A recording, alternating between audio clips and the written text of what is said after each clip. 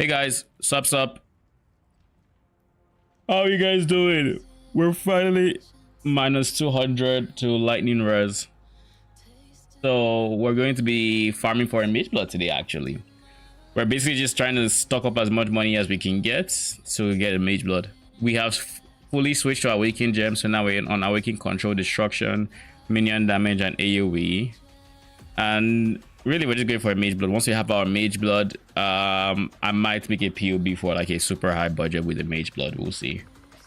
Then we can do a showcase and a video for that one as well, so we'll see. Then we're going to roll Hoag. Then but before then, what farming strategy did you do with this build? I've just been map farming in T16, to be honest. I'm farming T17 maps, and I've been selling them in bulk for a decent chunk of money. But yeah, this is the high budget version. It's pretty expensive so far. This was honestly one of the cheaper purchases, but we have this guy. This was expensive. AG is expensive. We of course have this. How much is Absolution going for these days? 2 divine, so that's honestly not even that bad anymore. Dawnbreaker was also cheap. This was less than 10 divines to craft. It was pretty lucky. Pretty lucky craft. This guy was also on the cheaper side to craft. This one we bought +2 base and just dealt with the suffixes. The res is whatever, but like we have minus 200 lightning res. We hit it yesterday thanks to this ring, which is an insane ring, by the way. Minus 101 lightning res, got it for 40 chaos. 40 chaos for this because of the reduced mana regen, but we don't need mana, so it doesn't affect us in any way, shape, or form. Then we have, what do you call it, minus 60 here. We have a ton of fire res for no fucking reason, but we'll take it. This was expensive. Light of Mini was like 16 divines when I got it. How much are you going for now? Yeah, so like 16 divines. Storm Shroud giving us 10 lightning res, and we still have minus 200 on top of that. Then Quickening Covenant. I might swap this out for Fortress Covenant. I haven't decided. The difference between both of them is Fortress Covenant does more damage, but it has less cast speed, which means clearing might be like this would be better clear cast speed, but bossing would prefer the damage. And Watcher's Eye was 4 divines. How much are you going for right now? 10-ish divines, 9-ish divines for double purity. I got down 4 divines. We have Immutable Force. I should probably also invest in a better Immutable Force. I think 960 something is typically the breakpoint you need. Invite.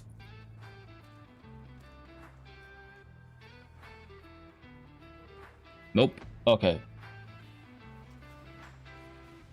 But yeah, that is the build so far. We currently have a lot of minion early res and chaos res coming from our jewels, and we should be trying to get corrupted blood immunity soon. So we might get on like one of the covenants, or I don't know, or ghastly eye jewel. Haven't quite decided yet. We'll figure it out.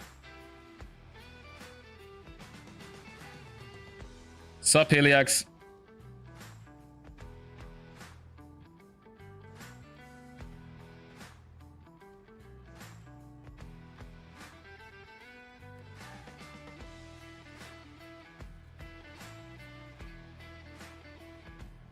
But yeah, right now we have really good single targets.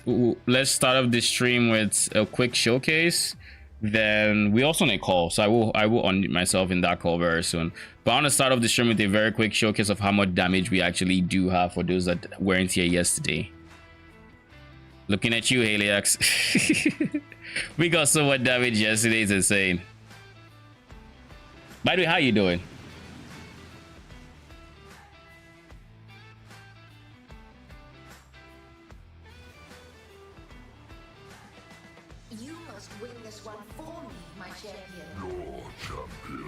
I don't have my flask to pre-summon them, sadly, so this will have to do.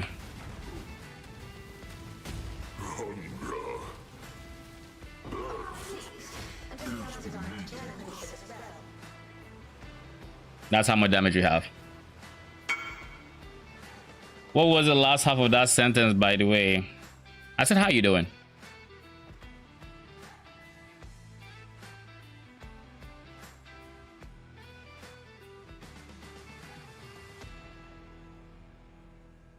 Still interested? I assume not.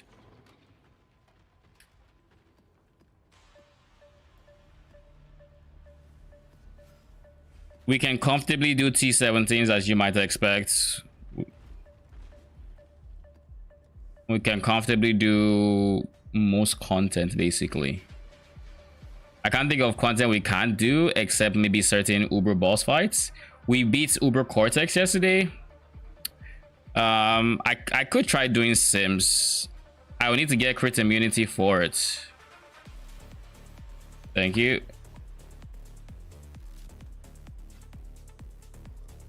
I will need crit immunity for Uber for simulacrums, I think. The easiest way to do that would be tattoos, but anti-crit tattoos are probably on the expensive side. I can see the stack divs in your gear. Oh, you haven't even seen anything. Look at this. Give me a second, I'm getting a call, but look at that.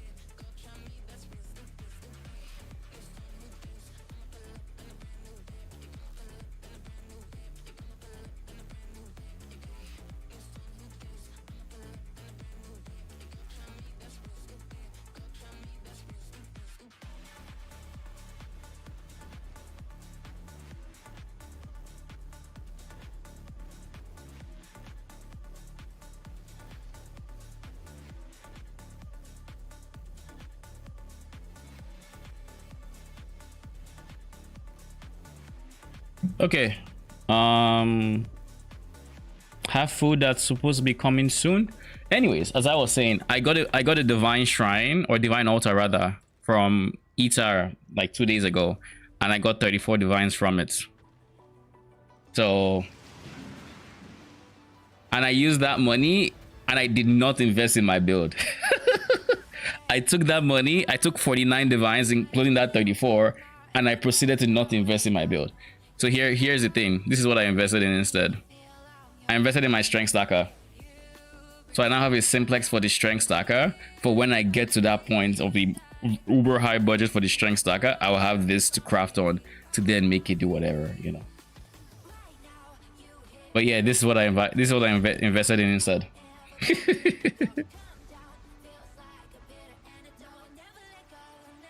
So that was 40 something divines I just left, and now I have like, what do you call it? I now have, I made a lot more money, of course. And instead of investing more into the character, or I did invest more into character, like, that was before I made the swap to a second negative lightning res ring.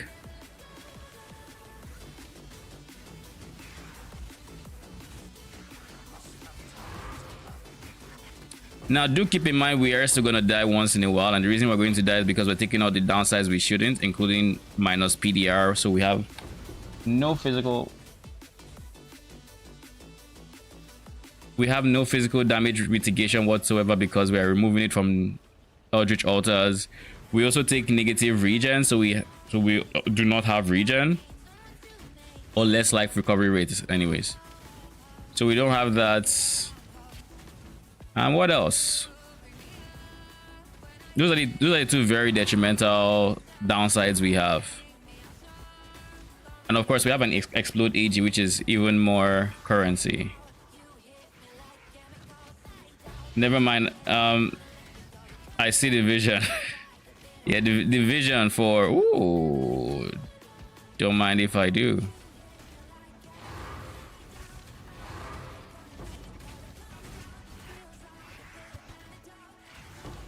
But anyways, I've been taking those ripping mods because I can't even lie to myself and say I will play for as long as I have and keep reading altars. Like, no, it's not happening. So we're not going to lie to ourselves. It is what it is.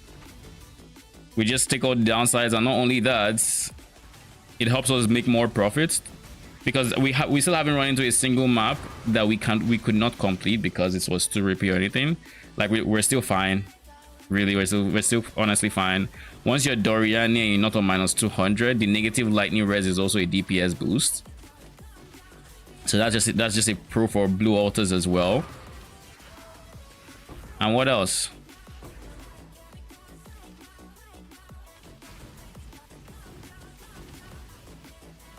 But yeah, just every once in a while we're going to take one giant phase hit to no mitigation and we'll eat shit for it. And of course, if you want to do T17, you don't take those modifiers. But this is not a T17 farming strat either, because the main export of this strat is T17 maps, which you cannot get in T17. So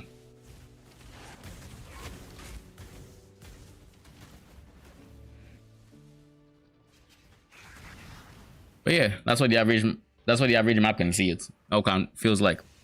Today we're going to be farming for a Mageblood. I'm hoping I can, bruh. This is why I always use this map, that portal in particular, because it's hard to touch the device without clicking that map. Anyways,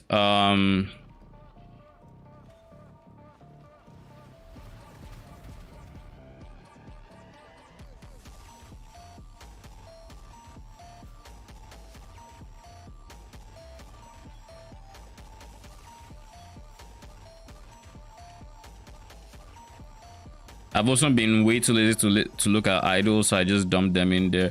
Why did I pick up a unique?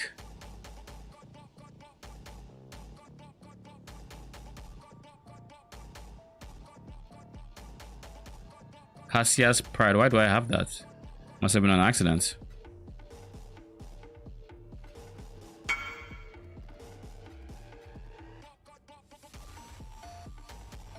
Did I just dump you? I'm gonna get spammed, aren't I? Imprisoned monsters, ultimatum monsters, oh shit, double imprisoned.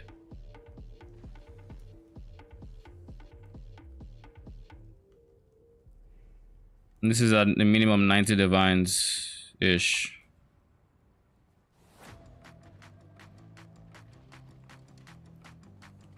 $90 chaos rather. All right, let me mute myself. Because it's snapshots. Stop. Yeah. I'm back and I'm live. It's now a really cool setup with Whisper because yes, it's snapshots. But the problem with it before was you were running out of rage and couldn't sustain it. The Whisper's node that gives you rage per mana spent within the gun makes it so you can run that build. And what are y'all talking about? Swap again for 40 seconds. Damn. Okay. On the high end, because you have leech to keep your mana up because it's the next go, and you have rage you're generating with your increased cost within the gun. Oh yeah, that's good. So it's a super cool high end setup. Made by Seb. But it's going to be giga expensive then. Come on now, don't go all day. I mean, it's a deck stacker, mana stacker, blaster. Yeah. Okay, that was a big slam from Delhi. I mean, All right. So that's like what I'm talking about. You could eat a big phase hit when you're taking your negative PDR, and that will kill you in a T16 because you know PDR is nice to have, because that also hits the PDR provided by armor and all the flat sources we do have. Kind of wish it wasn't that. The only counter to that is phase conversion, and we do have a decent chunk of it, which is why we don't die as often as we probably would. Bro, what? Bro, that was such a waste of Phrecia. Remind me to clear monsters around it next time, because like that's annoying. I typically fully charge the Phrecia, but I think it stunned me out of the auto channel. And once you start auto channeling, I don't know that you can force it to keep going. That's annoying, actually. That pissed me off.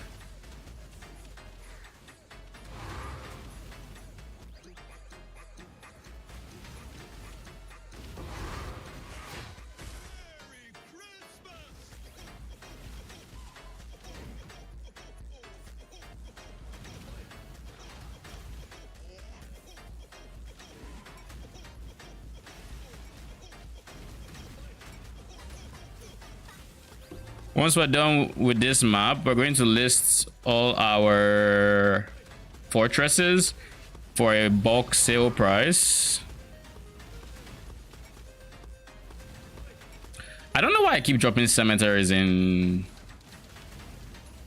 dunes, I'll be honest. Like there should in theory be no reason why that is happening. Oh god.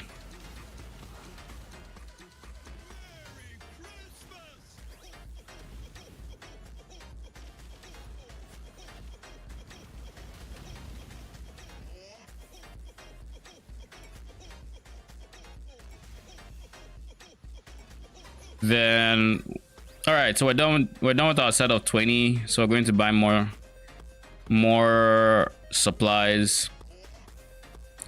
I'm pretty sure I already have. I didn't slow buy it. I slow bought it last night. That's what happened. Thought I slow bought it, but apparently I slow bought it last night, which meant I used it this morning and I forgot to add another slow buy. Anyways, we should be able to buy it, hopefully not expensive. They have 5C a pop, so 300. Sure, let's just get it. Escalation. Do we need the others? Yeah, we do.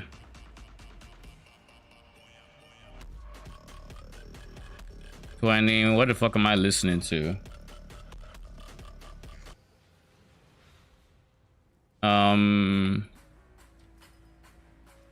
Then we have also the same price. Cool. That's it for scarabs. Now we just need to buy maps. We have two options here. We can A, straight up just buy maps for 20 maps, or we could just go further and go get like 40 or something. We'll see. We'll basically see how much, bro. We'll see how much the first seller is able to provide, and then we'll judge based on that.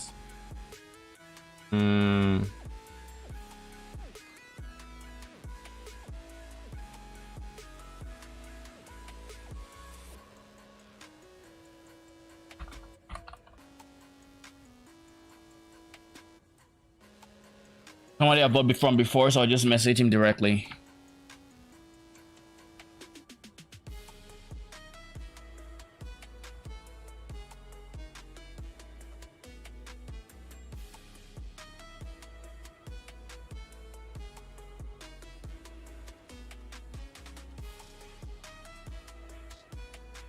Right now, Magebloods are currently going for Let's see.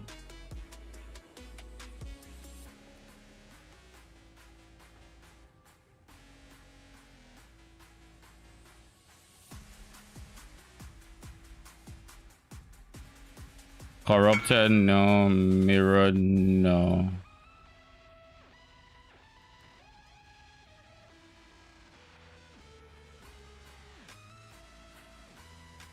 How many you got?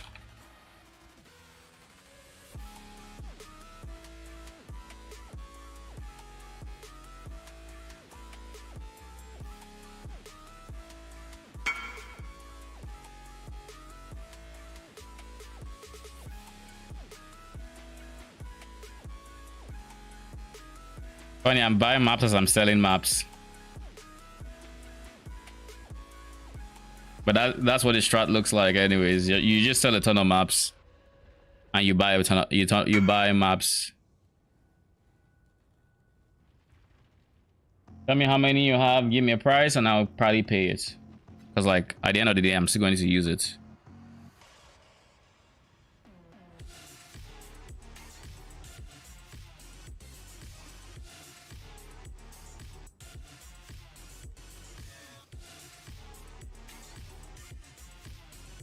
Business.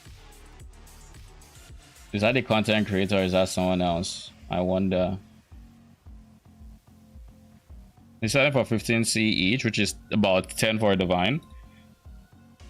So I'll try to break it into divines. Because we have a lot of divines. Not as many chaoses. But we have over 8 divining chaoses, so it should be to the point where I can buy whatever.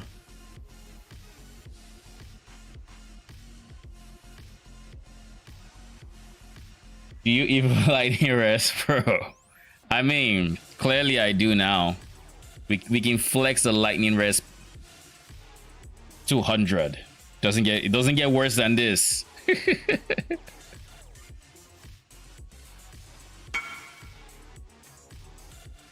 Sag.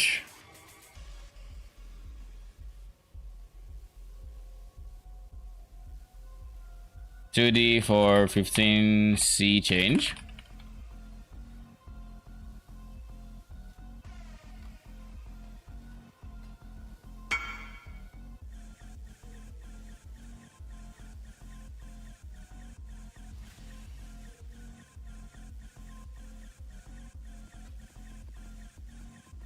$10, $15, $19. Thank you.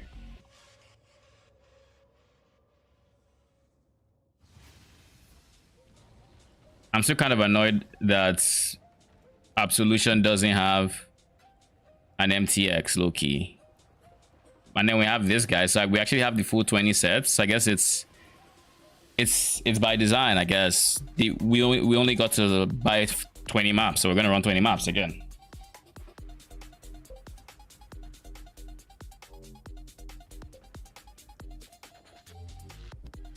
I've always been fascinated by the setup, and yeah, interesting to see. The skill So, looks super fun. Like it looks super fun, and then you look deeper, and it's like, oh no. You know what? I'm very happy about selling the idols. I'm happy that I now have a free map device slot from whatever for whatever T17 strategy I plan to do. Yeah. Speaking of, give me for something. Yeah, I'll finish those 40 here, I think, and then I'll maybe start looking passively for other idols for the. I came back to my hideout for something. I just don't remember what it was.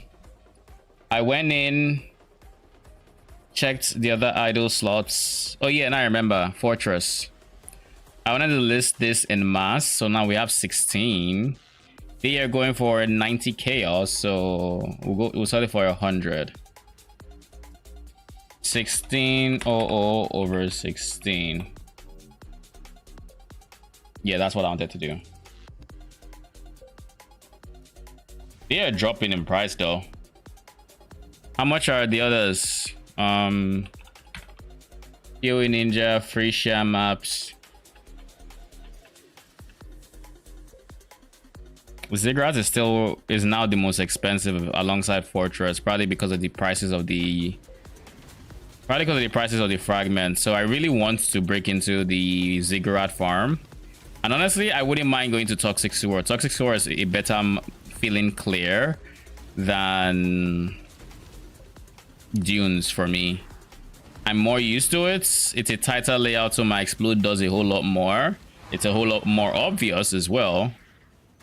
And just stuff like that, really. Speaking of stuff like that, I'm supposed to have bought Enfeeble on Hit gloves for my Enfeeble on Hit's Grave Binds from my AG.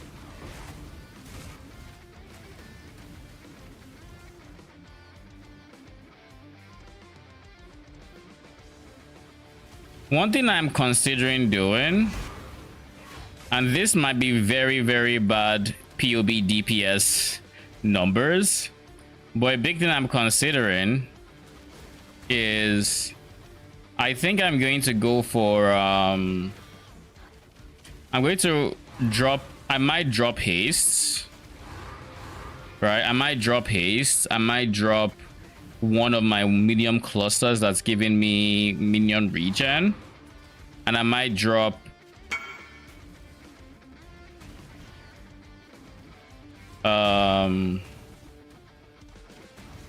give me a second, I'll mute myself. Sup? Okay. I'm about to head out.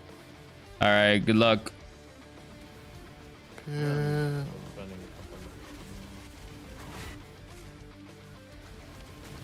Don't print too hard without me, guys. Please. We're trying to get to Mageblood. We're trying to print as hard as humanly possible. Brother, it's gonna keep going down. It's not gonna go up, alright? Everyone's home. It's the weekend. It Everyone's probably will go blasting. up. Oh, yeah, probably on Monday. That's it. I mean, like, if I don't keep control, I'll have it tomorrow. I should have it tomorrow as well, I'm thinking. Trying to get it today if possible. Huh? How much gold or dust is the cost freeze? It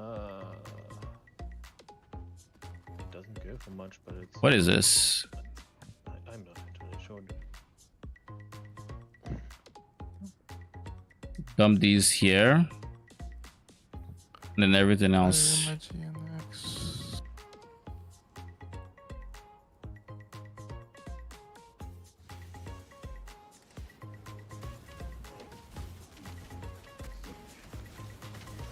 Is this a nameless? No, it's not. Surely it's no, it's not. My first nameless earlier. I miss namelesses. I got 2 out of it. Which, yeah.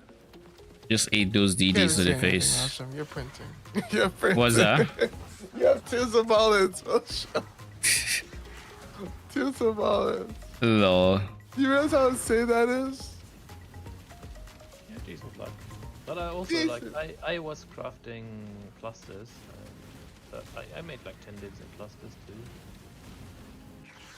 What clusters were you crafting? These clusters.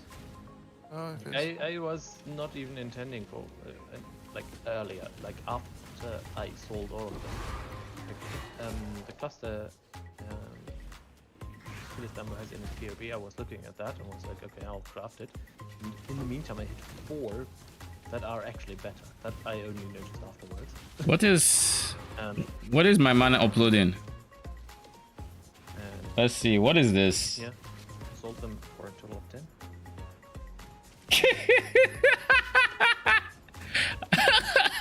How did you get to 1,000 gold by G?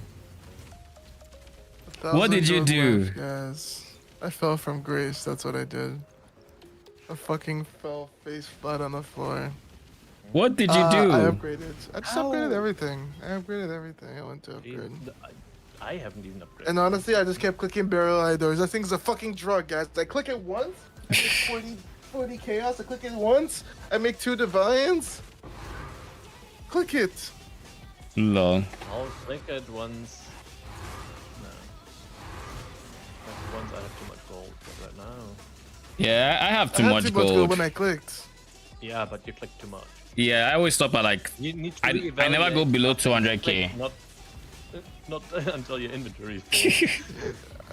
You've been here long enough to know I'm more of an emotional person. As long as I get that dopamine, That is his way of saying he's a gambling addict. So I hope you know this. in game. He's addicted to the gamba. I got fluid motion. That's kind of nice. I mean, I'd argue it's like at least 75% of PvP. You scared the fuck out of me. All right, I gotta go. All right. See you later. What a way to hop off. That was a good one. Eater World's chance to drop an that's useless. Rarity. Ooh, effect.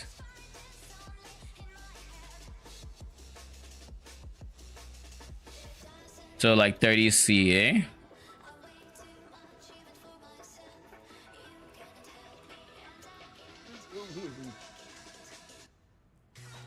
But yeah, what was I saying before I even hopped on probably on Deafened? Yeah, chat. So I was saying I might do something that's very bad for POB numbers, but might honestly be a big DPS increase. And that would be dropping a whole bunch of like minion regen. Right?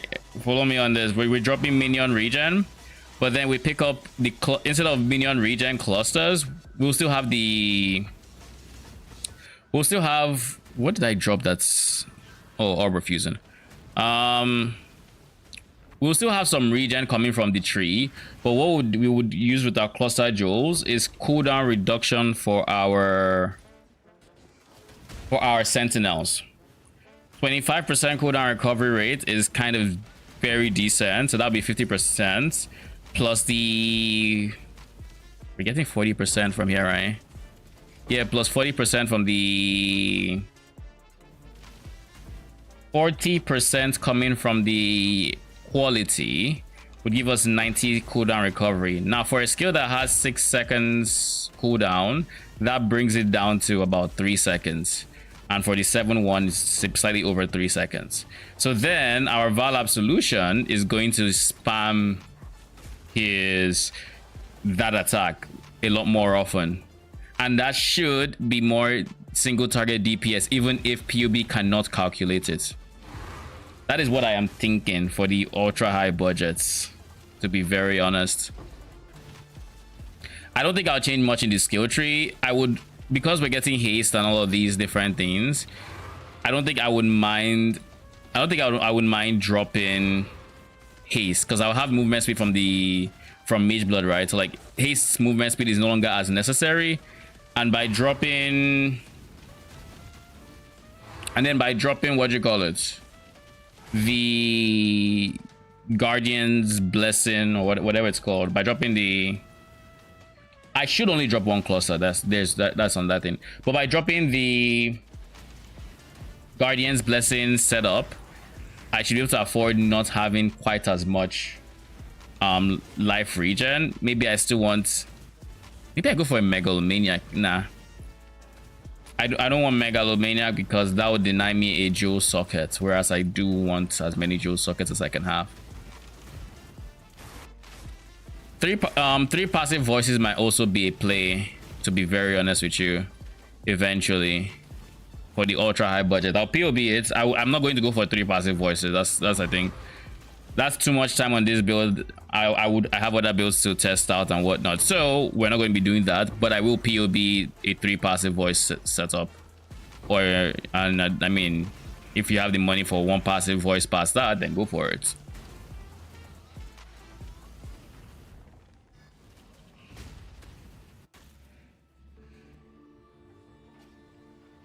But that's the general idea. Reduce the cooldown so much that he's just spamming the ability, and by spamming the ability, bosses just melt.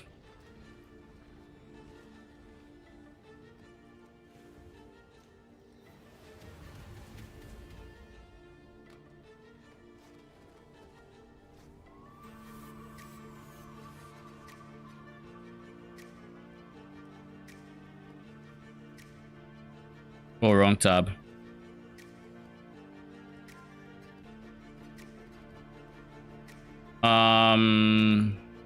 Now for you. Let's actually go to King's March and dump all of these things for dust.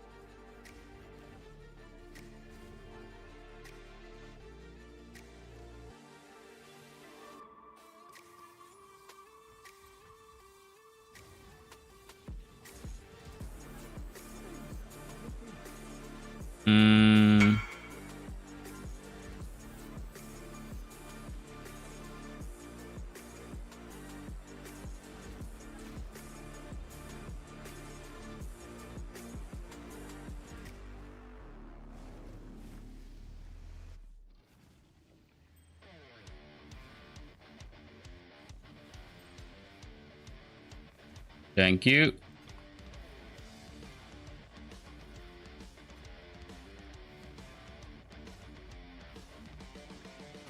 All right, we can continue.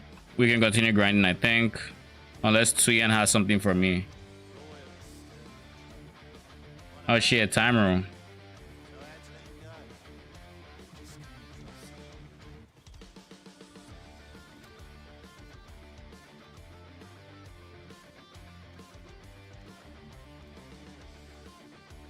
We don't have a cheap.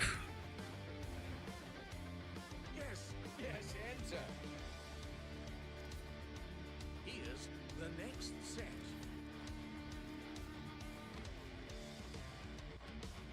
Where is he? Yeah. The shipping lanes will be somewhat safer.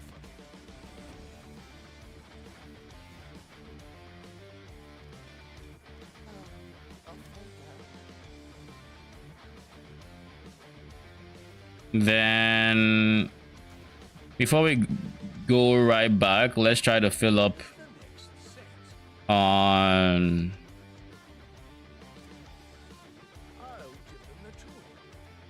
oh god, how much are 10s typically? In the mid 900s. This is in the 1100s. No, I'm never gonna do it. You just had to roll mapping, didn't you? I'm not gonna do it. Screw that. Oh, and speaking of, should be over a day. There, okay, cool. So I know exactly how much I have now. Not a lot. So we do this. No. Fuck this. Mapping is just a plague. You get map runners and suddenly everybody decides they want a secondary occupation in map running.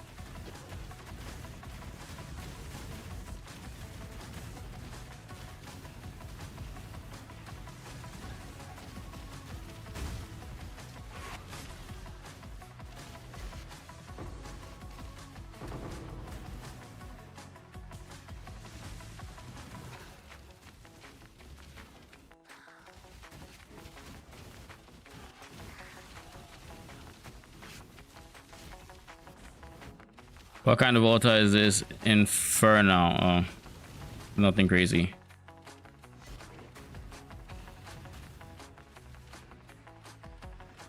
Where is Hillock?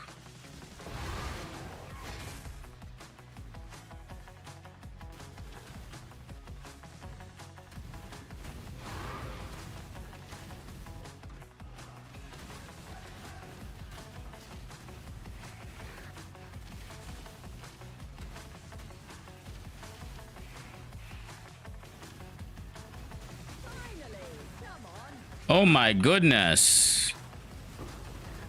Am I lagging or is it the instance? My internet seems like it's fine. Odds are it's the instance. I have these things sometimes where the instance just decides to shit itself.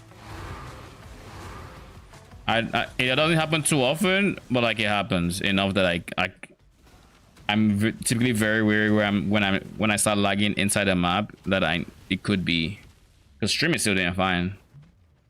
Connection isn't even dipping or anything, so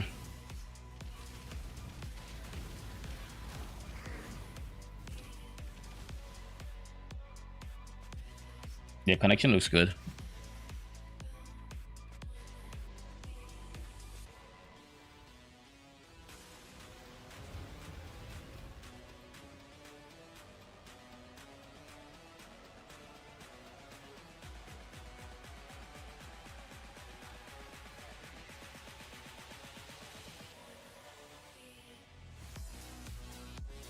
I am very curious about something, and that is how much money is in my Skirap tab. Oh god, what did I do? What have I done?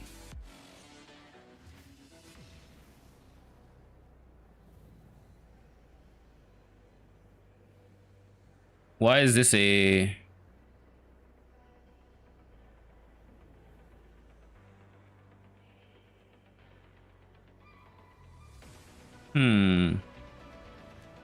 I don't think tormented spirits are very popular with rituals, so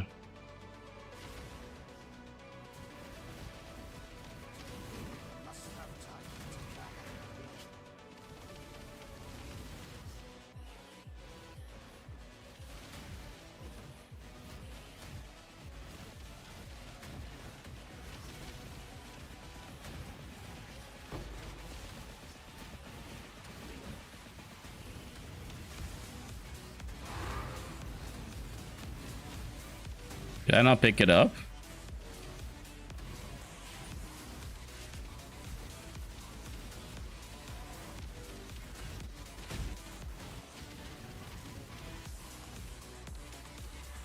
No, it's not a ritual. It's not a good ritual altar.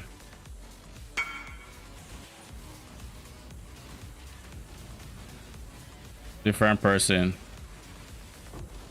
We just might have to raise the price of that. Don't quite know what to price it at yet. Oh god, do I have to leave my map for this? Surely not.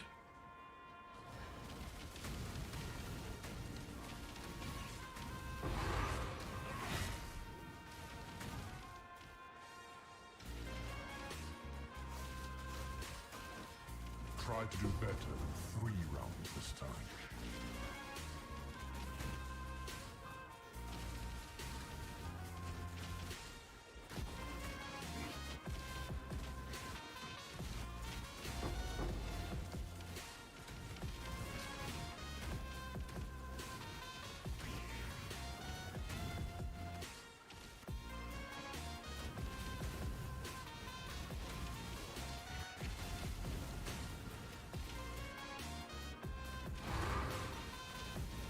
Nameless Seer. Yet another person going for that. And another one. And oh god, I need to leave the map, don't I? Let's clear the area around here, see what our Nameless Seer has, and then go reprice that shit right now. Cloak of Flames, decent robe, but nothing crazy. Goblin Edge. I think Goblin Edge is Brutus's Lead Sprinkler. I'll take it. I don't remember anything else that was there, but I'm going to use this for future builds. I'm going to take it now.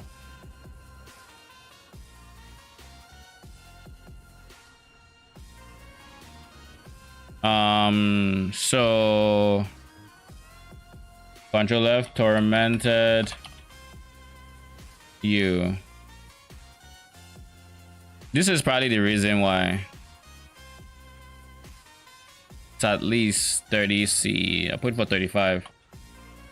Anyone messages me at 35 and I might be willing to sell. No, 50 actually. Never mind. I'll put it at the price of everything else. If someone is willing to pay 50, I will sell it.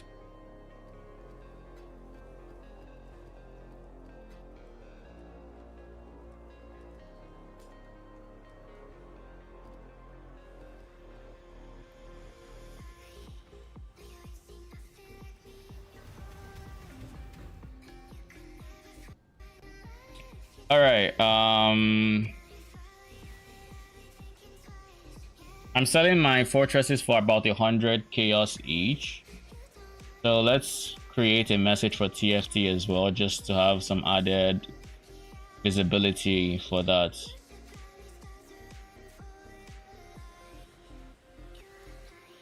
TFT want to sell maps.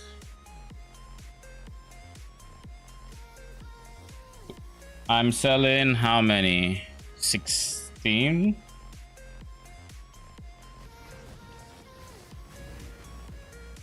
$100 chaos each. Let me just confirm it's 16. I do think I have more by this point. But I kind of like keeping track of how many I drop, and this is currently 16, yeah.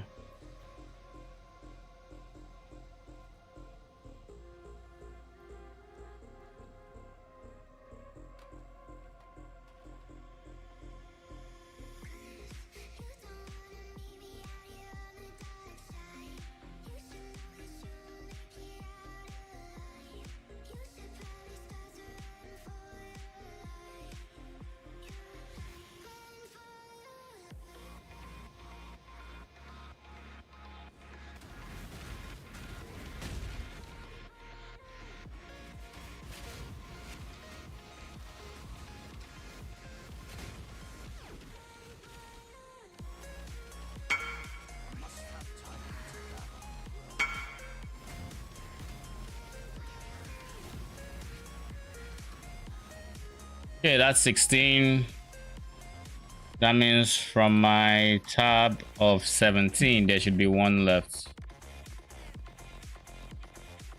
So that's 1600. 1600 over the current price of divines being 150-esque.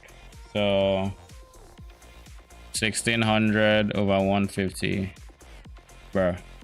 1000 over 150. 10.6. 150 times 0.6. So about 99 chaos. So it's either going to be 10 div 99 chaos or going to be 600 C. More or less.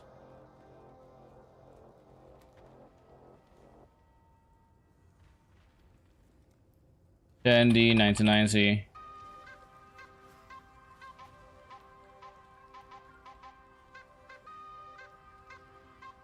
Yeah.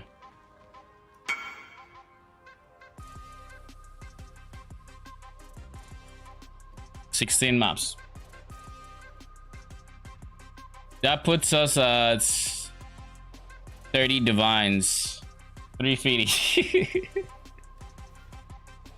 That puts us at 30 divines. Magebloods again. How much are they going for? I need to remember this.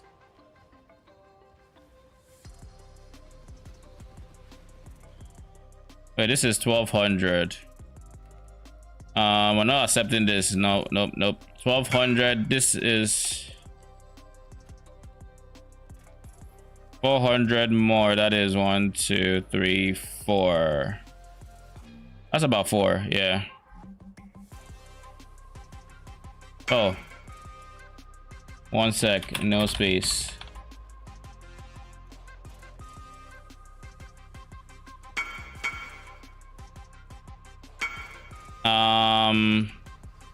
1, 2, 3, 4. Trade.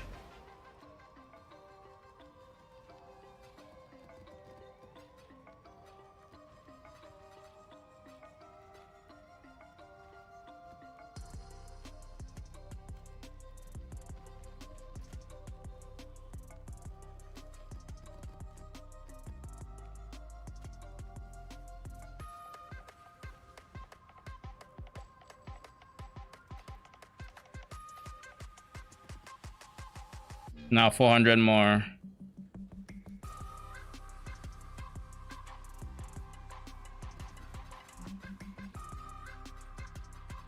$300, and that is 400. Thank you.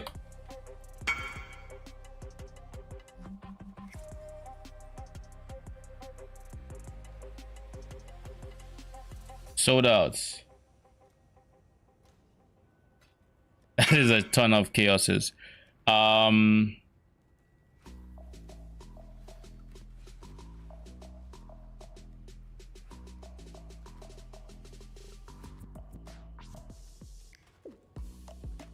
Just to confirm, this is...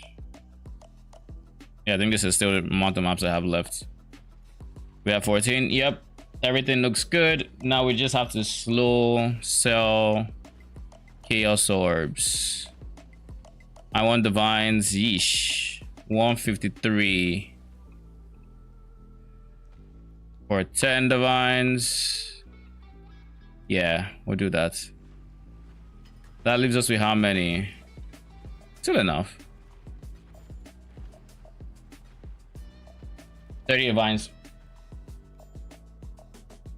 Hey, Deacon, is it possible to keep 100% uptime on if you drop the ES recharge nodes? 100% it is. We currently have 100% uptime on it. We have one recharge node, but this is kind of optional. The real kicker for it is you need the flat regen, the flat ES regen per second on this jewel, and either one more, depending on your ES. If your ES is under 400, then you might be able to get away with just one of the jewels. But mine is 400. I haven't gotten a minus ES corrupted you know, ring yet. So like there's that. If I get a minus flat ES ring, or if I somehow drop more ES, I can't think of many ways to drop ES, but if I could do that, well, actually I could tattoo my intelligence nodes to be the barest minimum. That way I lose some ES. But anyways, I'm digressing.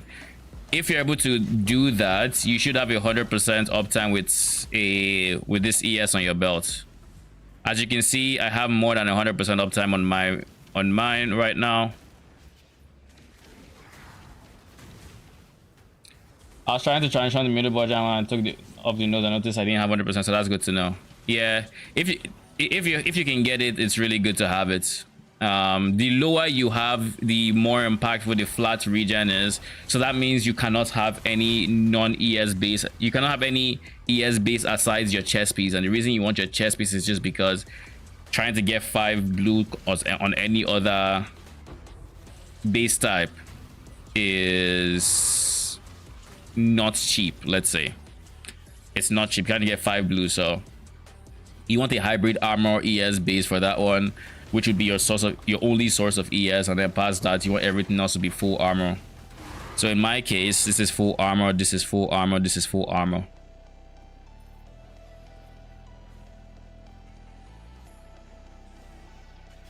Yeah, so pressure. I would have got the fuck you.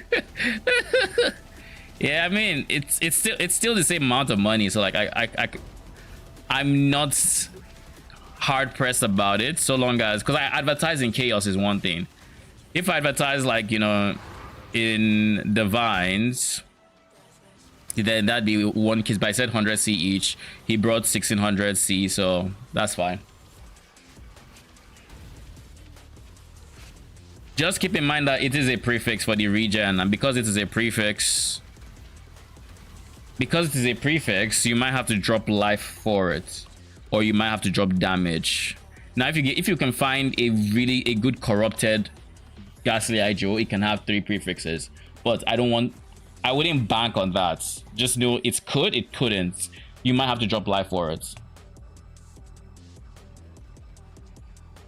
That's why this one, I was able to find a corrupted one. So it has life, it has lightning damage, and it has ES.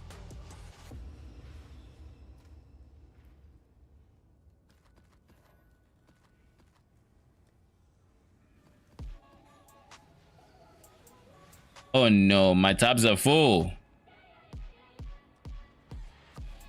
Okay, I think I'm going to have to start 3-1 in some bases. I think that's what I'm going to do. Once I'm done with these 5 maps, I'm going to take a bunch of idols, start 3-1 in.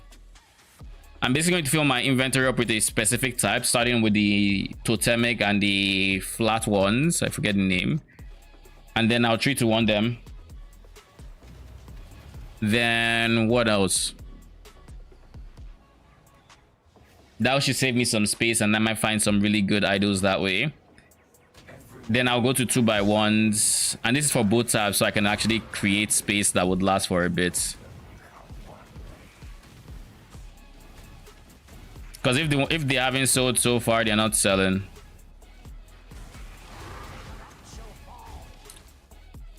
I will, on the other hand, have to try to find those that I have not actively price fixed, or, you know, not price fixed, but listed, I should say, for a price. Because those ones are like, yeah, they're gonna sell. I just have them listed.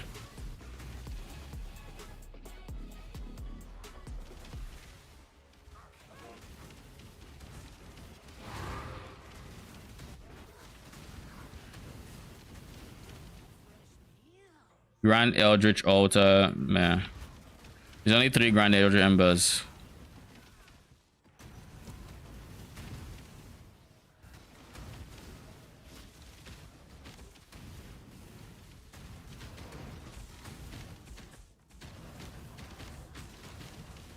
My goodness, can you stop hitting the tree, you fireballs? Whatever the fuck you are. This is the problem with doing Petrified Amber and Delirium.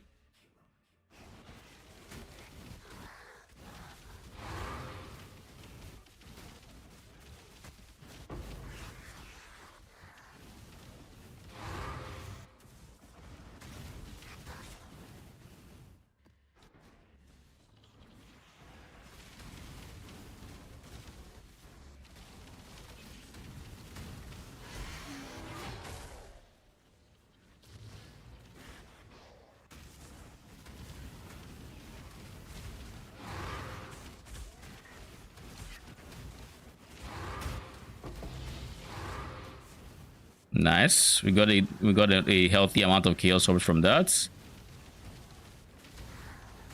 I should also have a simulacrum, so once I get some tattoos for anti-crits, I will probably do a showcase on there. You just don't want to do simulacrum if you don't have any anti-crits.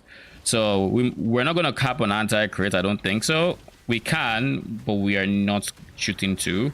Instead, what the goal is to get to like 50% on our... What was that? Is it that T17 monster again? +2 to level of all code skills. Oh shit, you're actually good. +2.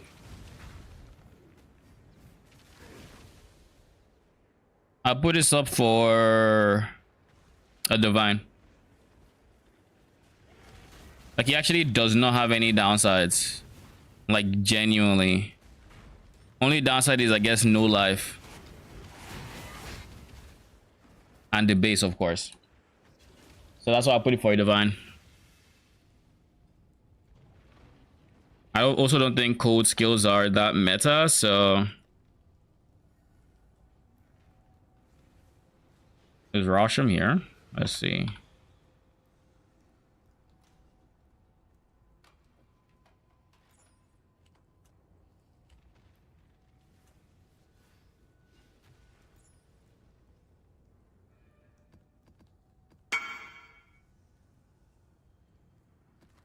Mm-hmm.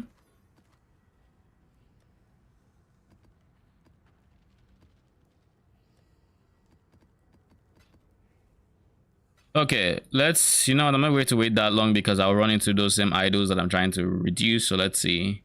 Y'all are called burial idols. Let's start there. You. And rare.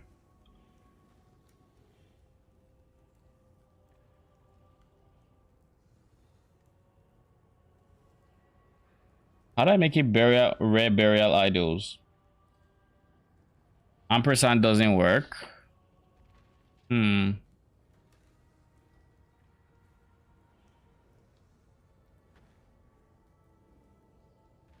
Okay.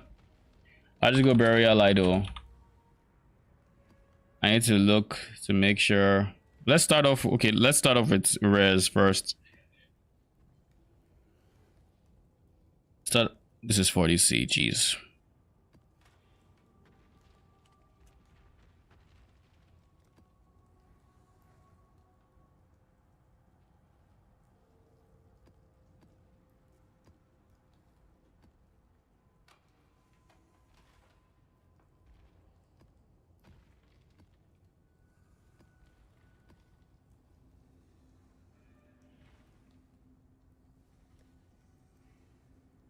That at the bottom.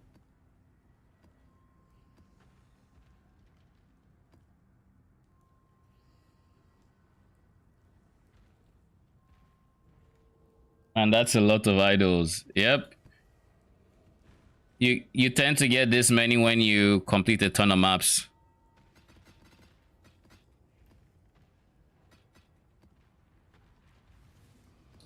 All right, let's see if we go anything decent.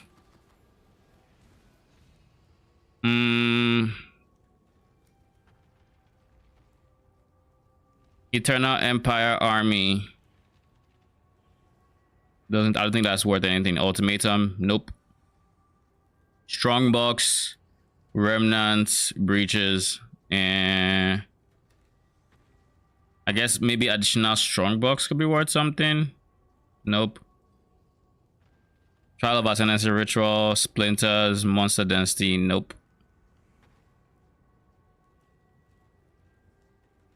Exped, Abysses. The Rogue Exile one is on the fence.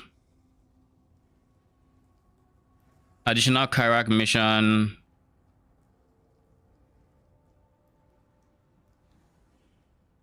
Okay, so basically I think these are still bad. Except this guy. This is the one that is still on the fence, right? Because of Wild Rogue Exiles. I found a decent one for one div, saved me 4 points. That's a lot of items. I late, so I just only got to T6 and loving the build now. Glad you're liking it. Here's a little tip for idols. Conqueror idols, these 2x2s, they are very easy money. If you see one, you want to pick it up and you want to identify it and you want to actually spend time price checking it, because they have many modifiers that are worth a lot. Like this one, for example, this is a blue one, but it's also worth a decent chunk of money. This one has explicit effects. Typically, if you see explicit effects, that's worth something. Typically, stuff like that. So like the 2x2s, especially, like everything else, there's kind of a lot of trash in there. But like those, what do you call them? The 2x2s particularly have a lot of good ones as well. I think I removed all the non-blues, so we're just going to dump the rares in there.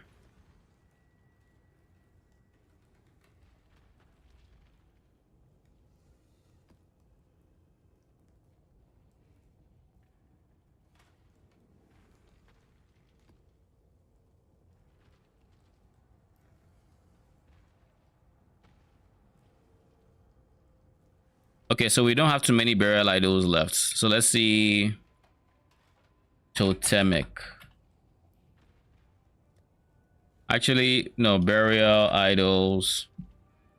Next up are the blues. How did I miss this?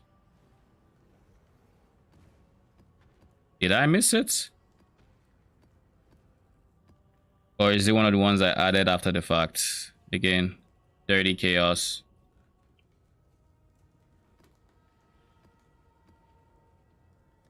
Then here we go for the blues. Hail God's Slayer.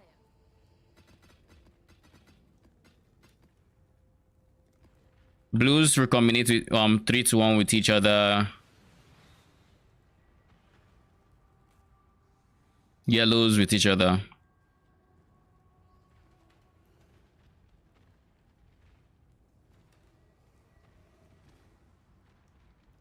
Chance to be duplicated. Are you worth anything? Nope.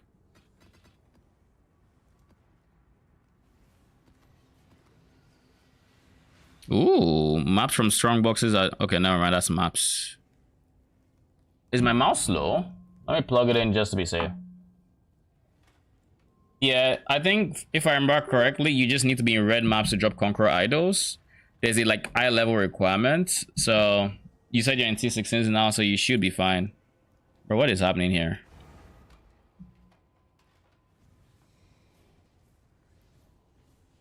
And then okay, so nothing good. Burial Idols, take that.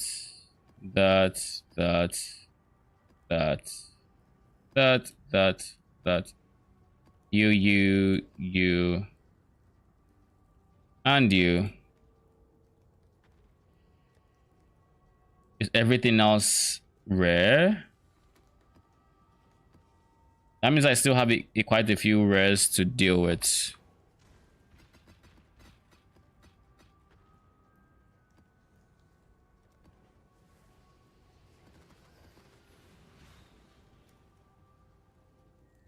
More currency from beta could be decent.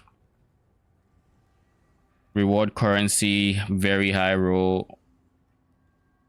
Why is everything just not recognized? Do we have an update, please?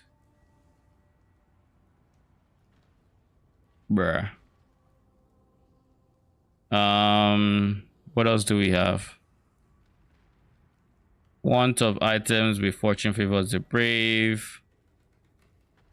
So I said beta could be worth something. I'm going to price check this. I'm going to price check this myself.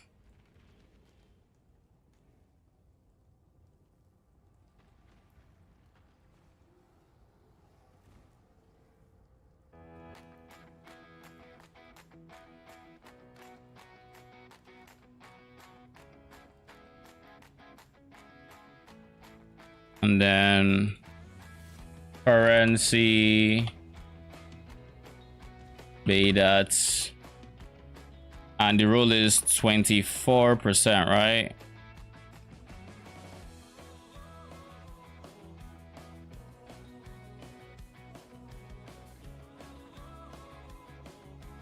Okay, so they don't worth much.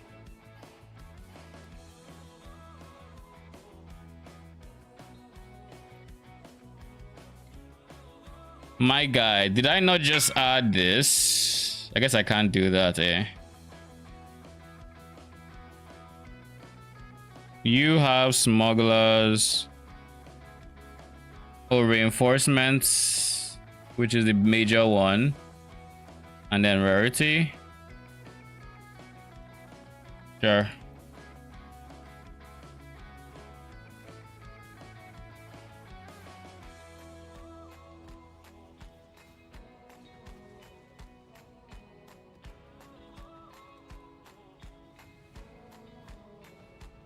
I recently took Divine Flesh. Do I need Chaos Rest for it to work properly? Yes, you do. If you do not have, if you do not have your Dorianis, you do not need Divine Flesh.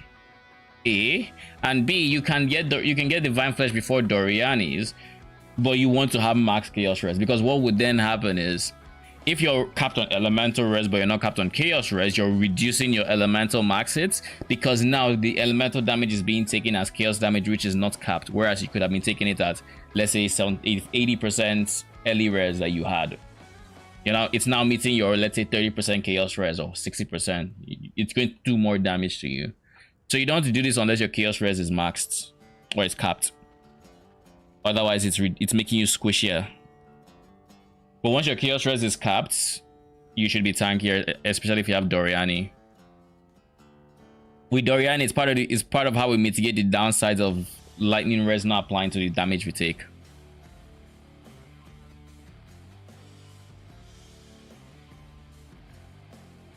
Yeah, let's see. We have font of items, fortune favor the brave, could go for something.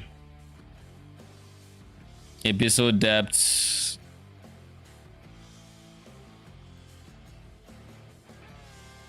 And then we have you. Oh god, you are absolute garbage.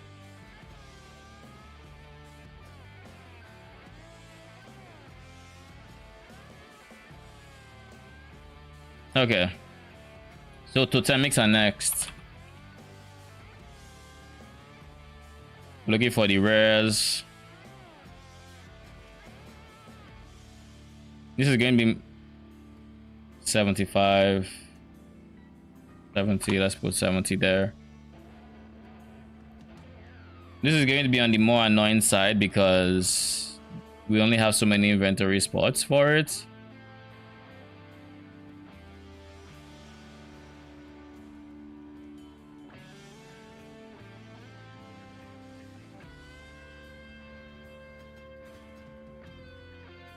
Oh, nice. It ends up being a perfect 12.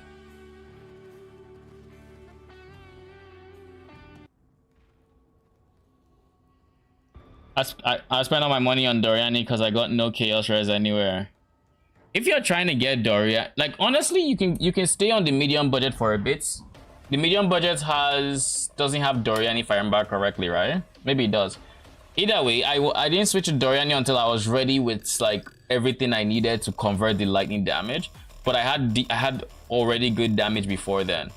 The Doriani just took it to the next level. So make sure you have enough of everything. Make sure you have enough of everything else to have capped res before you actually switch to Doriani. Because like I said, I think I spent like basically a stream. Oh shit, this is good. I think I spent essentially a stream. Yeah, let's switch. Let's skip that. I spent the stream switching to Doriani. This is like 80 chaos. This has essence and yeah, this is good. What about you? Strong box and chance for Exarch. It's so-so.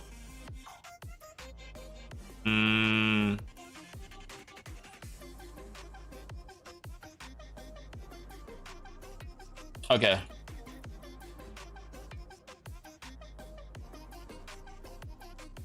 Imprisoned.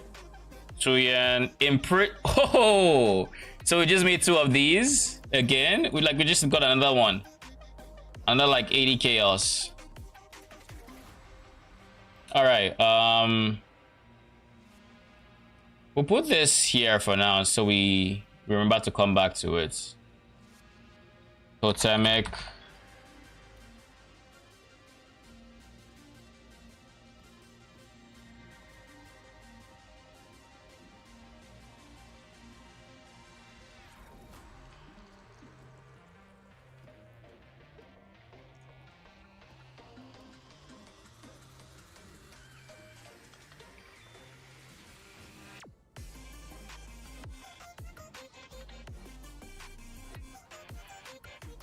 Let's get this. Free money, basically. From totems that weren't selling. Red Beast, Rogue Exiles. Sick.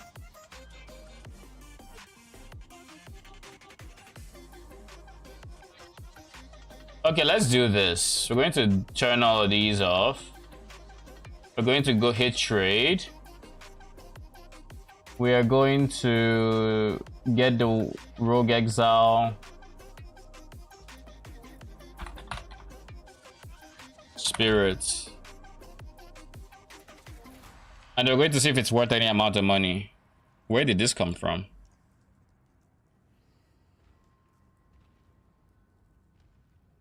No, it's not worth money. Good to know. What else do we have here? Nothing crazy.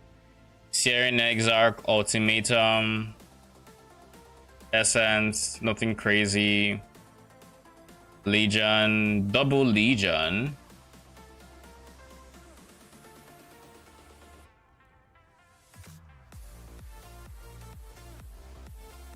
Would be worth like 20. Which means these three are getting reforged into Beyond Rarity, Highest Harbinger. How much is the Harbinger roll going for? 10C, alright. So they're both going to go back in. Totemic.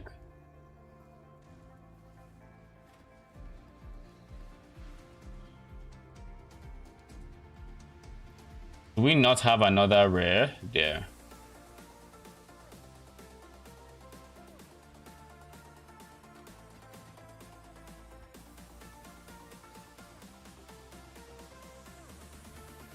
Double Abyss. And oh, this could be money.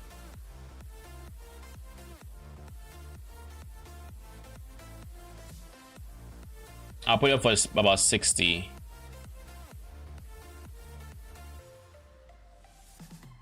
Blight's Legion, Ava, meh. Alright, we've already cleared up a bunch of space on here. So let's just start off. You are 20. I said 50, right? Something like that. I don't remember. I think I said 60, but it's fine. These two were both 80s. So they'll go in here.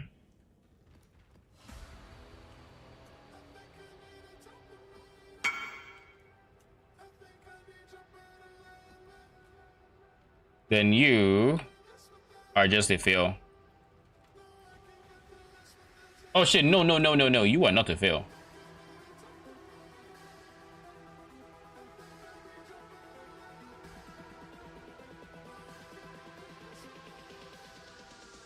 You are the fail.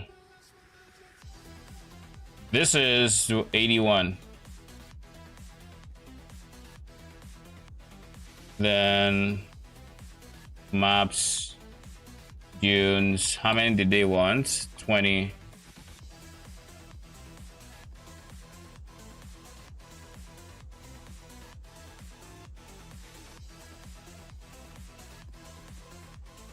$2,400.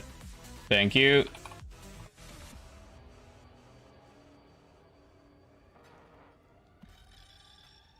All right. Do we keep going? I dread the thought of 3 to 1 in. We'll do the blues next.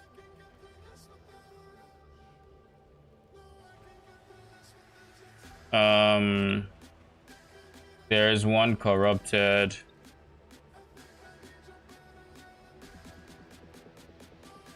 Thank you.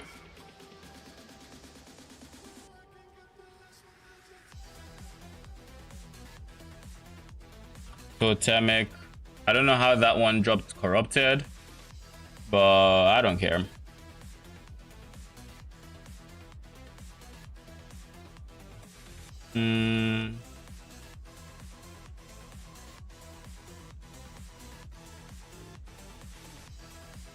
I doubt y'all are gonna be good, but let's just see.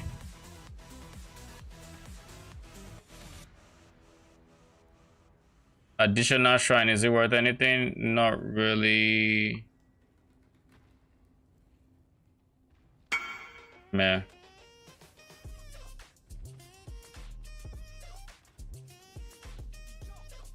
Free money.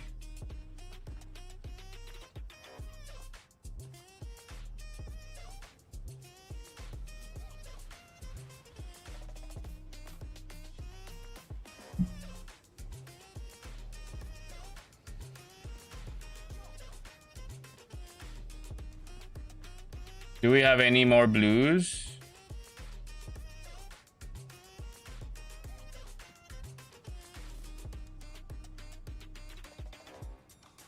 All right, buddy, come here.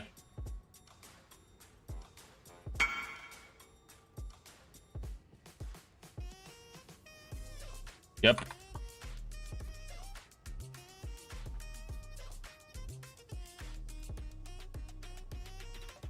$160 chaos. Because it has double essence.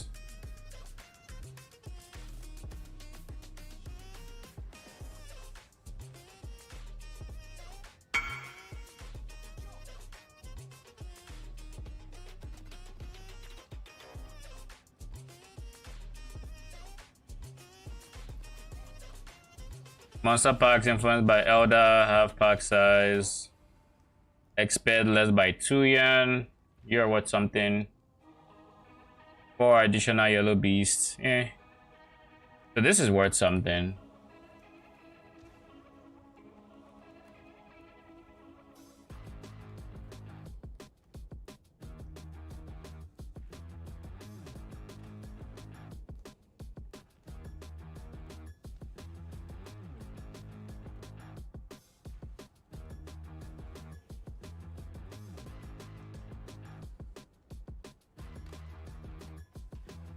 Hey buddy, are we doing the trade or what?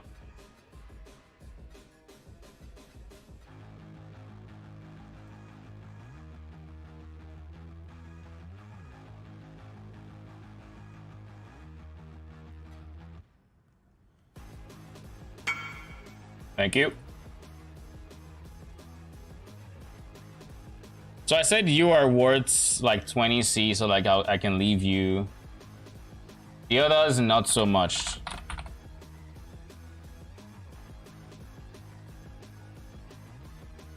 But I don't think I have anything else I can recom, so the failed bases go back in. Next up, we have Noble Idols. Oh god. All the miners just... I don't want to deal with the miners, I'll be honest. Like, the minor idols just... They seem like a lot. They say like so much. I don't want to deal with that. Like, I barely want to deal with the 2x1s. But there's an un-ID'd one here.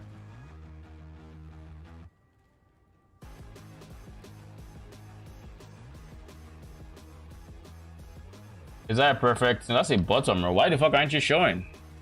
There's nothing?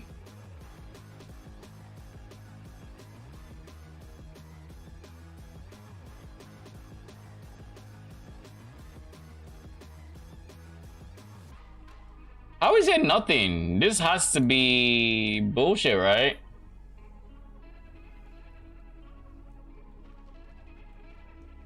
Let's remove the noble idleness.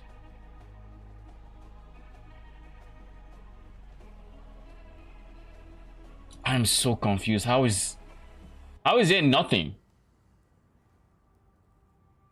Is there a parameter I'm not seeing that it's checking? Is it not checking this properly? I don't know, man. If I get insta hit up, we'll know.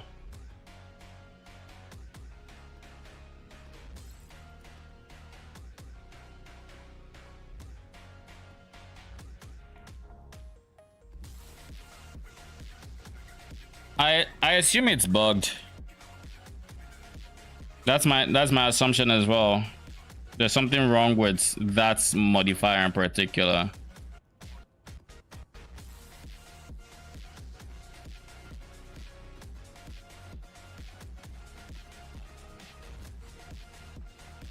There's 2 extra.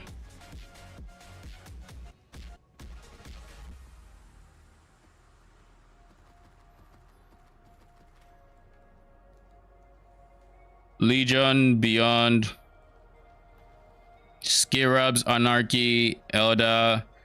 How much are Elders going for right now? Okay. All in all, I haven't seen any ones that scream, oh, you can't reroll these. Yeah, this is cheap as well. Inscribed ultimatums. Remnant of corruption.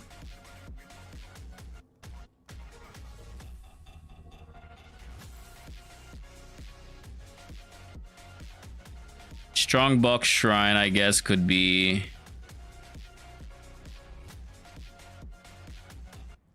Yeah, that's 20C at least.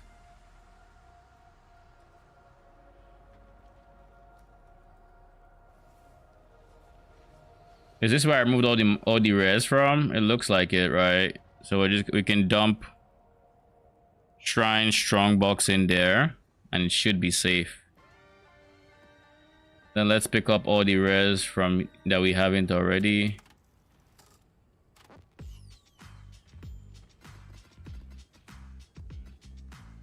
One excess.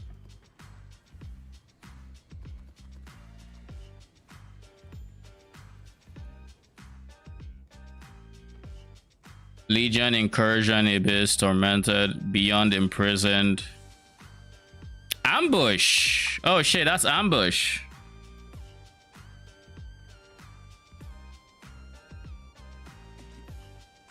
Ambush is cheap.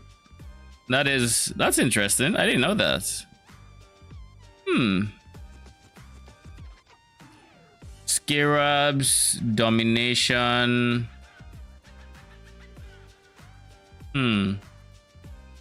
That's good to know. I didn't think they'd be cheap. Very good to know. Cause like I know Domination Scarabs are going for a pretty penny. Well, not Domination, actually, Ambush Scarabs.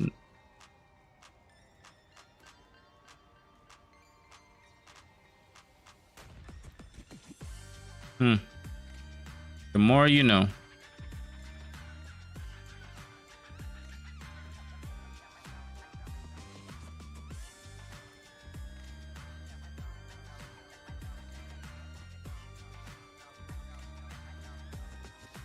Nico, June, Legion, bruh.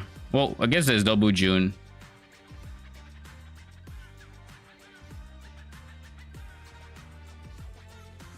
Oh shit, 150% less likely.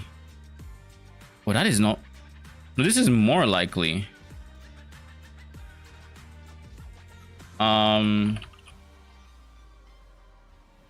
Before we continue, let's get some more of these guys. We'll start here and we'll start with the magics. Once we're smuggler.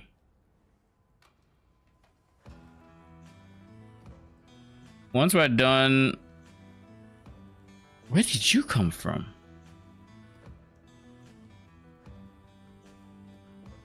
Did I not clear here of res? It looked like I didn't. But I did.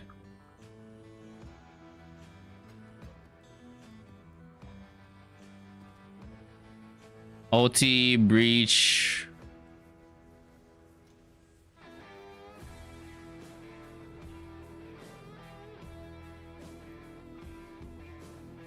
You are the one I said was good. You are going to be the last. And then we can continue looking for Smuggler, Syrian Exarch, Abyss, Expert, Trash. Alright, Magics, where were we? 4TC. Let's do 35. See if it sells quick.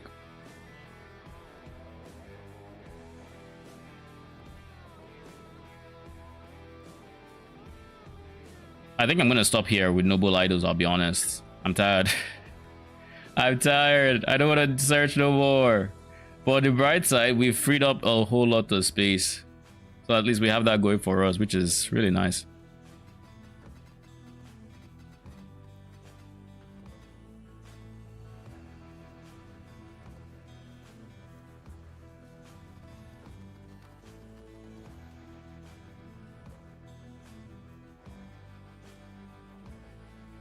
Oh, sure. This is 30 chaos.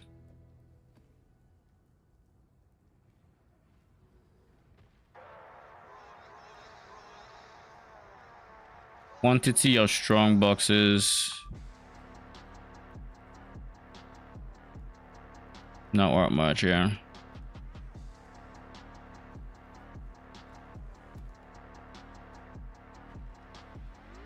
All right, let's see. 1, 2.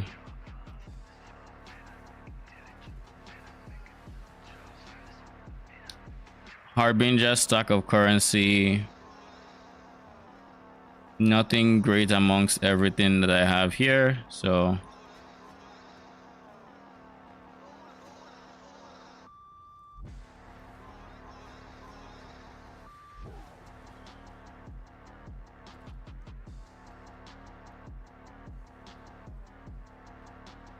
I don't know how much that's going for. I'm not going to check.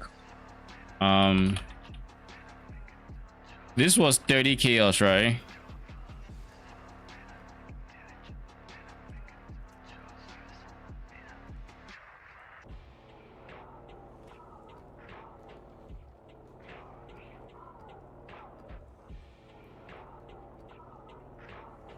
How about this many rares? Weren't we just over this?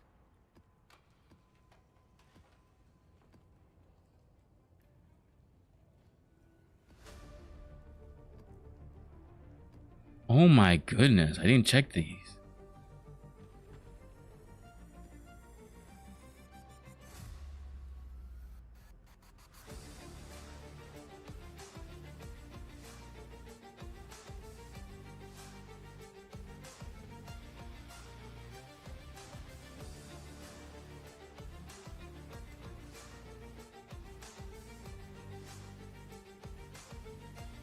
I didn't check these.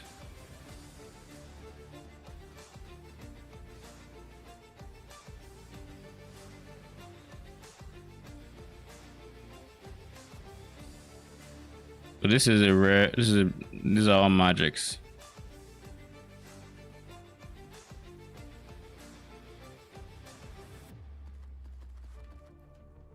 Shrine buff, favor rerolling. Oh shit, double ritual. Plus shrine buffs could be worth something. It could be worth up to it could be worth 20 C. We'll just keep it aside. Strong box. These are, I don't think I've rerolled these guys, right? And this is also double ritual.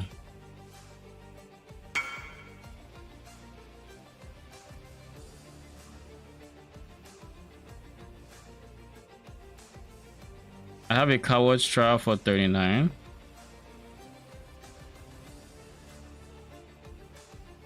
Oh, I do.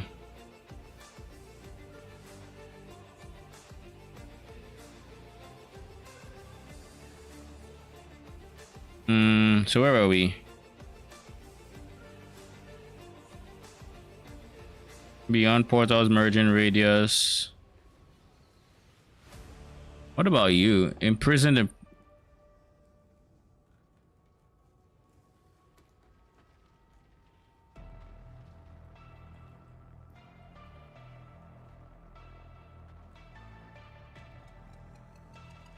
imprisoned remnants. I don't know where that came from. So they're not worth anything.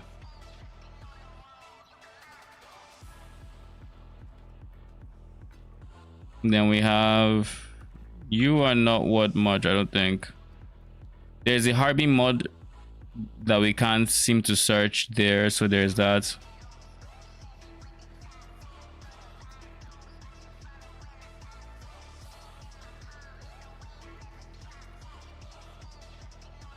Essence, lanes of blight, synthesis,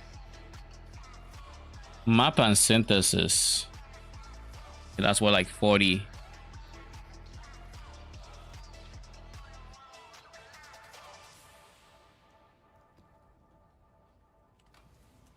This is what, 40, and then you are worth, I'll leave you for 20, I think is what I decided, right?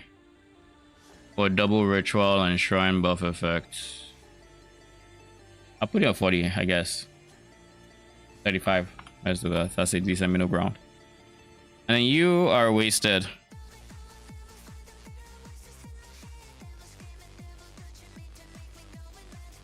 Now we just check for the magics and we reroll them, and I think we're not touching a single other idol for a while because like I am done. My brain almost feels like mush at this point. 50. Take the price down a bit. 30.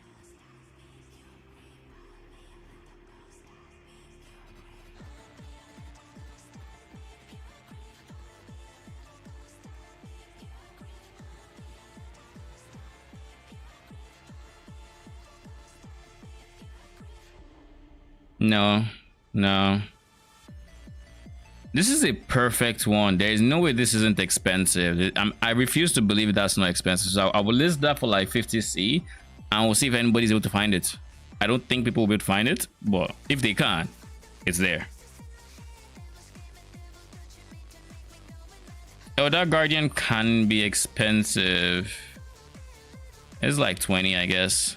And then these two have not been rolled. So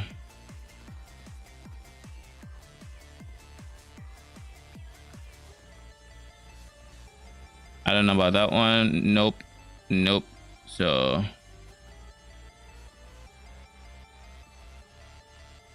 I said I'll list this for 50. And then I'll list final boss for 30.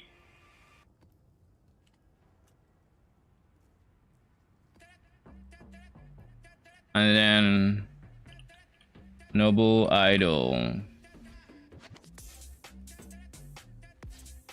We will probably stay away from the top because it seems like a lot of them are priced.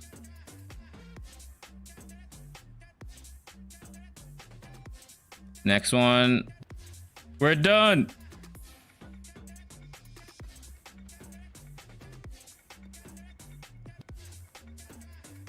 Crash. Okay, I'm done. I ain't doing any more of that. Jesus. That was terrible. Do not recommend it.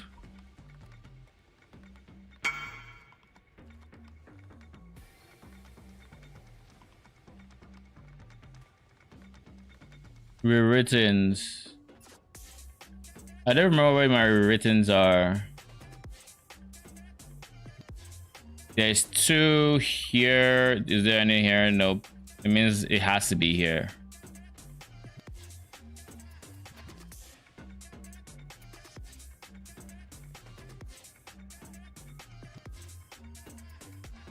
Where's the last one?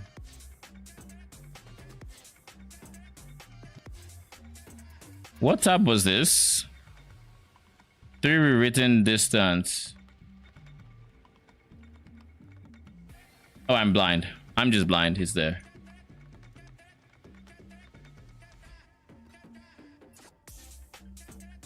$81, sure.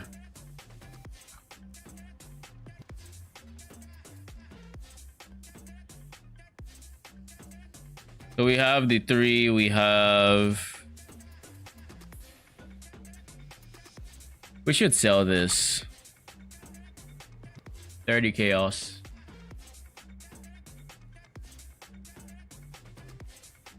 Then we have 3. We should probably convert some chaoses as well, but instead of that, we're going to just slow buy the next portion of our strategy. Slow buy some more scarabs. These are going for... Oh shit, they are. They're on the cheaper side right now.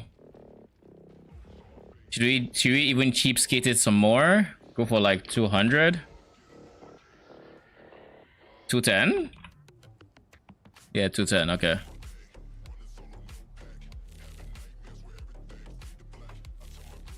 Now we shouldn't get greedy. 240 is fine.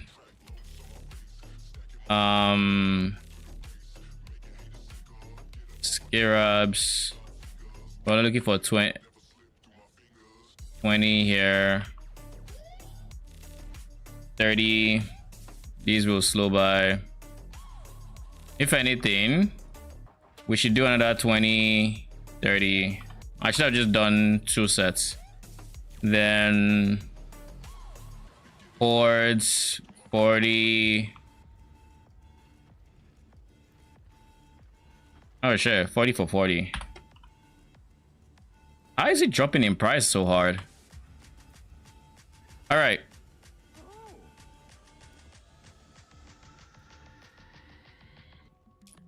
So we funded the next 20 scarabs, which means the only investments that we need past that is corrupted 8 mod maps. That is a worry for future me. For now, once we are done with this set of maps, we should have a bunch more liquid chaos to get whatever else.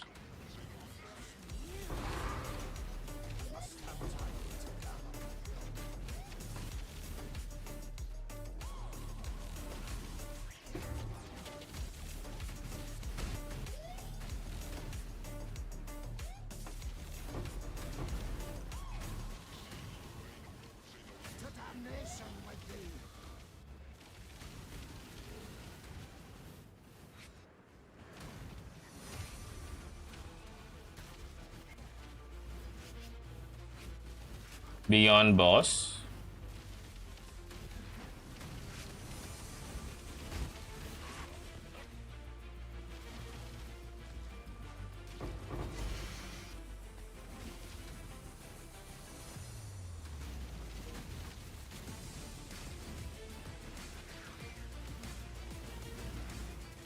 I love that I don't need to care about soul eaters.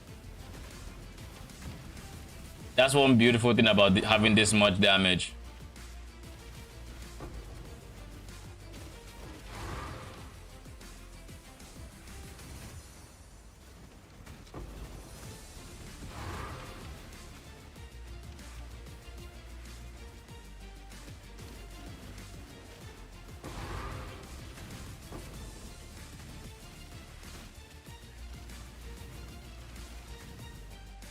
Is Hillock hiding here? Yes, he is.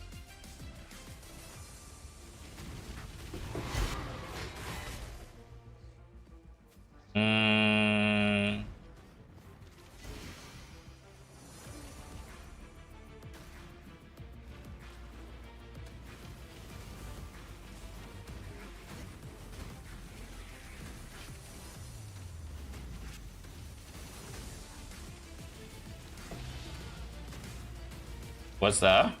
Ooh, bruh. It could have been a divide. It genuinely could have been a divine.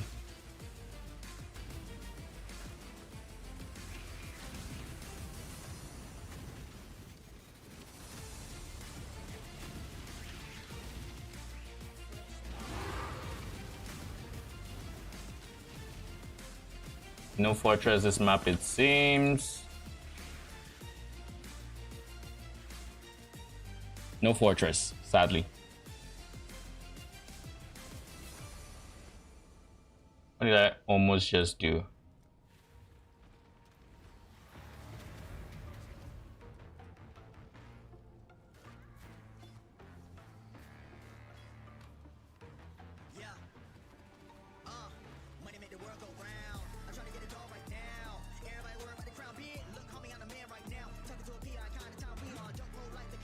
I saw something go in here that I'm not sure should be in there, but I don't think I care enough.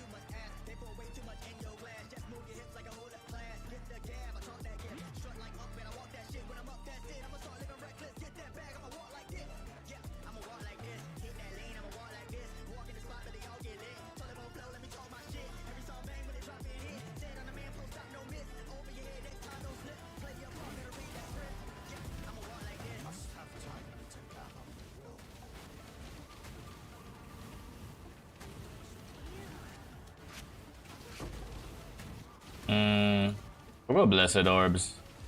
It probably won't show up on my filter, but we'll still go it. I don't like having altars show up on my map for no reason.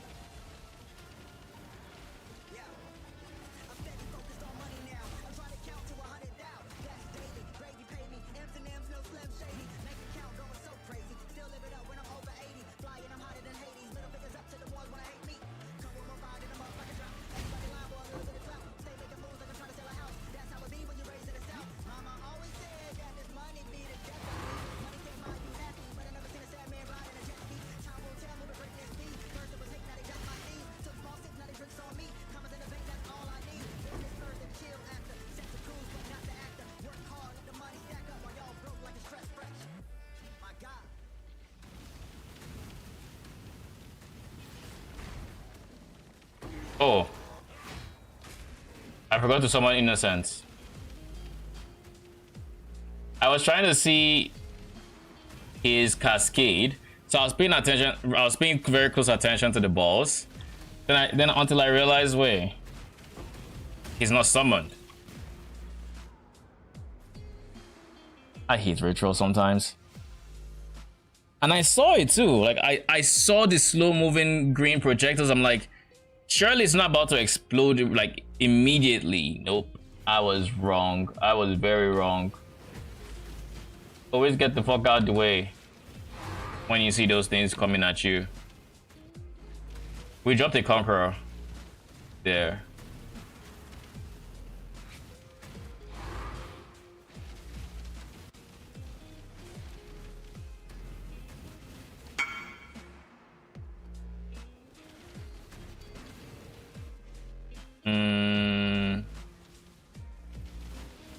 I'll reply in a bit. Beyond boss. I don't have summoned absolutions. If he whacked me with my current negative like PDR, I probably would have died. I think he has a lot of physical damage.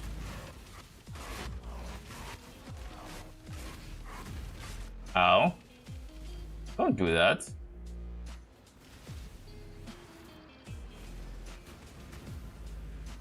Did I see a Soul Eater?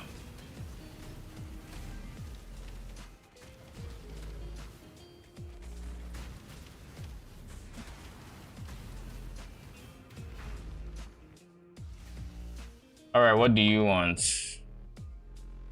Increase maps and map bosses drop.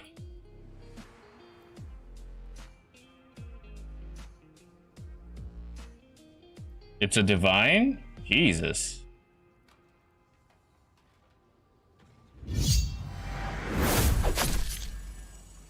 Good Lord, thank you for the follow. How you doing?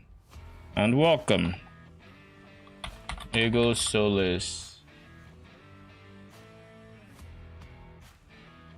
So you are divine. What else did we get? Currency items dropped by this can drop as currency, whatever instead. It's like 30 chaos, so that means we will keep it separately so we can potentially recombo or 3-1 later. Synthesis, cartography.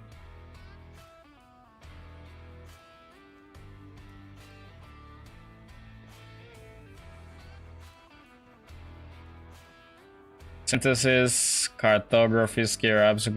We can ignore the cartography, scarabs. Synthesis and conqueror. Alright, so like maybe it's up to 20. Ulti, Shrine, Blight. Okay, nothing else is worth it, I don't think. Yeah, nothing else here is worth it. Oh my god, I put it in here. I think those are the 3. You're supposed to go in like these extra ones.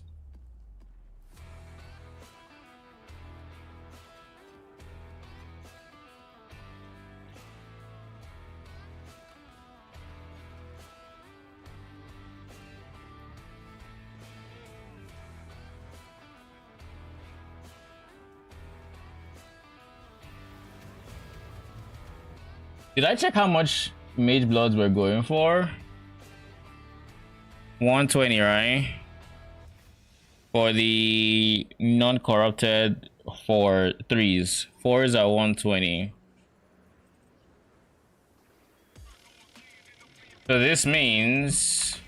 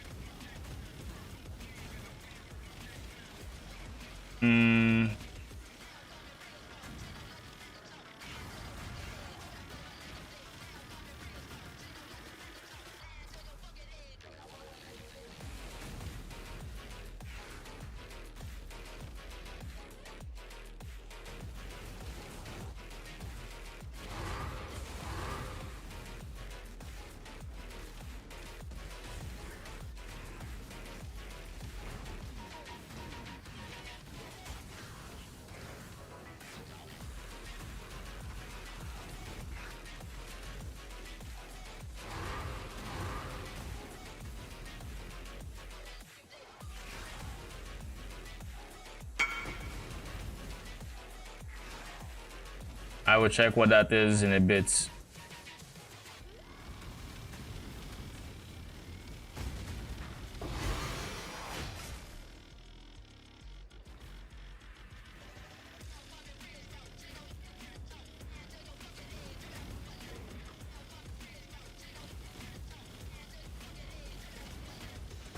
One thing to note is even in high budgets, every once in a while you run content that is so spicy that your stone golem will die.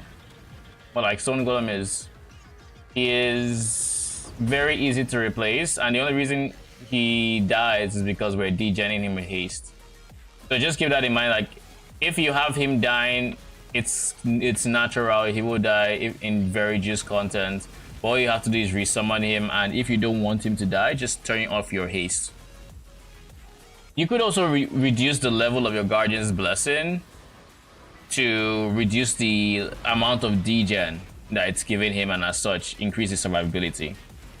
You'll be regenerating more life per second, and as such, you know. And then if you really wanted to be a maniac, what you could do, I mean, I do sometimes, but what you could do is when you see that you're doing like very spicy content, like let's say you have delirium in like a very and everywhere is like thick. What you could do is you could just do that, just turn it off, and he isn't in any danger of dying. So you should keep maintaining your regen with him. And when it's over, you just do that as well. So that's just one thing to note. Alright, we're done with 5 maps. We have a few things to do.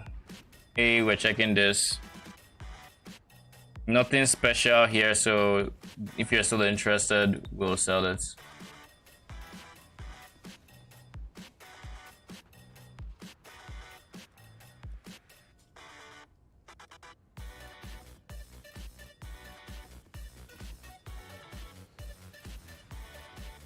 So where is it? You.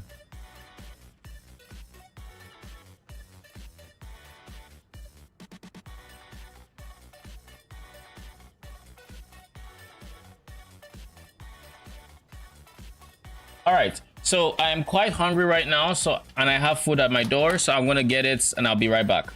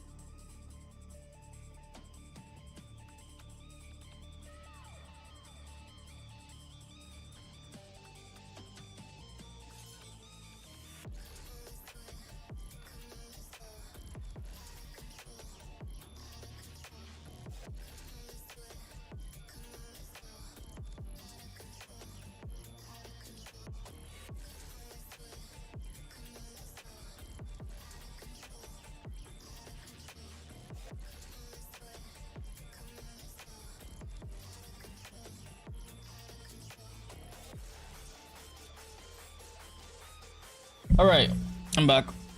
Now let's see. While we eat, let's pull up Exiled again.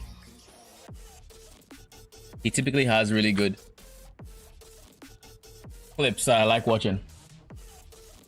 Let's see.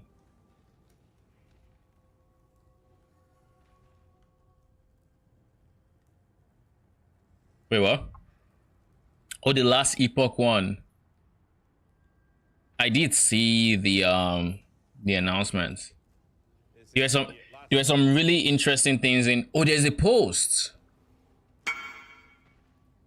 I'm assuming that's not patch notes though. Oh, sure, congrats.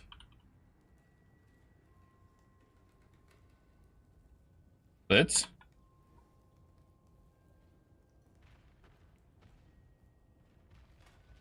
make sure you split it before you sell it.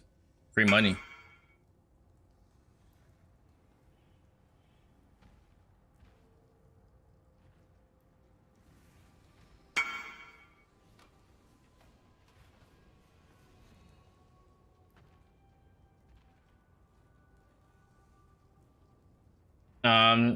What is this? Delhi Abyss. Oh, double Delhi. Nothing crazy. Come get it. I don't think this is the best league to farm Delirium, I'll be honest. Like, I'm not even expecting to Delirium, and I made quite a bit of money on it. So you can imagine how flooded the market is on like Simulacrum and whatnot. Like, I think Sims are very cheap, and my guy going. Okay, I assume he's just looking at the hideout. Anyways, simulacrums are very cheap. Evidence. Many cluster jewels are cheap. Though I did sell a very expensive cluster jewel today, so like that is just proof of the fact that I wouldn't dedicate myself to simulacrums or to Delirium, but if it shows up, I'm gonna run it. Let's see. Epoch announcement for cycle 1.2. I'm gonna link it here in the channels as well. SPVA 199. Subscribe with Prime. Gee, they must really be feeling generous today. Welcome to the crew, my friend. Thank you, Space, for the prompts. I appreciate that, dude. All right, let's watch this. So yeah, before we even get started, in the last epoch, there were quite a few of interesting things they announced that caught my interest. One of the bigger ones is the fact that there is now a semblance of an Atlas passive tree, where you get to, you would get to. This was actually not in the review, but I think it was in a dev stream talking about it. But you would essentially get to choose between, like, let's say you hate arenas in last epoch. Arenas are those monolith areas where it's kill everything. Everything spawns in waves. You kill them, you kill them, you kill them, and then eventually you're done. Stirrups found in your map. What is this, baby? It's 10% scarabs. Let's remove June. Let's remove that. That's 25. That's 30. So put it at 35. Chimeric.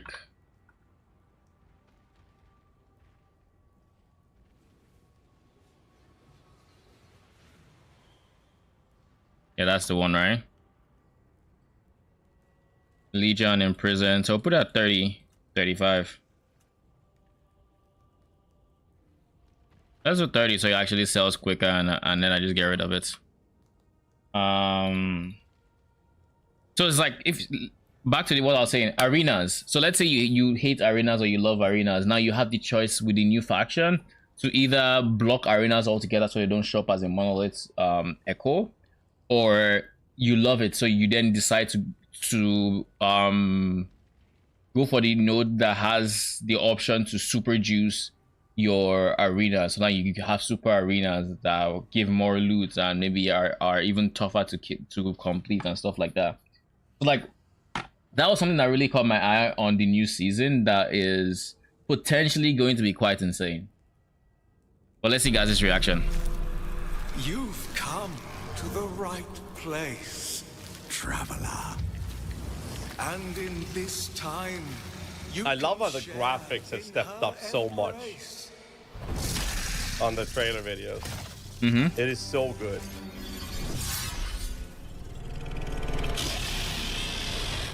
Kudos to them for it. The Woven.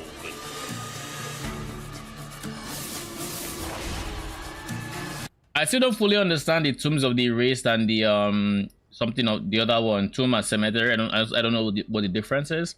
I assume they both show up in monoliths, and they give maybe different rewards.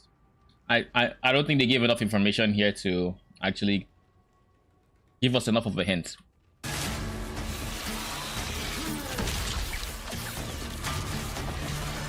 Also, this scene right here, I think this is a new unique or something, because like, we've never been able to summon this many hungering souls at the same time. Oh, and then wandering spirits. Look at how many are there. But one thing about those two skills, they just feel like they have zero impact. Like, Jesus, you shoot them and you feel like you don't feel like you're doing anything. You see things dying, but you don't feel like you're doing anything.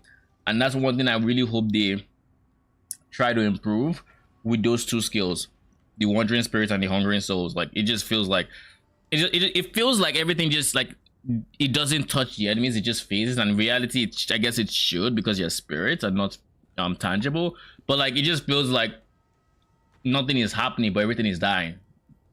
It's a very weird feeling when something like that is happening.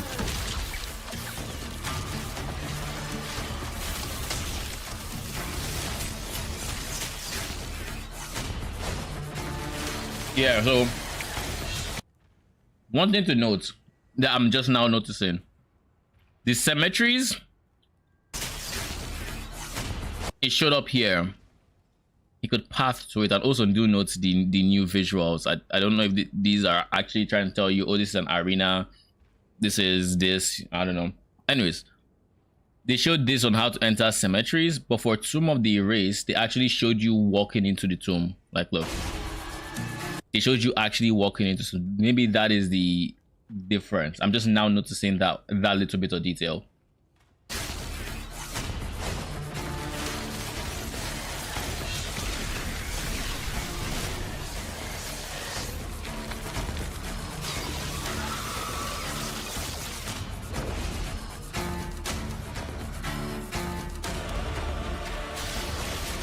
I don't know what the fuck that means.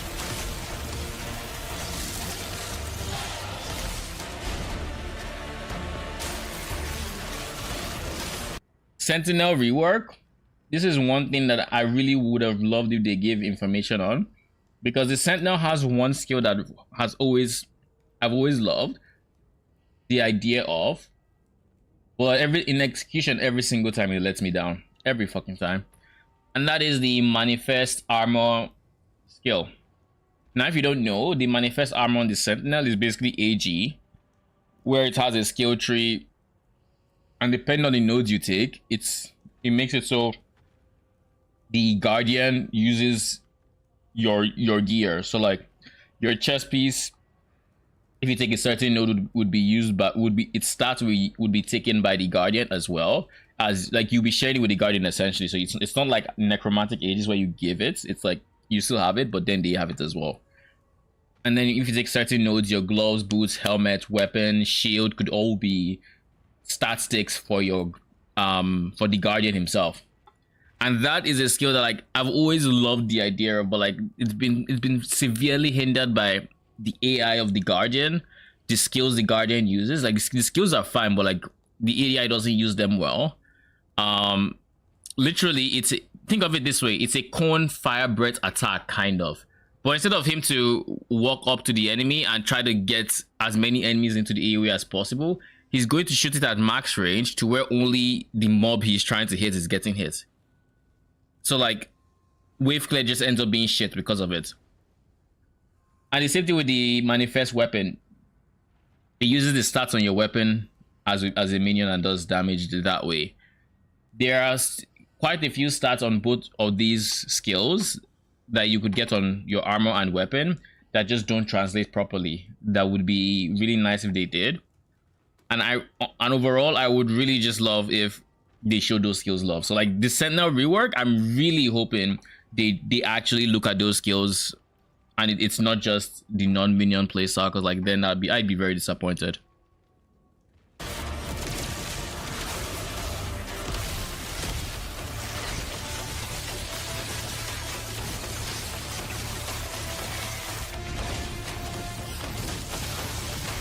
Champion enemies.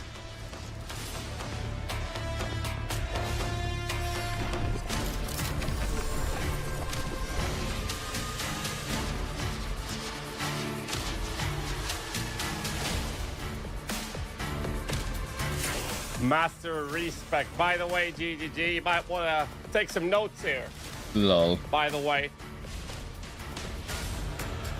Just saying.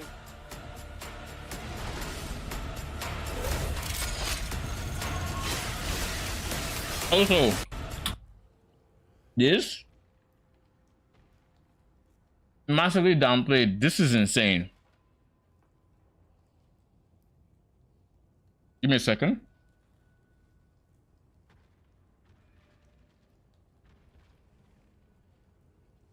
So with this portal charm, this makes it so this effectively makes it so people like me, who absolutely detest the dungeons in Last Epoch, I can't stand them. With something like this, it opens up an SSF playstyle, because my biggest thing with SSF has always been I hated the dungeons. If you give me a prophecy that says go do dungeon, I will sit on that forever and I'll never do it. And I know you can stack like 20 of these and then go do the dungeon and you're chilling, but like, I would never want to do it. So the fact that this is a thing that allows you to just skip directly to the dungeon boss, effectively not doing the dungeon, just going to the boss, that is huge. That is huge for me. Maybe it's rare enough to where I still wouldn't consider SSF. Maybe it isn't. Either way, I really like the portal charm.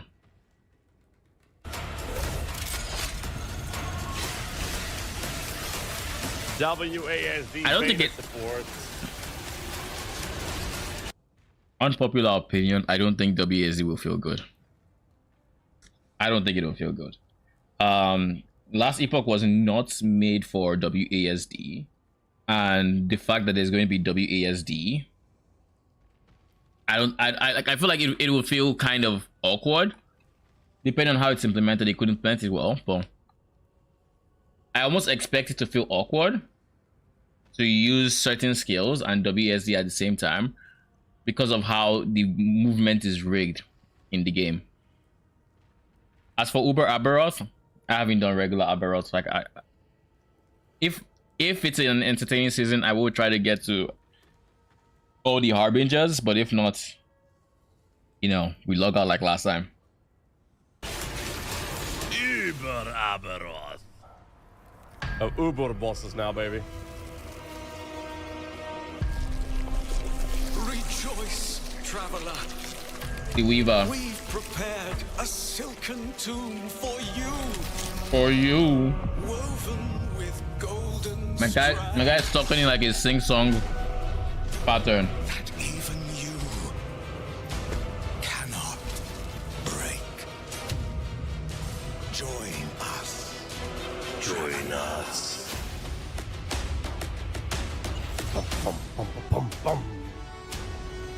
Dude, I am so fucking excited for this. Holy shit, dudes. April 2nd. So I want to point out, I watched this yesterday. However, I had to rush into the ER, so I was just stressing through it. So I'm going to go through it properly this time. Shit, I wonder what happened. Watch the video. I will point out, though, that I do have access, as many other streamers, or, well, maybe not that many streamers, but content creators that make guides and whatnot for Last Epoch. I am actively promoting this game ever since they were Kickstarter Alpha, and I am actually playing on their closed test servers. So I need to be a little careful with what I say to not break NDA. What I will say is this. Oh, well, hold on. What can I say? What I will say is this. People that complain about the endgame feeling lackluster or monotone or boring, let's just say the endgame is fucking insane. It is so good. They've been cooking, and they've been cooking hard. We're talking fucking 5-star Michelin star restaurant cooking levels. It is going to be crazy, and I really hope people are going to enjoy it, because I've been having a blast in the test service with this. Obviously, there's nothing in there is final, but the things that I've seen has been crazy cool. They're also going to have Twitch drops, so we're going to have Twitch drops available between 2nd and 7th of April, where you can simply just watch the stream for X amount of hours. You can tune into my stream during this time as well, and you'll get some cosmetics. And most importantly, what they're allowing us to do is the very first iteration of cosmetics for specific skills. They will also have support. I'm still not the biggest fan of stuff like this. And let me think a bit about what I'm going to say. This is not of the content creators, right? But I'm not the biggest fan of going into a new season or new content in a game, and it feels like some stuff that should be new to the community, that should be, you know, the exploration phase of a game has been skipped because people had access to it before and know what is the best, you know. I'm not the biggest fan of that at all.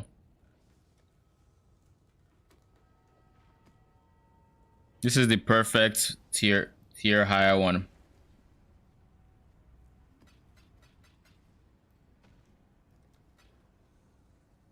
Thank you.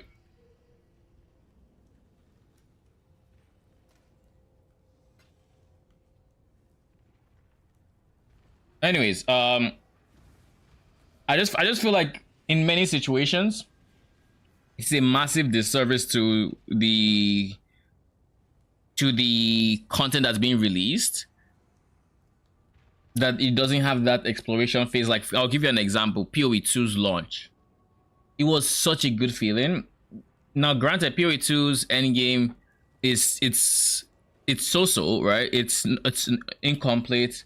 It needs work, yada yada. But like the whole period of nobody knows anything.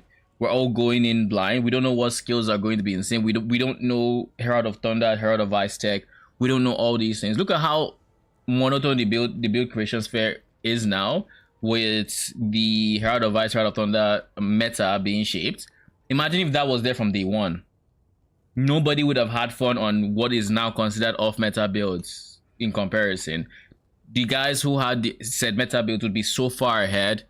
People would feel a certain kind of way who, if you're playing any other kind of build that is clearly not as efficient, you'd be feeling like you're missing out because these guys are printing currency. They're clearing at speeds you can't, and you had no way of catching up, or whatever. And the only way you could have combated this was to spoil the season for yourself, or to spoil the content for yourself. Look at Diablo as an example. Another the best example for it. Last season came out. Was it last season? The season with raids. So last season, the season before this current one. There were guides for raids before the game even launched. There were raid guides. You could see exactly how to complete your raid before then. This is something that on day one people should be stumbling around, failing. You create all these natural fun memories for a long period of time on when you think about the game and you think about that season, or these are things that happen, right? And by having stuff like, by having enough what's it called, by giving enough access to the game to where things like that can happen, you rob the game of that like exploration honeymoon phase that players would typically have. And instead, it's from day one, it's all about efficiency, because now efficiency has been determined, right? It's no longer we're stumbling, figuring it out as we go, and it's now this is the best. And some people would argue that it wasn't fully discovered, but like, my guy, they were what do you mean by that? The skills that were going to be meta were already known.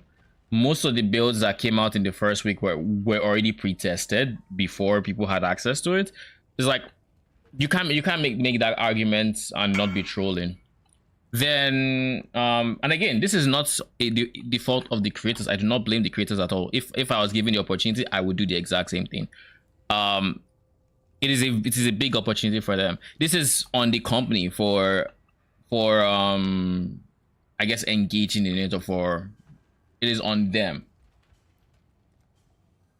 So yeah, like I said, it's in many situations it's a good marketing move. People get to see what the new season is about.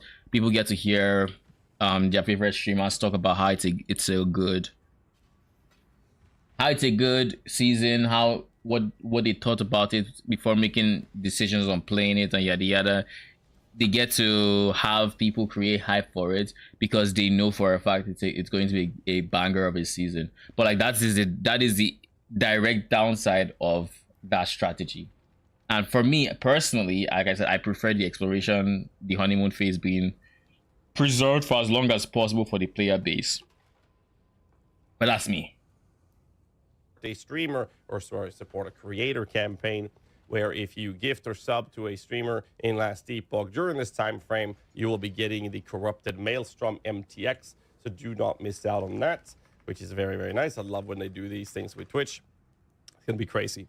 So let's see what else we have going through. They have some supporter packs you can buy. I could definitely recommend doing so if you haven't bought it and you want to check this game out. I do believe that they still allow us content creators to have an affiliate support where you can buy it by typing !Nexus in the Twitch chat. I'll leave a link in the descriptions down below for this if people want to buy the game. You can support the stream at the same time, actually. What else was there? Was some other information here. Tomb of the Erased. Is this all the information that we get from? This is all the information that we get from this teaser, right? So I'm gonna be careful with what I say, so I don't say something I'm not allowed to. But I wanted to pick up on how much they actually showed. So they have a weaver tree in the woven. And as you can see here in the different ranks, this is a faction that you'll have on top of your different faction. The way Last Epoch works is they have two main factions. You either choose to play Circle of Fortune or the Merchant Guild. There's an active choice that you make. Circle of Fortune is your solo self-found or group-found kind of system where you have an increased drop rate of things, but you cannot trade or use items that has been traded. And then if you play the Merchant Guild, you will have your standard drop rates of things, but now you have access to trading through a bazaar auction house-like system for items. In the Woven, this is another faction that's added as a faction system besides this active choice system. And these are, let's see how much I can say. Two new. I wonder if we still have the Harbinger tree, or if that's a thing of the past. And fun fact, I never completed my Harbinger tree. In the current season, I never made it that far. I got to monos, early corrupt, I think, empowered monos, and I quit. I was bored. Couldn't do it. Woven echoes, so the mask. So this is basically referencing the echoes are your map system in Last Epoch. So this is like the equivalent of your Atlas passive skill tree in Path of Exile. And you can see that in this part right here. There will basically be a passive skill tree that you get access to through the Woven mechanic. That is basically looking forward to that. The gist of this the mechanic, and I'm super excited about this because it's really what they needed, and I think they've taken a really nice step in the right direction. I can't say much about the tombs or the cemeteries, but they've really elevated and stepped up their game when it comes to the end game system many times over, and I cannot stress how excited I am for the system. Super nice. What else can I say? They have some new bosses. They have a complete rework on the Sentinel class. I will have a build guide ready to deploy. I don't like having the game entirely solved when the game is launched. Exactly what I was saying. And I'm pretty sure we're not going to have access to posting things with footage from the closed test server. So I don't think I'll be making any videos and whatnot. But if they allow us to use some footage, I will do one video covering the Sentinel. We have an insanely cool build that we've been working on off stream that I'm very excited to show you guys. So hopefully I'll be able to utilize that. If I can't use the footage, then we will have a written guide for it, at least on Ice Events, to check that out. It's in the current iteration, it's really good. I'll tell you that. It's a complete rework of the Sentinel. They're adding in. Coming from Ghazi, I hope it's admits his manifest armor. And if it's the case, then looking forward to it. To seeing what the how they adjusted the skill or reworked it. Hopefully it still has its core identity of being able to use your gear. So I think that has always been the coolest thing about the manifest armor and weapon. A new skill to the rogue called Heartseeker, which is pretty cool. Not something I'm a fan of. They have champion enemies to elevate more enemies to engage with in the endgame system. They have champion enemies drop specific affixes, and it looks really cool. They've really stepped up the game on these things. They've also done the Woven offerings. By the way, I don't know if he has it here, but there's this stat I saw for skeletons. This one, plus max skeletons, increase minion crit chance, something.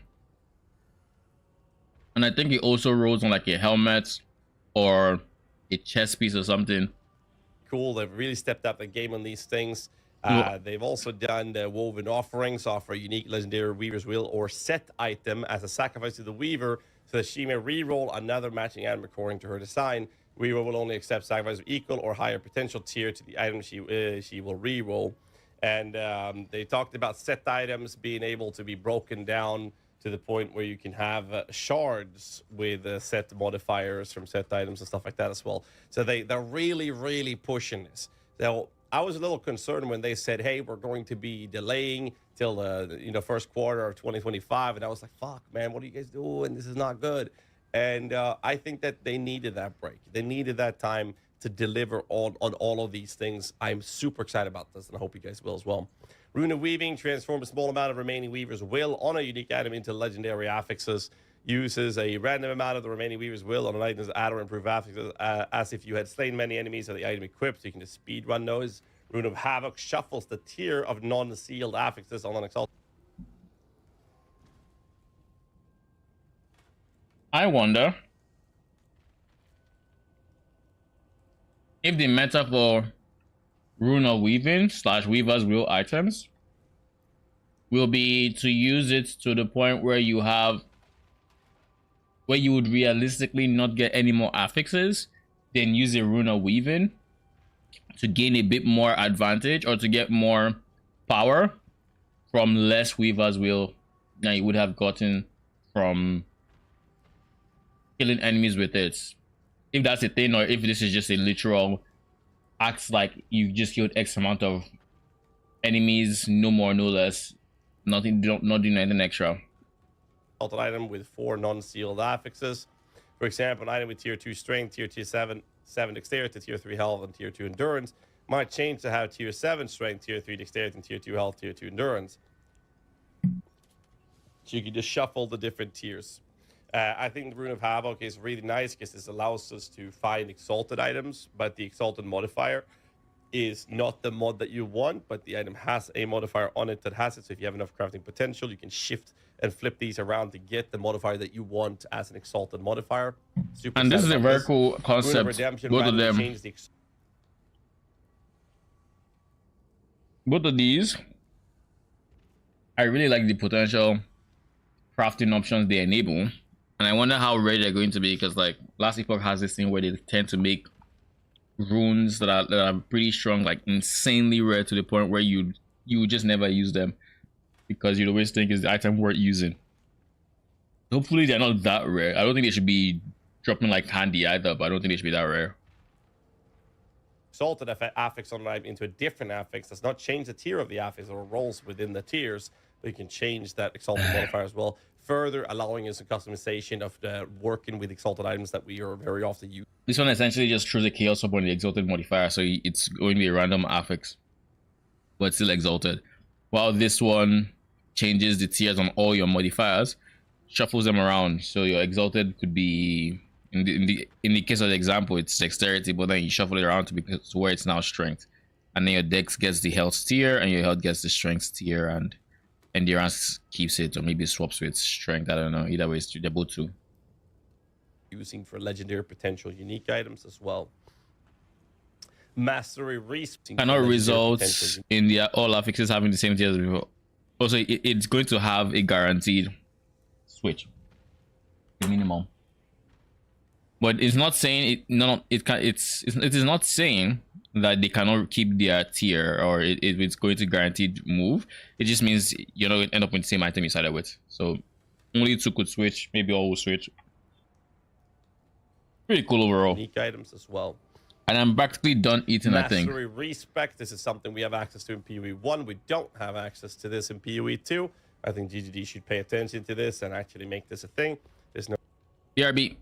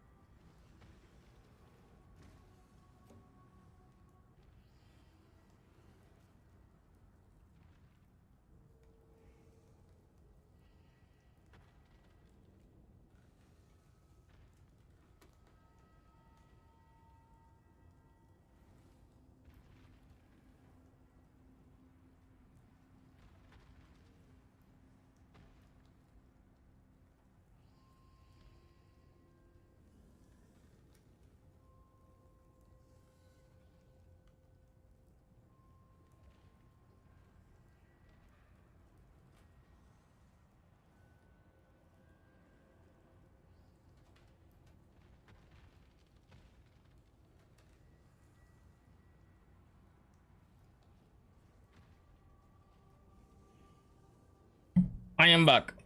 Let's finish the video and continue farming for that Mageblood. No point in not having this. I think it's nice that they're doing it.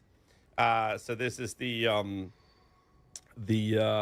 end game set item crafting. Shatter set items to extract their essence as a set shard. I wish they gave us more information on this. They literally just showed, okay, this is the text. They showed them shattering the item, and then they did not even bother showing, I don't know, making a set item or doing something with the shards, or even showing what the shards look like. They just like, whoop, shatter, move on to the next scene. I'm like, bro, what? Tell us what we could do with this.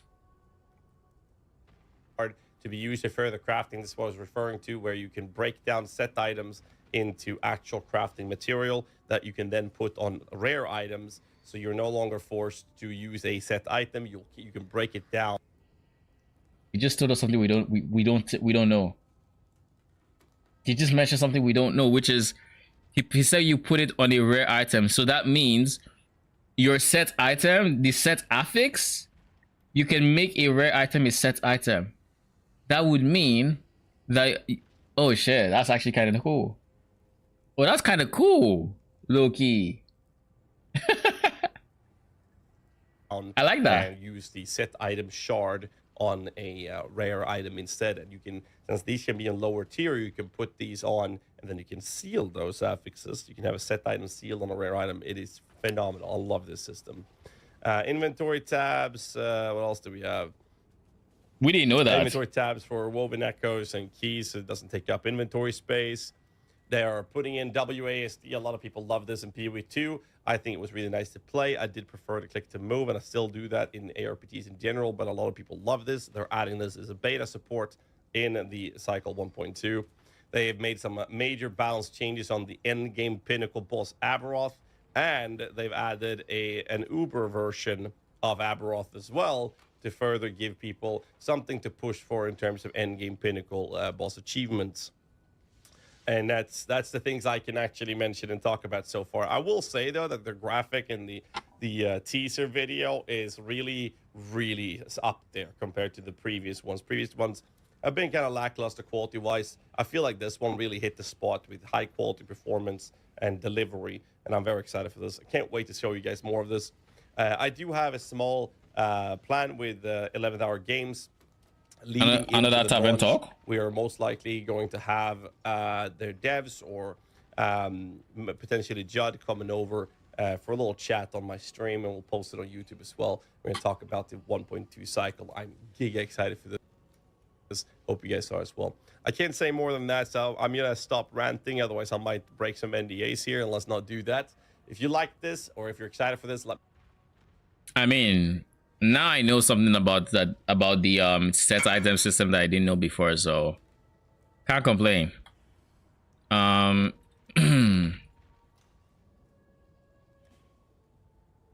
Where is Dunes? People really be buying this before I even have a decent stock of it.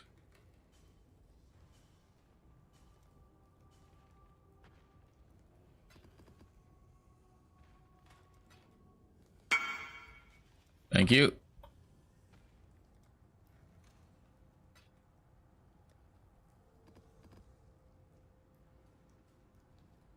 Oh, sure. What did I get? Okay.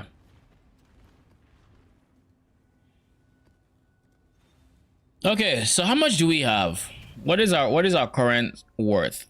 30 divines, no fortresses. No, one fortress actually. But 30 divines anyways. I should probably also sell this sanctuary. They're getting cheaper. Doesn't matter to me too much. 30 divines at the tail end of our current strat.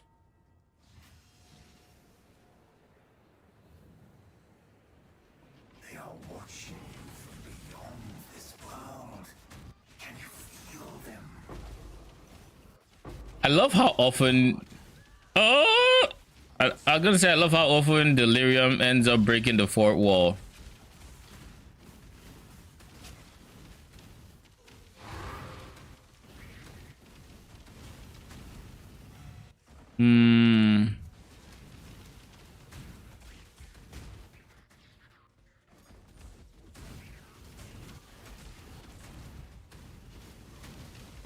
Where is our music? Let's not forget it.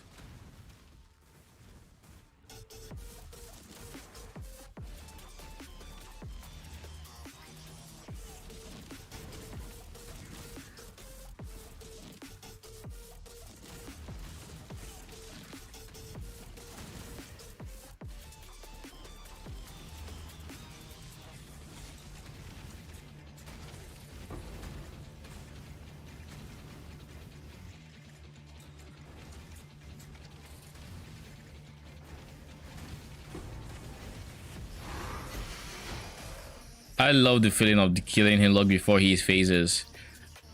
There haven't been too many versions of like, or too many builds I have done where I farmed dunes and been able to really feel that on Hillock. Typically I'm farming toxic zero, so I never really get to experience that, but like because this strat is so good on dunes, I've been really able to enjoy that feeling.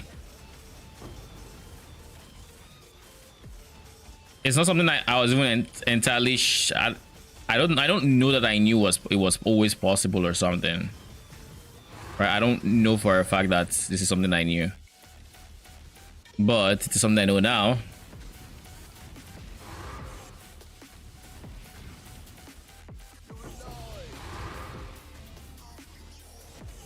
One thing that's been kind of disappointing me with what is going on? Am I lagging? Well, anyways, one thing that's been kind of disappointing me with Absolution is when the skill gem says, and I was really hoping this was not going to be the case, but when the skill gem says, let me show it. When it says +1 meter to radius, you would think that would apply to your minions, like, because every single level you get at a radius increase, but that is not applying to your minions. It doesn't look like it's just you. So like that's how wide it is. Their AoE is not that big, so I don't know. There's a universe where we just give up on trying to get AoEs entirely, or not give up on AoE, we'll still get AoE, but like there's a universe where we stop trying to get overlaps on the cascade itself, and instead we just focus on getting overlaps on the wave attack. I don't know what else to call it.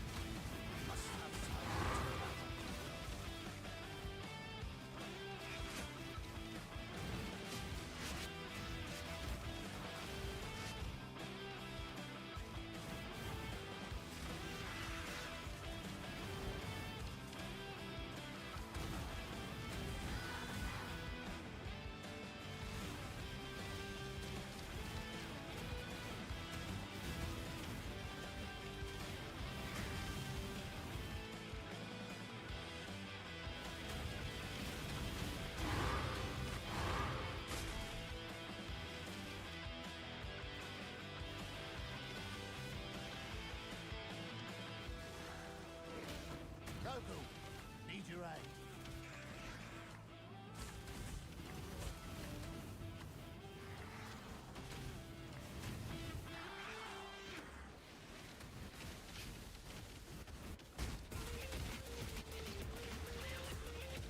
What is this? Basic currency duplicated. Ooh! Oh, don't mind if I do. Dude, why didn't you just show up like literally 2 seconds ago? Just 2 seconds ago, I could have gotten 2 divine beauties, bruh. Sad.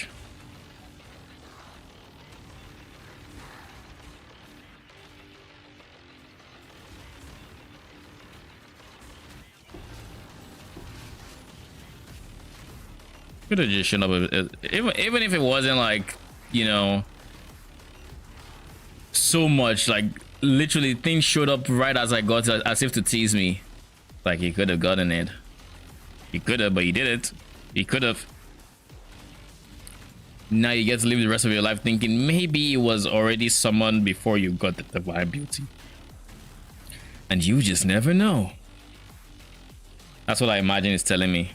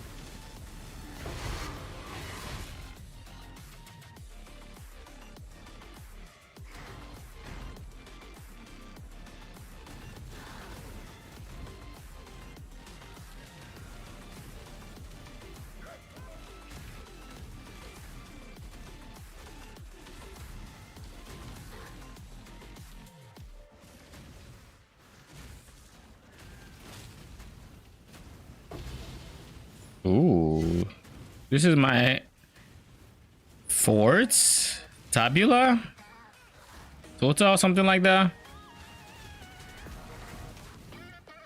Dropped quite a few. Jesus, what the hell?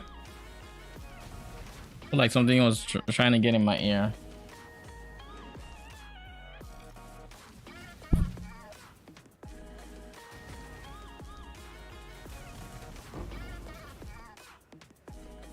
Jeez. Okay. I think I'm good.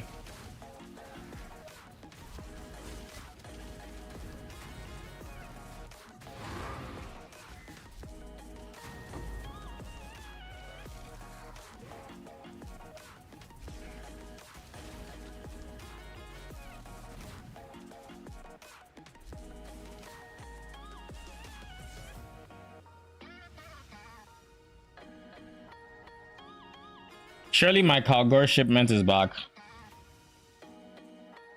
I have to check to be sure.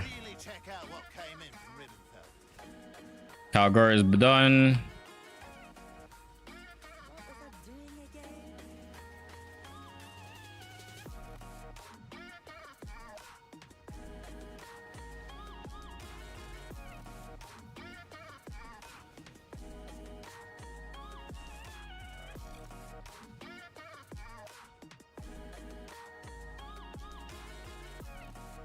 When you see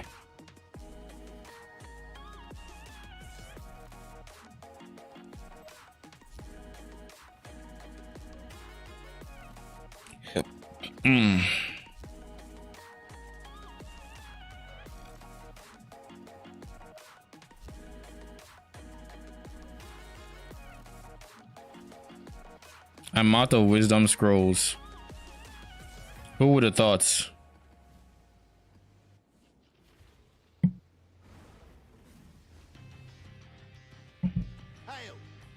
For the moment of truth, I'm expecting divines from this shipment, not necessarily mirror shards, but divines. I guess divine is fine.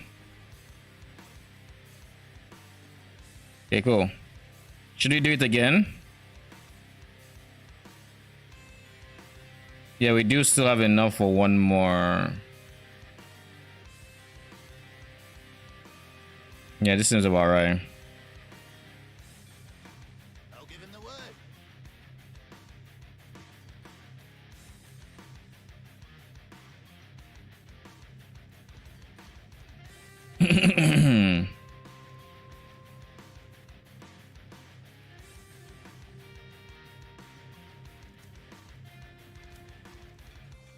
Off they go.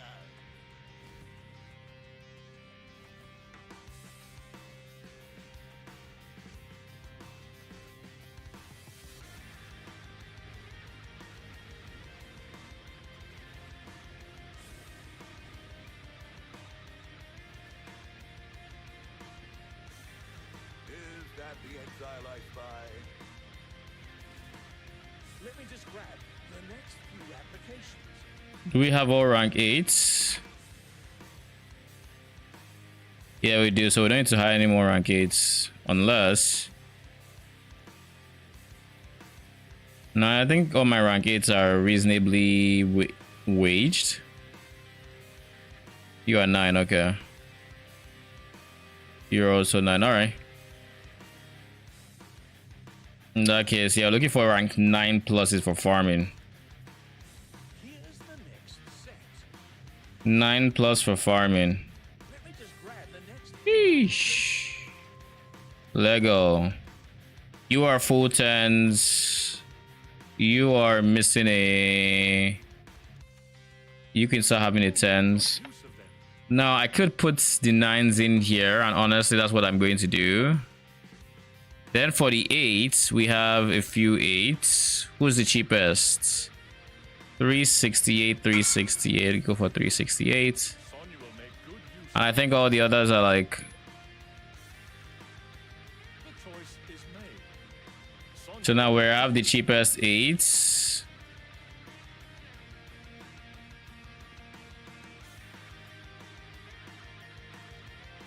the choice is made. So who was that messaged? This is Harbinger, Ultimatum Harbinger. Double Harbinger.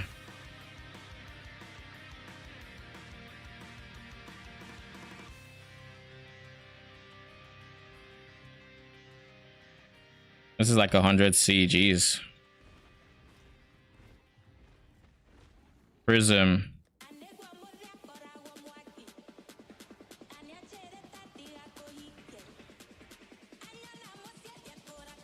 Yes, this one.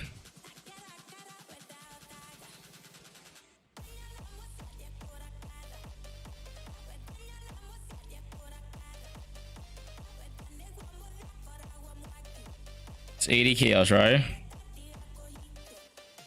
Max roll cooldown recovery. Yeah, let's do that.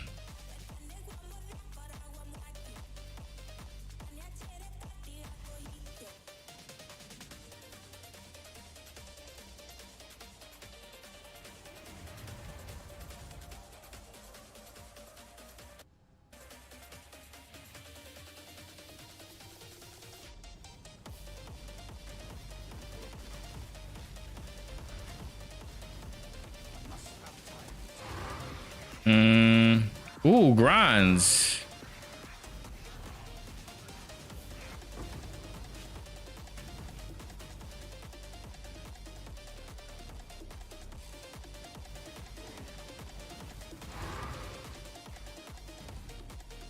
I will take it. Where are my grinds?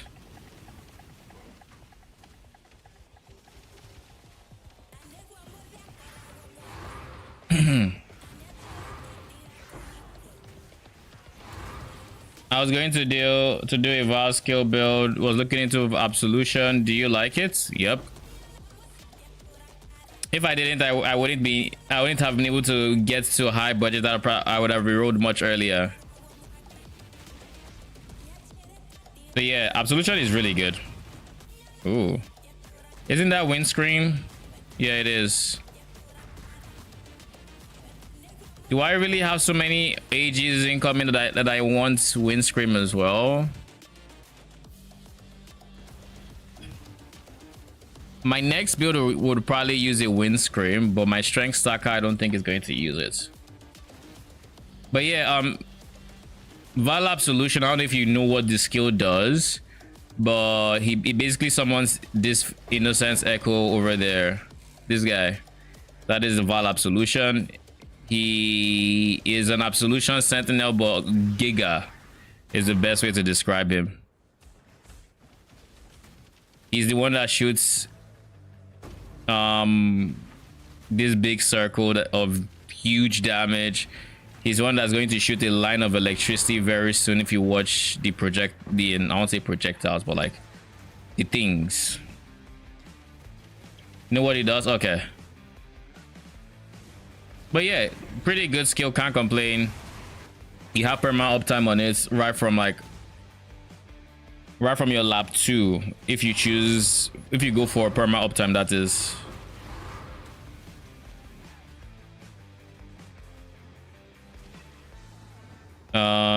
One thing to note is if you're looking for Uber bossing, can you Uber boss /T17 easily?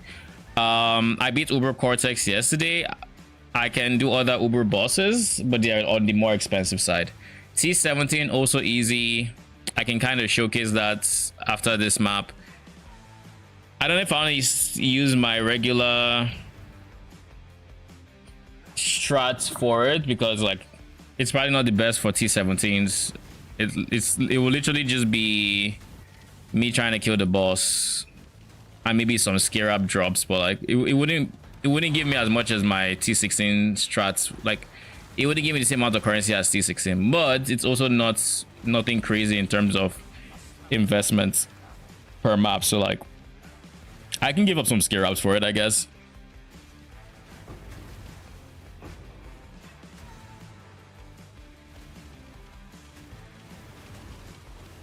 One thing to note about Uber bosses is the ramp up to Absolution tends to be a bit iffy. So like sometimes you would get your Absolution. Sometimes you get your Absolution Sentinels out very quickly. Other times it's a bit so-so. You might be sitting there for a bit before you actually get your first Absolution. And that can feel kind of like, look at this. We only have like, we're spamming this and we're just summoning them. So like that is the one thing that is the one point where it's like I wouldn't recommend this for Uber bossing. If it's like an Uber boss fight that like serious, that can be very different depending on how your incoming damage is. You have cast speed node. The node doesn't give you minion cast speed, sadly. That node on the tree is only attack speed. It gives you it makes minion attack speed affects you, but not cast speed, and we need cast speed.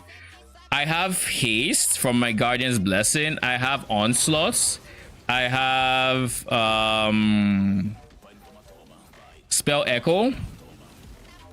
But yeah, I tried to get many sources of like generic cast speed that my minions could also enjoy, but there's only so much you can get. And by the way, I just realized it's you, wife Dota. How you doing?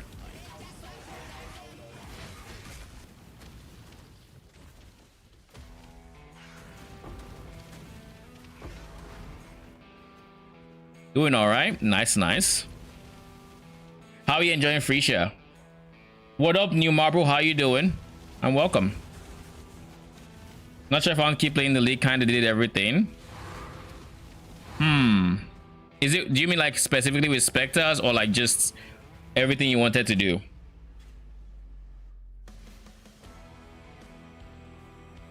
So let's do it. Let's do a quick T17.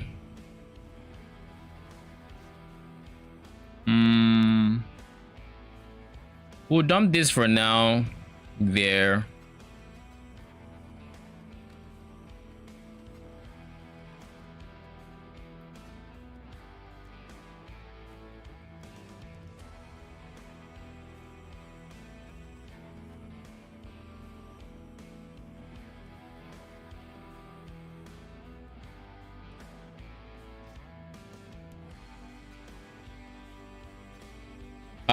Everything I wanted to do, I mean, I could save and add Mageblood ETC to the build, but not really sure if there's anything else I feel like doing. I mean, that's fair. I basically reached that point with this build as well. I got to minus 200 lightning res yesterday using this insane ring that basically has no downside for my build. I wasn't expecting to get this a ring this good with minus lightning res ball, and it was only 40 chaos. So in that regard, there isn't much else to do. My one is already +2. I could get aggressive, but that would more likely be for a future build than anything else. It could be honestly very good for the minion AI to be honest, but I have +2 here already. Like there isn't much else I want to do. Oh shit, +1 all with minus lightning res and oh god damn. GG. He also has reduced mana regen. I like how we can just ignore mana regen because like it doesn't matter. You bought the amulet a while ago because you wanted to do Doriani. Smart investments.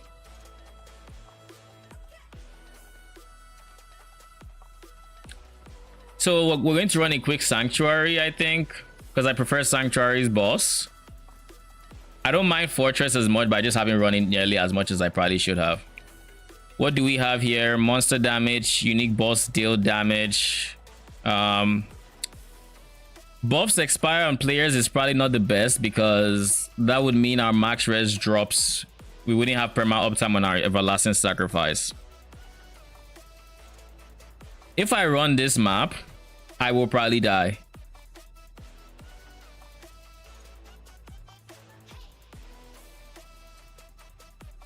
I will probably die running this map, but I'm going to do it anyways, because why not? But Baydat though, I don't like Baydat's phase, especially with these modifiers, and I wouldn't have the lightning way. I wouldn't have the max res, I should say.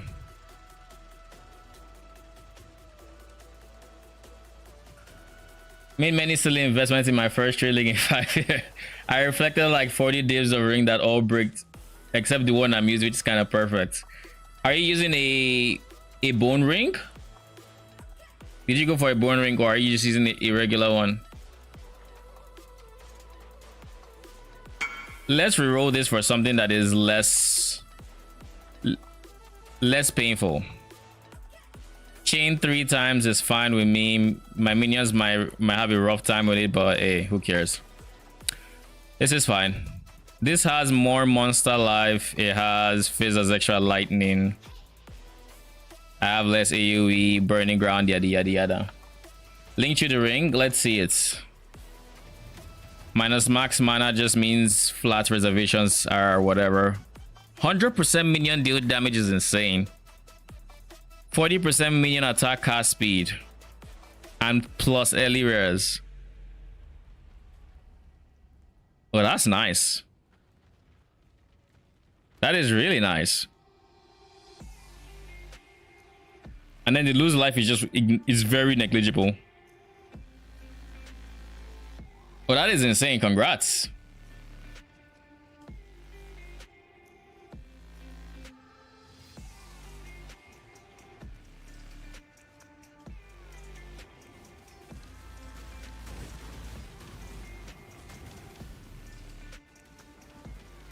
I do not know Sanctuary's layouts. My typical T17 I run is Ziggurats.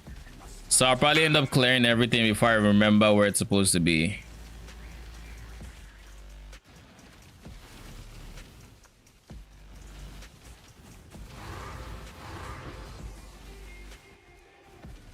And of course, we're going to stay away from all the mods we typically get in T16s that remove my PDR and my regen or recovery, because I am not doing that in T17s.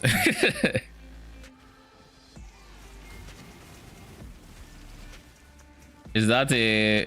Oh, just Fortress or Idol? Or Fortress Ritual?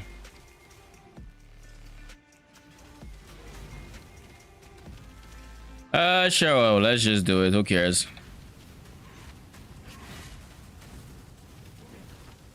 So how did you enjoy playing Trade for Once? I think last season or during base settlers, you were doing a group self-found, something like that.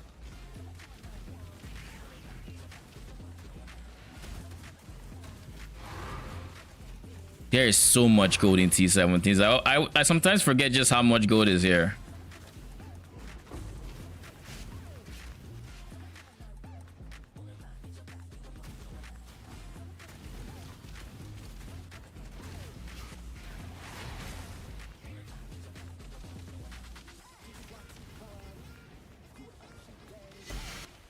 Trade is interesting. It's nice because there are a lot of things you can get that are otherwise impossible. Yeah. That is one reason why I personally prefer trade. It's like I like playing with so many different tools. Because I started playing PoE in, do they have return projectiles? Oh no, it's chain. Okay. I was like, how are they returning projectiles, my dude? So because I started playing PoE back in 2022 in Sanctum League, there was so much I had to learn coming to this point that I still want to sharpen my build making skills with all the uniques that are available before I mess around with trying an SSF run. What happened? I have no idea what happened there. Anyways, sublime visions that match your auras, etc. Yeah. My last league, my group farm 7 Mageblood. By the time we go one single, oh god. I mean, to be fair, to be absolutely fair, even getting a single for Breeding Flesh and Flame, how many people are in your group?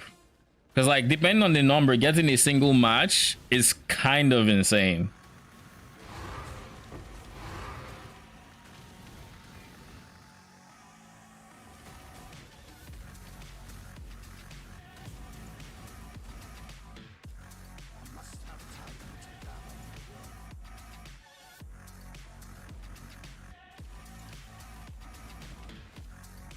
Have 10 but only 5 people who are grind enough to impact the economy. Fair. Oh, this is, I was kind of hoping that was Katarina. Not Katarina, Lycia.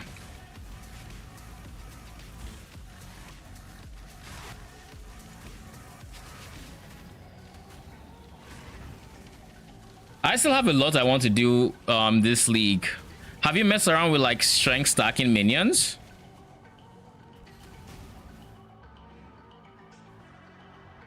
Because in theory, like that is one thing that I find very interesting, seeing as we can now give our minions all our strength basically. Now we have a few people get basically perfect gear. We had a guy make it 61 Fizz Spine Bow.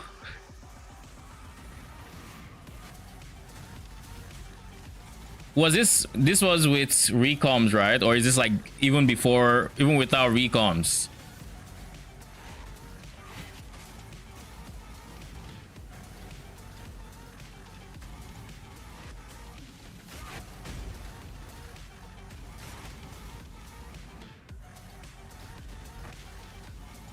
T1 2 T2.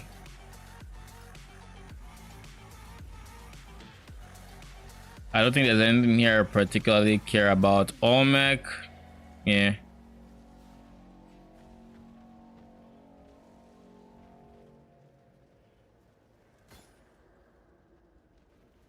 Shit, Omen of Blanching, I'll take it. All right.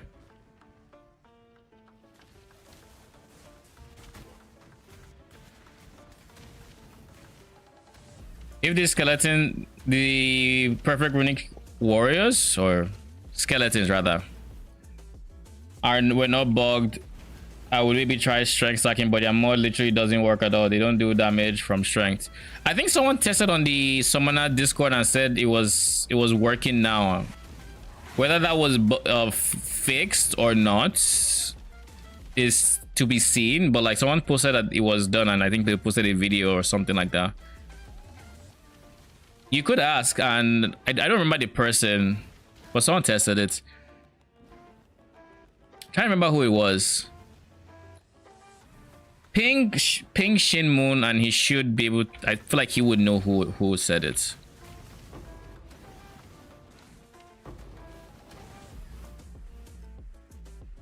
I think it might have been Stormblind. Might have been.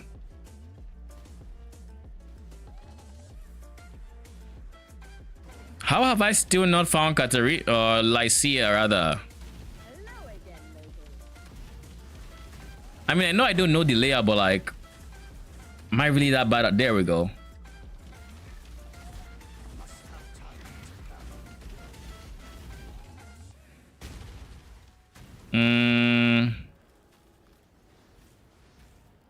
I don't want to give shock because then my minions are more at risk and I'm not. You. You will know pain. Inevitable. I will bathe this world in blood.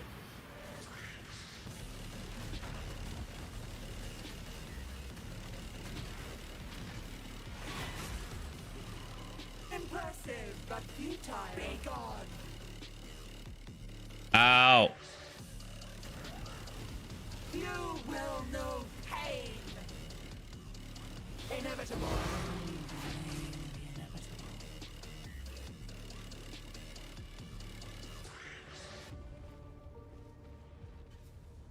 I ran in numbers with 2000 strength. They are less damage than frost bearers. 4000 increased damage on these skeletons is less than 400% more from shotgunning on. Wait, what? It is less than 400% more from shotgunning on Fort Frost bearers. That is insane. At 4000 to get 4000 increased phase, I think you needed what, 2000 strength or something. Very nice damage, super cool, but thank you very much.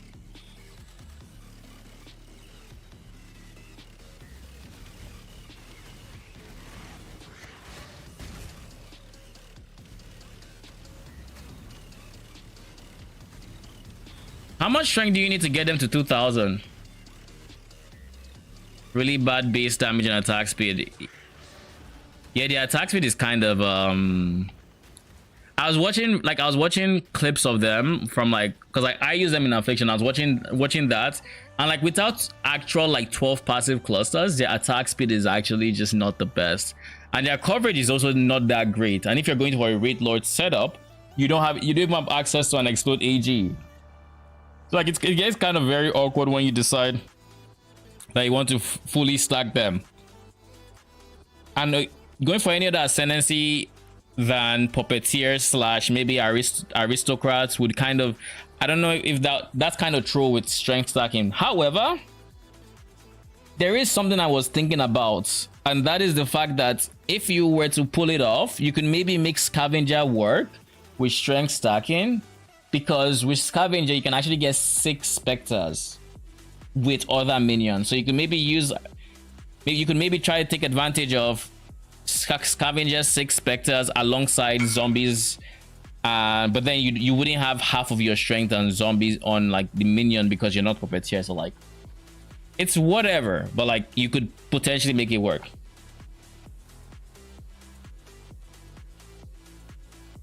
There's a handful of Spectres I want to test, but I think once I've tested those, I'll probably wait for next league. Not a bad plan. There are a couple builds I want to play. I want to play Strength Stacking Chains of Command, because I think it'd be kind of interesting to see how that performs with Brutus's Lead Sprinkler. That is a unique that I really want to make work with. I would be going Baron with Chains of Command, giving them all my strength so they have a ton of flat fire and scaling that. Then I will be going. My next build is Herald of Agony Herald. That's my next build, and those are the two I know I want to try. Past that, I haven't really thought about what I want to do. I can probably come up with one more minion idea before I would be done with the league.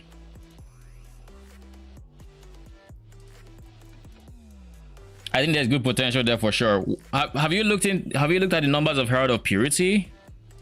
I haven't done that yet, but honestly, I've heard enough people talk about Herald of Purity to where I'm just like, maybe I should look at it. I haven't really seen anything fantastic out there yet for Herald of Purity, Syrian Exarch, and let's say this. Then let's say Legion.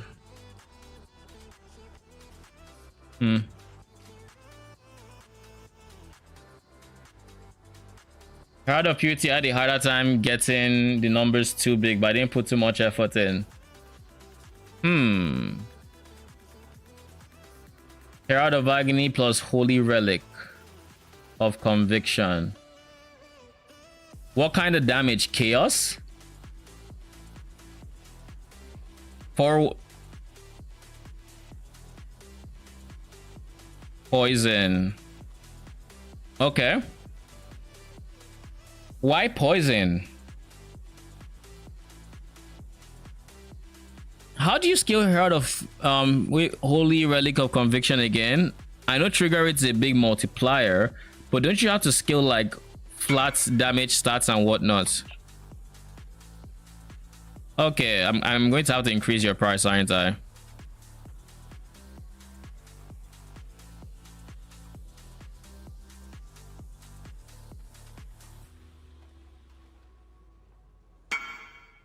There's 2 different load cuts. Oh wow, interesting. We'll move you here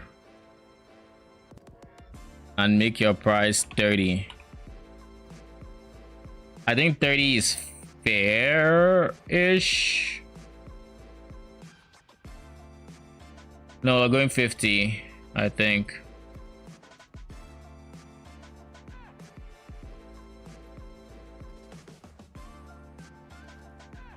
Delhi Blighted Expert.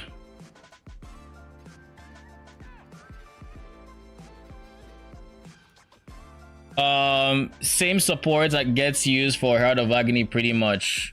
Okay, so long as you don't have to scale increase or flats, it should work. But like any minion that needs any of those stats is just it's counter scaling with Herald of Agony, so it gets awkward. Oh, you have to go. All right, thanks for stopping by, appreciate it.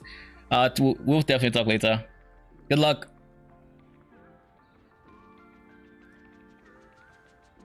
Oh, we need more. We need quality items. What can we sell? Let's go for, how much are armor scraps? 6 to 1. How much are whetstones? 9 to 1. So this is the play. Buy 20 of them, get 160. Sell a whole bunch of them.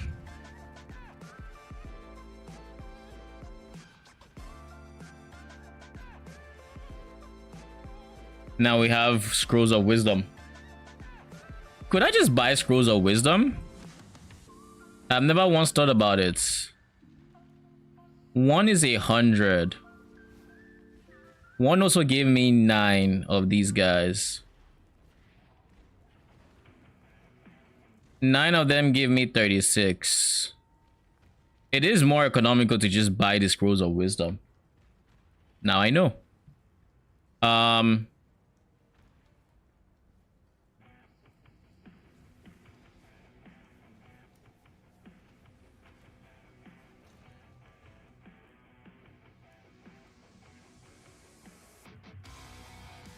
Where will we? We're going to do 4 of these. Keep this to the side because we use a T17.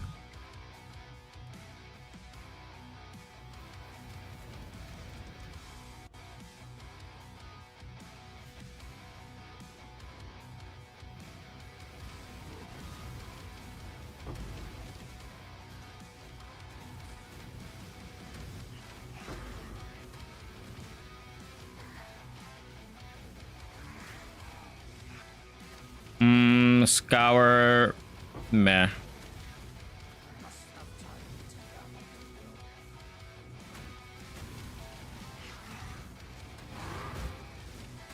Opulent. Monsters have greatly increased. This contains curses, and I guess let's see what you have for us. This is the one that has the thing that gives us the gold buff there.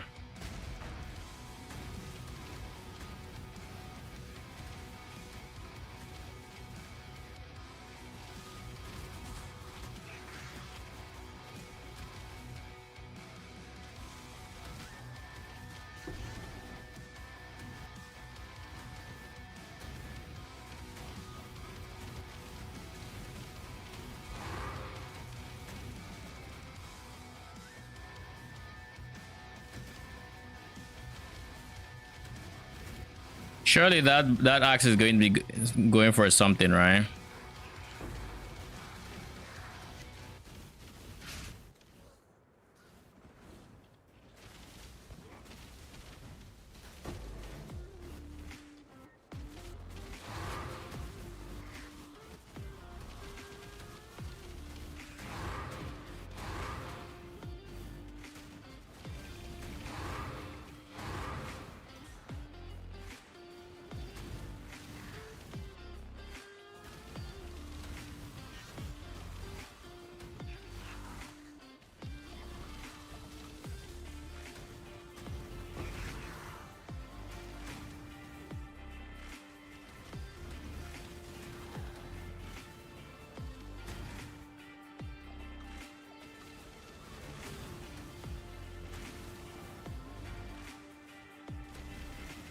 Did I not see Hillock to kill?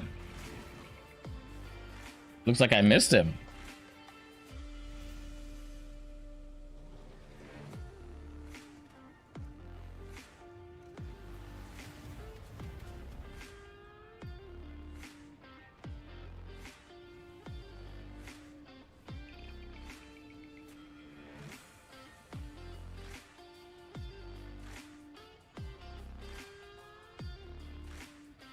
Um, 26% quality, I believe.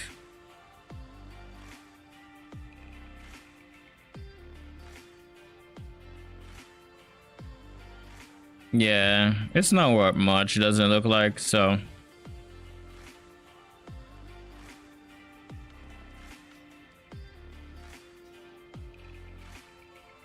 Can I get anything from selling it? Doesn't look like it.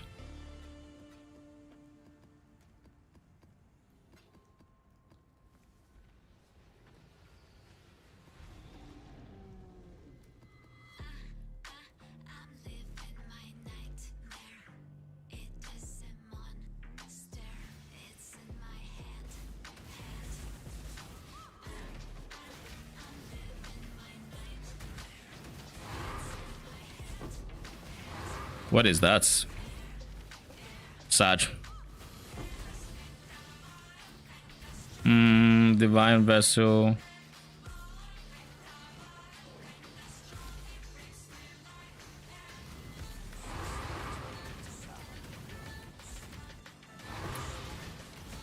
What did we drop?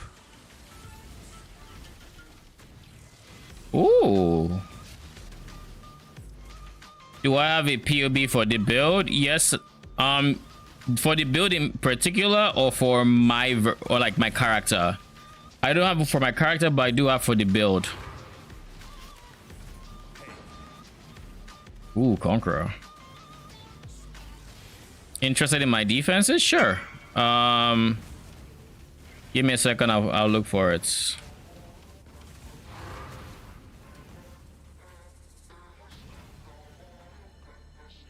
On second thought, maybe I have my character.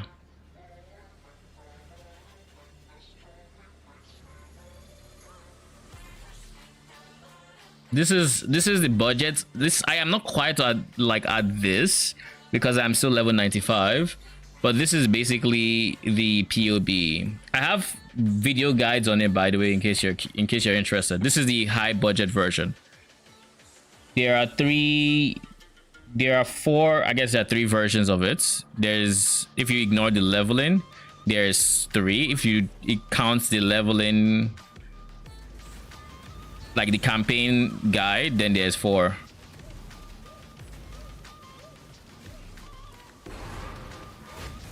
Ooh, we got another Conqueror. You're welcome. And yeah, I put a lot of thought into the defenses I needed. I'm converting all the lightning damage I'm taking, so I don't have to worry about lightning dots or anything weird like that. And keep in mind, this is me running content where I am basically removing all my PDR, and typically I'd remove all my PDR, bro. I haven't gotten any player alter, weirdly enough. I don't know why. But I'm running content where I'm removing my recovery as a defense layer. I'm removing my PDR. Like now my PDR is gone. Typically comes sooner. So,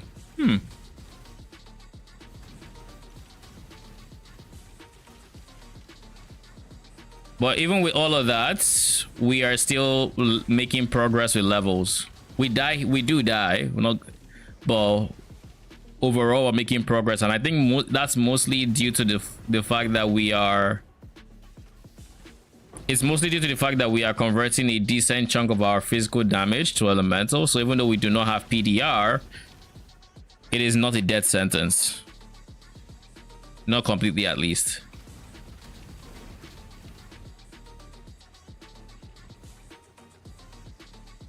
I miss the normal Witch Ascendancy, not gonna lie. I'll be honest, I don't. Like, I do miss like Leech a lot, because like that is the one thing that going from a witch to literally any other ascendancy you feel instantly. The lack of the less I saw less common. I thought it was something good. That is something you feel almost instantly.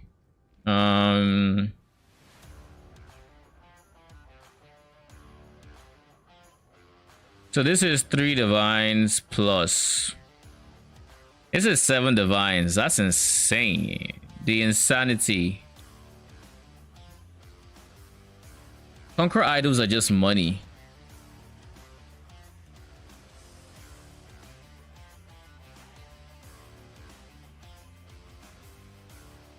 And then you are not worth much, right? Yeah, you go into this folder.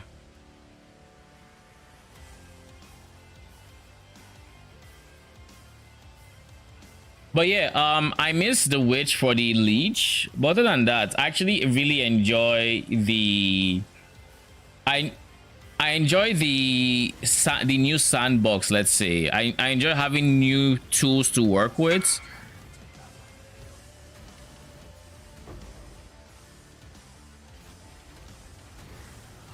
I enjoy having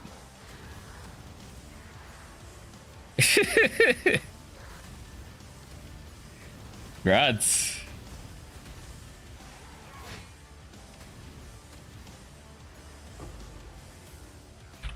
We just need arcade to wish us.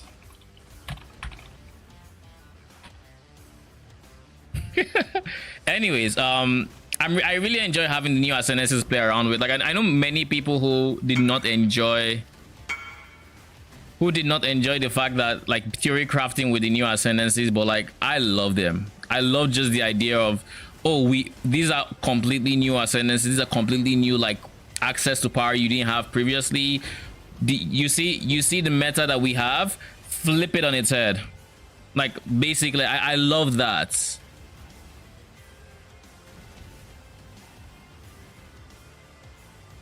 Because like now I had done most of what I wanted to in terms of building with regular ascendancies. That's why I was playing around so much with like specters, because like there's only so much variety you can have with what is currently there. You're probably not playing a minion build unless it's a witch because of how strong Leech is. And this is not me saying I want Leech to go, because I would love it to. If they were to remove Leech, we would riot. Minion players would riot, right? They can't. But I would just like. I would like more variety, and the fact that now we have like my next 3 builds are all 3 different ascendancies. That says a lot. My next build is going to be a herald. The one after that is going to be a puppeteer. After that, I'm thinking about scavenger. Like there's so much to mess around with. Like it's genuinely just fun. Whereas if it was the classic ascendancies, like what would they really do to make me play something that I haven't already played in terms of play style? Even because like this, I would never have considered Absolution, because in general I don't like Absolution. I don't like having to hit enemies and then summon the minions, and I don't like that idea. But the simple fact that they gave us a permanent Vaal Absolution was like, okay, I'm gonna try this. Because the alternative was what I played. Because like it's funny too. Because like in base settlers, I also did an absolution, a Vaal build, if you will. In base settlers, let's get rid of that. In base settlers, I crafted a 12 link minion weapon. I call it minion weapon, but in reality it's the LS dagger. I recommed that. I will be back. I don't know if there's anything good there. I will be back there.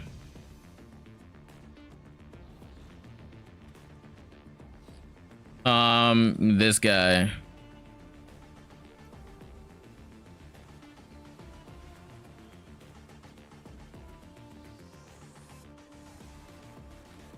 Thank you. But like in base settlers, I already made a Vaal dagger that I could use for like a permanent Vaal build. So like it wasn't a rune dagger, so I never bothered using Absolution, but I tried Dumb Blow with it. I tried animate weapons. So like these are builds I am not going to play now because I've already tried them. None of you are interested, right?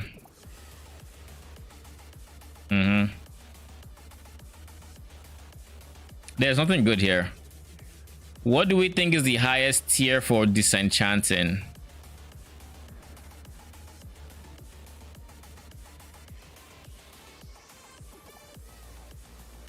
Only thing I care about here realistically is dust. I'll just go with that. It looks like it's supposed to be the rarest there. I feel like if the current ascendancies would stay, they would push certain builds more than the prior ascendancies. They feel like they push into one direction instead of a general playstyle. I mean, I agree, but like here's the problem with that. Or here's the counterpoints, I should say. Look at what the previous ascendancies we had.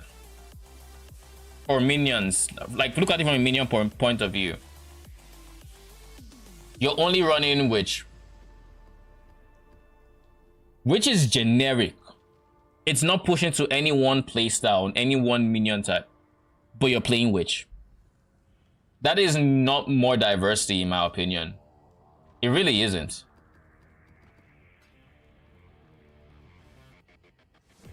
I mean, Templar, there are very few builds you can make an argument for Templar. If it's good on Templar, it's probably better on Necro.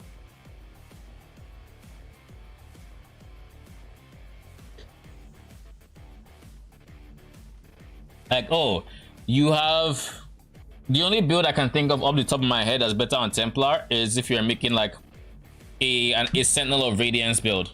Then it's better on Templar because that's the only one that has access to it.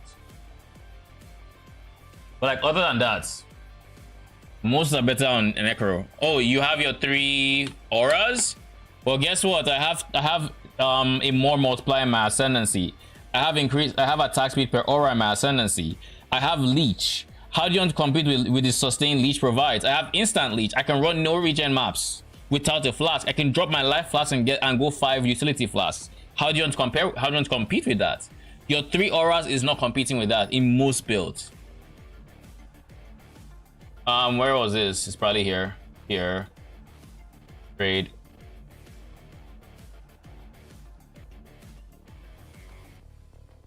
Like that's just the truth. Like Gazi made a cheerleader for the, what was it again? It was in the south side of the tree, I think Duelist or something. And that was pretty cool. I liked the concept. I played around with the cheerleader aspect of it after he made it, and most of the time what it would end up happening is if you were not going for like literally piano war cries, it wasn't worth it. And the only reason it was even worth it then was because you could take advantage of like banners because you're going war cries and you're generating that often, and it's like you would have to go for a playstyle like that to even make that viable.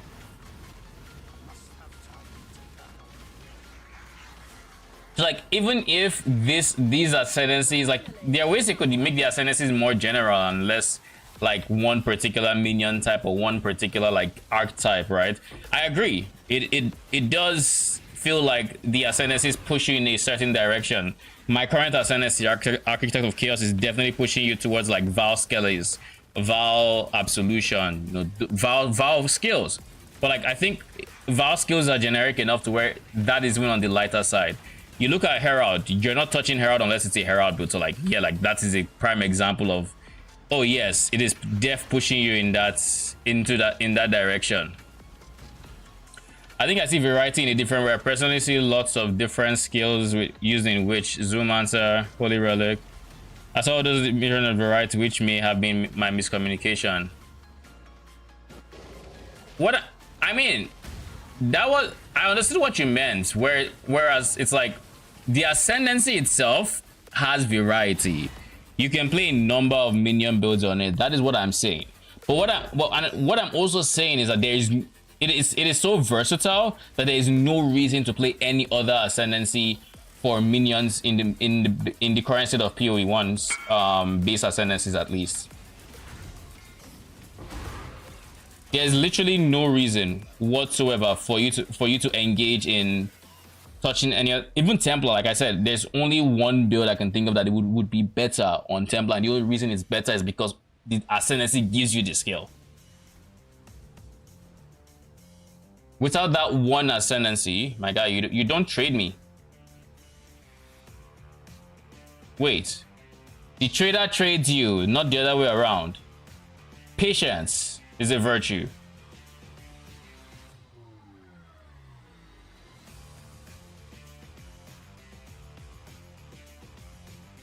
Anyways, as I was saying, I never saw that as an issue.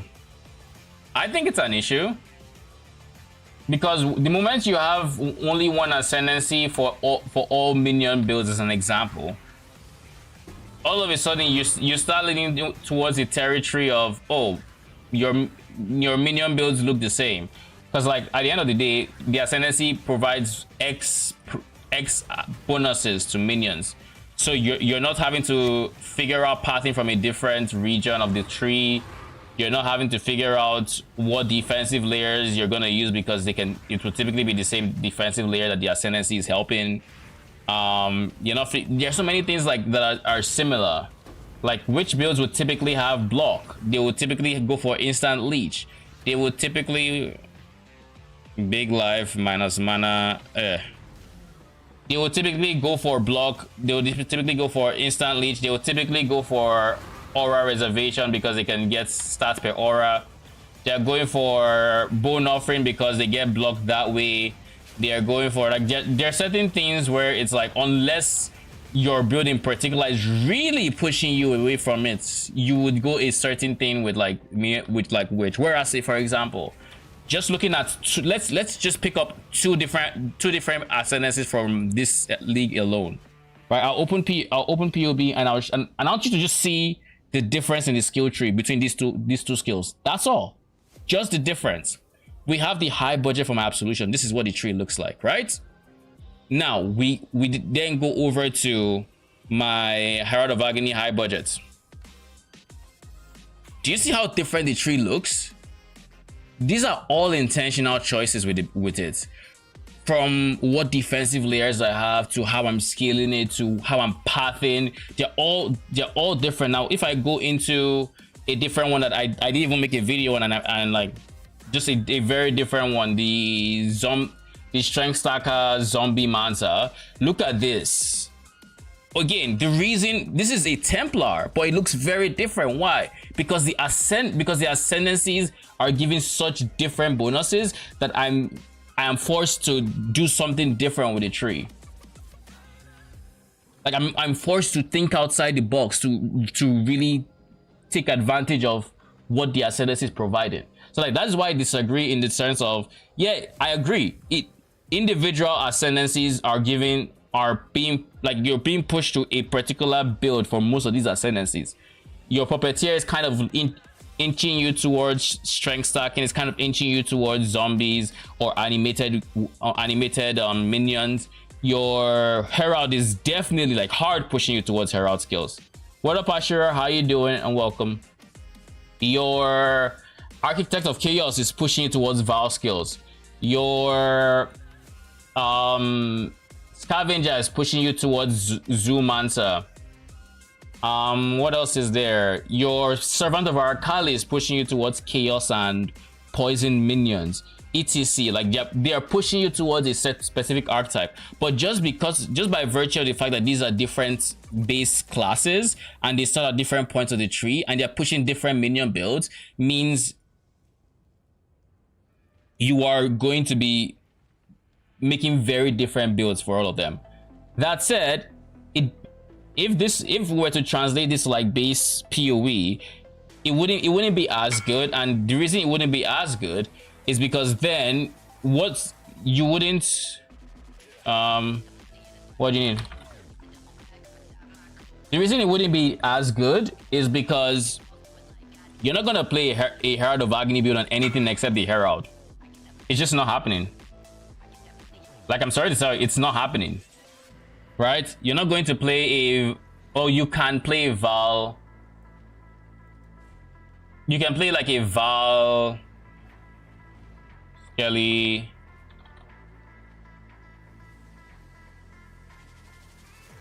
Skelly zombie...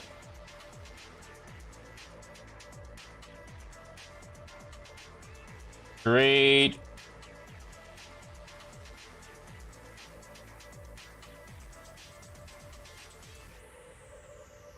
So you're probably not playing a Vaal Absolution build on anything other than Architect of Chaos. Maybe you are if you're high budget and you have your crafted rune dagger and you want to go for like a what's his name again? A paladin as an example. Maybe you're probably not playing poison minions unless you're going Servant of Arakali. You might decide to be like hipster about it, but like realistically you're probably going to those ascendancies for those builds.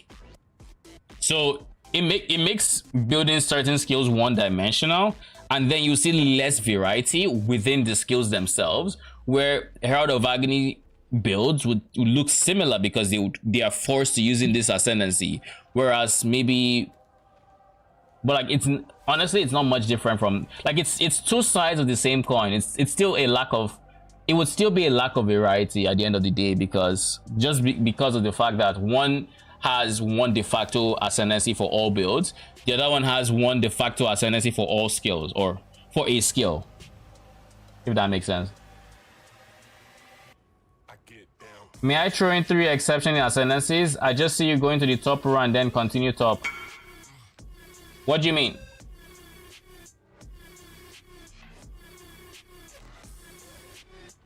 Let's empty this.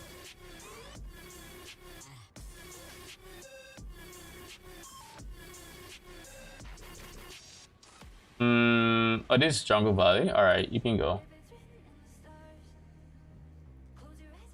He wants 25.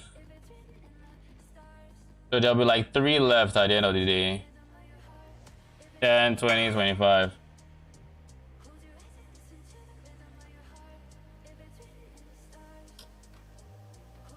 Sure.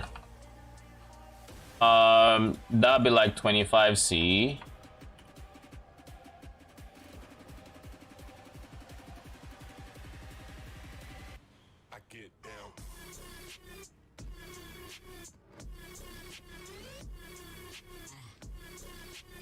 One divine.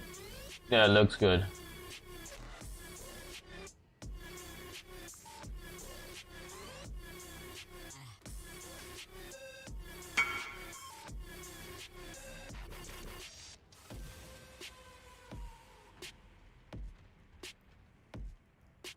It's 150, my dude.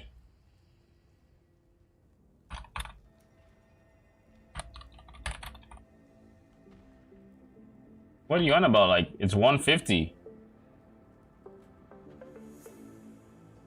It's not 165.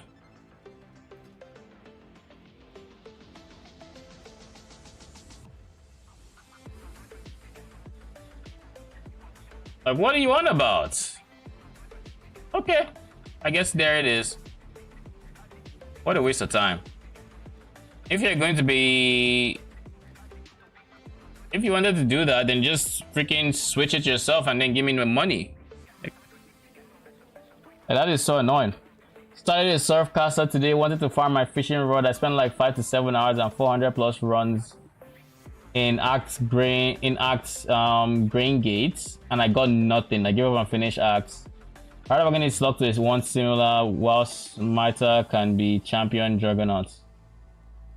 Scion armor stacker. I saw this for 151 like 1 to 2 hours ago. Yeah, like they're very volatile. And I've been trading divs to chaos all day, and I typically go for like 150 to 155, give or take.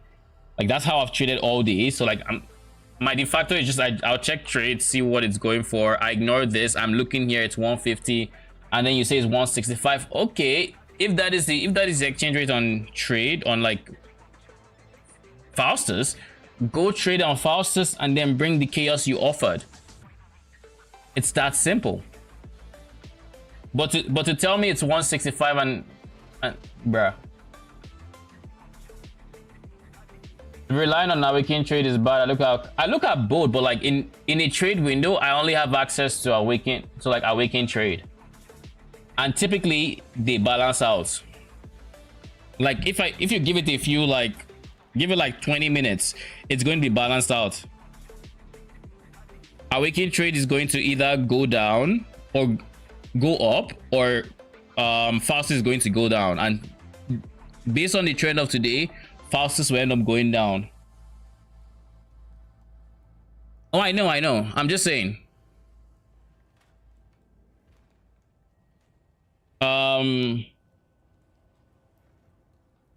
But how much are fishing rods going for, Ashura? You didn't want to buy one?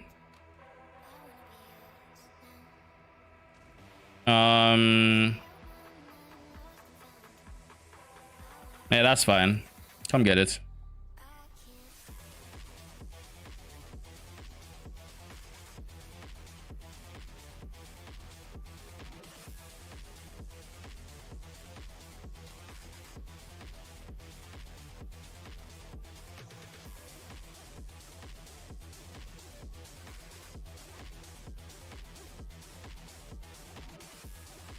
They're using the flask effects, MTX, and they have a Mageblood. I was like, why did they just have the lightning going off? By the way, if you're wondering what the effect is, it's this guy. That's the effect. But it's while the flask is active, so mine goes off, but they have a Mageblood, so theirs is always active. Now, where I think about it, I never really looked at Animate Weapon Chieftain. Got to check that. Animate Weapon Chieftain? Why would you want to run Animate Weapon Chieftain? What does the Chieftain provide?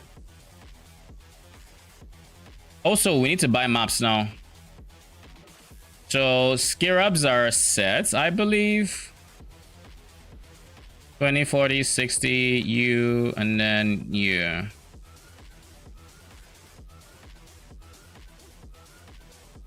Now let's go. Let's go find someone else who is trading for dunes.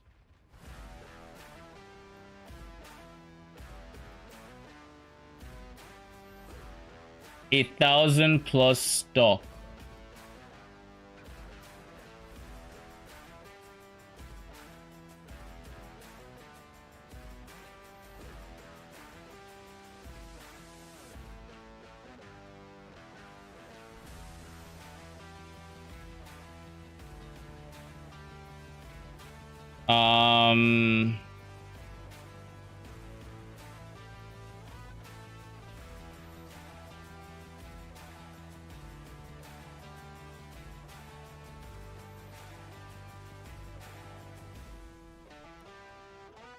Let me get my rejects first. All right.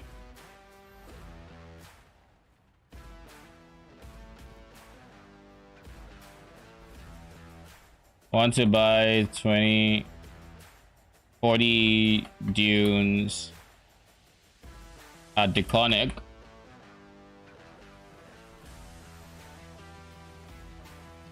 Let's hope they have 40. I want to buy 2 sets of like maps so that I can just run the strategy twice and not have to think about it much. I think this last run I got very unlucky when it came to map drops. Like insanely unlucky. And I'm not sure why. I only got 5 fortresses? That's very unlucky.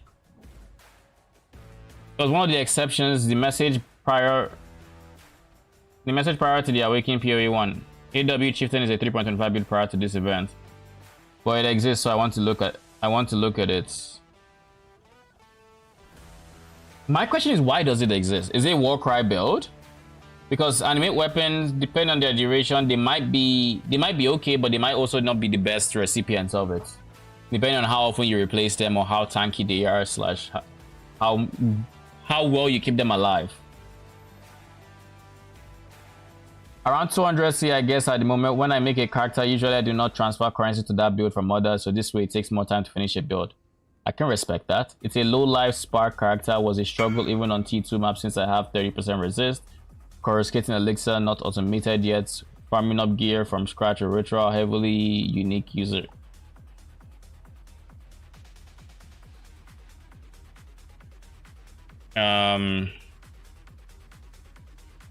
Non-corrupted. Oh, this person I'm buying from.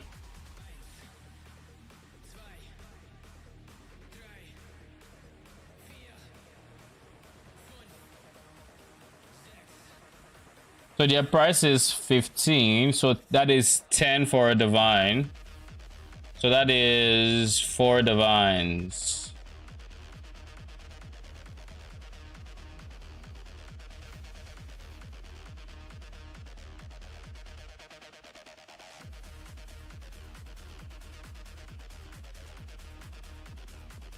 $20, $30, $40.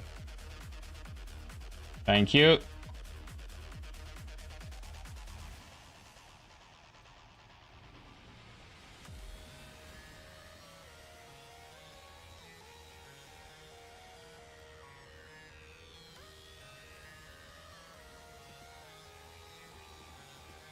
Oh God.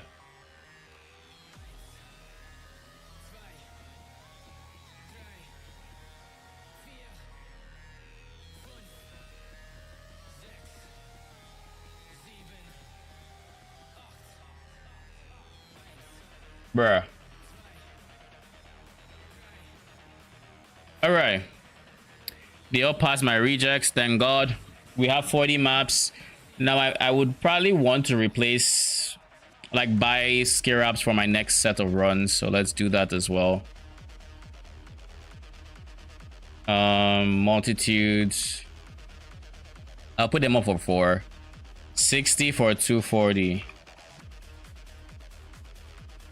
Yeah, that's what I'll try to buy them for. Then I already have the scarabs for my next sets for the other ones. That's just the one that is up in the air, I believe. Yeah, this and this. Yeah, we're chilling. 3x Warcries? Okay, then that makes sense. Who has the Warcry tech this league again? You guys know? Because I've forgotten. 10% increase scarabs found is not going for 20 chaos, I'll tell you that much. It has legions released from states, which is like 30. It has Delhi, but like I don't know that people are going for Delhi, but like no. It is not 20. If I get ping more than once during this, brother.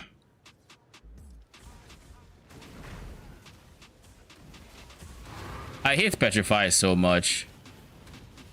Good thing is that it was only them and there was nobody to take advantage of the Petrify, but like they instantly stack that shit.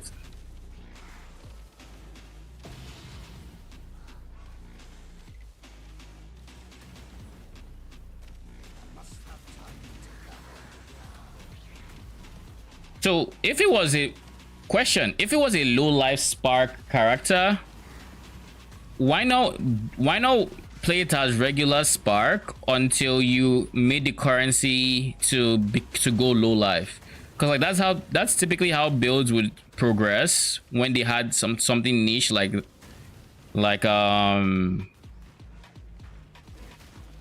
low life, right? Because you need certain uniques to properly reserve your life to be low life and stuff like that. You need to solve for chaos damage, like you said, coruscating elixir. You need to make sure that coruscating elixir is permanently up, and you don't want to rely on human error, because human error is, you know, it's very possible you will make a mistake. You're not a robot.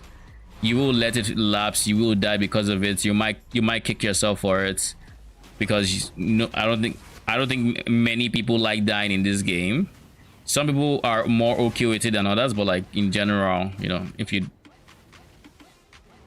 I kick myself when I die, unless like I've accepted the fact that I'm going to die. Like in this strategy, I've accepted that I will die once in a while because I'm not reading the modifiers, and I'm okay with that.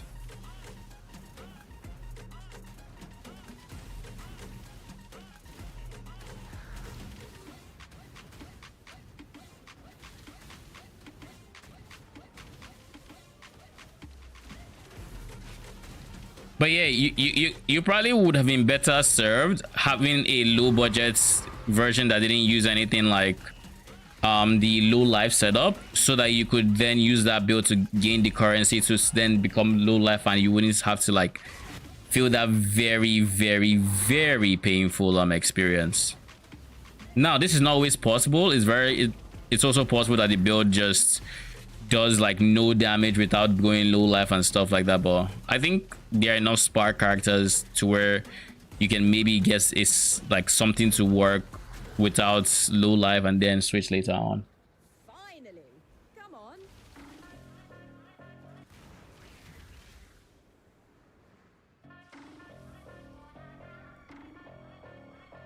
The build has unique amulet, boots, belt, ring. None of them will resist. Fishing rod uses both hand. I have to cap res on gloves and armor.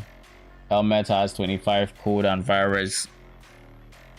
So here's the thing about builds like that. It's not always possible to cap your res, and if you do, then you just have to make the decision to drop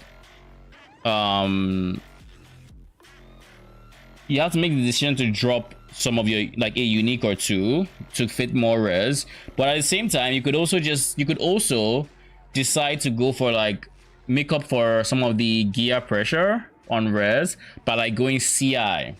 CI makes it so you don't have to worry about chaos res, as an example. You could go for, I forget the keystone, Supreme Ostentation, I think. With Supreme Ostentation, you no longer have to care about attributes, so your suffixes are more free. You could go for conversion. You can convert all your fire and cold damage to lightning damage, so you only have to worry about chaos and lightning res. Typically, that's how I approach it anyways. I try to make it so I don't have to care about something in the suffix department, so that the suffixes I do have can make up for that in builds like that. And then of course you also have access to like jewel sockets and whatnot to still give you that extra bit of res that you might be lacking.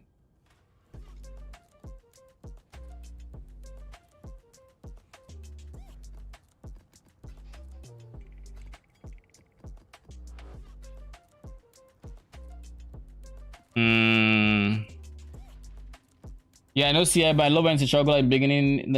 That way the progression after all day is visible, really. I mean, I can understand that. I'm someone who loves the 0 to hero feeling, and if I create a character with a full set of like endgame gear, odds are I'm not going to play that character for too long, because like I enjoy seeing the character in its weak form and progressing it. Like I still remember this character on day 2 of the league when I was still in basically campaign gear, but I was doing T16s, and I realized, oh, I need to I probably want to upgrade my gear instead of investing into my farming strategy, because I feel like my damage was started falling off and stuff like that.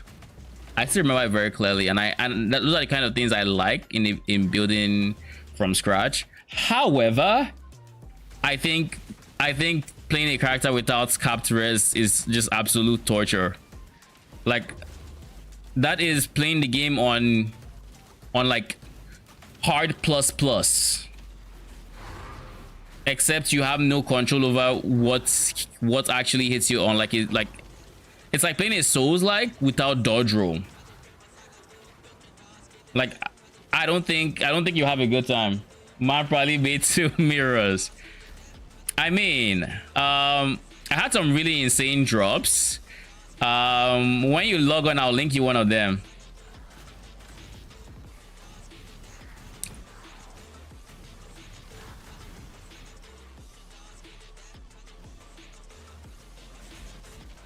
It's been a good farm day. I got unlucky in my last 20 maps though in terms of T17 drops. So like, there's that going against me, but like, we are up to, I think, 40 divines plus at this point. At some point, I need to wealthy exile my account to see where I can liquidate from. But I want to have my Mageblood by tomorrow.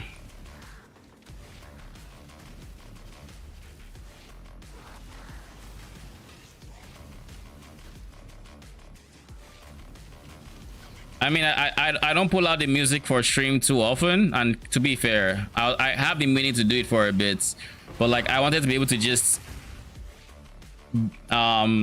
blast some maps, keep grinding currency, and just keep making progress towards that Mageblood. Because like, I typically don't save 100 divines plus. If I have 100 divines, I'm actively thinking of what I can spend it on to make my character stronger, because that is my ARPG fantasy.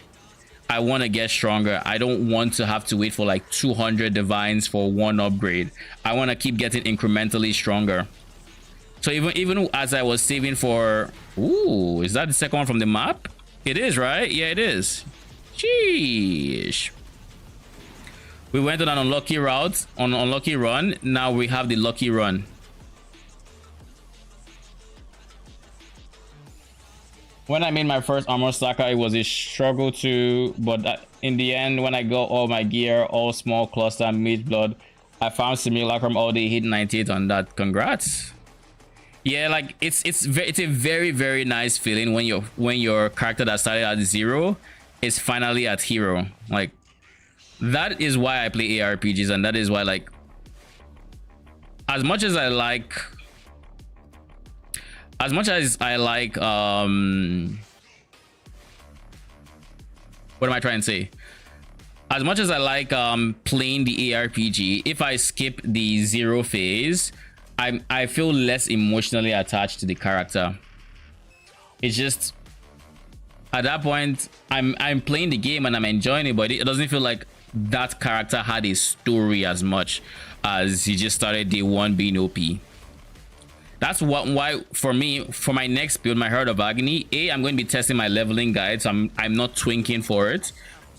But B, even though I plan on pre-buying a Svalin, because that is the intended playstyle, that is probably all I am going to get from in terms of advanced investments.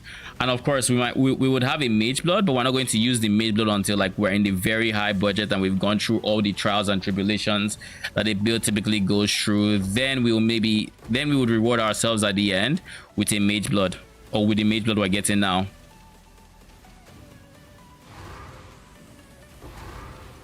Also, farming a Mageblood means we have to PUB an ultra high budget version for this build. I have an idea of what I want it to be, but I haven't quite put it on, I want to say on paper, but like I haven't quite put it in PUB yet. There's a universe where it has similar to maybe even lower POB DPS. I mean, probably not lower, but it will probably actually maybe lower too. You never know. But even if it has lower POB DPS, it would do so much more damage and it'd be considerably tankier. Because POB wouldn't be properly calculating the sources of its damage at that point.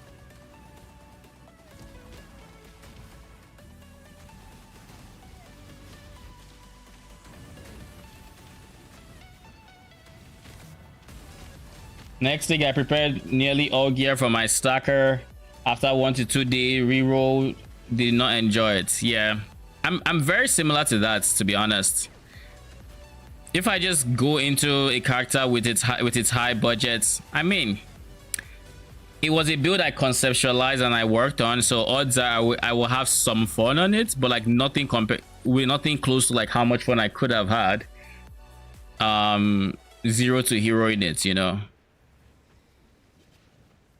It's like 15 chaos, Tyrant Shiver, Wonder Trap.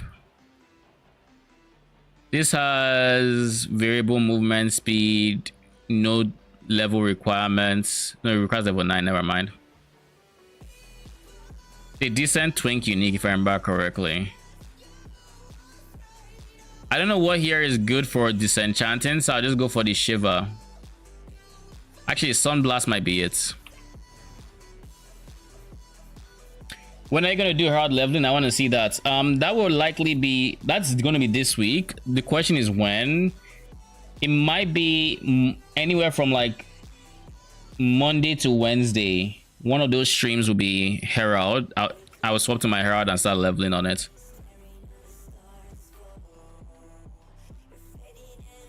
Oh shit, this is not bad.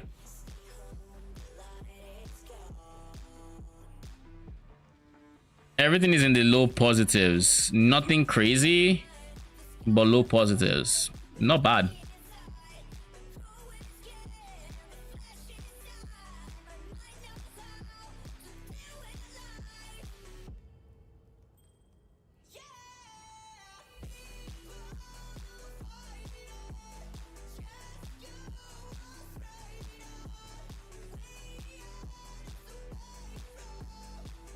Where did that idol go? There. I'm gonna enjoy it. I mean, we'll see. I think I won't mind it.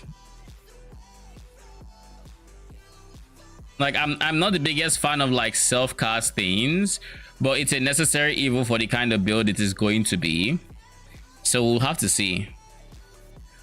My bigger worry for Herald of Agony is more so the minion AI in the end game, because from test leveling it in like before the season, it already revealed to me that convocation was very important, and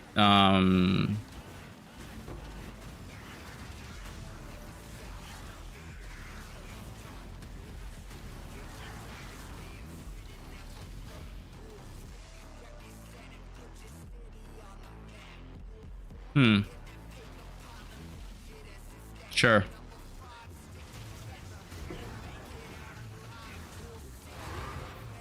And it already revealed to me that the AI for the Agony Crawler, not the sharpest tool in the shed. So convocation was going to be very important and all of these things. So it's very possible that it ends up being a build that like shines in dunes, as an example, with an explode AG, but like would suck in toxic sewers because of its AI and how it interacts with walls and shit like that. So we'll see. That's my bigger worry than anything else.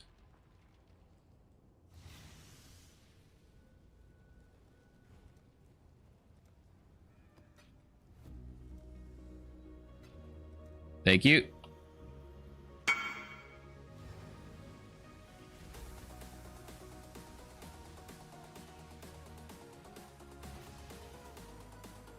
In last leagues, I always farmed this, bought ancient orbs and Gamba Mageblood. Got to the last 4 leagues like this. I think in the whole 4 leagues, I have not paid 200 divines for belts. Oh shit, the Gamba paying up for you. GG.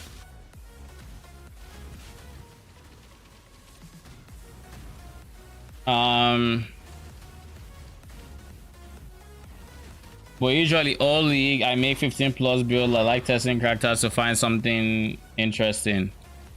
I tried in Settlers the perma Vaal lightning strike with 9 links set up. These were fun, but I like garbage builds too. What nearly? Yeah. There's one thing about myself, which is that take this. If a build is meta, most of the time I am not going to make a build out of it, and the reason being is meta is kind of easy. It's kind of solved. Like, there's a reason I haven't made a poison SRS build as an example, or I have not. I mean, Holy Relic of Conviction, it's partly that, and it's partly the place that also just doesn't entice me all that much. But like, if it's meta, like if it's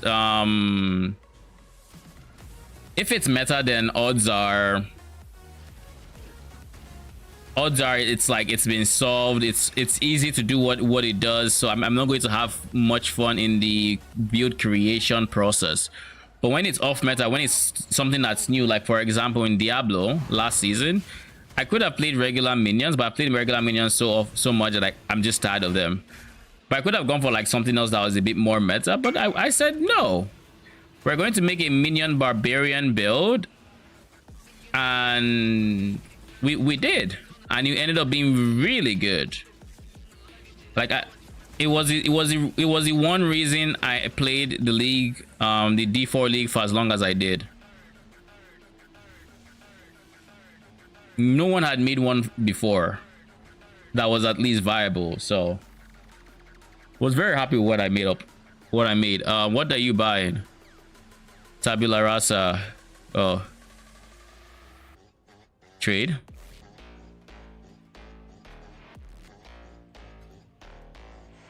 Thank you.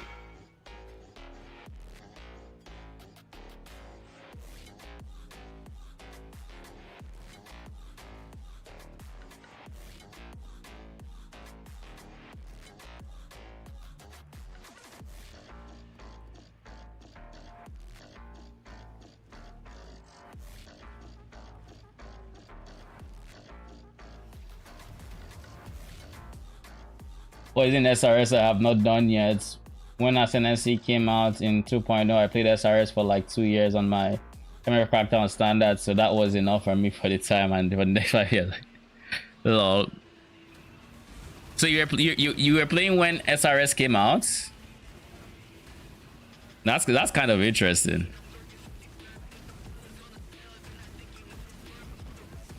It's wild to think that, because like SRS has been a staple since I started playing, so it's kind of interesting, or kind of wild, low key, that there was a time before SRS was such a staple that it just did not exist. It wasn't a skill. Kind of cool.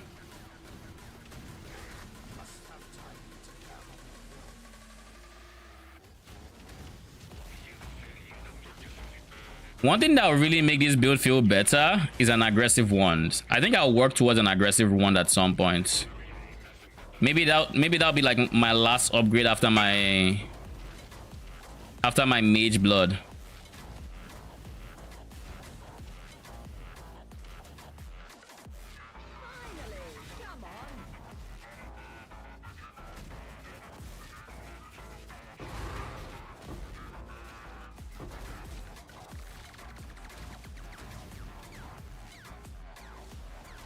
Where is it? It's here.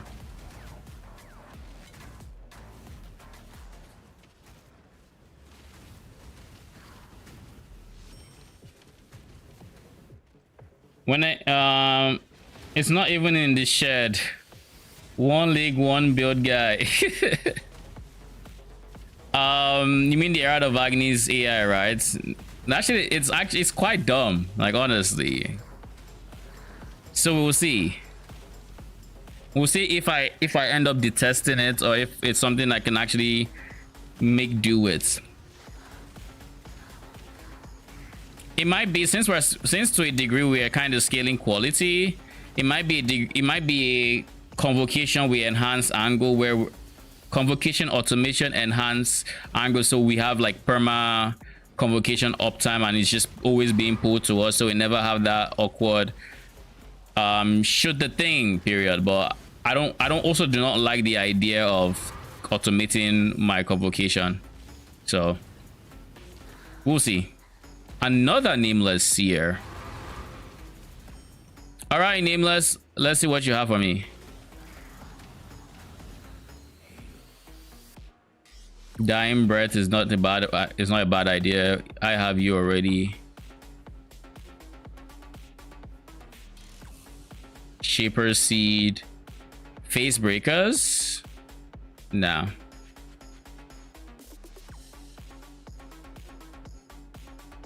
Loki, I'm leaning towards just taking a dying breath. Yeah, I'll just pick up the dying breath. Screw it.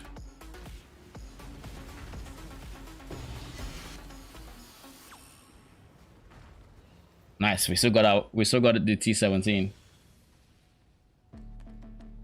I started playing in 1.3. SRS was there, but there was no poison SRS. I started playing before Act 3. Oh shit. But maybe if it pulls so often, maybe that's gonna cancel the attacks. Exactly. That's kind of what that is. Kind of why I'm like, it might still be an enhance, and it might be an enhanced angle with convocation, but just not automation. What up, hi Dark Soul? How you doing? And welcome. Welcome. It might be that, so that no matter what, it's always ready for you to pull it to you. That might alleviate the AI concerns if push comes to shove. Hopefully, never gets there, but maybe. Taking the build, yeah, it feels really good. I have a guide on it in case you want to see it. It's on YouTube. I have a guide for the low budget, the medium, the high, and I don't have they're all one video. They all have the most up-to-date, that video has the most up-to-date POBs for all of them. I haven't made an ultra high, but once I get my Mageblood, I probably will make the ultra high, or at least POB it.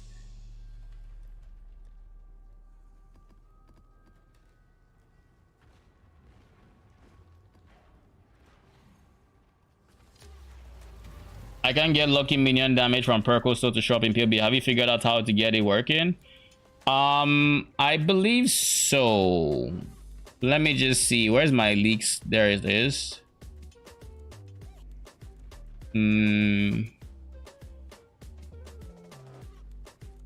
Oh, it is working. So if I remember correctly, I'm on 1.7. This amulet is not giving me anything except ally lucky hits. So yeah, it just works by default. 1.7. And if you go in here, raise specters, go to Absolution, you see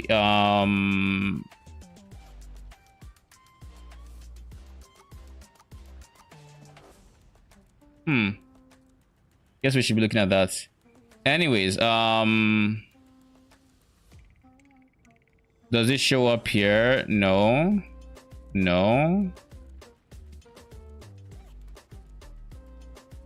Shocked, debuff, curse.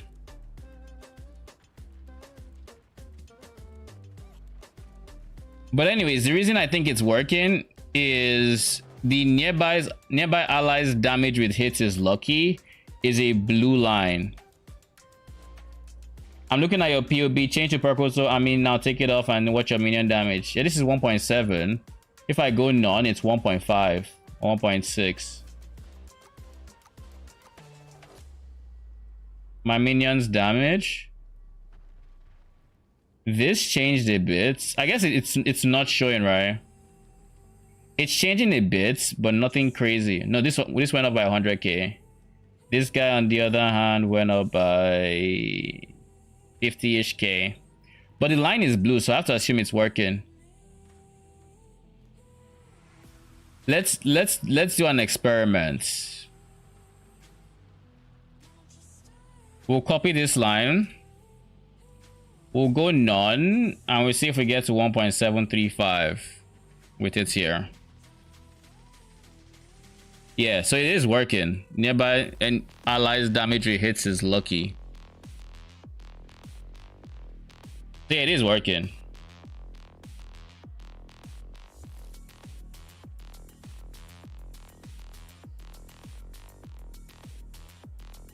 You're welcome. Compare the game now and old time is laughable. If you're interested, just watch Build of the Week season 1 series. It was a huge edit all built into Phrecia melee witches. What do you mean by melee witches? There were melee witches on like in season 1. Was that meta? No way, right? It must have been just like some off meta thing that was happening.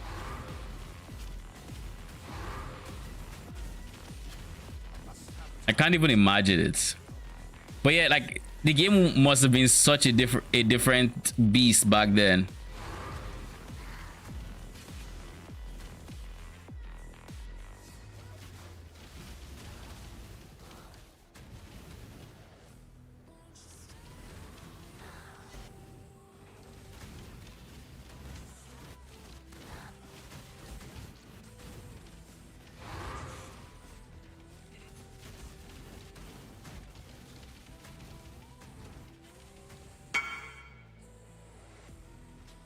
What do we have here?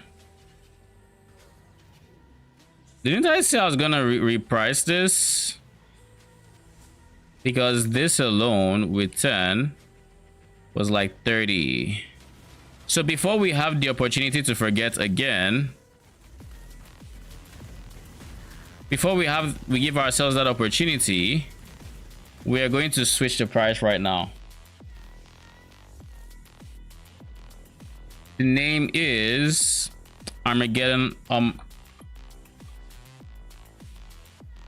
Ornament. So it's you, right? Yeah, it is. We're making you 35C.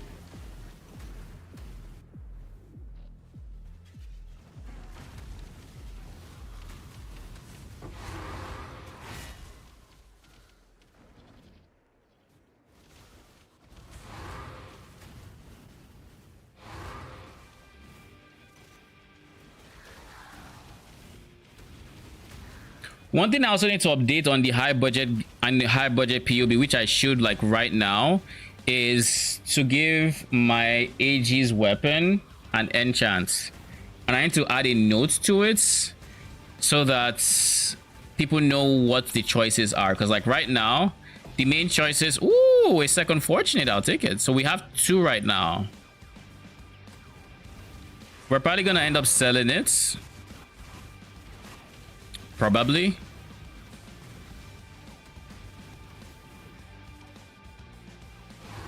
Unless we get enough to where I'm like, you know what? We can definitely hold out for 12. Or for 10 of them.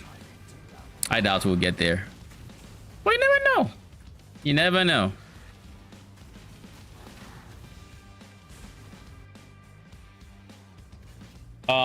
So yeah, one thing I wanted to update is on the high budgets.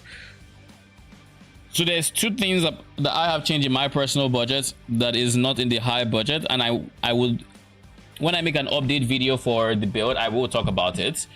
But the main thing I have changed in my personal budget at level 95 is I am currently not running Steel Skin, as I wanted to make these guys tankier. So I went to Minion Life here, and I put Feeding Frenzy on my Guardian's Blessing, and I de-leveled the Guardian's Blessing some more so I could. And then I put Convocation where punishment was. So this means effectively I do not have punishment on my, I don't have the punishment gem. But what that means I did was I went to my Anime Guardian's weapon, the Eternal Sword, and I added the enchantment from the rune crafting bench, punishment on it. Oh, this is a sword, not an axe.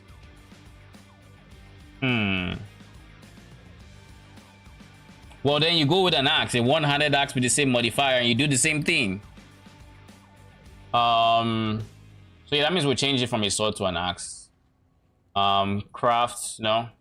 Before we do that, let's actually just copy the modifier.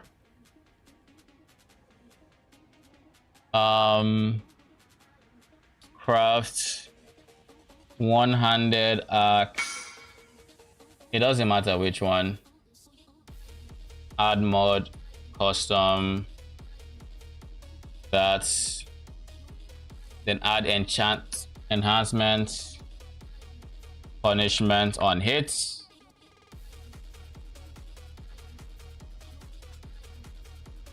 Save, and then you can use that instead. Who is pinging me?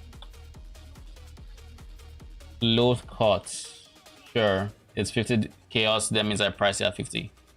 Come on.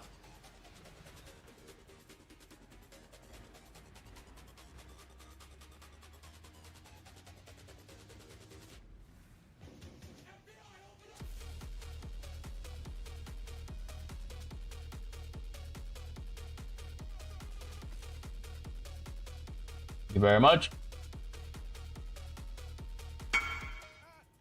But yeah, that's what I did. So my anime guardian is now applying a level 1 punishment on hits, and eventually I think I want to make it so he can apply.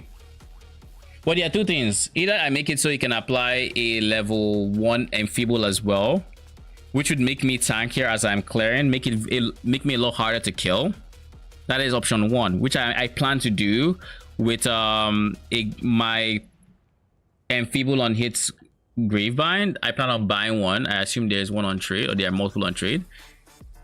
There were when I was looking at AG gear a few days ago, but let me just confirm real quick, and let's confirm the Mageblood prices again.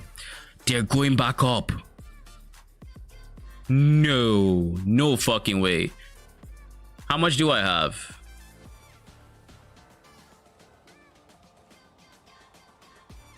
So what haven't I liquidated? We have 27 raw divines. We have like 2 divines in greaters. We have 2 devouring fragments that I could sell. Alteration orbs, we have like a divine in it, so I will sell I will sell a lot of alts.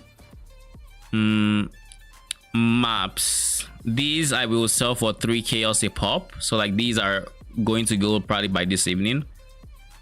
I have someone who buys from me. Screaming invitations, I should sell them. Grand Eldritch, I'm like, last I tried I was like 1 or 2 off of a divine. I think I should have that now.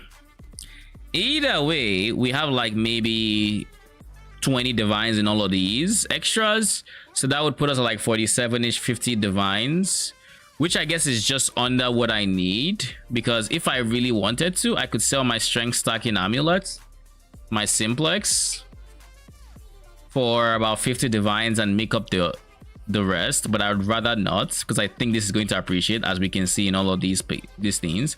It looks like it's already going up in price, so I think I'm going to hang on to it as I try to get my divine, my Mageblood.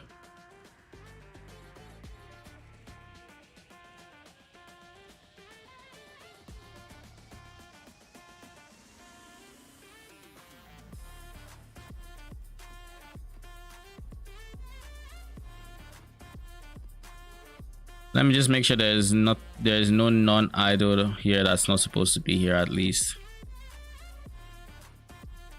Yeah, looks cool. What did I come here for again? Gravebind. That was why I came here before I got distracted by the current Mageblood prices.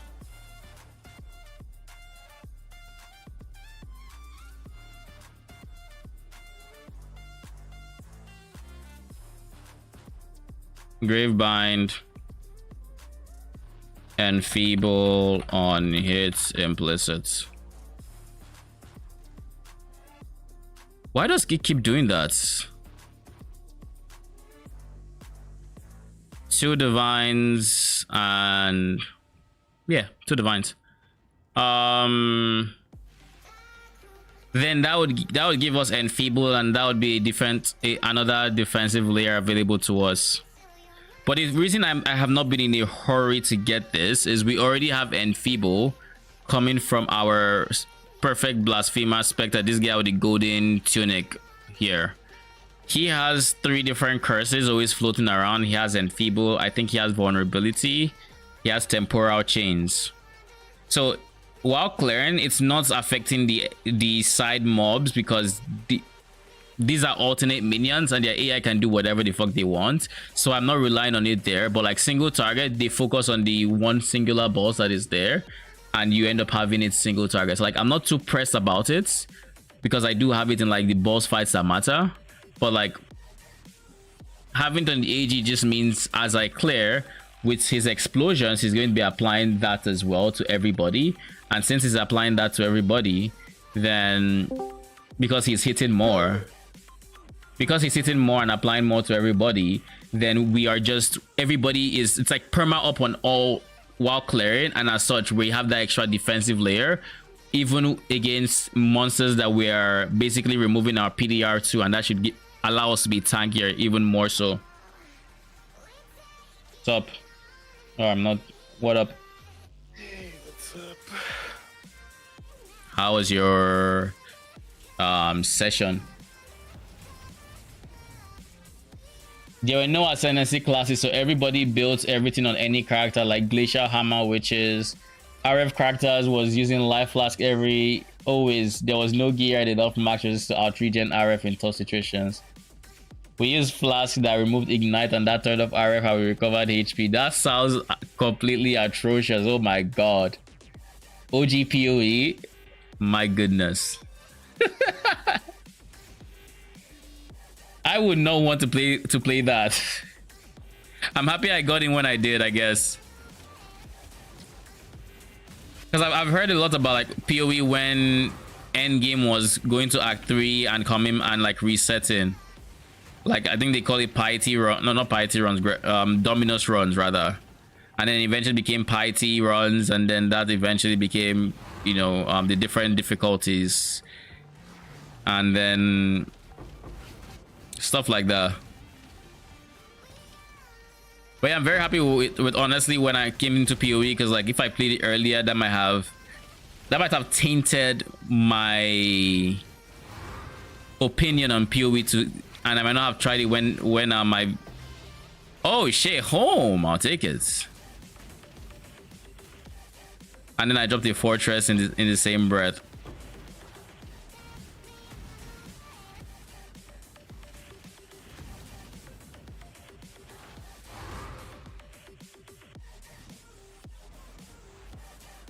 So we're going to fill this up because why not? It's the maximum amount of Phrecia we can have. Hopefully we have not already removed our PDR. If we have not, we should be fine. If we have, then we should still be fine, but we just need to be more careful.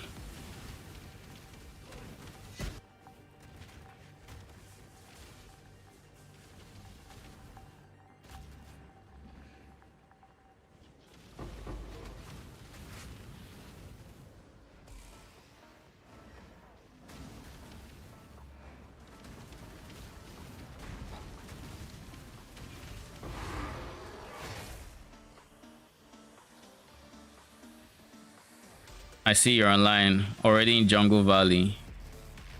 I've been online for a bit. I just took a sec to join. By the way, I was gonna ask something about how did your test with 20% quality thing go versus 8 mod? Get more maps than 8 mods. And the pack size is too close for me to actually tell if it's that beneficial. They both have similar high points, they both have shitty low points. Like the 1-2 alter maps.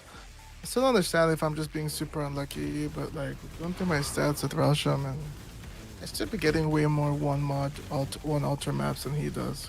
He claims to be getting like 1 in 40, and I'm out here getting like what feels like 5, 6, sometimes worse. You want to log into my strats? I can't, I will die. Oh shit, third nameless tier in like an hour? Sure. That is what'd you say? I'll just say, oh, if I can get nameless, then sure.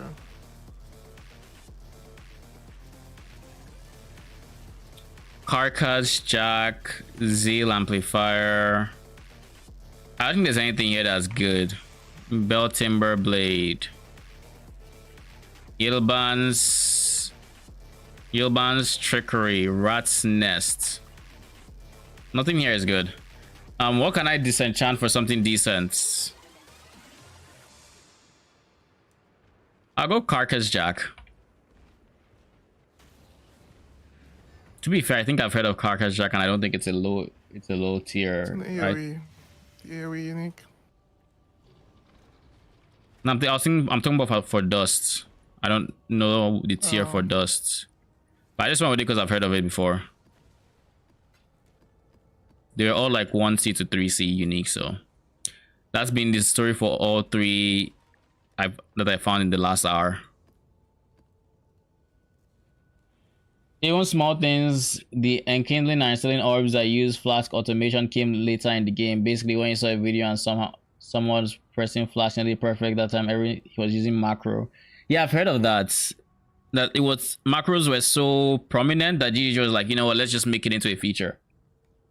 They added these flash features to make everybody's wrist more comfortable, so that's where people. I'm just happy like they actually ended it, you know, like they didn't double or triple down on the fact that people are having to click that often. Yes, enter. We have a ton of gold. Let's just give them more gold. Sedge. Let's go back to rolling for farmers. I already have all tier 8 farmers, so now we're farming for tier 9 10s. Here's the next set. This is a very economical farm. I'm going to hire it just because of that. Choice. Who is our worst tier 8? Probably around here, 423.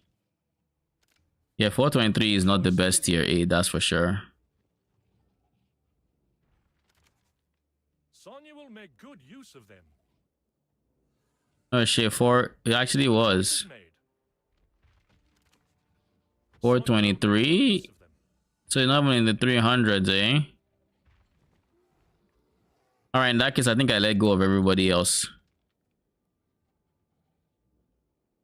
457. I mean, it's a marginal increase or whatever.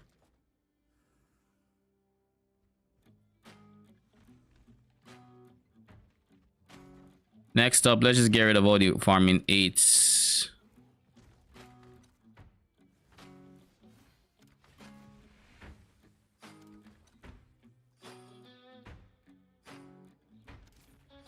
Let me just grab the next few applications. There we go, and that's a 10. One more for King's March. 616. Done. Sonya will make good use of them. Farming 8s. Sonya will make good use of them. So now these are complete. So now you guys are next on the tier 9 radar. So cool. And then you are 420 something. Is there anybody that's more expensive? 459. Yeah, you're more expensive, I guess. Yeah, I think overall that's the most expensive. Wait, no, there is one person. 468. The choice is made. Barely an increase, but like it's still something. Let me just grab the next few applications. Farming 9, sure. Great choice. Who has you?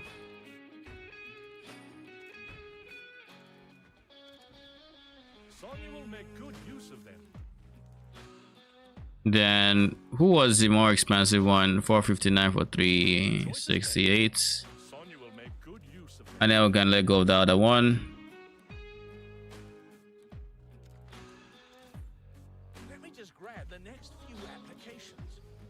And that's a tier 10 farmer. Great choice. Are you full on 10s? You are not yet full on 10s. We're missing this guy. So now that's the last 10 for these two. So that's 6 10s. We just need a few more. You are full on 9s, so you are the next 9 recipients. 468. So these two are the only ones that have 8s left. So just need to make sure the 8s are all cheap in the 300s and we're chilling. These guys still have 408. All right. I think at that, I'm ready to stop clicking. Yeah. Cool.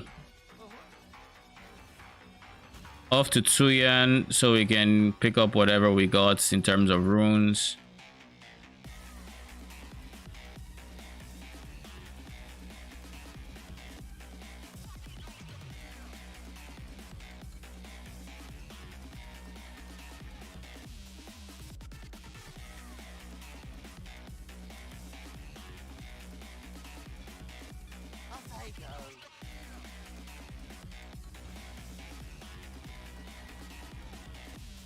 I just want to make sure we've actually cleared this map. Then open the next one. By the way, Mageblood are going up in price. I don't know if you saw. No, what are they? They're 135 now. Just keep pricing up, dropping. Yeah, so. How many times I've made it to a Mageblood price and it's 10D plus? That's when you leave your. Just put a safe search on it, you just get it. But the price you can't afford by your blaster. So yeah, I'm gonna keep going. Bro, can I go through the mirror? Still saying exile.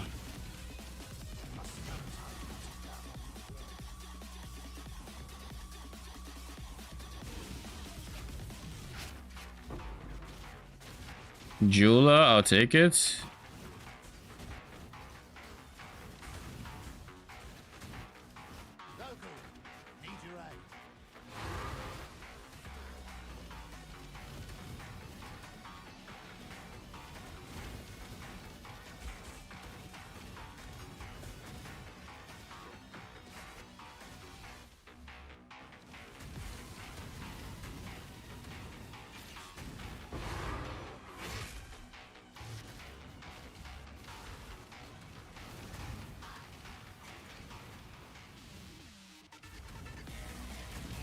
Surely I duplicate the next fortress I drop.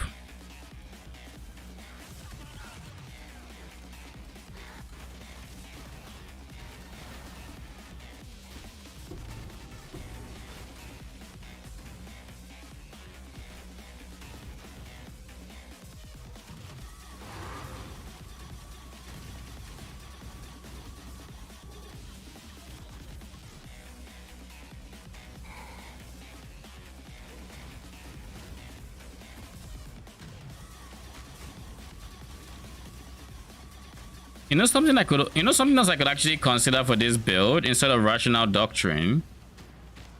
I could instead go for like, what do you call it? A blood notch.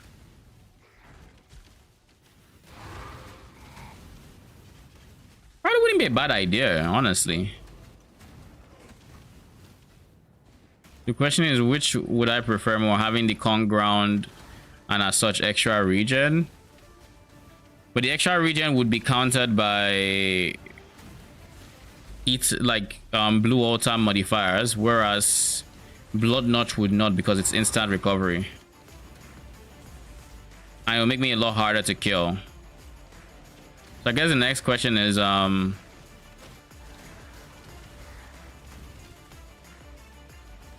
next question would then be, can I afford it? Or probably be something I try to get later on after the Mageblood, because like I'm really trying not to spend money until then. How much are you at? I haven't liquidated in a bit, but like as of right now, that should be like 30. As of right now, I should be at roughly 60 something divines, maybe. Sick. Actually, let's say 50 to be safe. Because it also involves like selling all my random maps, which I mean, it's kind of deterministic, but I don't know how much that would end up being. It also involve what do you call it? Like, what do you sell them for? I just added the person that bought it the first time, and he just buys it again. What do I sell it for? 3 chaos. This is called Glyph Bliss.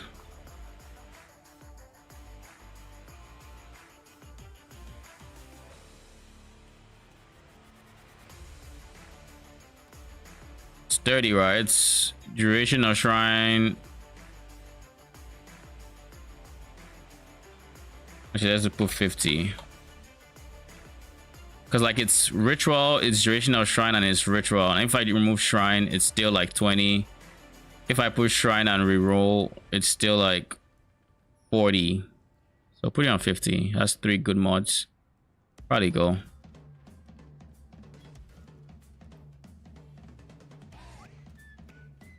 But yeah, it involves selling all my unique maps. It involves selling my bubblegum currency. I have like 2 divines in alterations right now from when I was picking alterations. I have like a divine in Grand Idol, in Grand Icar. I dropped this guy.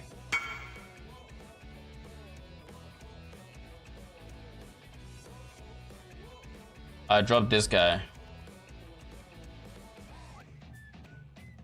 How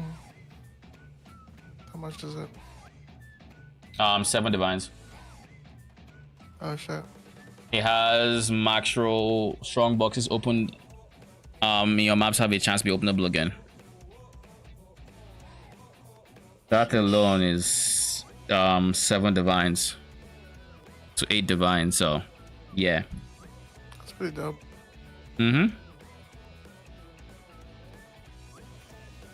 Conquer idols are just free money.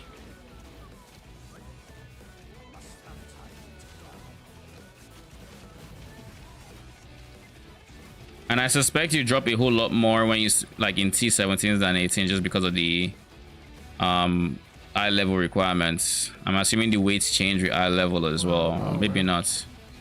But then again, you also just drop more things, so it's probably still ends up being the case. I would not be surprised.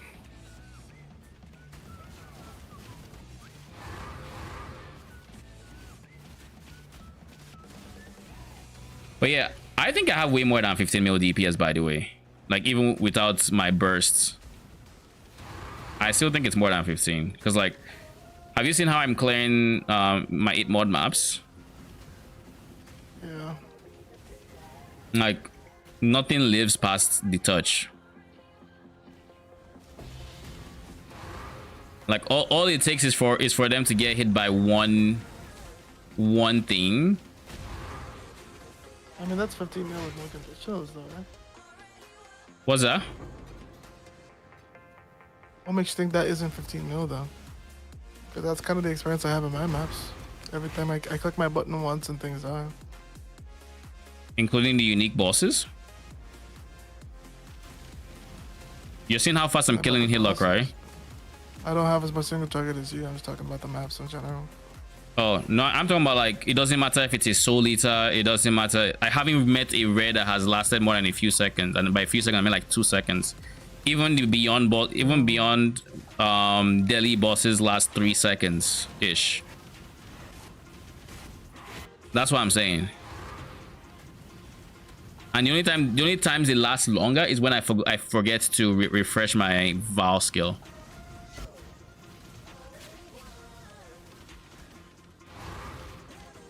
Like, that's what I'm saying. I don't think at 15 mil DPS you're not facing any rares that are giving you any problem. It doesn't matter if it's Soul Eater, not Soul Eater. If they've gained max souls, it does. None of it matters. They just die. I don't know. Depends on the build and the way the damage is being done, I think. But yeah, there's 0 resistance. The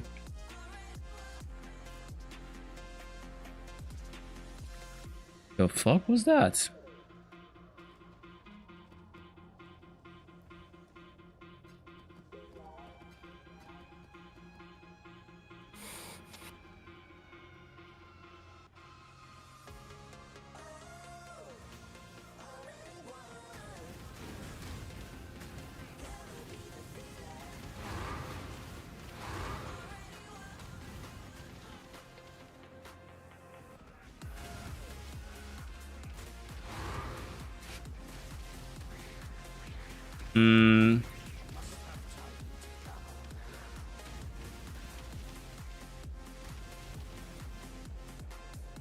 It's with the high lightning res penalty, basically mobs and bosses without lightning res gonna feel nice sometimes. Mana Siphoner can feel nice too.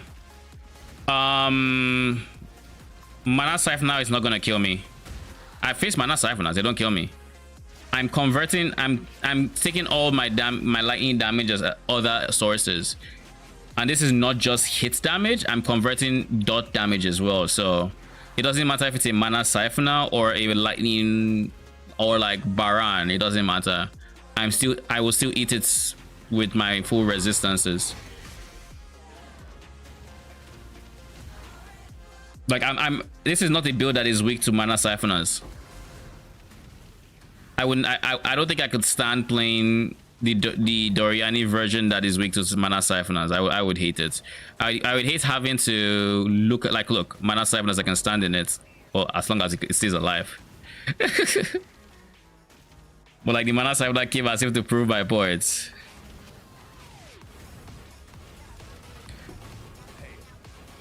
But yeah, we convert all the lightning damage we take to chaos and like fire and cold, so we are not actually taking any lightning damage. So it doesn't matter that we're in minus 200% lightning res. We are still taking that damage as cold damage, and that's meeting our 85% res, 85% all res. So we're very tanky. By the way, we haven't died in so many maps, and I don't want to jinx it yet, but like I'm almost at level 97. Holy nice.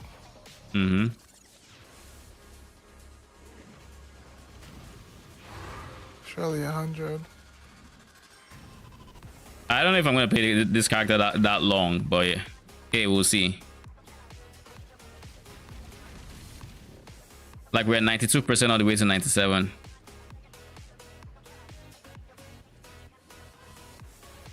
If all converted, then it's okay. Yeah, so if for a quick overview on how we're converting our damage, first things first, the biggest source is here. We're converting 50% of elemental damage taken to chaos damage, so that's 50% of lightning as well. Keep in mind this does not save from hits, and I can actually show you the difference because I do have a lightning call here. This one says physical damage from hits taken as lightning damage, so something like this would not convert the lightning dots. But if it doesn't specify from hits, then it's generic, which means it affects dots as well. So 50% coming from here. We have okay, not where is it? It's here. Our Watcher's Eye is currently giving us 27%. That puts us at 77. And then we're converting the remaining 20% with this 20% lightning damage taken as fire damage. Now we have 3% that is not converted, so like that 3% is still there, but if it's a hit, it is still meeting our armor, and if it is not a hit, then it doesn't matter. Like it's still just 3% of the damage as lightning damage, and it's not meeting lightning res. It's not like it's going to minus 200 and being amplified. No, a lightning res has no relation to lightning damage anymore. It will just act like there's no resistance, so it's like 0% res for 3% of that damage, which is not a big deal. But for the armor portion, armor is very effective against small hits, and 3% of whatever lightning damage is there will be very small, so like it becomes mitigated by an extra 90%. So like that 3% would then go down to like 0.1, 0.2%. Yeah, 3% is nothing. So like,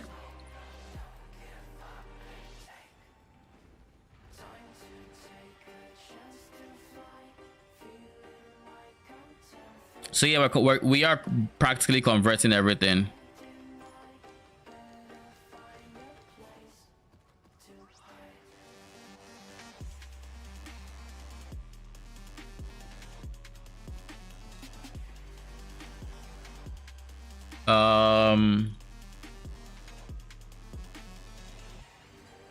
Where will we?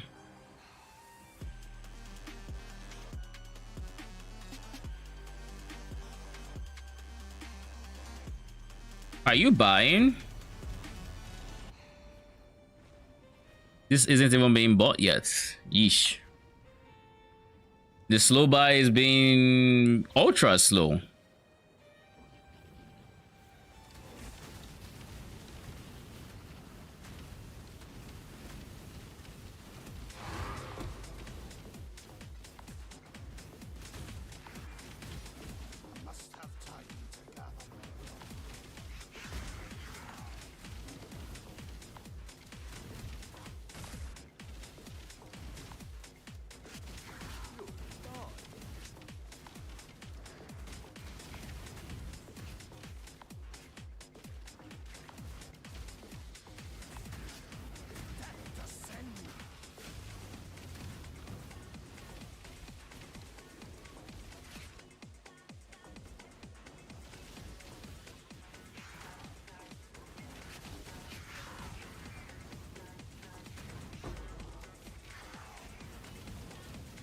Come on, give me another, what's his face, King in the Mist ritual.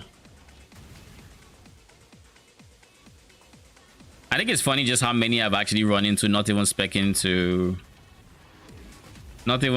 for ritual.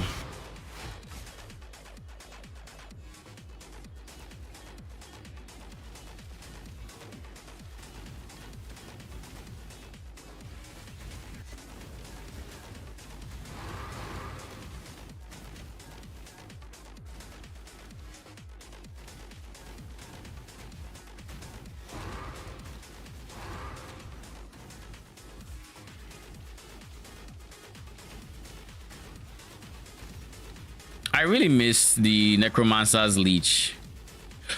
Oh, I should have picked Grand Eldritch Embers. I should have picked that one. All right, that's on me. I should spend slightly more time reading. If that was Divines, would have passed me by. So like, I should spend slightly more time reading before clicking.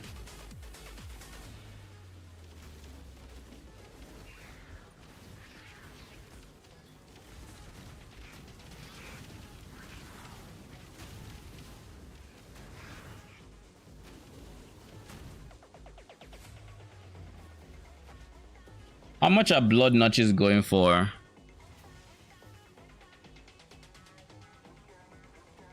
Okay, so yeah, there was one that was 1D there. Blood notch. How much is a 50% roll? Not up to a divine. How much is a 58% roll? 3 divines. How much is a max roll? 5 divines. Not bad. Honestly, not bad.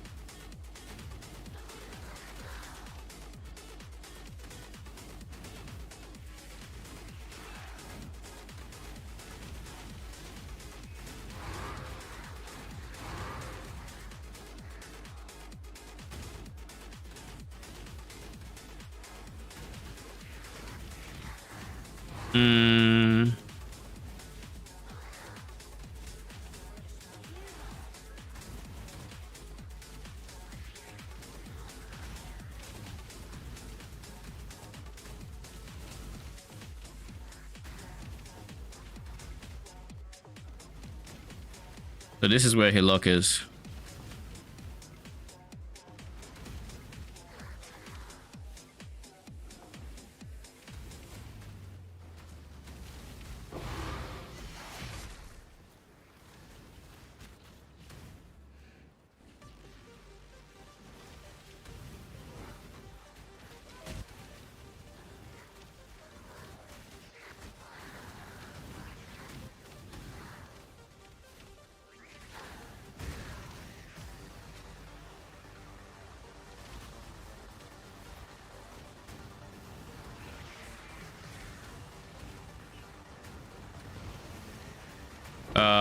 I don't care about breach scarabs. Finally, come on.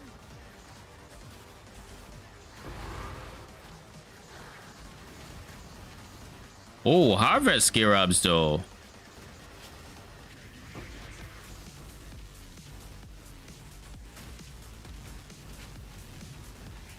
I see, as I literally have a harvest in this map.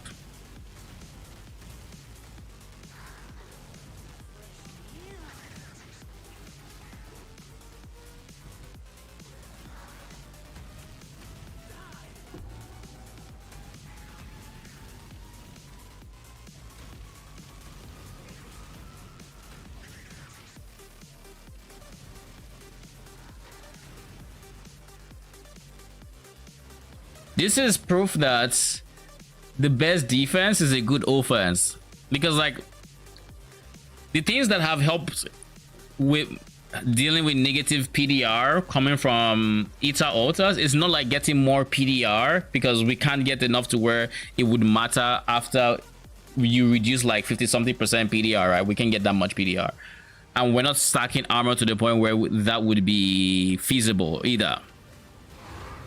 But what has changed is we are just running into less enemies, if basically due to the fact that we have perma, we're explode chaining towards like any enemy that's like here. It's been explode chained. The explode chain is carrying punishment, which is debilitating them, reducing the damage they do. We're doing more damage, so they're spending less time trying to attack, and those are the things we've done. And even then, we're still dying a bit more, but since we went to Awakened Gems, we're now doing even more damage, and that it's like nothing lives long enough to do the damage to kill us.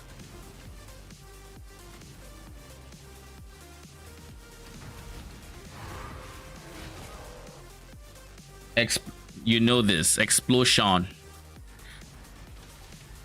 Our AG is doing the Lord's work with his explosions.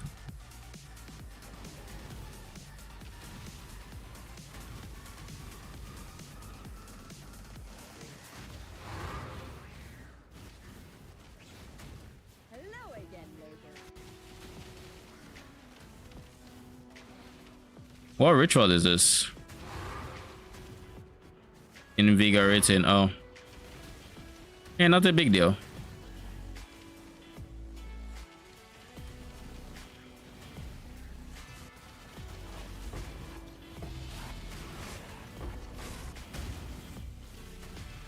I am rooted or something.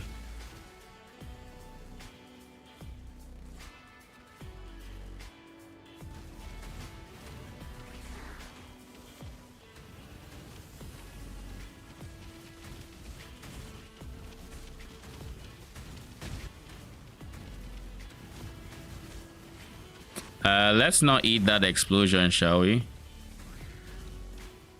I also noticed something very interesting. I don't think I'm immune to corrupted blood, but like every single time I run into a mob that does the corrupted blood BS around himself, I have not gotten corrupted blood.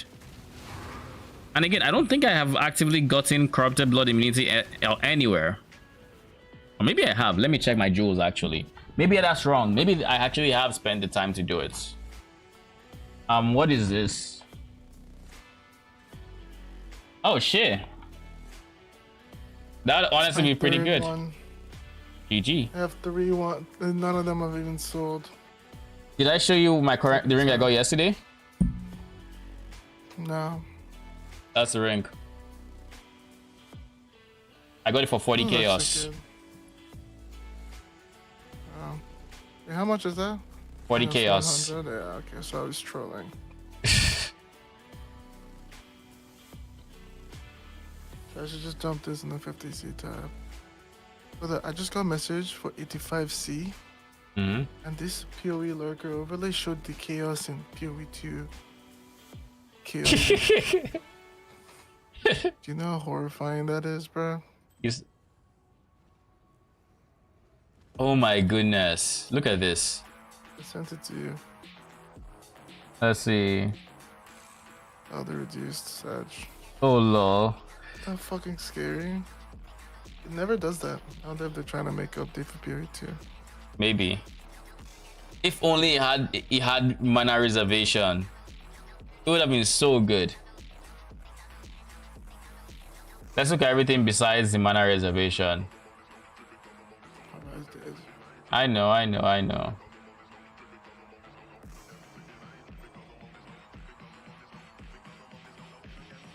It had so much potential. It did? Yes, it did.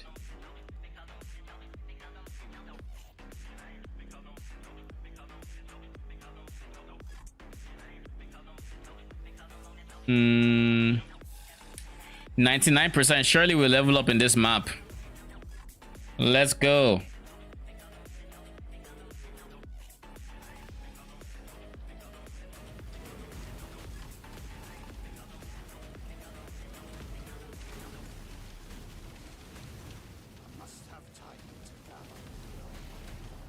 I'm trolling by not having an amelioration in my backpack, Loki. I just dropped a conqueror. Let's see, and that's my level up. Thank you very much.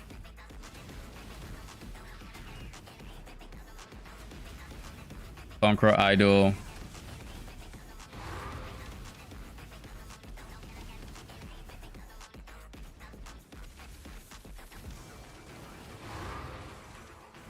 My hand kind of hurts. And ironically, it's not my mouse hand, it's my left hand. I wonder why. Maybe it's just cramping up.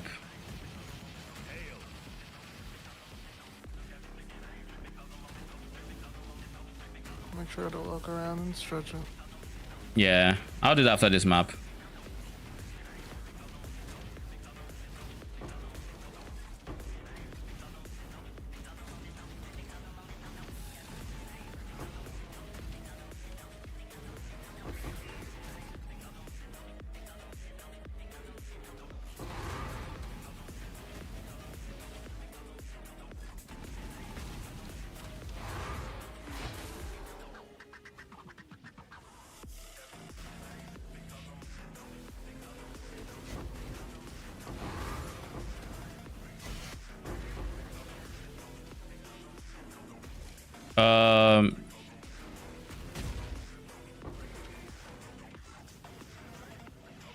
Okay, Mr. Solita, it's time to go.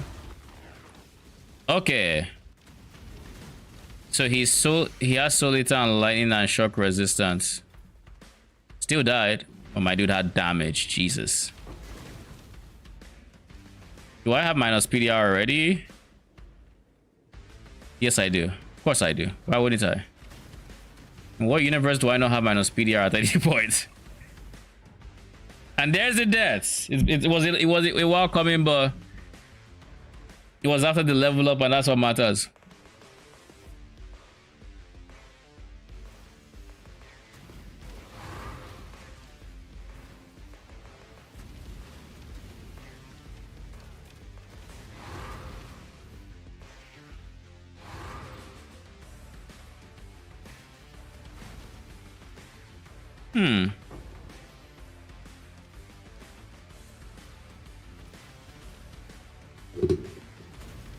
Sag.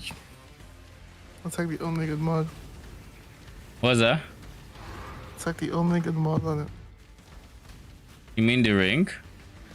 Yeah. It's it doesn't have anything. It doesn't have anything else other than a minus lightning res, but at least it doesn't have negatives, which is a positive in and of itself.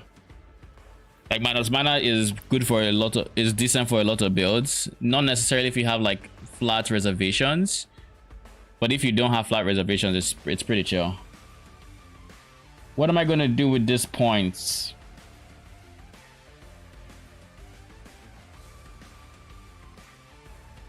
What are my options? We have life here. What I really want to do is I'd like to get this guy. This guy has 5 res, which is not ideal, but because I'm a 205 negative res, I can afford to have the +5.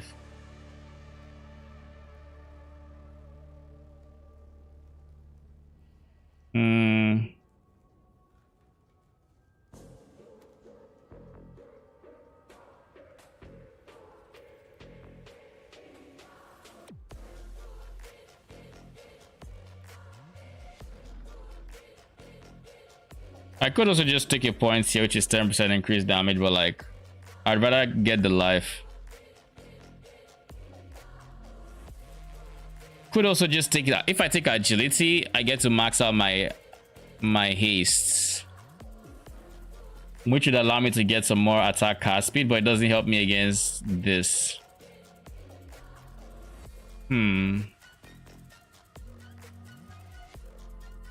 These are the points where I should be trying to get my big cluster jewel, my 12 passive cluster, because that'd be big DPS boost as well. But for now, what we're going to do is we're going to get more life. Life is one of those things that I can still keep even through.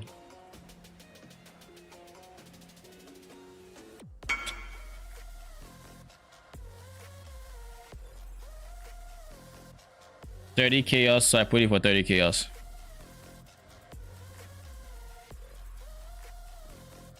Anyways, life is one of those things that where it's like blue waters are not going, cannot remove it, and because blue waters cannot remove it, it's a good defensive layer for me.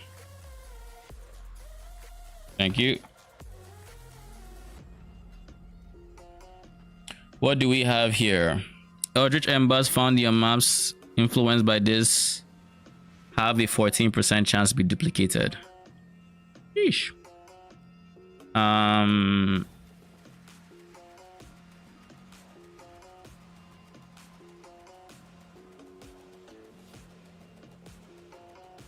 Like 20C.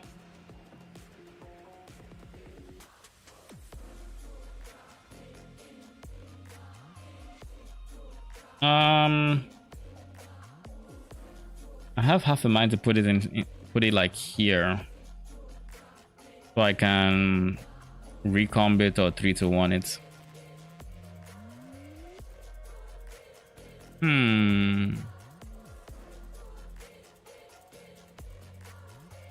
Arcane, the Syrian Exarch strategy, do you intentionally go for beyond? For more, No, for more, to. more mobs? There's a lot of mobs in the map of perma rituals, but there's no reason to go for beyond. Tainted fusings are nothing. You can't have too many. I mean, it's already almost a 10 to 15 divine strategy, right? At that point, how much is it when you start fitting beyond than that? You're being really picky with the mods, which is sketchy. I don't think beyond is worth it. We're already doing daily. We're already doing I'm not ritual. saying. I'm just saying like beyond chance as an example. Like if you go to beyond chance, because like I'm trying to burn through these maps. It's not making me spawn more altars. I'm here for embers. T17s would be nice. yeah, but same thing can be said for a ritual. Ritual is giving me a lot of straight up mobs I'm killing, and I'm never looking back. You look back with beyond. Why are you looking back for beyond? Especially if like something like if you kill an Exarch pack on a pack you've already killed a while, but and a ritual pack you killed with the beyond portals, and then you go back and then you kill again. It's slowing you down, bro, for nothing. It's slowing you down for nothing.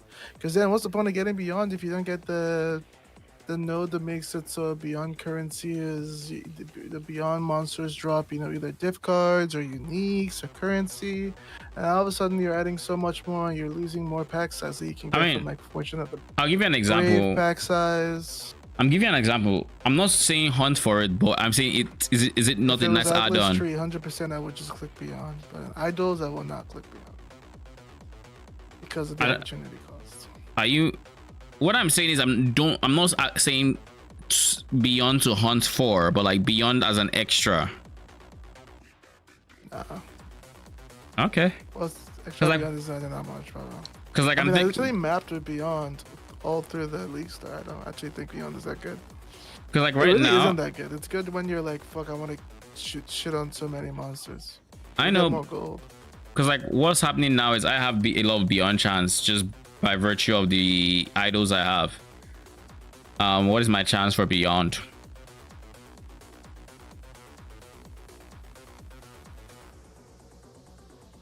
Where is it? 41%. Plus like the base 8%, so like 49%, give or take. So like almost a 50-50. And I don't think it's detrimental for me to have the beyond. Like it is what it is. It's nice to have the extra balls because like for me, I think I've dropped a number of fortress maps from them. So I don't see them as a negative anyways. All right, guys, I'm going to quickly stretch. My left arm hand is kind of hurting a bit. I think it's just cramping up or something. I'm not exactly sure. So we'll take like a 5-minute break and then I'll be back. In the meantime, Arcane is still here, so feel free to bug him. What's up, guys? Arcane X here.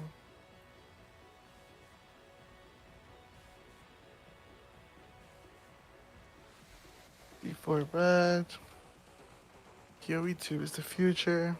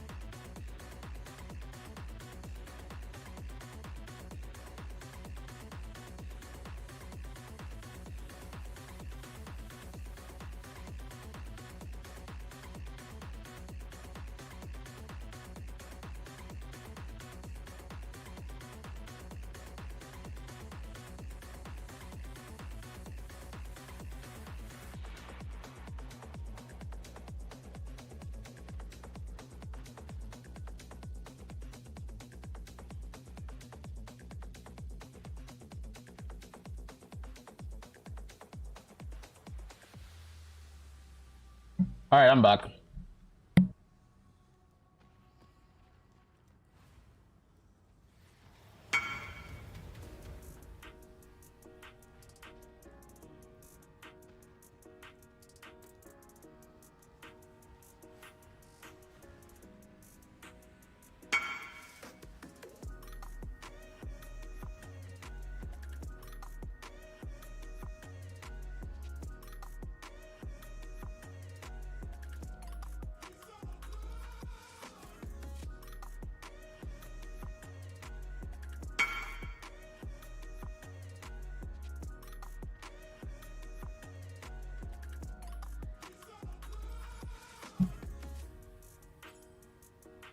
Let's see.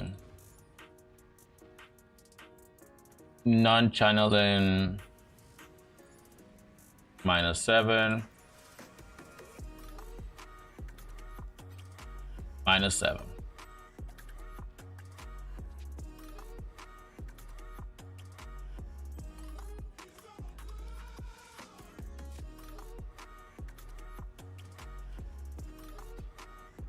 All right. I think my hand overall feels better. It's still there in the background, but at this point, I don't think it's from gaming. It doesn't feel like it's from gaming anyways.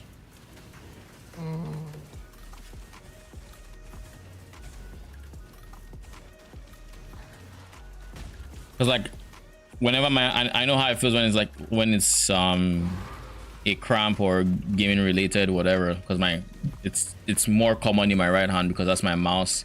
That's the one that doesn't rest, you know. It's one that's always clicking and stuff like that.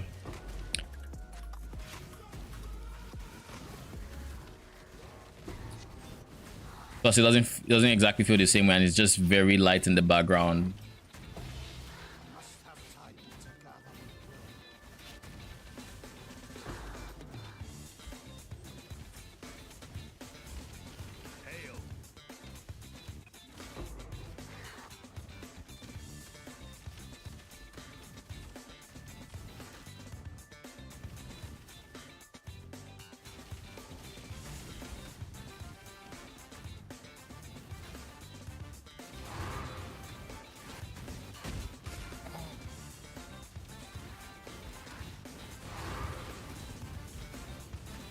I think it's completely atrocious just how many maps I've done today, and the lack of the mining boss. I haven't faced him once today. Cool. The King's March mining boss. Mining. Yeah. Give me mapping. Mining. Like he's the mining boss. The one you get randomly in your maps. With Phrecia. I haven't gotten him once today. Yeah, I ain't gotten him. Like I've only gotten him once, good, basically. so. At least you've gotten him. Maybe rush him, he's printing them. I'm not wrong, he is. Lol. He just got off.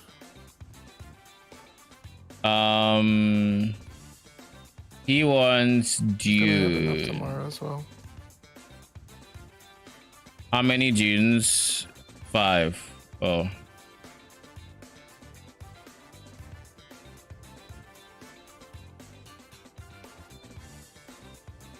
Thank you.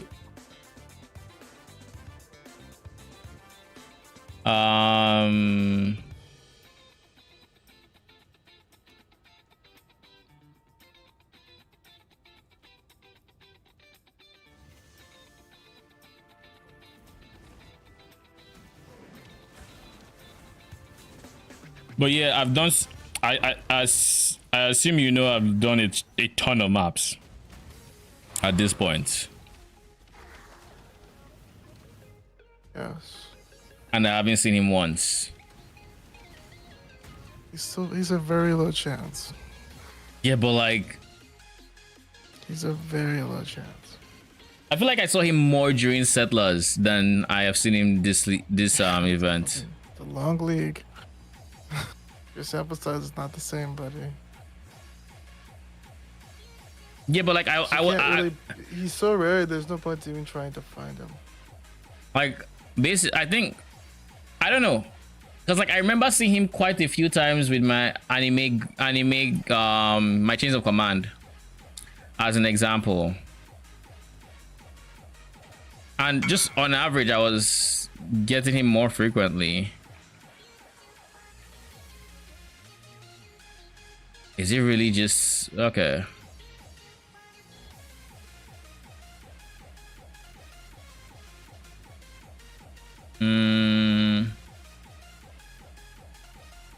By the way, I did this thing today where I just emptied. I basically treated all my 3x1s and 1x3s and 2x1s. And by the time I did res and I did magic, and by the time I was done, I just said, Naji, we're not getting to the 1x1s. It's not happening. Is it that bad? You can only do res you can only do res, then you can only do magics. You have to pick only res and pick only magics. But imagine just how many are in a quad tab. Yeah. Like it's a lot.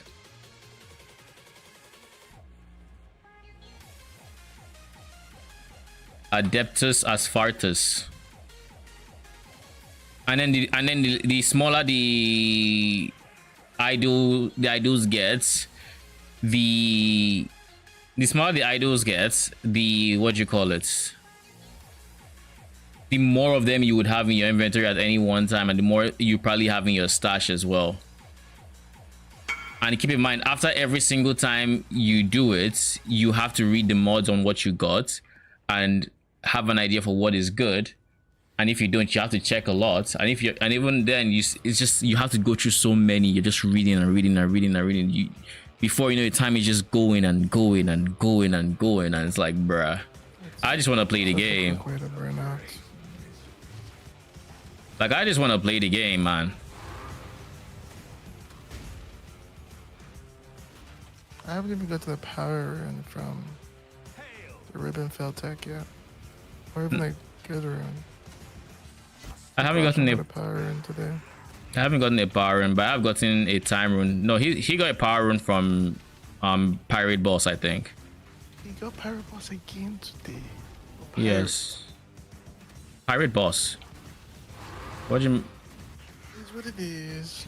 I got Pirate last night. Didn't give me anything good. I'm not getting. I'm not getting MB for a bit. If I do, I buy that thing. I'm not getting off. You're not getting what? Mageblood? Mageblood for a bit. If I do, I'm buying that. That's it for me. Why? I mean, I really want to switch my strategy. I just don't want to do the idol thing. So Shaper? Somebody I know. No, I don't really know what I want to do, to be honest. But I don't even have the mental capacity to try to plan it out, because the mental block of what I have to deal with. It's like fuck.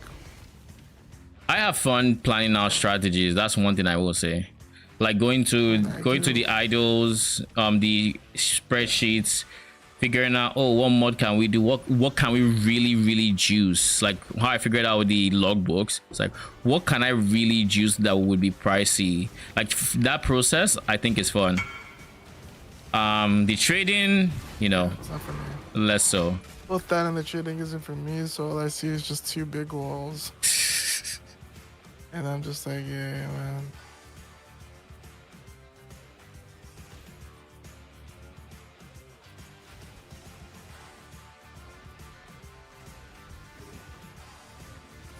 I feel like I've done a lot of maps with this strategy, and by this time out, I'll probably just like, I try something new now.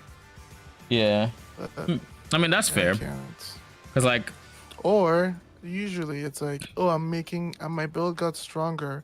Time to do something that's making me a little bit more money than my current one. But like, it's like, no. Completely fair. Great. Like for me, that's why I wanted to do the T17 strat, because it'd be different. I want to engage with more T17s. I want to just naturally be there, you know. That's what I would like my next step to be, but with the way it's turned out, the idols are expensive. Now granted, I'm not, when I start T17 farming, I'm never 100% sure, like I'm not fully convinced I want it to be Skirab farm, because like right now I probably have a ton of Skirabs that are worth something, but like, will I go take this to the shop? No. Odds are I would just keep doing this. When I need money, I'll just go to TFT. I'll just go price check, see with the expensive ones, take them out, and then sell on TFT. Like odds are that's what I'm gonna do with my current Skirab tab. Then I'll figure out what I want to do. I know SS. All ambush are worth it, and harbingers. Yeah, I do. Cartography. I do ambush. I do anything that's like over 20, or I know the name of, so therefore it's expensive. I'm going to take the time and sell it on thing. And typically I don't even wait. I just sell it so before I forget.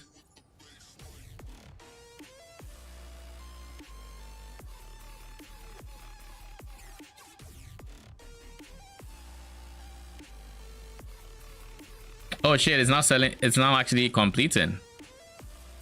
We'll take it.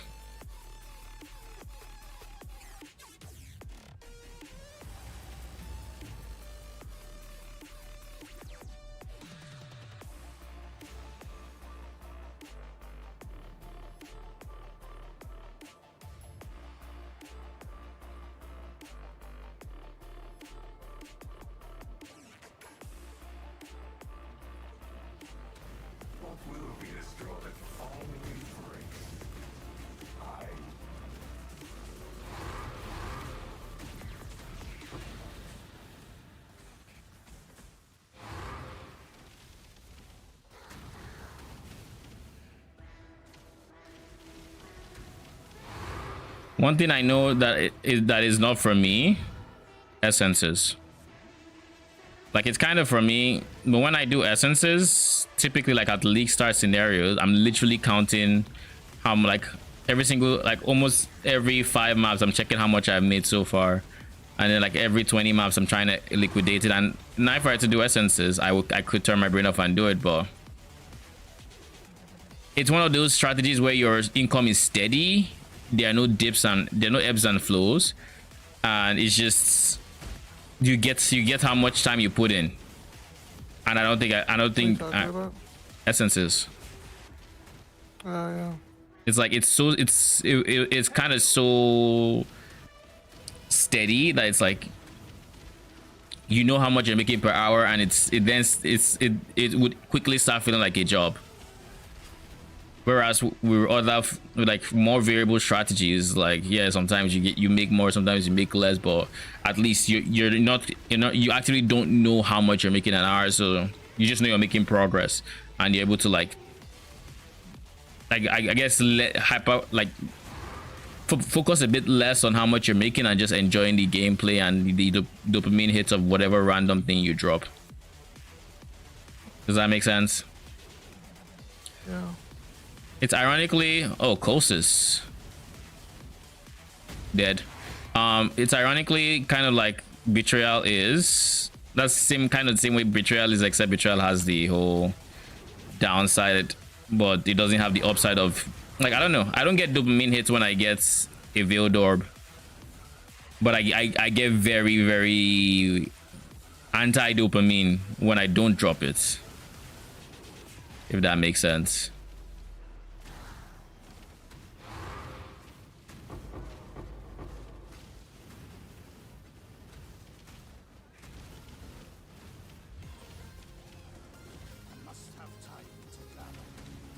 Here, please. Sag. You're looking for the nameless seer? No, he's my map. Oh, you're hoping he gives you something good. Something good. Appreciate it though.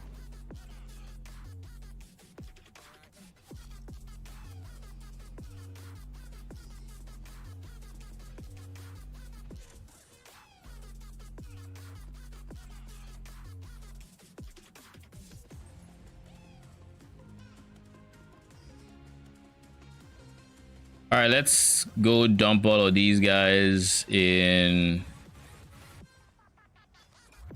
King's March, shall we?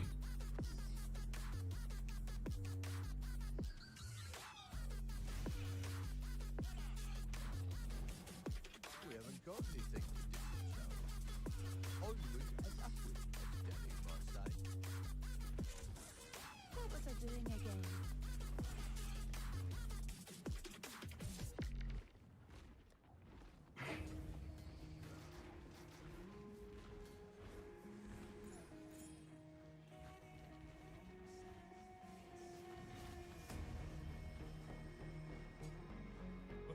Always a pleasure. That and good.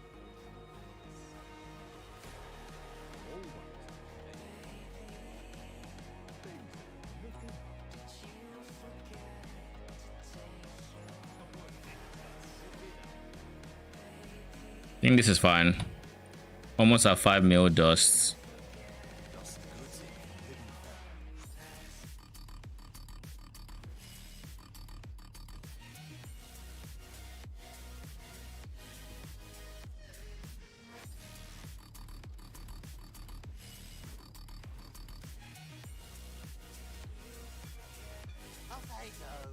By the way, doing the 2 Version bars to Ribbonfell is probably not the best for you to avoid burnouts. Just a heads up. Just letting you know. You're not wrong, right?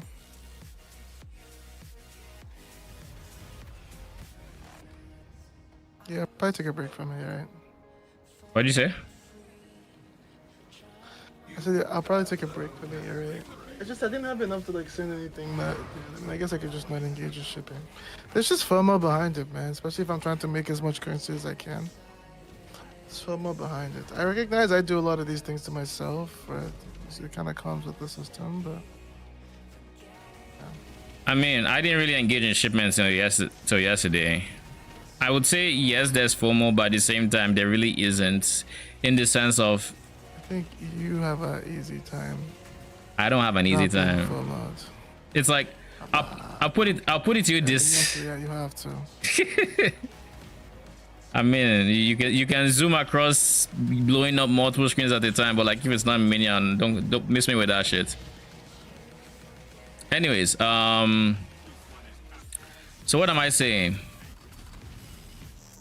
What the fuck? Someone, I literally saw a slow moving orb blowing me up.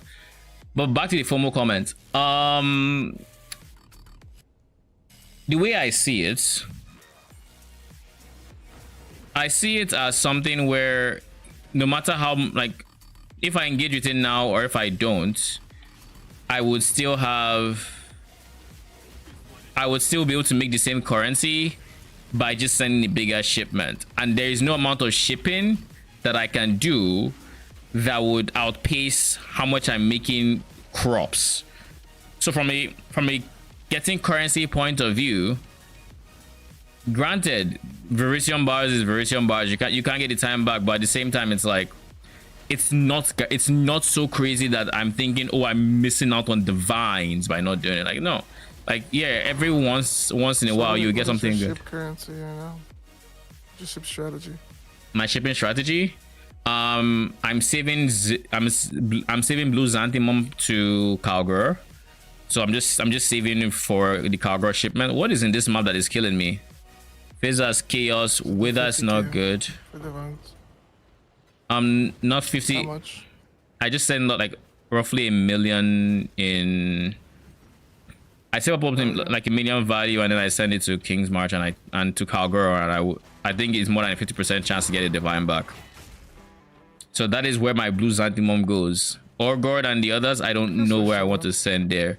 And then I'm just saving up. Like, most of my plot is wheat and corn, and those guys are being saved for Ribbonfell, for Mirror, when I get to 17 mil value of that. That's 300k of each, 315k of each, or plus 8 mil dust. Or if I don't have 8 mil dust, then it's going to be probably like double that in the crop. But like most of my plots are for like I have 2 plots on wheat and 1 on corn, and the second plot on wheat will turn to corn eventually. I'll keep rotating them, but like as it stands, right, I'm not missing out on anything if I don't send a shipment now right now. Yeah, you're bouncing out. Does that make sense? It's like, that's fine. yeah, I don't have high level farmers, and obviously you saw my gold, so that's why I'm prioritizing getting high level farmers. But I will after. That's why I'm prioritizing farmers over idols, because it's like if I can get these guys maxed, then I'm chilling. I'll be able to send out mirror shipments before people, and I'm chilling then. And like that's what I think is like important for me, and that does not involve any level of activity other than I have gold by playing the game. I just need to make sure King's March is going. If I send shipments today, if I don't, it doesn't matter. Everything is being stored for when I'm ready. That's the way I'm engaging with it. So am I missing out on, like, I still send out the Ribbenfell to Phrecia shipments, but like if it comes back now, I'm not running to go get it. Whenever I'm in King's March and I see like, oh cool, I'll do it and I'll send it out again, but like I'm not actively trying to min-max the fun out of the game. I'm just taking it chill. Like you can, if you look at it from, oh, this is a shipment that is going to give me a power rune from 2 Phrecia bars, and you're always going to want to do that, and the reality is it's not. You've done how many shipments now? I typically have 3 ships doing that. I am not getting power runes. I'm not getting runes like worthwhile runes that I'm thinking, oh shit, this is game changer. Like I'm just getting decent runes. Like it's like I'm getting a decent flow of runes, but nothing game changing by any means.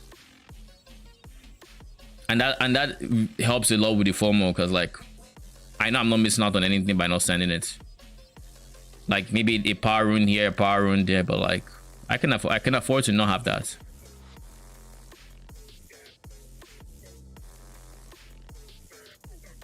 Especially if it means that power rune is the difference in me playing and not playing. I'll make more currency playing than not having than getting that power rune. Tell you that much. Yeah.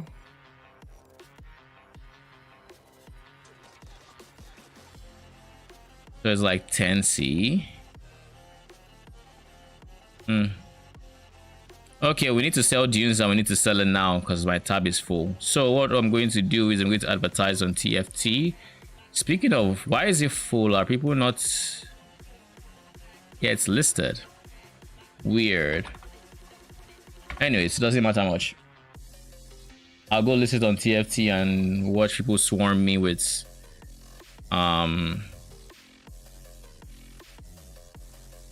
messages. Where's my there?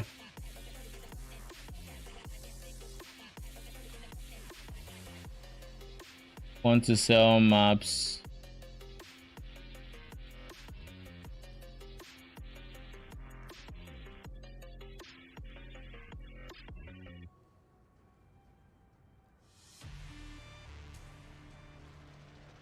D16 dunes. 5 chaos each. How many do you have? I like 72.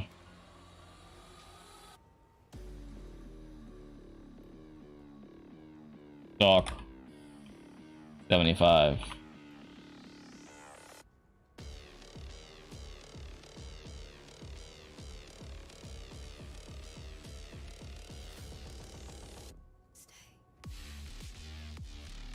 And then I have 16 fortresses. Oh, should I have 16 fortresses? Holy. I should probably list those soon. Am I done with my strats? No, I have 2 maps left.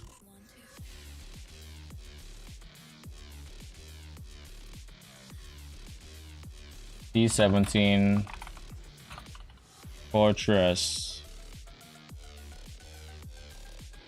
How much are they going for?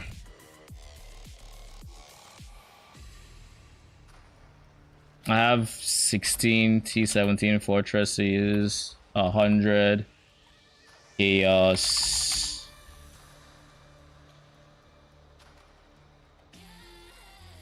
each.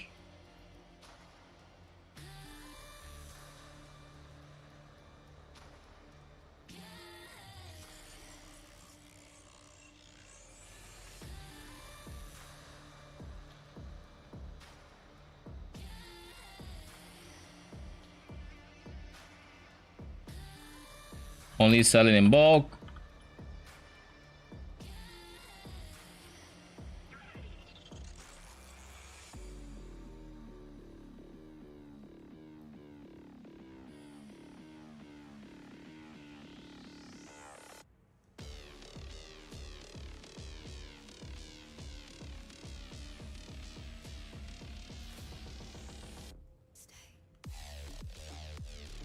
All right.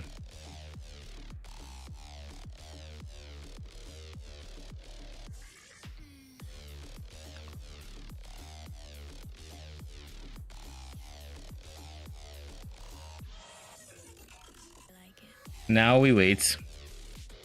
Because if I enter a map now, they're going to ping me before I get anywhere.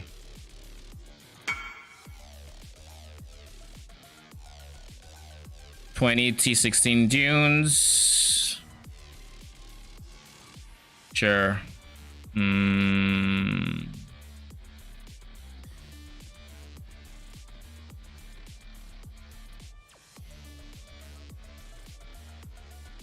20 dunes is 100 C.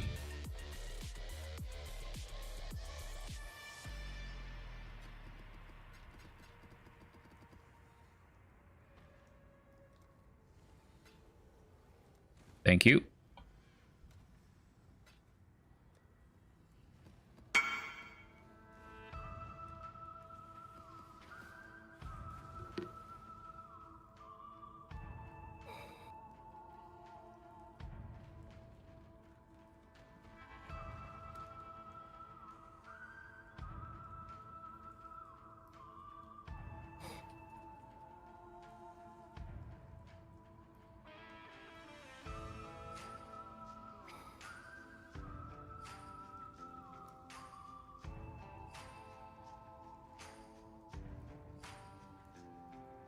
This sounds like something shit out of a cowboy movie.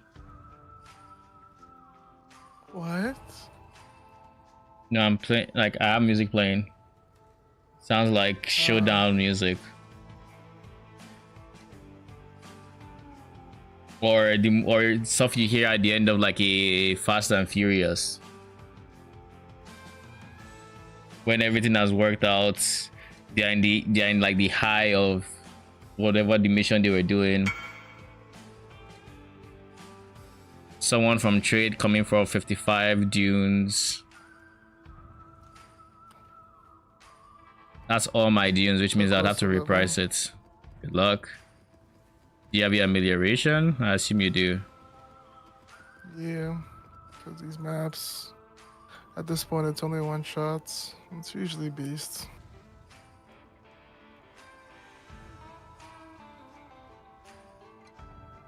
How much divines do I get if divines are going for 150 and I have 2,000 chaos? Quick math.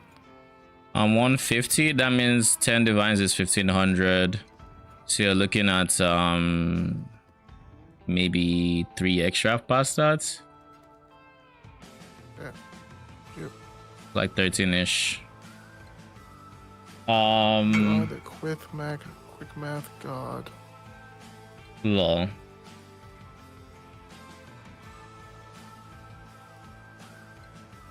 But I see a door and I don't think it's the boss, is it? Oh, it is. Sag. I have 8% chance for a chaos orb in this map. That's crazy. Only 17 sanctuaries at 0.5 divines each. Bro, I have 9% chance for a chaos orb in this map. I have 10% chance. For a chaos That's orb? crazier. Yeah. Good luck. How many did you get? Since you're the boss, I assume you're done with the map. I'm at the door. I'm just picking it up. I'll let you know when I'm done picking. Though, to be honest, I've had this for a while, and I've actually went 4 portals going to trade. So my count is not correct, because I've been in and out of this map a lot. Yeah. Selling toxic sewers. Isn't fair.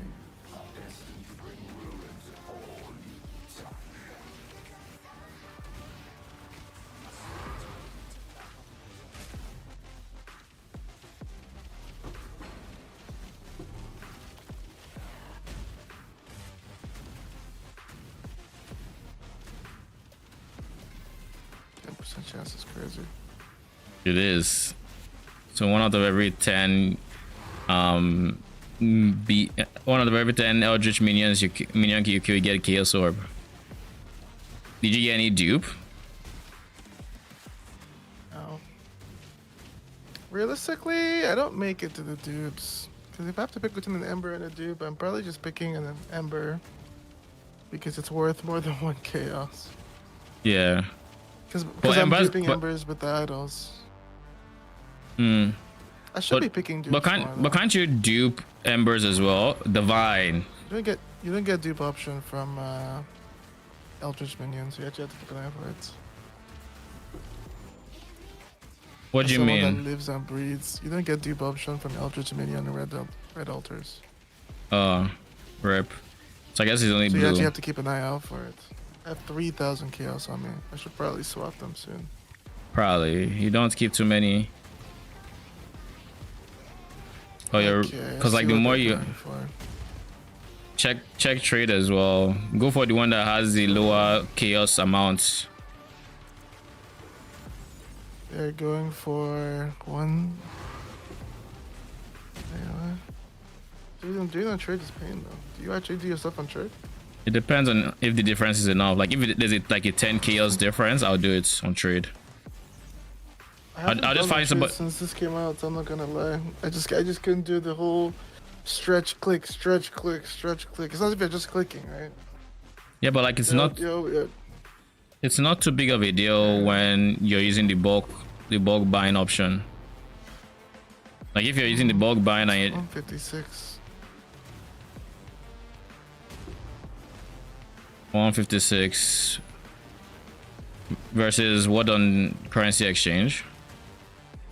Like it depends again. Like if I had 3,000 chaos, I'll do it because it adds up quickly.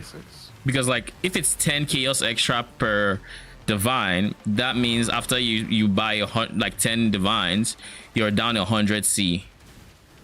I gotta do fucking. So like literally you could be getting an extra divine by trading on trade than currency exchange. So like it's only. I have to take the L, bro. It's only for. I'm sorry, I have to. All right. I have to, bro. It's too bad. I generally, as soon as that was one of the worst parts of getting good at making money. And I'll never forget when I got scammed doing it. It was my fault. I didn't mouse over when he placed his divines in. Oh. Before I put my chaos in. So I'm putting the chaos. He's from Singapore. The shit is lagging. He takes away what he puts in. Puts in 1C. I mouse over after placing. I click accept and I just look at it and just go. He's long gone, ignored. I just gave him pretty much max inventory. Oh god. Discouraging for my life, bro. That's rough. 60 times 4.5. 270. Alright. That wasn't a scam. Yeah, that happened to me and I generally just think that was it, man. Jeez. How do you make a taming? You sell one of each Berex ring, right? Yeah. Vendor recipe, right? Yeah. Okay, because I have all 3 now, so that means I have a taming. 72 minus 60 is 12, I believe. So just keep going till 12. Obviously, this will be someone that is impatient, so they'll message me before I finish clicking my shits.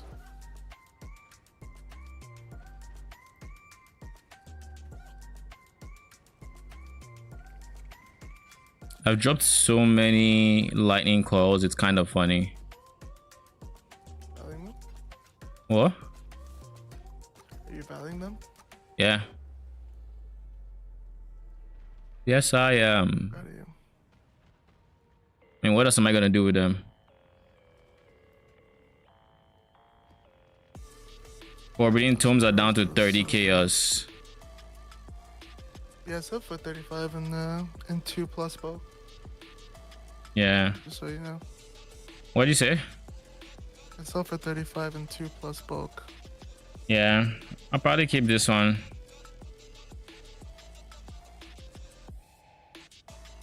But they are dropping quick. At some point they'll be 15. So, especially people keep printing Rogue XLs. Mm-hmm.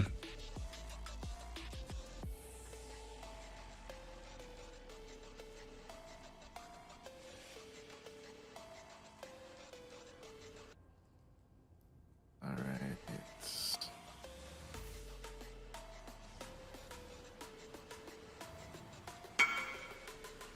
Convenience, brother. That shit keeps me going. 159 times. So 13 divines is what it turned out to. 0, 4, 20. Man's had 3,000 chaos. Surely you didn't pick up all the chaoses by yourself, right? No, I'm doing big chaos trades. Like I'm selling all the embers for chaos. Oh, Because when I think of what the conversion is, and I check the divine one, I don't really know. I'm just selling it all for chaos. But I'm still selling for a lot of chaos compared to Roshan. Like I think Roshan is like putting up for divines. yeah. And, What so I eventually they sell in a couple hours, and then I just get like 100 chaos more. Adds up over time. should I walk you through what I do? I probably won't do it, but I'd love to hear it. Sure. First step is just knowing the rates it's going for. Is it going for 160 something or 150 chaos or whatever? Like divine and like just what it says when you put it in. no, like divine versus chaos. Know that rates on trade or on currency exchange what it's going for. I start by knowing that rate before I even engage with trying to sell anything, right? Then once I know the rates, I will go to whatever I want to sell and check the chaos. I'll check the divine price. Oh, I can sell 40 for a divine.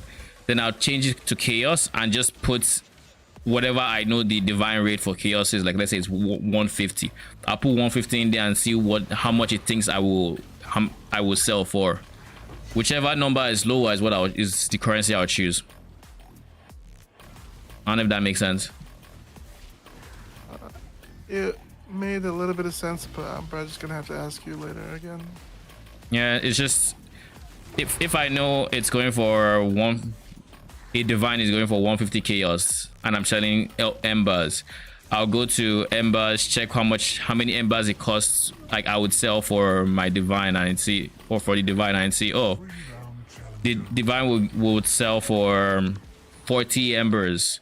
If I switch that to chaos and I put the 150 that I checked it to be, like the divine to chaos ratio is 150, I put 150 chaoses and it tells me 35 embers, I will sell it for chaoses because I'm losing less embers that way. Makes sense. I'm letting the currency exchange do the math for me, and I'm just keeping tabs of like how much chaos is going for in my head. Maybe the next time I do it, I'll share my screen if you wanna walk me through it, so I can. Sure. I don't mind. Put in action. So, something else I was thinking, like it wasn't just the FOMO of the runes, but I actually kind of want to fight the pirate boss. One of my favorite boss fights. Yeah. But like, I feel like to do that, you kind of want to. You'd have to do your two version. Yeah. Why is he your favorite? So that has been. I just like bossing, and he's just cool. I like his phases. Because like for me, Washed away. Also, he can drop you good shit. yeah, but why'd you like The Admiral Arrogance, dude.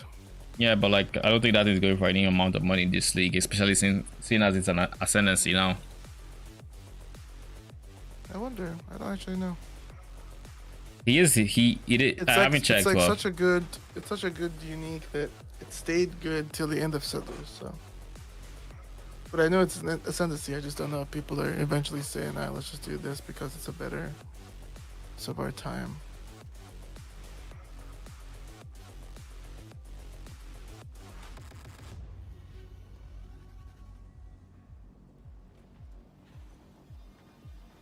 Okay, let me wealthy exile my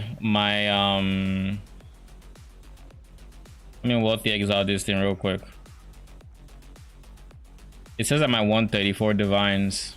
So if I do this next 20 maps and I invest into my strategy again, I should be able to afford my Mageblood if I liquidate everything, because then I assume it to put me at like 150 something, and then that means I with my laziness can liquidate enough to maybe get to 130 something. Maybe. Laziness definitely disappears when you're that close. You know what I mean? And you're like, alright, it's the Excel, you tell, I click. Exactly, like, oh, this, okay, let's we sell it now. No delaying. Oh, this is gone. This is a divide. Say less. That's when I start checking all the scares and like, alright. Usually I wouldn't sell these 5C scarabs, but it's not that many 5Cs for a div, so fuck it. Like, say fucking less, my dude. I started with basic currency dupe in this one. That doesn't count for the embers though. Are you sure? Just kind of sad. As far, I mean, I can't tell now. Would have to literally take off my idols that are duping. Ultimatum scarab of catalyzing. I got Eldritch minions have a chance to drop ultimatum scarabs on my first altar here, so I've already dropped one catalyzing. So what are the scarab options for blue? For red, it's Anarchy, Miscellaneous, Harbinger, Torment, and Essence for sure. I'll try Domination. I try to remember them. There's Ultimatum, there's Breach, there's Harvest. Those are the ones I remember. Any of those really good right now? I guess Harvest. Harvest is good. Ultimatum is good. There's one more that's good. I don't fully remember. It might be Domination. I don't fully remember, but anyways, there are a few good ones, but the best is probably Ultimatum or Domination. Breach is probably trash. I haven't actually price checked to see, but I assume it is. And then Harvest is good because doubling. A lot of the normal Breach probably isn't that. It's trashier than other things, but it adds up. Breach Lord is also good. Yeah, but everyone who's farming Breach right now wants Breach Lord. Yeah, but I would rather. Ooh, Conqueror. I'd rather go. If you've picked other things and you get Breach is what I mean. The more I'm saying, I would rather have Quant than Breach. Oh, I mean, yeah, fair. Quant even drops Breach. Yeah, exactly. It's kind of funny to see like Scroll of Wisdom's dropping in like stacks. I think all Scrolls of Wisdom stacks might be muted on mine. I was running out, so I turned on 8s. I just bought them for. They were expensive, and I wanted to buy. When I was still like ahead of you guys a little bit, and I started running out. I was like, fuck, man. And I checked to buy them, and they were literally like, it's like 1 chaos for foot. It was like 1 chaos. I was like, oh, okay, 1 chaos is still kind of precious. All right, you know what? Put it on the filter, but I can definitely turn it off now. I probably should. Yeah, like right now. A lot of things. My filter is not mega strict, but it definitely isn't showing things I don't want to see anymore. 1 chaos is 1 thing I need to mute on mine is Einhard memories that are not the good ones. So like Alva memories as an example, trash. They didn't even go for the 5C that trade says. But anyways, I wanted to say something else. Yeah, they are going for 1 chaos could get you 9 blacksmith whetstones, but even better still was 1 chaos could get you, I think, either 100 scrolls of wisdom or 400. I don't remember exactly, which I think was 400. So it's pretty chill.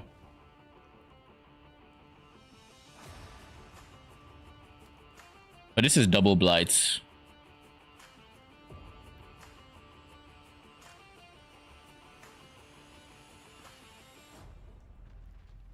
22 plus 38,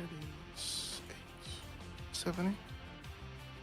So technically I have 70 raw right now. Still pretty far.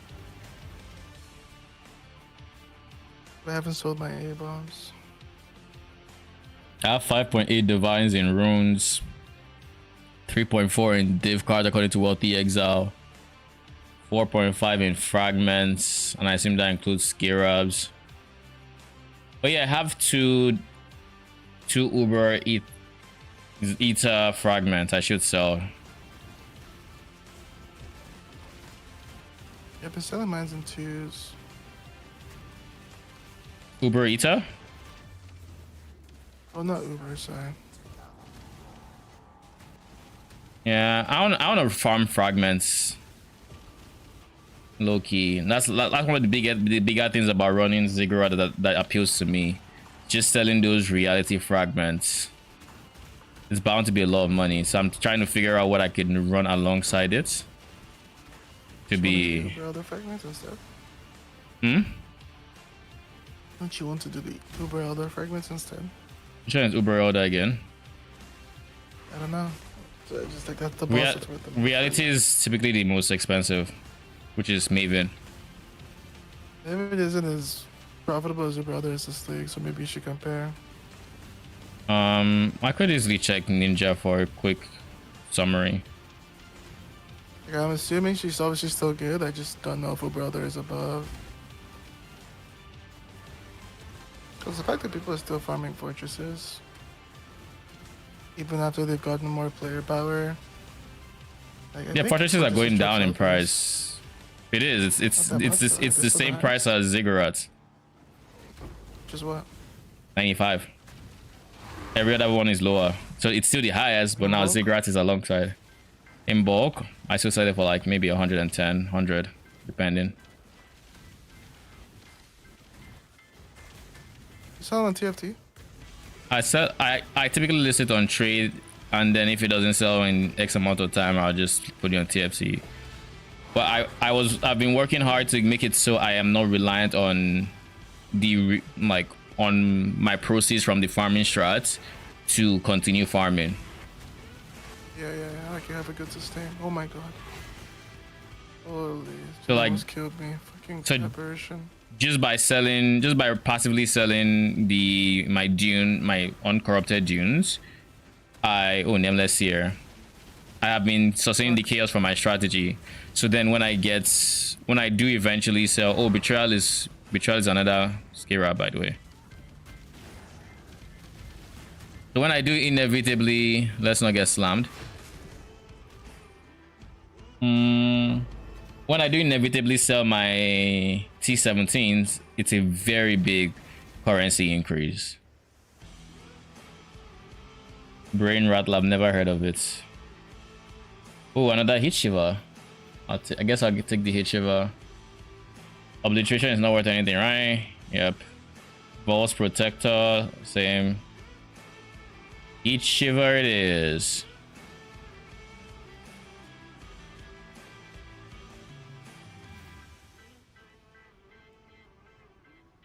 Did my first hit shiver sell? No, that should refuse to sell. Told you to click the Vaal, bro.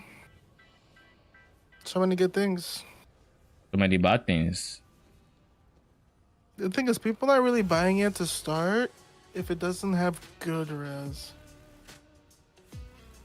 So you see the 30C probably, I'm assuming, and you think, oh shit, I can still sell this at least at 30, but it's like, nah, but you probably sell it at 25. Which is still money, it's fine.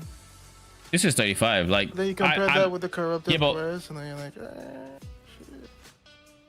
My guy. Not losing that much. I'm not a gambling addict. That said, I could. You're doing it to lightning coils. Yeah, because lightning coils are like 5C. I don't care to sell for that, but like 35C, like I have two. That would still easily be 70 chaos in the universe where I'm saving for Mageblood. 70 chaos adds up.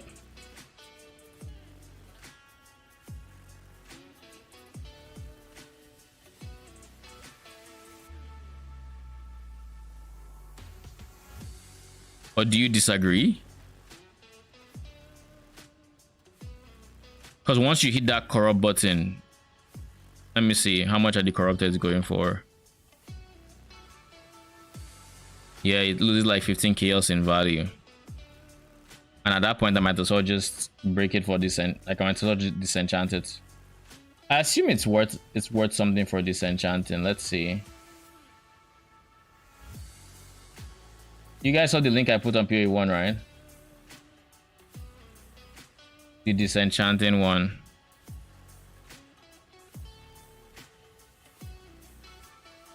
It's not even worth disenchanting because it's like 8k dust.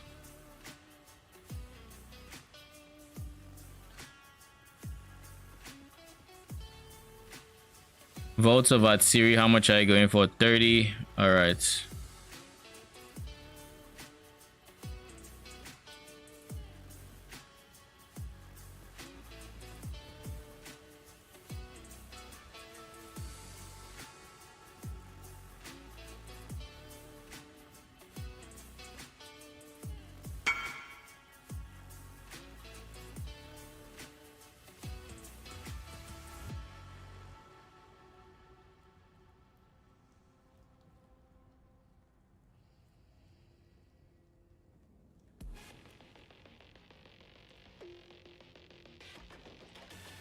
$25/5.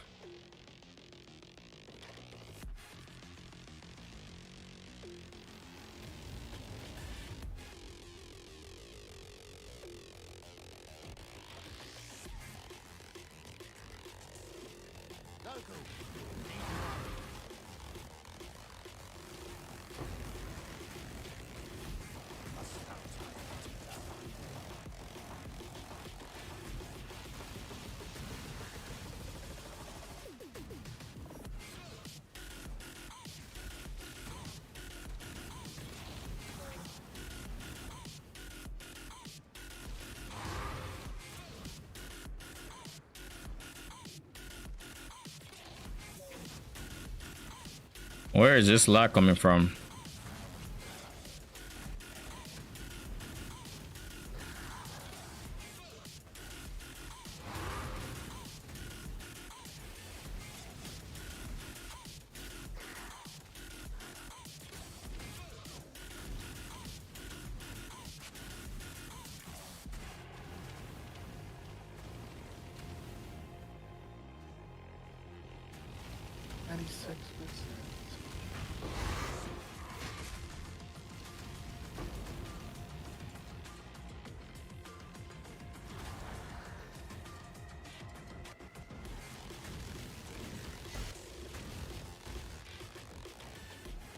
There's a universe where, oh, finally, fuckingly, we have the Star 4 creator. Let me after everything. Sure, this. Oh no, I didn't. I died playing around it. Okay, buddy. Glad he doesn't get affected by map mods. That would be quite cancer. Like, I'm not even too worried about map mods, but like if he was affected by my ether downsides, like that would be You really want to check the map first. Yeah, let's look around the map. Any doors? MP, we put it on mid-max. Like, what map is the best layout for you to be able to look without seeing, like without like going through the whole map? It's like, all right. Hey guys, if you go to Mausoleum, and as soon as you just go to the right, and anytime you get the L shape, you go to the right, and you just move 4 steps, right there.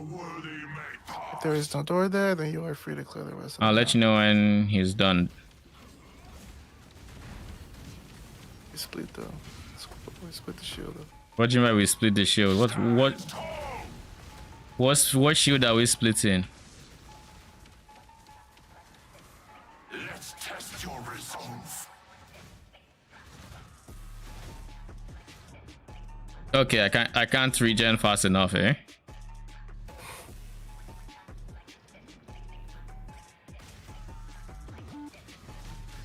I think I just got shotgun by multiple hits, but like all the same. I think you'll appreciate I'm finally starting to enjoy myself.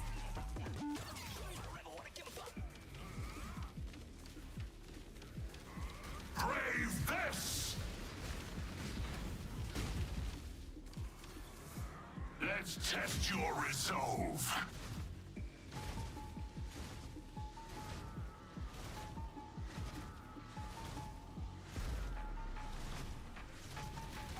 You have shown yourself Where come in? to be worthy. Coming.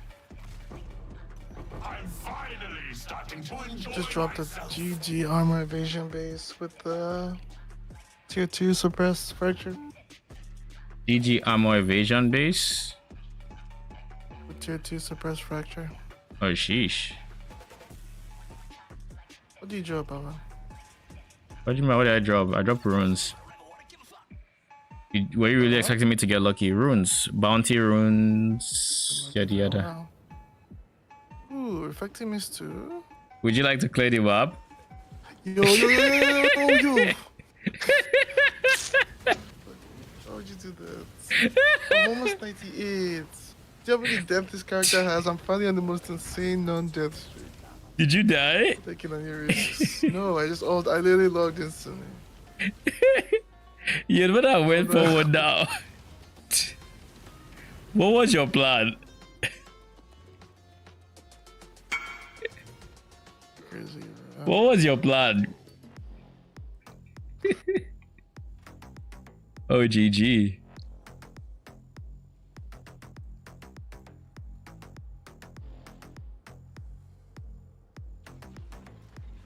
You That's think? a GG base, right? Triumphant Laminar. That's like the best, I think.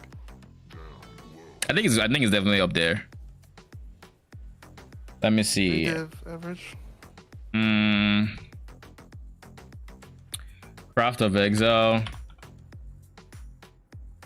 It's dexterity, strength. Strength, yeah. Guy wants to scare me. What? I'm 96%, bro. Can't die. Conquest Lamella is the best. Triumphant is the Okay, so second Triumphant is best Lamella.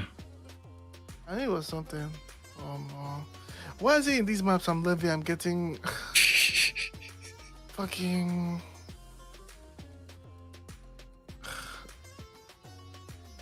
Alright, we'll just play the way we've been playing, so. You know you can only use one amelioration per map, right? The fuck would you tell me that? You didn't know this? Sus, bro. I Yeah. mean, doesn't say it on it. It's kind of hard to know. You can only use one amelioration per map. People that try to level once you die in the map, they're not going back in. Brother.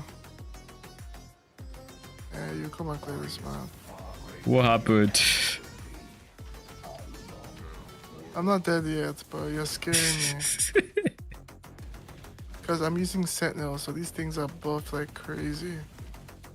Lol. So how am I scaring you? You not died. But you're telling me if I die, if you die, don't go back in. You drop the daily, drop the daily, drop the daily. Ooh, Conqueror. Drop the daily. Yeah, that was an accident. I didn't plan on doing. Oh god, is my game crashing? Now some big lag.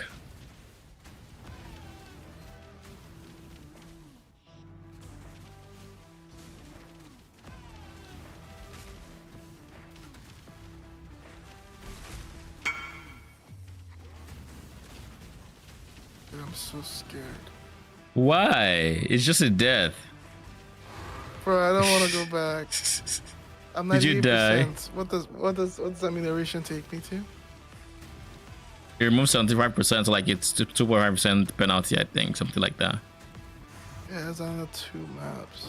I want to finish in this map. I think I Why? will, but I'm not sure if I will. I think I'm getting 1% per map. I'm averaging 52 mil a map. I guess not that resets because of that. I don't know how much I'm averaging per map. I'm just letting the Sentinel touch these mobs, and I'm just literally just waiting to see the Soul Eater icon on an insane rare that's been touched by the Sentinel, and I'm just like, alright, that's it for this map. No risks. Just blew up embarrass, we have to go Omniphobia. for it. Oh god. That moment when you start seeing the purple harvest things charging at you at Mach 10 speed, and I'm like, bruh, leave me the fuck alone.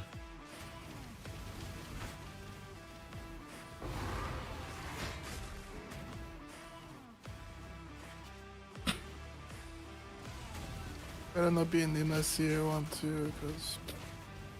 Oh, dude, it's. Oh.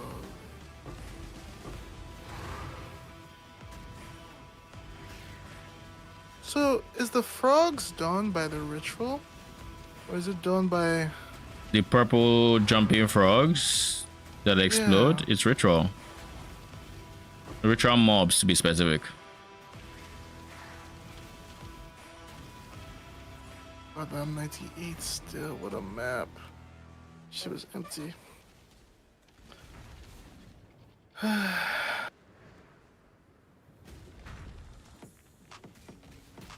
Just tell us that I can't look. Come on. What is it? You see. Oh, that was in the reflecting mist. Yeah, reflective mist. Hey, this boss is tormented. Yo! There's two. Fuck! Why is this so tense? Baz is playing Dark Souls in PoE. Basically, man. Now, let's see.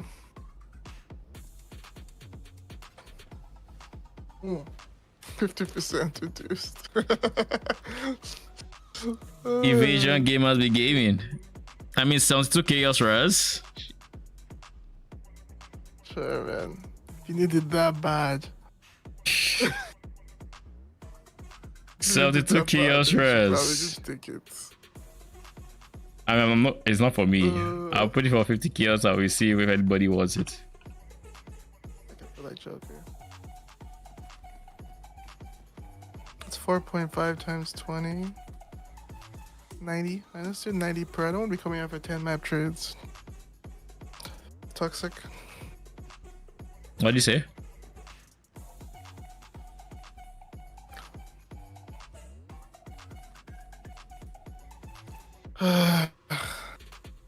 One more map, I guess. Amelioration check. XP check. Internet check. Mic check. Grace check instead of zealotry. Going to this daily mirror gets me so fucking stressed, man. Oh my goodness. That moment you enter and you get pinged and say 2D buffer, like, oh god, I've done it again. Yeah, it's actually really annoying. Like, I was never... Okay, we know how I act at trade. Holy shit. I can't. I literally just enter the map. I'm daily. Just do you read it? 12% increase effect on map mods on your maps. 10% increase quant of items found in your maps affected by fortune favors the brave. Yeah. Is that it? Yeah. 10% increase quant of items found in your maps affected by fortune favor the brave and 12% increase effect. That's 10% quant and 12% effect. Thing is that good? Is it good? The It people actually is. use Yes. it? How much is it going for? There ain't many with my rule at least, but it's going for like 4 or 5 divines to 10 divines. Good shit. But probably I'm ready for you to I'm being spam pinged.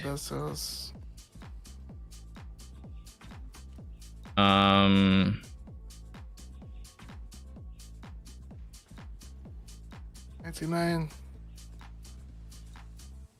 Good for 6. Maybe take it down to 5. We'll see.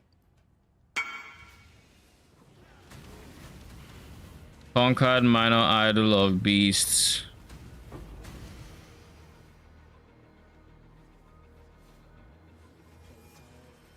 That I could probably sell. But I've already like used my portal for repricing that one. I'm not about to trade. Maybe after the map. If they are still interested.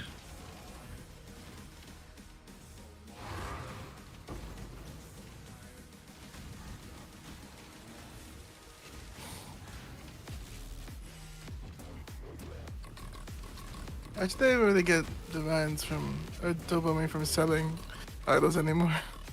I get 2 div. I'm free. Low. I'm free.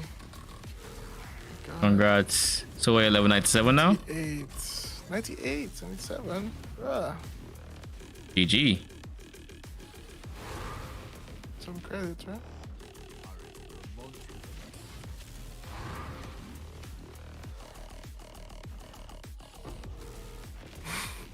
I don't think you were here. It was just me and Rasha. The guy, I had something in like a dump tab for money. Yeah. Like a totem idol or something.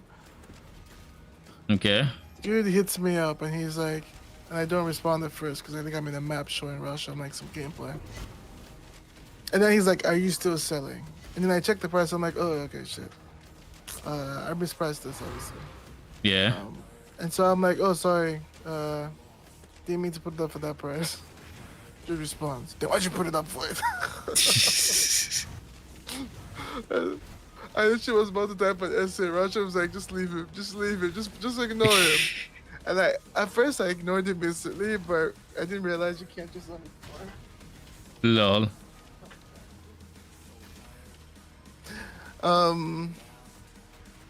Yeah, I thought it was funny.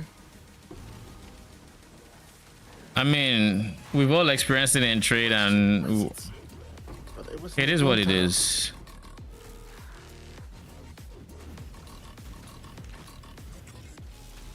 Like, it's annoying, but like, it is what it is at the end of the day. You get used to it and you do it too. You're part of we're all part of the problem. How is this level good to you? Though, to be fair, the system does encourage the problem, but like, still, we're still all part of the problem. Yeah.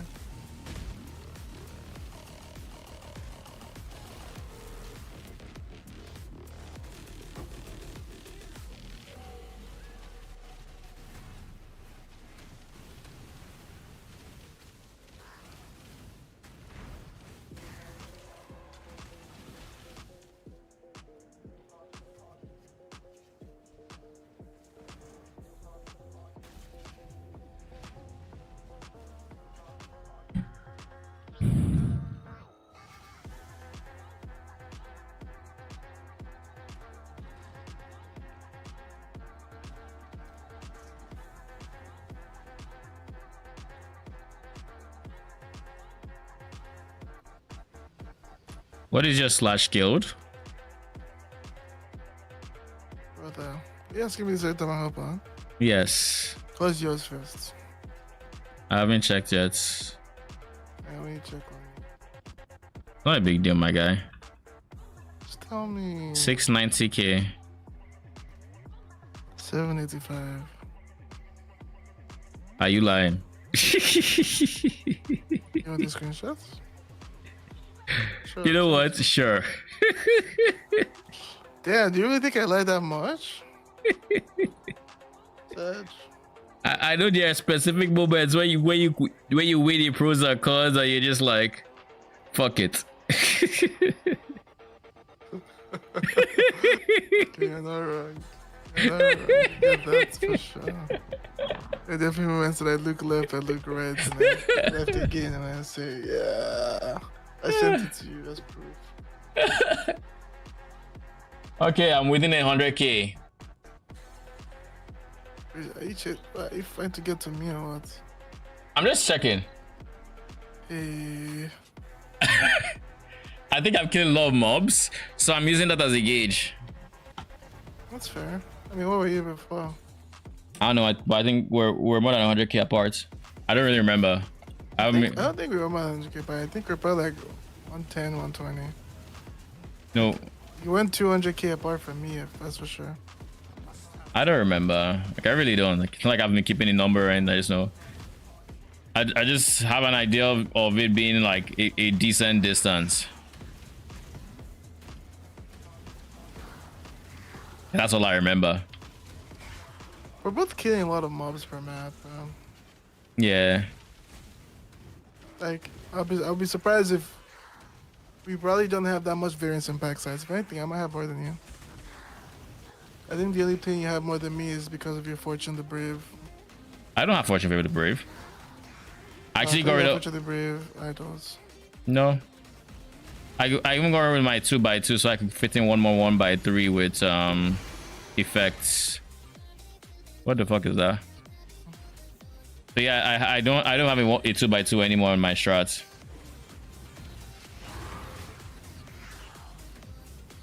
But just something I was thinking about. Because like if I were to go Fortune Favor the Brave, then to encourage me to... It would encourage me to basically run Fortune Favor the Brave, which is 3 chaos per map, which is not a big deal. But like at that point, I might as well start stacking Fortune Favor the Brave. My guy, can you click this? That was where you're trying to start the automatic Verisium thing, but like it's refusing.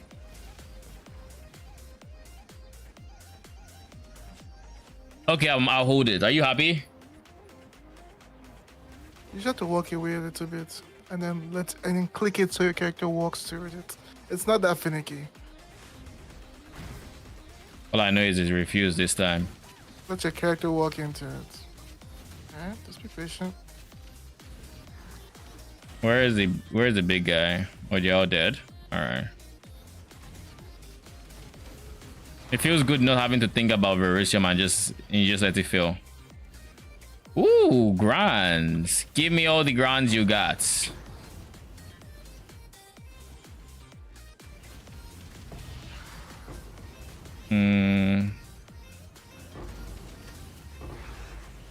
Thank you. Don't mind if I do. Grands are rare for you, but I guess you don't collect them if you have to pick Quant over it. And I picked them over Quants. If it's like, I don't know, if it's boss and grands, then maybe not. But like if it's Eldritch minions, then I'll probably pick grand over Quants. We can both agree that I'm someone who really enjoys instant gratification, and long-term things bore me.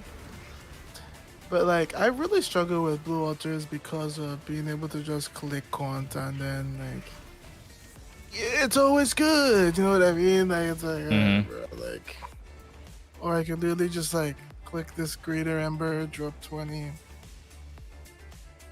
Like even when I wanted to do blue altars earlier, that I ended up doing reds after doing the logistics with my When you wanted to German logistic friend. Oh, I dropped a Marlene's Fallacy. That's money. I do that shit to the multi-roll. That could be a lot of money. Nah, it's a low-crit multi-roll. It's still 30, right? It's 20. I guess you're printing them now. I'll throw corrupt on it. Trash. Eh? Yeah. That is actually an insane thing to do. Why? Enjoy yourself. It's 20. It's not like you can't anoint it anymore. Hey, enjoy yourself. Yeah, you don't have to win me over. I hit you, and I was like, okay, I said respectfully, that's insane. And I was like, oh, okay, so what you're doing, then just enjoy yourself. What do you want?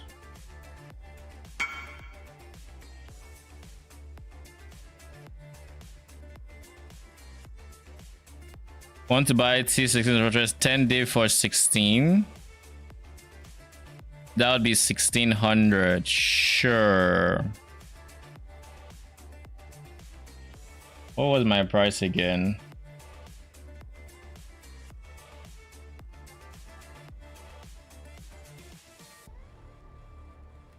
Let me find my posts.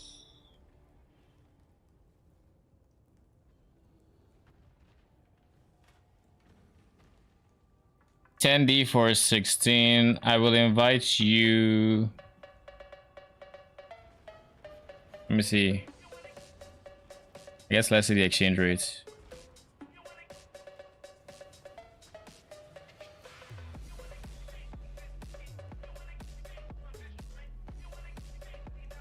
It's like 5 extra.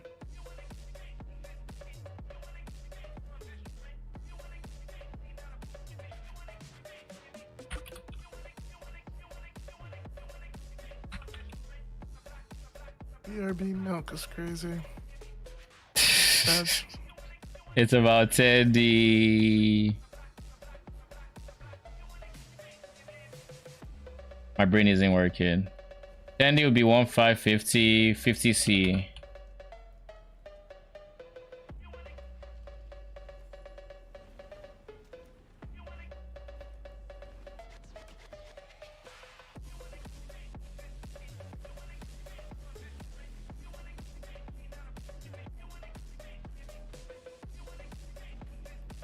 Want 18?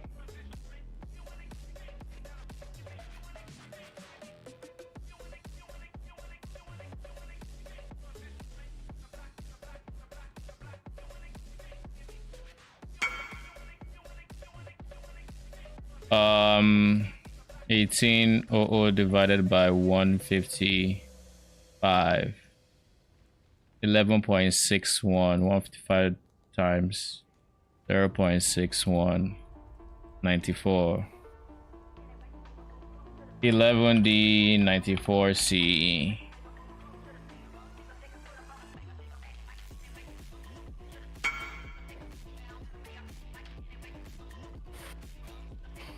Yeah.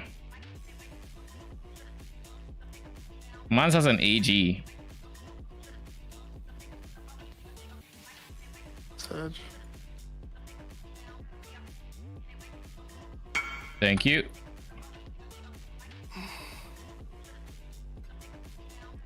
All right, I have 39 divines and 1,000. Guess how many cases I have? 2,000.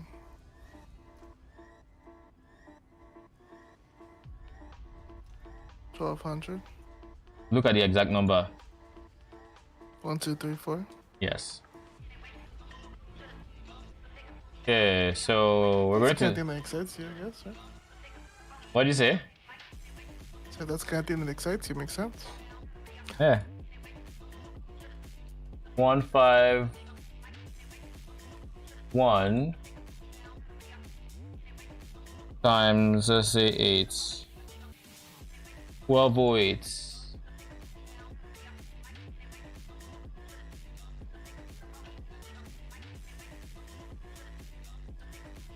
All right, so 8 divines incoming from there. That'll put me out 47-ish divines.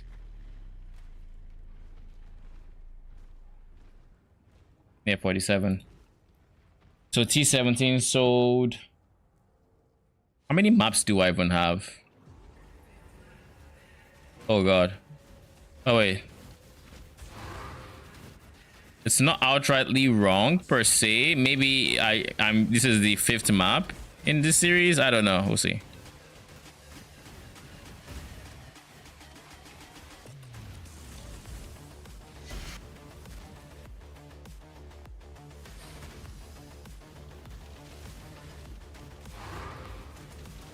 Faustus is done. Thank you, my good sir.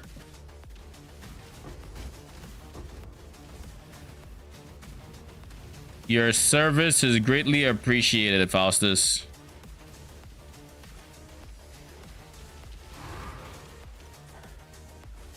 Faustus was one of the best things happened to PoE, to be honest. Like the currency exchange. Insanely nice for it. I think I'm going to stop picking up any magic idols that are not one by ones. Because like if they Add them. What'd you say? I don't pick them up anymore. Yeah. Like the rares at least I can rares like at least I can 1 to 3 and stuff. But like I don't want to have to deal with 1 by 1 magics and then 1 by 1 rares and then like no, screw that.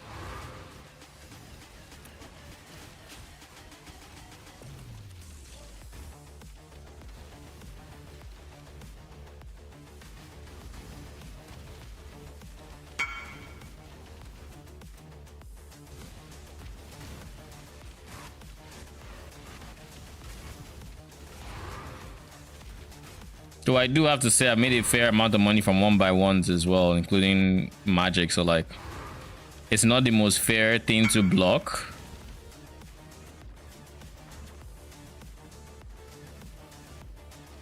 Mans really wants this.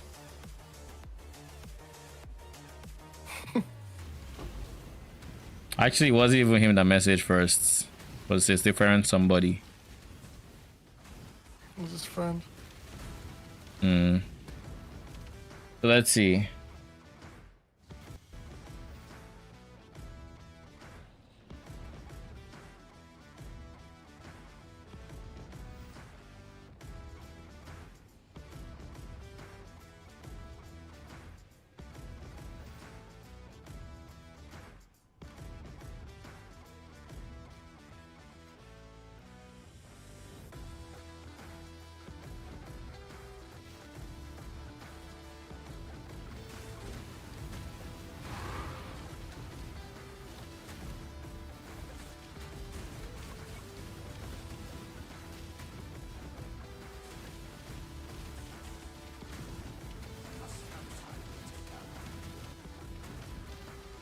Like if I really wanted to level, just slapping on a blood notch would do wonders for me.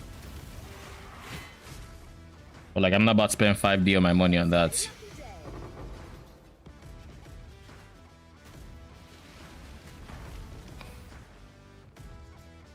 You're investing uniques right now is troll. I would love to just buy a headhunter right now and just like blast maps, but I know every day I'm using it that I don't have MB. I have to grind another 5D. This is actually, I think, a little bit why I've been feeling it, because like usually that's what I do, right? It's like, yo, headhunter on the way. I mean, not that It's like an accomplishment. It's like, fuck, I made enough money for a headhunter, not to enjoy the grind up. I mean, the thing is, I don't even know that headhunters will not depreciate, so like.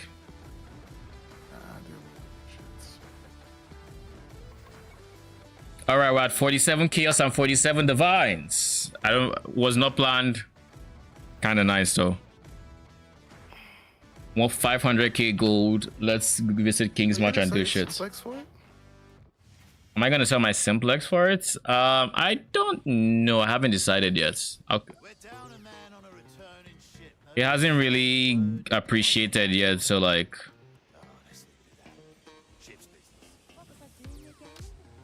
It hasn't appreciated, so like I'm just like, do I even really want to?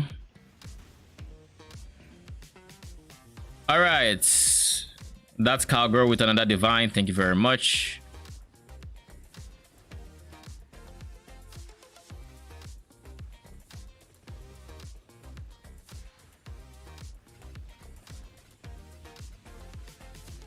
Then what farming strats are you using? Nothing crazy, just farming T17 maps. Why? Are you following my progress? I have made a ton of currency lately though. I'm still currently progressed through T17 properly since my warlock keeps getting one shot by T17 bosses. Your warlock keeps getting one shot by T17 bosses? Why? How? Which boss? Let's start there.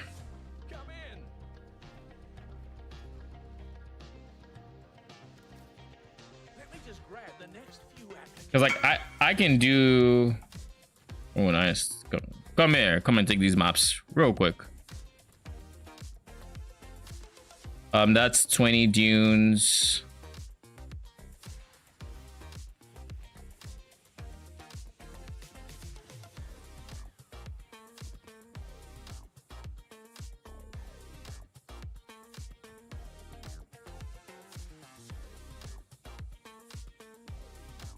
Fortress.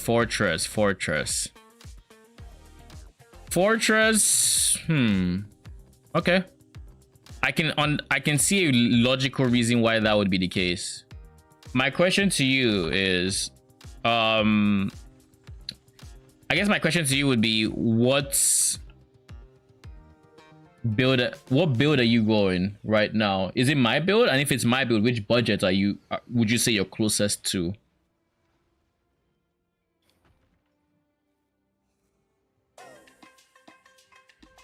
Because one thing to note about, if it's my build especially, one thing to note about the switch from mid budget or low budget to Doriani,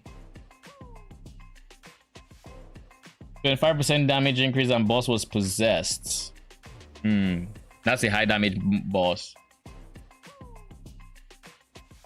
High budget for my build. All right, here's the thing. Going from the low budget to the high budget, there is one thing that you should note, and that is that we drop purity of elements for purity of fire and purity of ice. Now, this is not that big of a deal, typically, but it does mean that we go from giving all our minions all early res to only giving them fire and cold. Now, for the warlord specifically, he should have, yeah, he's capped on lightning res. So long as you're on 20% quality. But if you don't have 20% quality in your race Spectre, then let's see. No quality. This means your race Spectre would be, yeah. If you have no bone rings and no 20% quality, that means you'd be about 10% lightning res below cap. Now 10% is not the end of the world. It's still 65% lightning res, but Fortress does lightning damage, and as such, he can be very spicy. I am not on a 20%. I'm not on a 2120 race Spectre myself, but to compensate, I am running minion early res on this Joe. That kind of helps. Only 21. Yeah, I'm in this similar situation, but I'm using this to compensate. This Ghastly Eye Joe with minion early res. That's what I'm doing. So you can go for the Jewel or you can go for a 2120, depending on which is better for your budget. I'm saving for a Mageblood, so it's obvious which one I went for.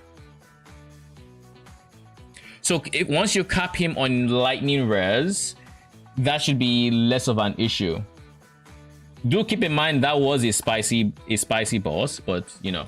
Something else I did that helped. I don't know if you have the currency for it, you go for it. But I'm using an AG, and the AG has a rare weapon.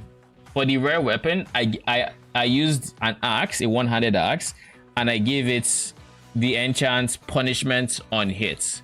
By giving it the punishment on hits enchant, I do not need to use punishment on my gear. It is less of a damage increase than if I manually cast punishment, but it saves me a gem socket. By saving that gem socket, I'm able to move my convocation here, drop punishment, and by having convocation here, I can move Feeding Frenzy to my golem.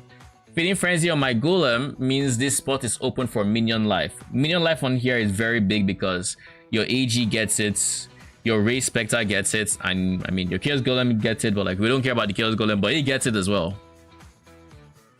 So that just makes it so all your permanent minions are that much harder to kill. But you would require a source of punishment, and I'm getting it from my AG. Just so you don't lose out on too much damage. I'm going. What does your AG setup look like right now? I don't have the exact items, but it looks something like this. This is the kind of weapon he has. So he has this. He's using. I replaced Legacy of Fury with Windscream. So I never replaced the boots. Yeah, Windscream has additional curse. So you don't need additional curse, mind you, because we are not cursing. So the AG can have his own curse and it doesn't matter. But I am using a Windscream because eventually I plan on getting a Gravebind that will have corrupted enfeeble on hits. That way my AG would then apply enfeeble on hit and punishment on hit. And why that is nice is we already have a source of enfeeble from a Spectre, but by getting enfeeble from him, it means when we are clearing our maps, his explosions would apply enfeeble and punishment to everybody it touches, which helps, which would increase our survivability during map clear. For single targets, it doesn't do anything because we still have enfeeble from the Spectre, but like it's just that extra bit of fine tuning basically. But that's kind of what my AG setup looks like. It's the Explode axe that has cursed enemies with punishment on hits, runesmithing enchants. Like it's from King's March, so that's the runesmithing enchant. It's a Synth implicit, of course. Then I went with Green Scream and Grave, and I will eventually get Corrupted Gravebind with enfeeble on hit. That's what I'm going for. And by having, and again, something else that's interesting about enfeeble on hit is this means even your minions would take less damage from like wave clearing because everybody has enfeeble applied to them at all times. So once I make the update video for like, because I plan on making an update video very soon on this my current version, the high budget, the fine tunes I made. I will not change the POB because the POB is fine. However, I want to make that update so that people see that okay, this is an option on the way there, because I'm still not doing what's it called? I don't have a 20% quality Spectre gem. I'm not yet at all the different things that would be required to have my Spectres be as tanky or to have things be as smooth as this high budget. I'm still on my way to the perfect setup, but these are the things I'm doing going there that make it feel better, kind of. So that's kind of what I'm hoping. That's what I'll kind of go through in that video when I do make it. I think I want it to be out by like Monday, so I will probably have something out by then.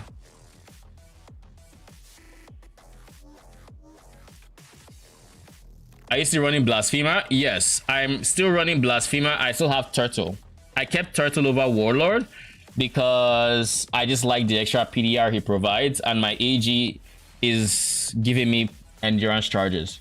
I went for the defensive setup on my high budget. Now, on my high budget, this is already in the POB, by the way. There are two versions. There is the default and there's the defensive setup.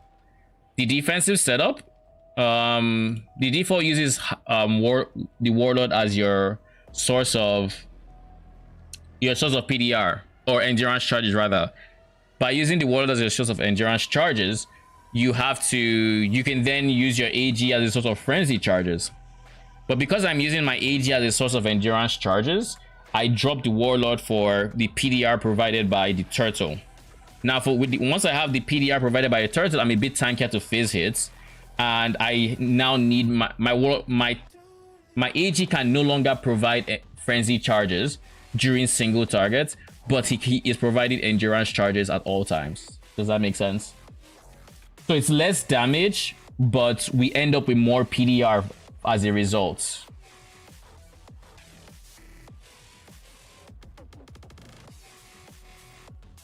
So that's the difference. If you want peak damage, you would still go for the Warlord setup.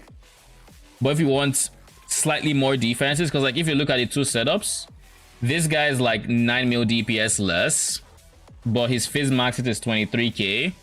Whereas this one is 60 mil, but the Fizz max hit is... This isn't correct. Where is it? We have this. What else is there? This is not meant to be quite as high. What am I missing? Oh, that's the difference. This is what was missing. So defensive guard skill up is 32k Fizz max hit on the defensive setup, and on the offensive setup is 24k. So 6k difference. So it all depends on the setup that you would prefer, and then you can go with that. Big help, bro. We'll take a look at your current POB. All right, sounds like a plan. Oh, and there's stuff in the notes section about the changes. I think it's like the defensive setup. It talks about the things you would change going from the default to the defensive setup. The perfect Warlord going to Guardian Turtle.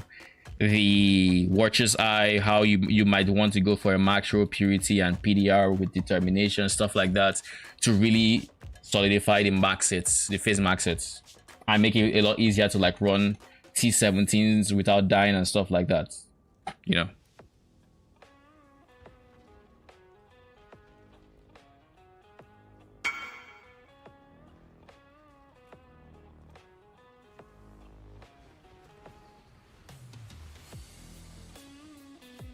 All right, the hit shiva is going.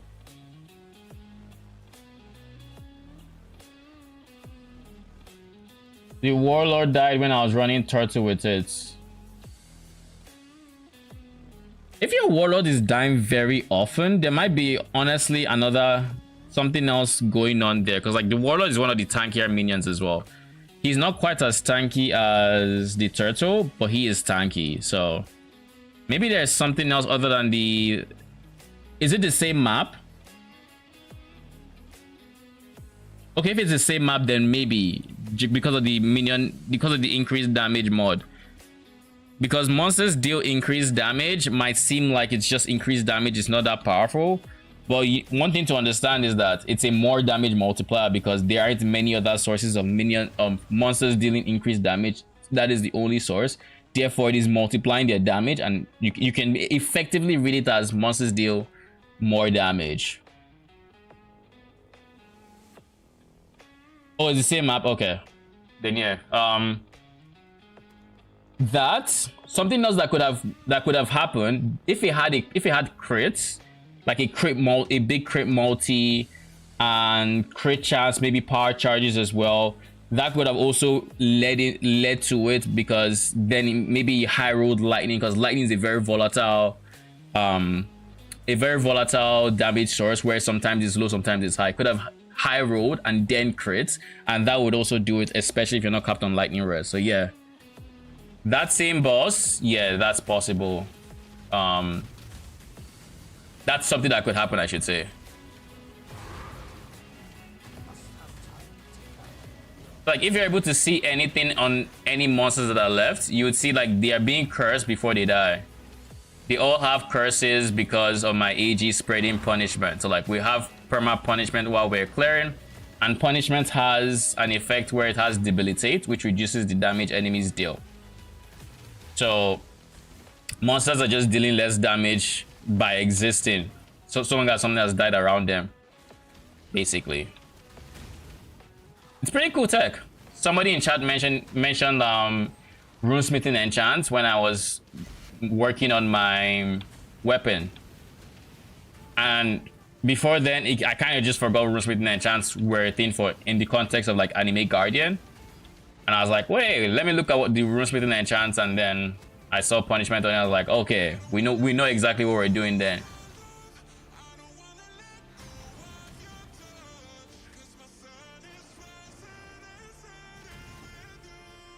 You haven't found another T17 since yesterday?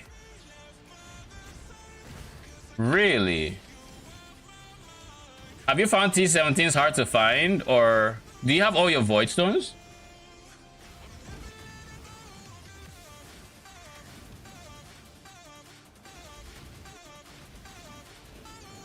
If you have all your void stones, you should be getting them semi-regularly. If you don't have them yet, then I can understand. All void stones, you have been finding T17s.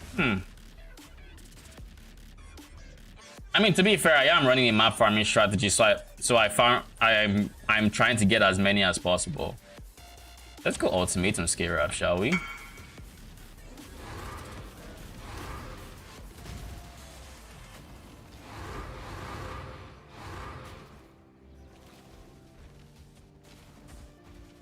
Come on now, don't go all day.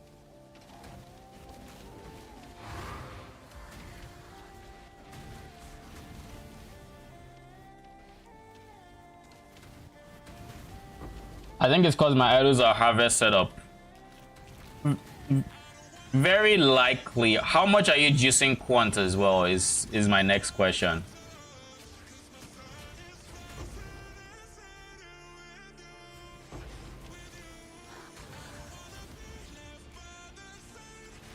Because like juicing quant tends to just help you drop more things, and that would help you drop more maps. And if you really want to drop them, then what you should do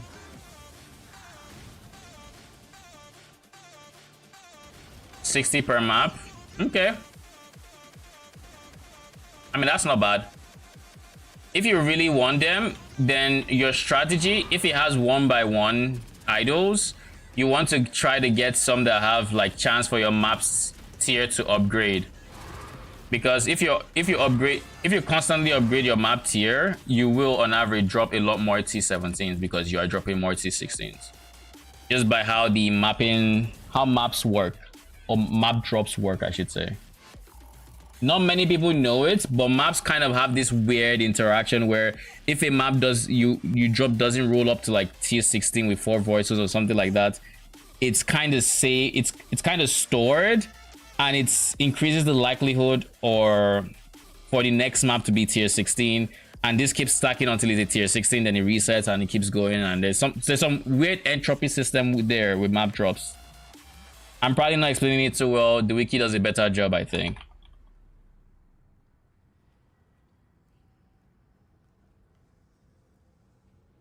I don't remember if it's the T17 page or maps page, so let's just go to T17 first.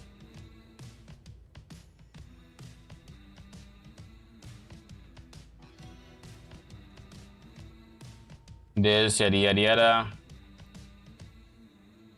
The maps differ from regular maps in different ways. So this choosing modifiers, yeah, unlike powder maps. Welcome back. I was watching Boiler. Okay. And he's duo streaming with a friend he's doing the strat with. Yeah. And they have a I think the Twitch had a shared chat now. It's kind of cool. Yeah, it's the whole collaborating thing. If you've ever gone live and you see knock on someone's door, that I think that's it. That's what happens when you knock. You basically have a shared chat, so you can see both. Like the chats get merged if the people wanted to. Yeah.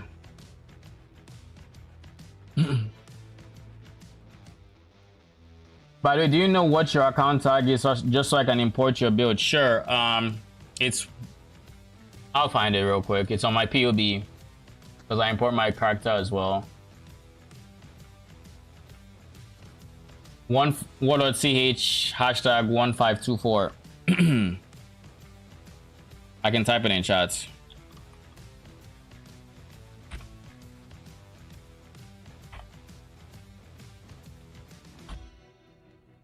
And then I'll put it down for Twitch as well.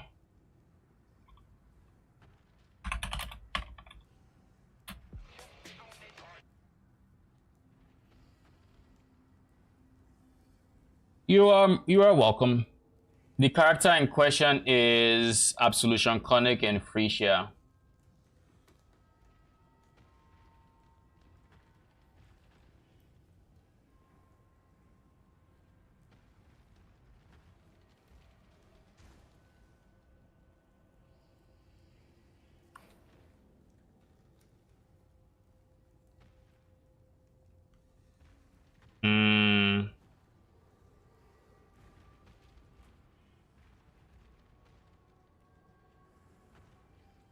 And then Twitch sneaks up a fucking...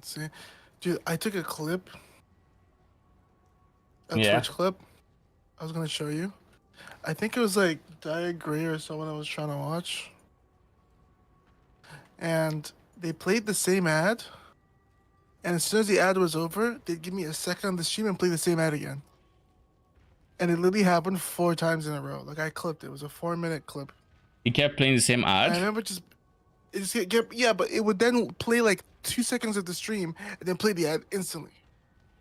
Just think about that. Think about how insanely bad that experience is. Like what exactly do you want? Oh, let me catch the first 2 words of his sentence. Obviously, it wasn't a great time, right? Let's ask him a build question, right? Naturally. You know how much that sucks when you enter a streamer chat and they don't have clip in the enabled. It's like, I guess it's gone. It's just gone because I'm not gonna ask this question twice. He doesn't stream on YouTube either, right? No. I don't like that Twitch doesn't let you go back as well. T17s, basically the map they don't exactly have connected maps, but the way it works is maps have a specific T17 they can drop. So as an example, I'm farming Dunes. Dunes only drops Fortress. It's actually here on the notes right below the bonus. You see tier 17 map drops at Fortress.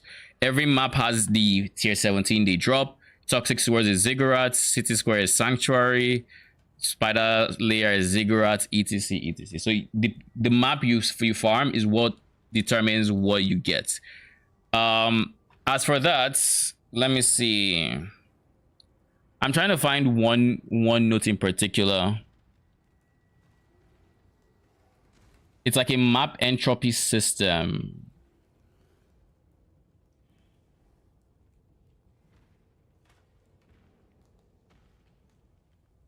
It's not there. Who gives the player this? After completing your first map character is this. Only connected maps with this. When voices are circulated to the Atlas, crazy tier maps can be found in Atlas. Voices and communication dropping higher tier maps and add a chance of tier 16 to become the tier 17. So getting all this. Yeah, is a 2x waiting for incomplete maps. Map drops are not affected by party size. 16 tiers. Lowest tier during progression. Higher tier needs start dropping. You're rated by Rax. What's up? I was asking Boiler a question about his farm. Yeah. Because he's doing juice like 3-man harvest. I mean, Rax rated him, so it's like, alright, GG's. Lol. Which is fair. Which is fair. I mean, they're both macro, aren't they? Yeah. I'm a strand farmer, so I'm gonna be Being keep up- dropping fortress. I mean, yes, but think of it this way. I'm farming fortresses because I plan to sell fortresses, right? Fortresses are currently the most expensive or tied for the most expensive T17. So if you really want to drop like you want to run T17s, just sell fortresses and buy whatever else you want to run. So in this case, you might sell fortresses and then run you might sell fortresses and then run, I don't know, ziggurats. I like ziggurats. Exactly. 70/2.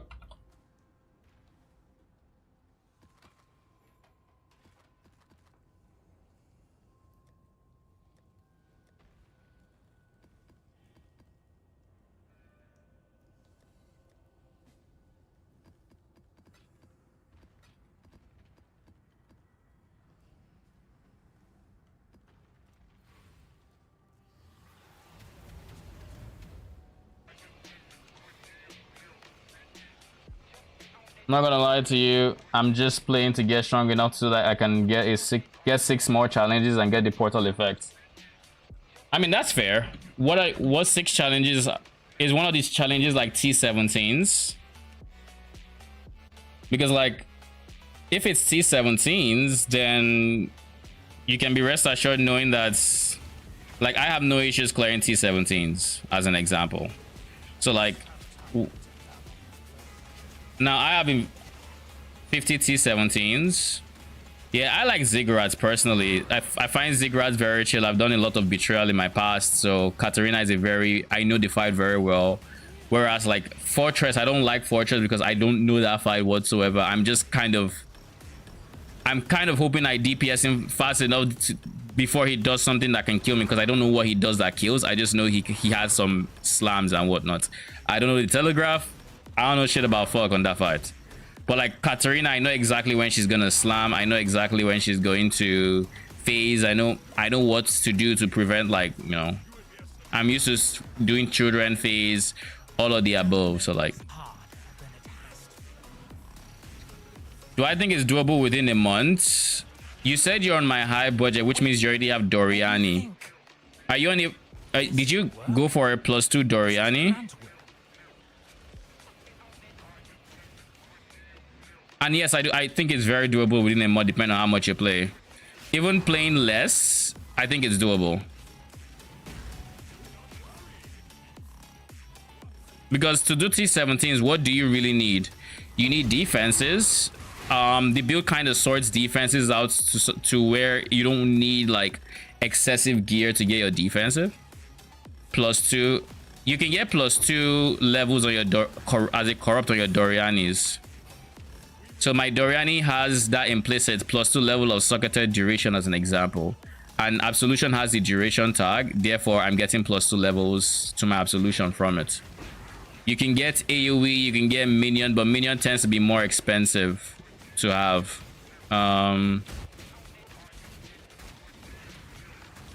You can also get +1 level of socketed. And that would work as well. It's just more damage, right? If I corrupted myself, if you corrupted yourself, it's a chance at getting it. I just got baited by June research. If you're corrupted, it's a chance, but I can't. It could also have bad results. So my advice would be, if you really wanted the +2, just buy it. It's like a divine. So this is how you'd go about it. You'd go on trade, you'd find a corrupted Doriani with +2 level. Duration, AoE, doesn't matter as long as it's +2 level. And Absolution has that tag. So Absolution has duration, it has AoE, it has Vaal, it has Minion. I think there's Minion corrupt. I think there's Minion corrupt, there's AoE corrupt, there's duration corrupt, and there's all socketed spell corrupt, but that's +1. You want just pick any +2. You don't care about it being 6 link. That doesn't matter. 2 link is fine, whatever. Doesn't matter so long as he has the +2. Then once you have the +2, you take it to your, you go and you buy some tainted orbs of fusings. I got mine in like 6 tainted orbs of fusings, you know. And then you buy some tainted jeweler orbs. Now what you do with these is you take, if you read what they do, they unpredictably add or remove socket or link as the case may be. So that means if you have two sockets and you use a tainted jeweler orb, it's either going to remove 1 socket or add 1 socket. So what you then do is you take that to the crafting bench. You craft for 4 sockets. This will cost you 10, I think it's like even less than 10, might be 10 jewelers and 10 Vaal orbs. You put 4 sockets on it and then use your tainted jewelers. If it goes to 5, you hit it again and then you hope it goes to 6. If it goes down with jewelers, you just hit it again and you hope it goes to 4, 5, 6. Tainted jewelers are cheap right now.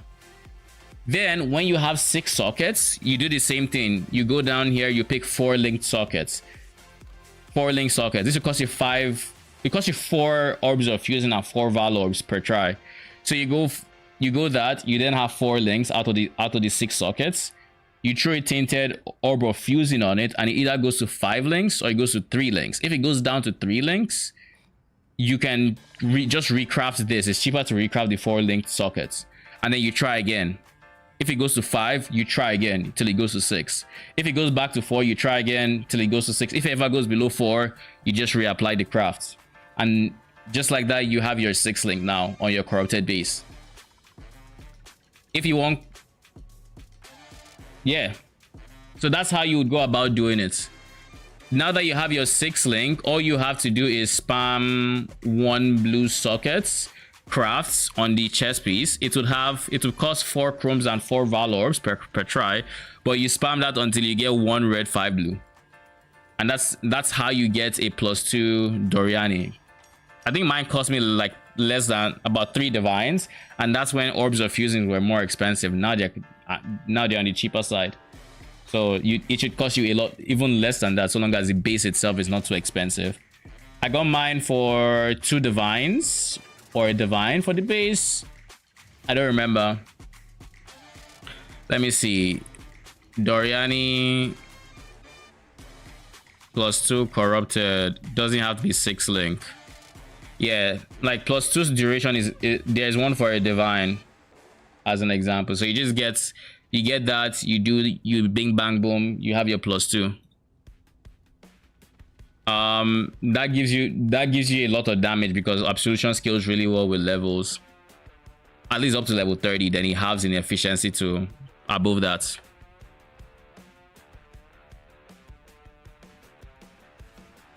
Sounds like a plan.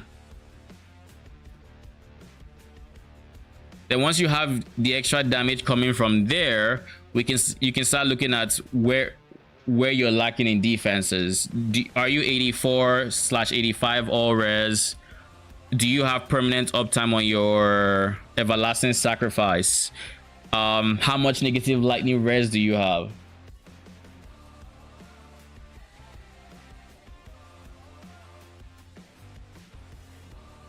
Also, do your I'm happy to help.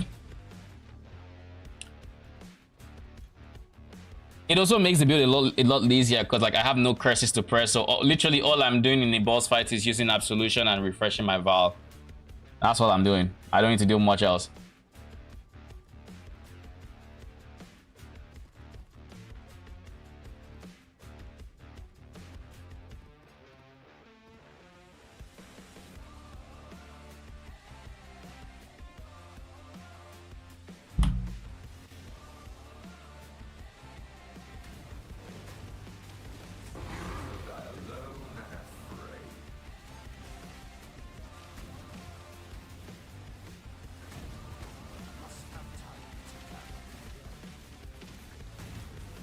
But yeah, once you have punishments, then it's up to you for defenses. Like if you really want to survive even more, you can go ahead and get your corrupted and feeble on hit gravebinds. They should cost you about a divine too, but if you give that to your AG and give your AG a windscream, you can apply both curses, and each of those curses make enemies do 10% less damage. So suddenly you have the enemies you're facing are not doing even less damage, so you and your minions are outrightly tankier as well. What is happening there? Why can't I move?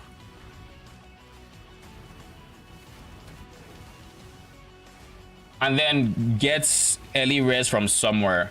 If you can't get it from the Race Spectre quality, then you can get it from... If you get it from quality, get it from Ghastly Eye Jewels, and you should see that you don't lose any Spectres, because like I've done Uber Cortex, I've done T17s with very juiced damage modifiers. Think crit multi, power charges, they deal increased damage, etc, and I didn't lose a Spectre. The last time I lost a Spectre was when I killed a Beyond boss and kind of was chatting, and then a mob DD the Beyond boss on my Spirit of Fortune. So like the DD did insane damage to my minion there. That was the last time I lost a Spectre, and that was like a few days ago. But that's just because of the nature of DD and, you know, yada yada. Moral of the story: don't AFK near a dead Beyond boss.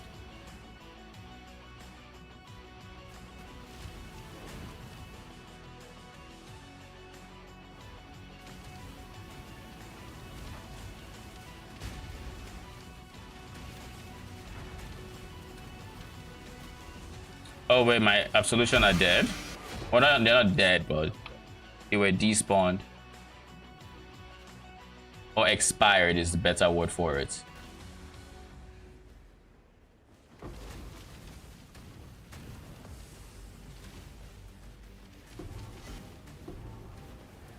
Okay, let's leave for this unique.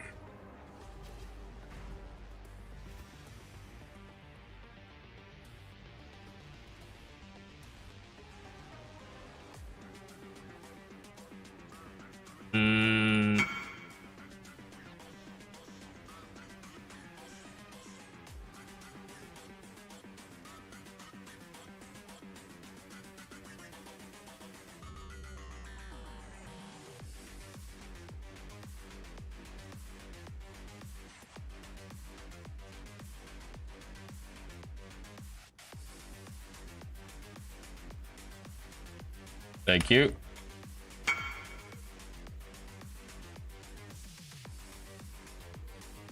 Six more maps, the 50 map rotation is done. Congrats. Slowly progging your way. Okay, we're going to switch to where we're dumping. Map. Still have Give a me a lot of big second. bombs I haven't sold. How many A bombs do I have?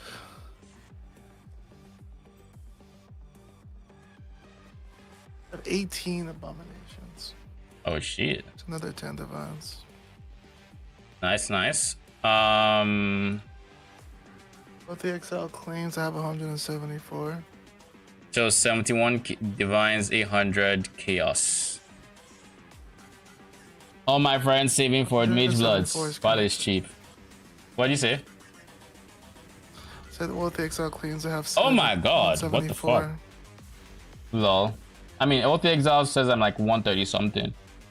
Are you going to try liquidating and seeing just how much you have?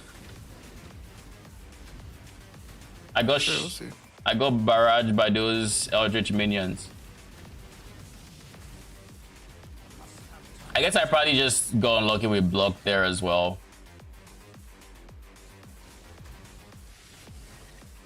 How many altars do you average a map? All of them. Need a little bit more than that. Oh, you always, like every map you're running out. Pretty much. Like it's very rare I'm getting altars at the end, but there is no map where I only get one. It's impossible. It doesn't happen. I haven't gotten a 1-1 in a while. That's I good. think I just had a bad, unlucky, like very unlucky streak. Remember, blue altars has a modifier that's literally just chance to find altars in your maps. Yeah, compared to my starting one, yeah. And I currently have... Where is it? If I can find it, that is.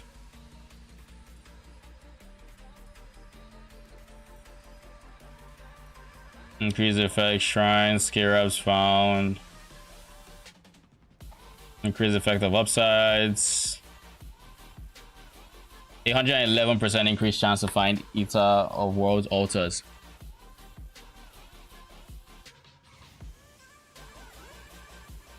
And then I'm also scaling their pack size, so I'm running into a lot more.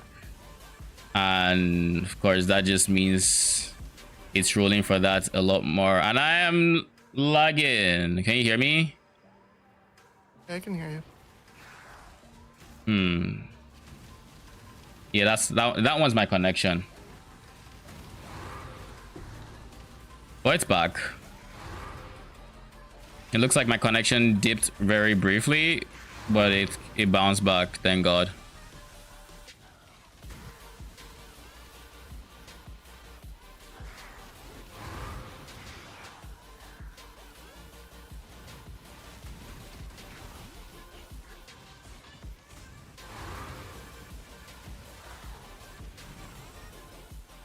My favorite league mechanic when I first played PoE was Abyss. I'd still like to one day just like...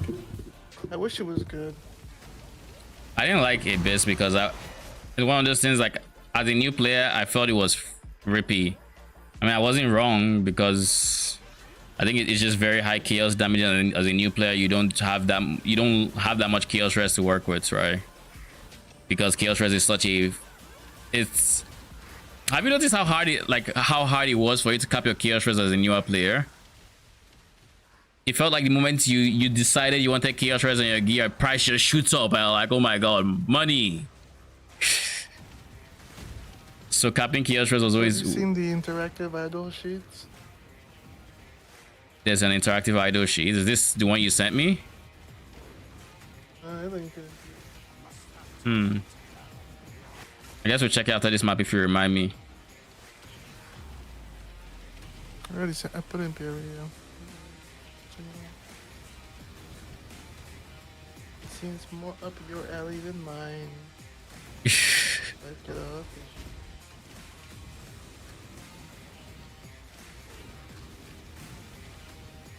Also, remind me, Albatroid, I can run a T17 to show what it looks like, what my budget looks like on a T17. And because I'm farming fortresses, I'll just run a fortress. Again, I don't know the... All right, good luck. And remember, I do not know the mechanics of the fortress boss, so it's very, very possible I do die on him. But I'm hoping I burst him before I die. We'll see how it goes.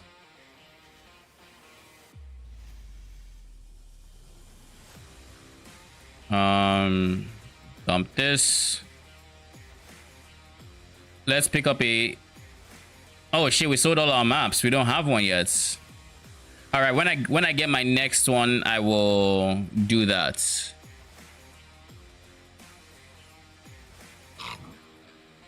Excuse me. What happened to going to spend time with your wife? After this map. I told you after this map. Did you not hear me? I thought you said you're just going. No, after a map. I didn't realize I'd open a map, and then I said, okay, after this map, I'll do it. Lol. I'll be opening it on like autopilot, man. Like, I'll be opening maps like I've opened so many, it's really just muscle memory now. Just like click, go. I mean, that's when you know you're just blasting.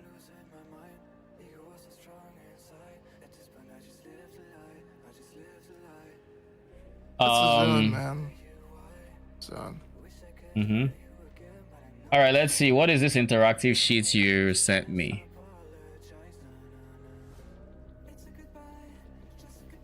Light mode warning to your stream.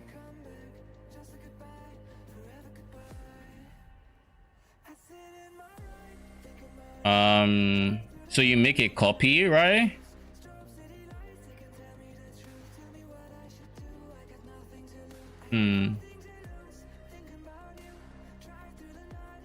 Oh, so you choose you choose this. Oh wait, what? I'm so confused. I see totemic here. Filter by idle size. So I just need to make a copy, right? Let's make a quick copy. Make sure there's no information here that doxes me, and okay.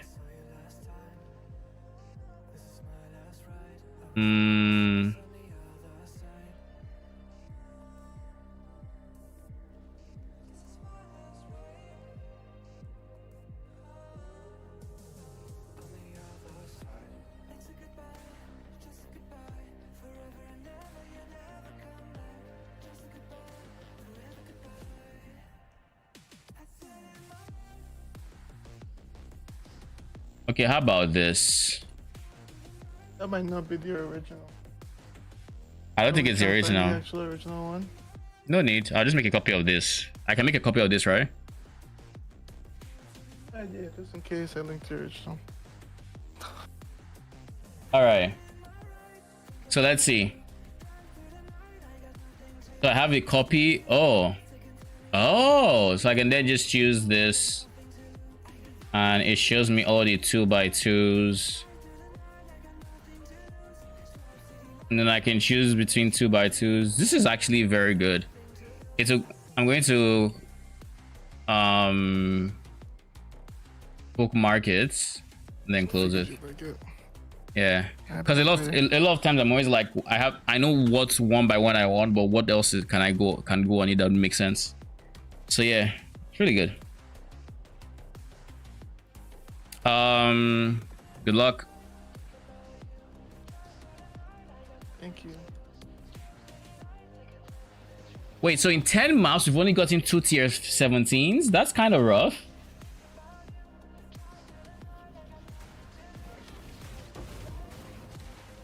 That's very unlucky.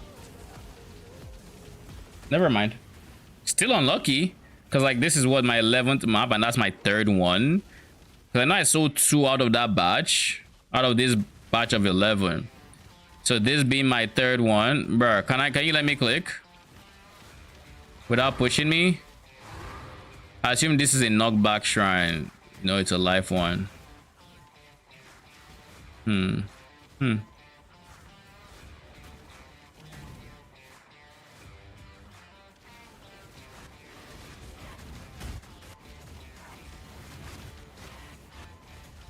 So we have a fortress that we're going to run on the next map.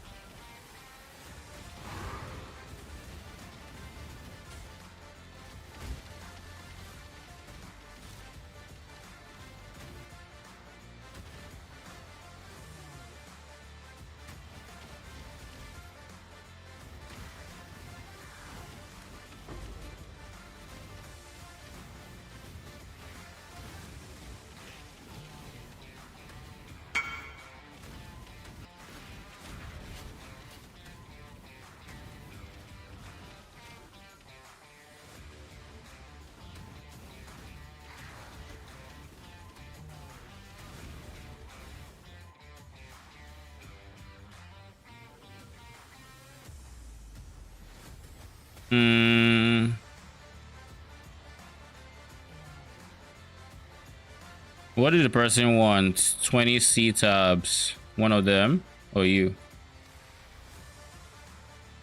Great.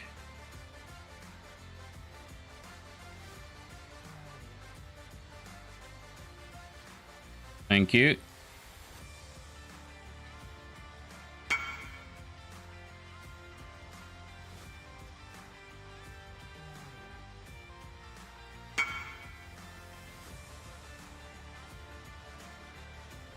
Oh shit, that's a very high roll there.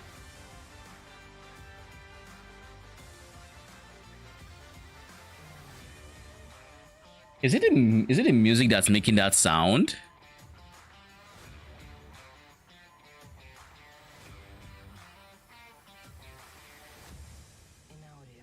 Yeah, it is. Okay. I was so confused because there was a light voice in the background. I'm like, what the fuck is that? It's the song. All right. My dude, are you coming or not?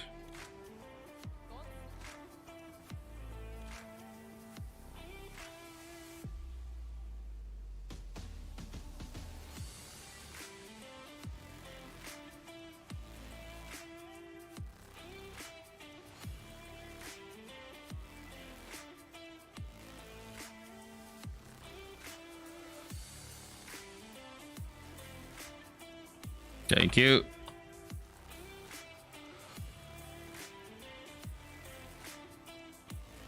Okay, is Heist Boss Uber really that scary? Heist Boss. Oh, I don't know much about heists. I would say probably not.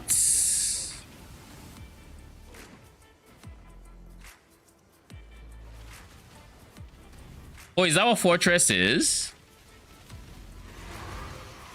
I mean, I don't heist much, so like if I knew the non Uber version, then maybe. But I don't do heist, so I don't know the boss's pattern from there. Really interesting.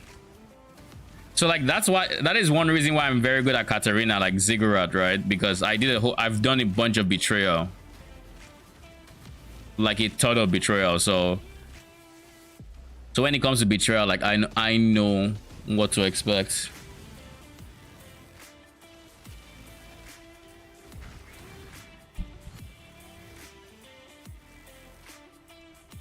Give me a quick second.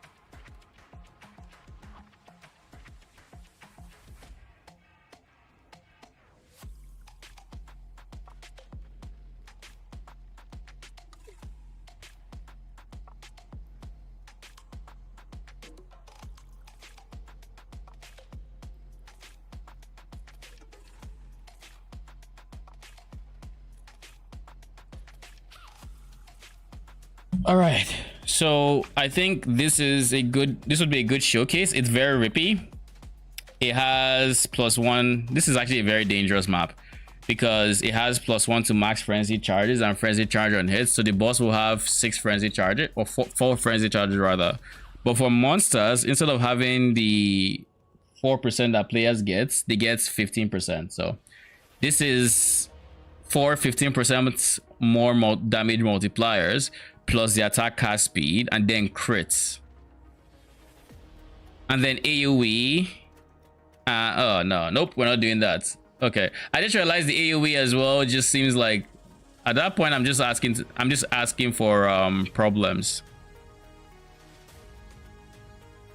Unique bosses that possess can be dicey, but let's run it. What's the worst that can happen?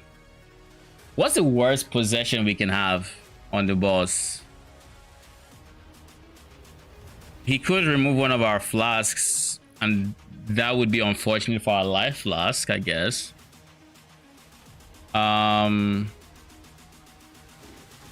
What else is there? If you run possession, you can show me it's possible. I mean, let's do it.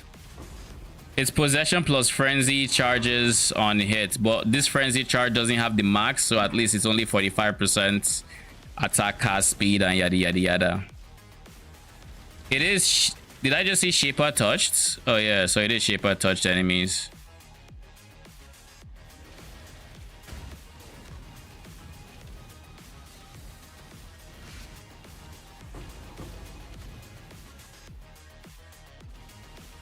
Now the ritual also isn't particularly interesting. One thing I will say is I'm not going to take the downsides I take in T16s. Like I take some downsides, but not. I'm not taking minus PDR. I'm not taking minus regen as examples of things I just will not take.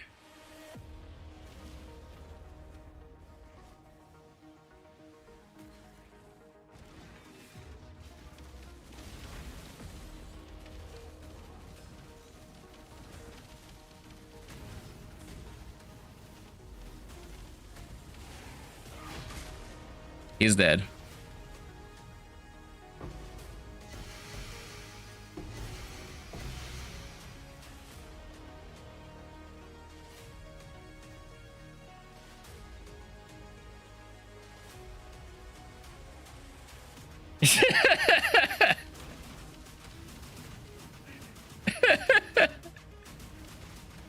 I'm not sure what possession he had, but like, you know, it doesn't matter.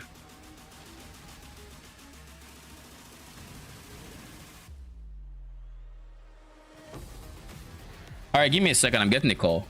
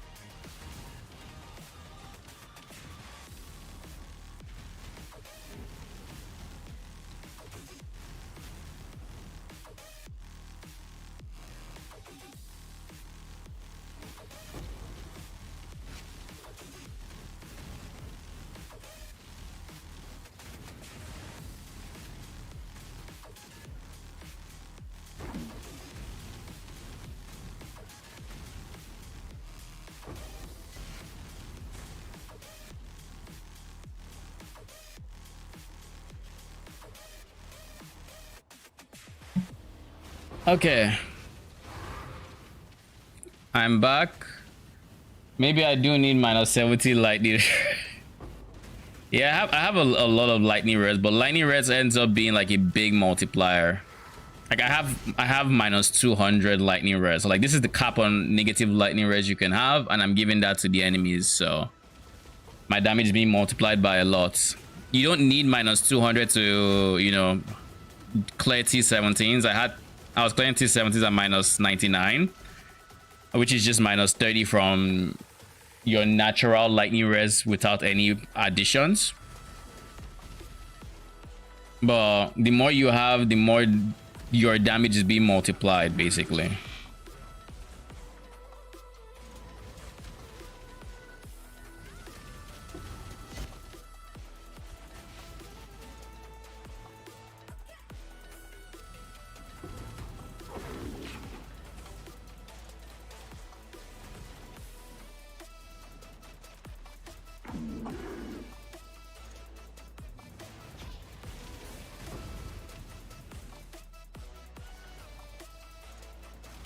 So yeah, you don't really need to know the mechanics when you can kill them that quick. you know, but at the same time you do, because you can have mods that like endurance charges that would reduce your damage, because they would have for endurance charges would be 60% elemental damage reduction that is not res, so like it doesn't care about the fact that you're like it does, it's you still do big damage, but you do less big damage than you would have. Or you could have more monster life, or you could have a combination. So it's still handy to know the mechanics so you save your XP. But that's what Fortress looks like when he doesn't have like defensive modifiers and it's mostly just offensive. I have a Victorious Charity already. There's no point in... Let's corrupt it. Of course it did. And we got a Queen of the Forests. This is also cheap. So what we're going to do now is...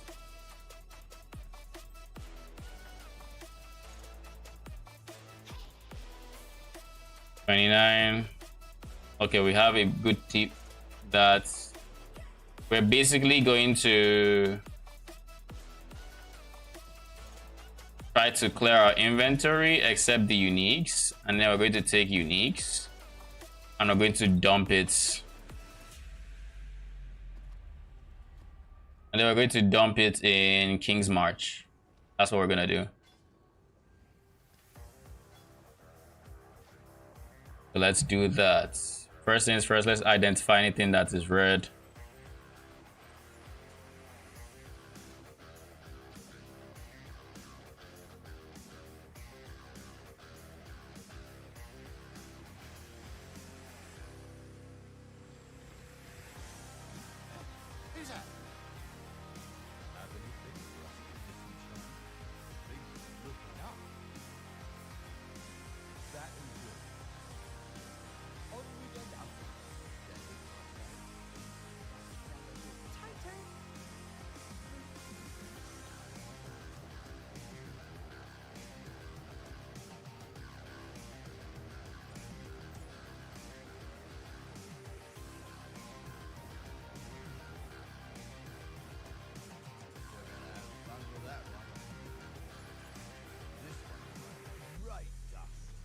Arlene's Fallacy.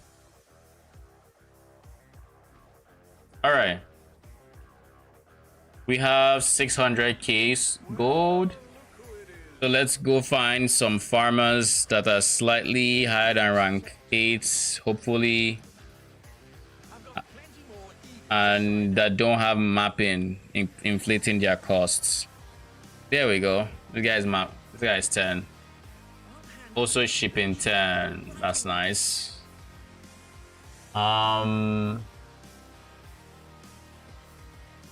are the 10s? So you're max 10, so you need to be max 10 as well.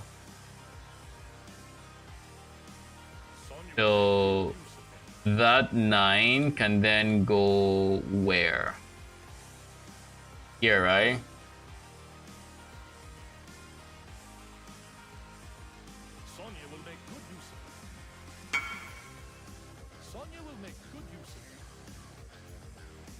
Invites.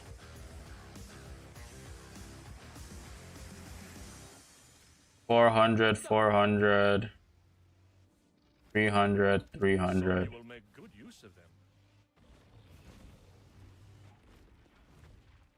Trade.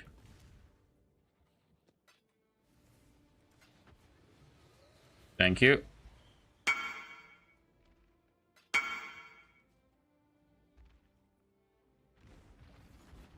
And just like that, we can now get rid of invites. Farming 8. Farming 8.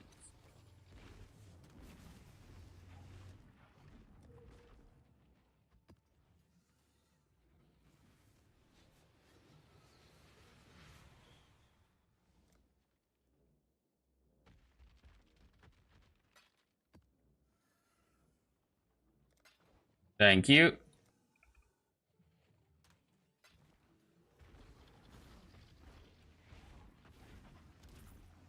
Let me just grab the next few applications.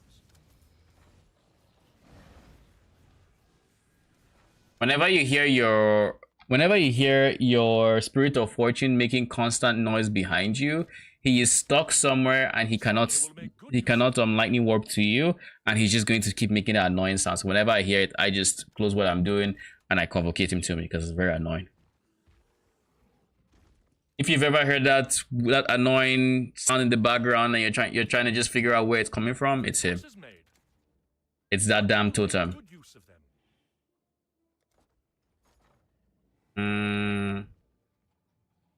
Tier 9. There we go. Tier 9 farming. Tier 8 farming, rather.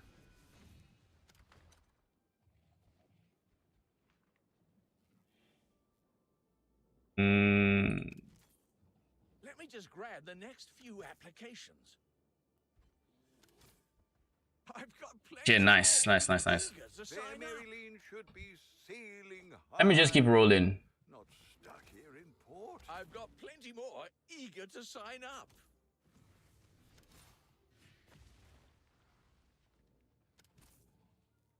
This is a 9. Do I need more 9s? I don't know. I think not. Sonya will make good use of them. Oh yeah, I do need 9s. Never mind. These are full 9s. These are not. Sonya will make good use of them. So higher than 9. We need one more 9. Choice. Not you. You have mapping. Your wages being inflated. It is not happening. I'm sorry to tell you this. I've got plenty more eager to sign up. This 10 is fine. Now we should have enough. We should have all 9s now. That's the 10. Sonya So will make good use of them. this 9 goes in there. This 9 goes in there. Now we're all 9s. Good use of them. Cool. So we're getting 3k wheats, 3k wheats, almost 3k corn, 1.3k xanthemum, 1.1 point. All right. I think this is where we can stop with. I can continue mapping now. Farming 8, farming 8. Let's go. Music has stopped. Let's play. Oh shit! One of our expensive idols is going. 6 divines for these bad boy.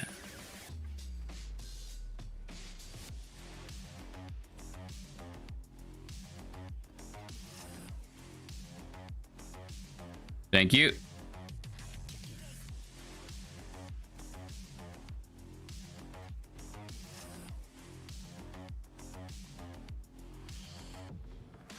All right, let's continue farming.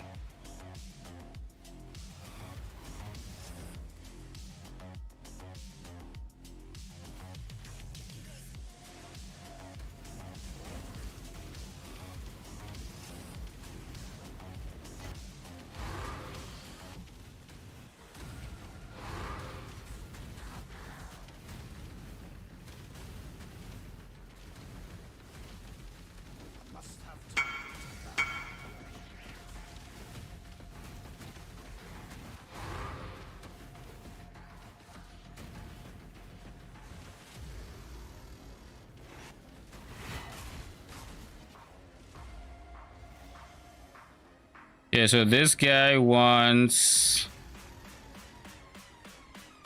Glyph Curio.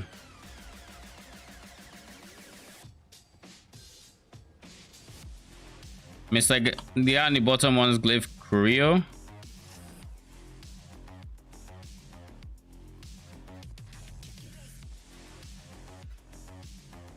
Thank you. Trade. You want Harbinger. Thank you.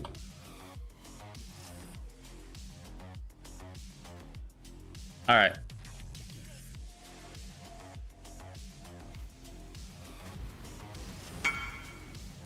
It's my lucky day.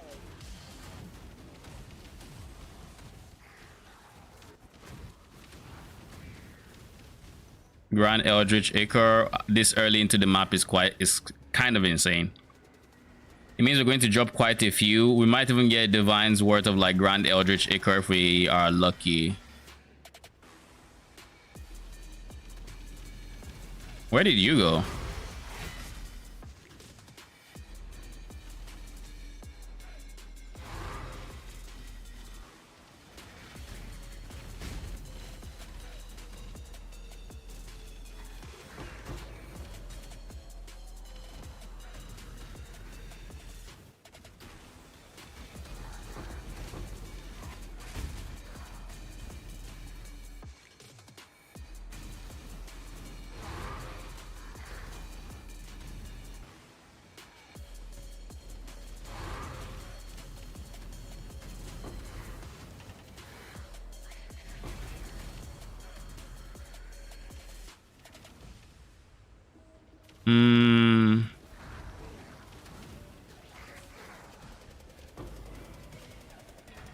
I love when I get the dupe and you start duplicating every single thing you're dropping. How much dupe chance is this? 42%. Oh, it's high enough. Never mind. I was like, this is happening very frequently.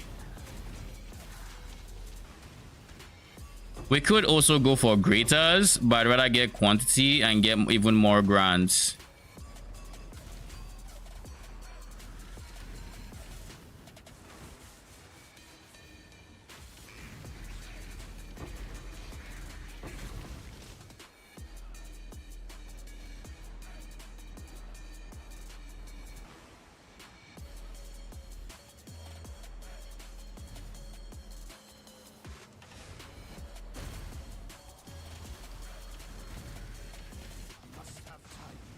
What on your grave bind and feeble on hits?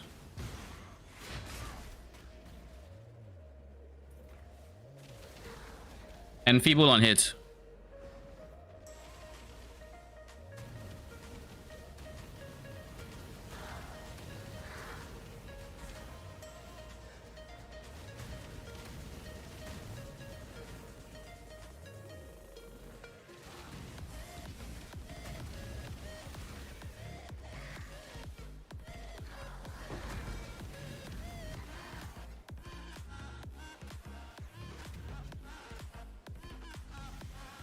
Let me see something real quick.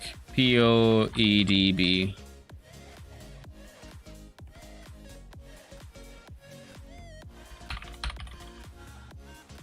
Sentinel of Absolution.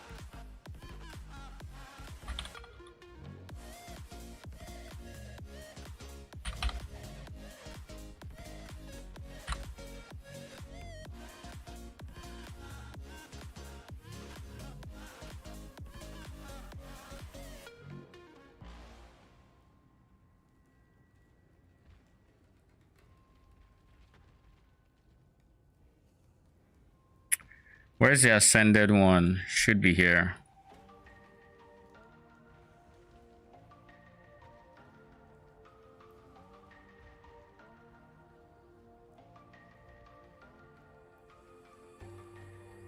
Let me ask a quick question.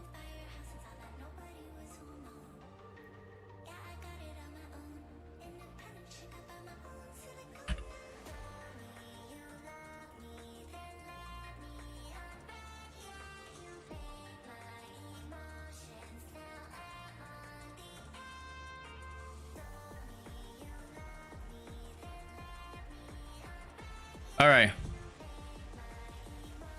Where were we?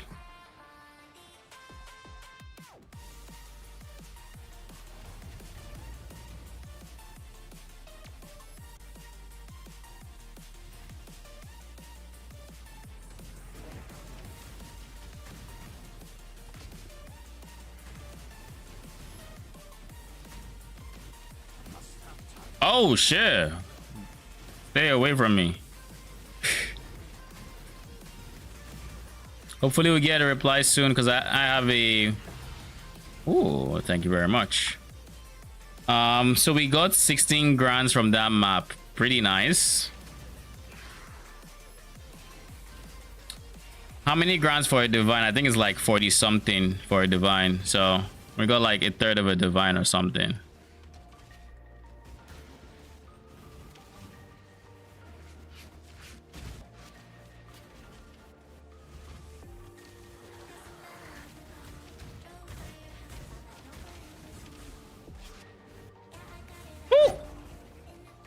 What was that degen? That was no bleed. It had to have been like a ground dot or something. Wait, it could have been I had reduced life recovery, which is understandable. I have minus PDR. Maybe it was a fizz. Maybe it was a fizz dot, but like, I don't think fizz dots are that bad, even with no PDR. It had to have been the ghost flame from the T17 mob. That would be my first suspicion as to what drained me that quick. There aren't too many other things that would do it.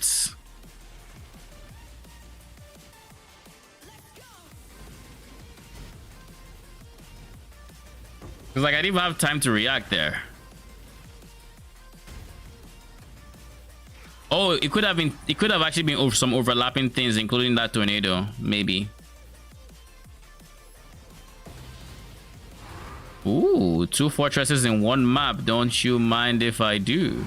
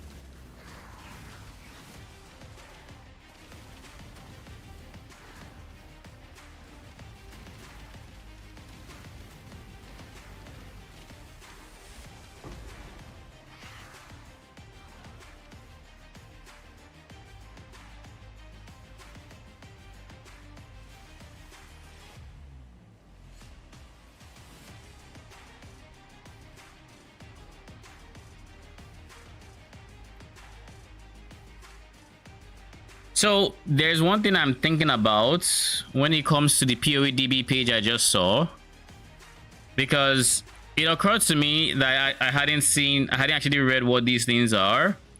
And this active skill area of effect, I think it means it is going to reduce whatever the final radius is by 25%.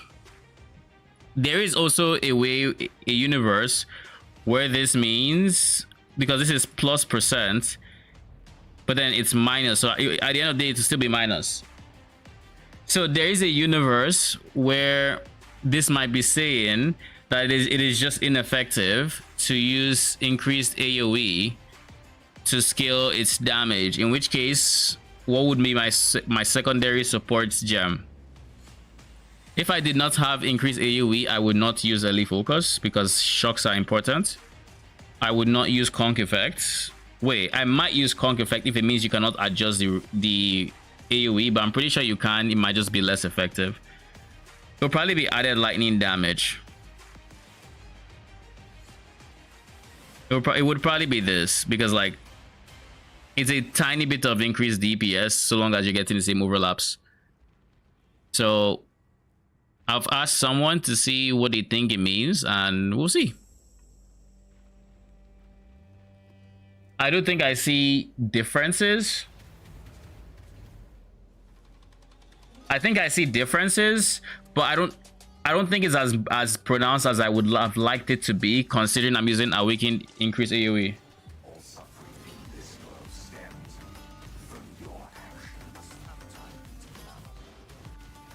Yeah, because like one thing I know for I have noticed for a fact is there is a plus to radius on the gem that I thought would affect the minions, but it only affects the player. So it affects your cast of like Absolution, so like this, but it doesn't affect your minions casts. So now base radius is typically a very big ooh, what could that be? Oh nice, I'll take it. Base radius is typically a very big multiplier of AoE, so you increase base radius and increase AoE becomes more effective. But that one is not actually being affected by.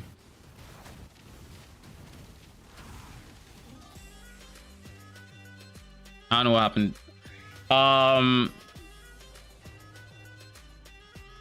it's better to go added lightning. Yes, it would be in that situation if AoE is not doing as much as we think it is. I just want to get confirmation on what that probably means. But one thing to note is I'll open the page again, because one thing to note that it's easy to overlook, and I don't think that the skill has it, but the biggest DPS of your Absolution is not the repeating attack he has. The repeating attack is nice and it does good damage, the cascading attack rather, but that is not his highest DPS move. That is not what chunks bosses when you're fighting them. What actually chunks bosses is this attack that's going forward there, the line attack. This guy, that guy, it does a lot of damage and it overlaps. Every single repeat of the spell overlaps and repeats, like it keeps going and it's hitting the enemy multiple times. So by virtue of doing that, you gain so much damage when he uses it that is just not accounted for by POB.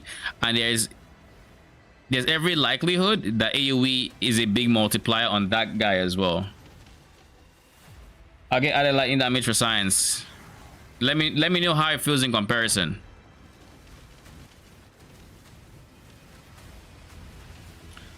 Don't get lightning pen though. Lightning pen is absolutely, it's once you go Doriani and you have negative lightning res, it becomes very ineffective.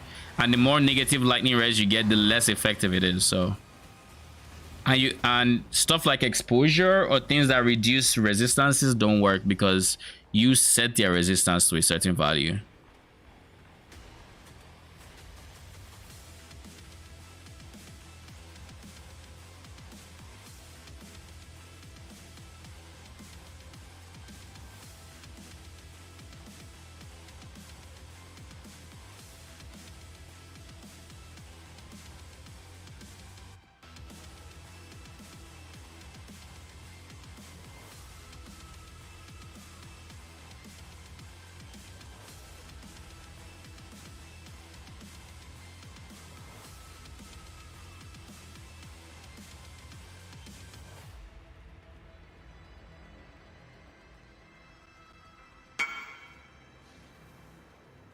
Holy shit. Okay.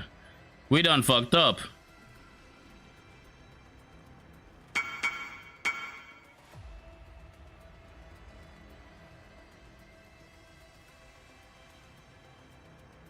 Please get it off of trade now.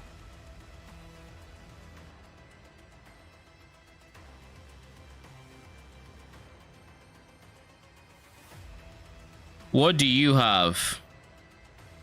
Imprison monsters drop an additional red. No one cares about that. It's Arcanist Strongbox 67.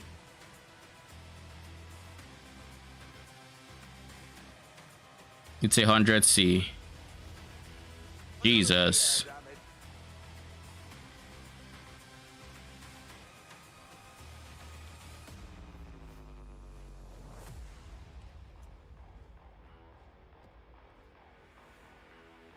It's 100C. Chaos to divine ratio is getting to PoE2 levels of ridiculous. Oh, it's not it. PoE2 has insane levels. What is it at right now? It's 160. Yeah, PoE2 is insane. Right now, exalts are, last I heard from like Reddit, I think it was like 600 or something. To 600 exalts to one divine. So like, it'll take a lot to get there. And to be honest, Chaos Orbs will likely appreciate very soon as more and more people get to T17s and are oh, as more and more people get to T17s and start rolling with Chaos typically gets more valuable. So right now, I think a lot of people are in T16s and are gradually getting to T17 power. When they do break through, we should see Chaoses gain some value. Ooh.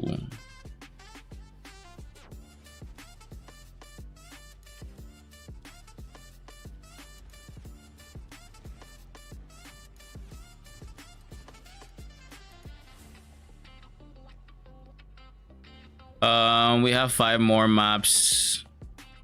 After these 5 maps, I think we might do a mass liquidating spree and see just how much we end up at. It's going to take a while, that's for sure. You are free to explore this vast world, yet here you are, doing the bidding of the power.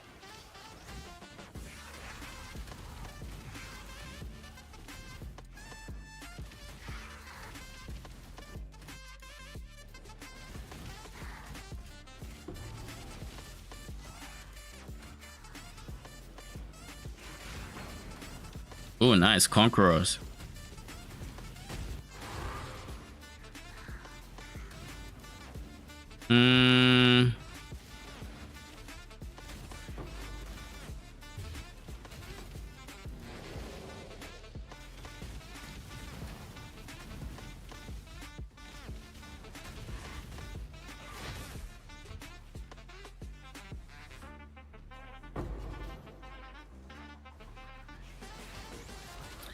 I don't know why it takes so long for them to drop their loot.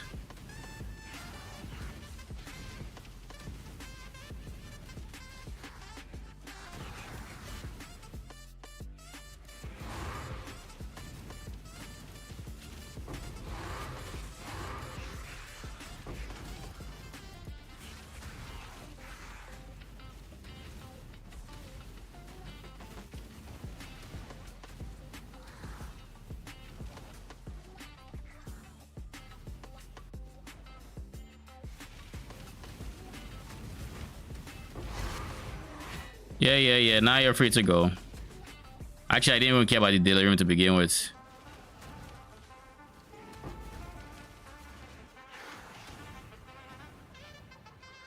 I only take the delirium because it acts as a sort of quant multiplier of sorts. Like, it just helps me drop more loot. Not necessarily for the delirium itself. Ooh, take it.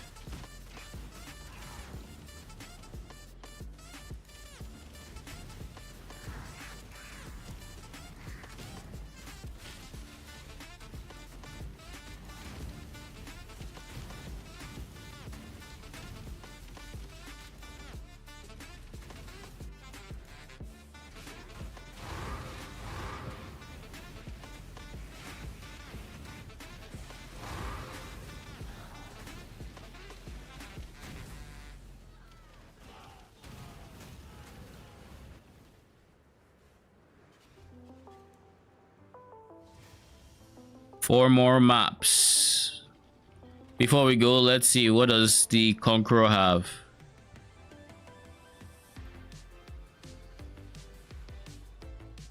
Delirious unique monsters in map have a chance to drop an additional orb. Blight towers can be salvaged. Nothing crazy.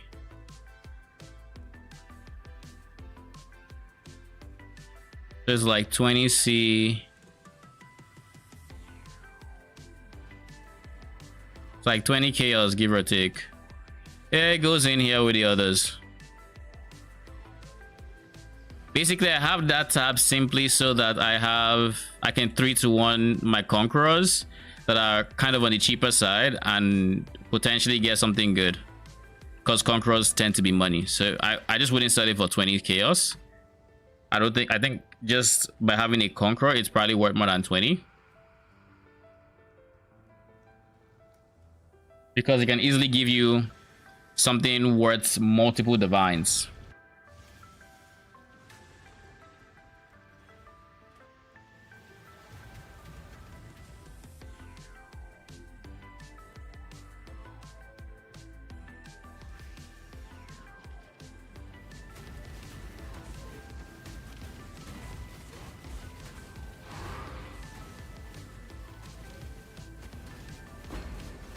And that's a conqueror. And a fortress. So how many fortresses did we drop in the set of 20? We sold 2 beforehand, like during the run. Then we ran 1, so that's 3 plus. So we might have dropped like 5 T17s. What's your Skirab setup? I run 3 Skirabs with more packs of more difficult enemies and packs of more difficult enemies who drop more maps. 3 of them. Then I run escalating, which is the Skirab that makes it so you gain more increased chance to drop maps per modifier affecting your maps. So we're running 8 mod maps. Then I'm running influencing Skirab of Hordes, which increases the size of influence packs. In this case, influence packs include your Eater Worlds pack that spawns, and by killing Eater World packs, that is how you spawn Eater altars. So my idols also try to help me maximize the number of Eater altars I get. By doing so, I am getting as much quant as I can from the altars. That's why most of my maps you'd see it's not like it starts out with crazy quants, but by the time I get all the quant nodes I typically get from the altars, it starts hitting the 200s, 300s, so on and so forth.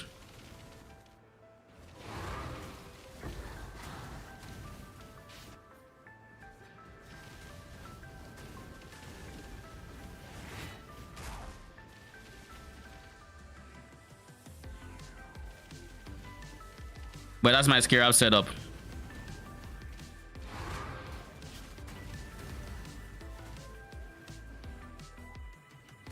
For my general map farming strategy on my idle setup, that's a bit more complicated, but I can actually go through it real quick right now. The most important modifier on this setup is on the 1x1s. The tier 1 to 15 have a X% chance to become 1 tier higher.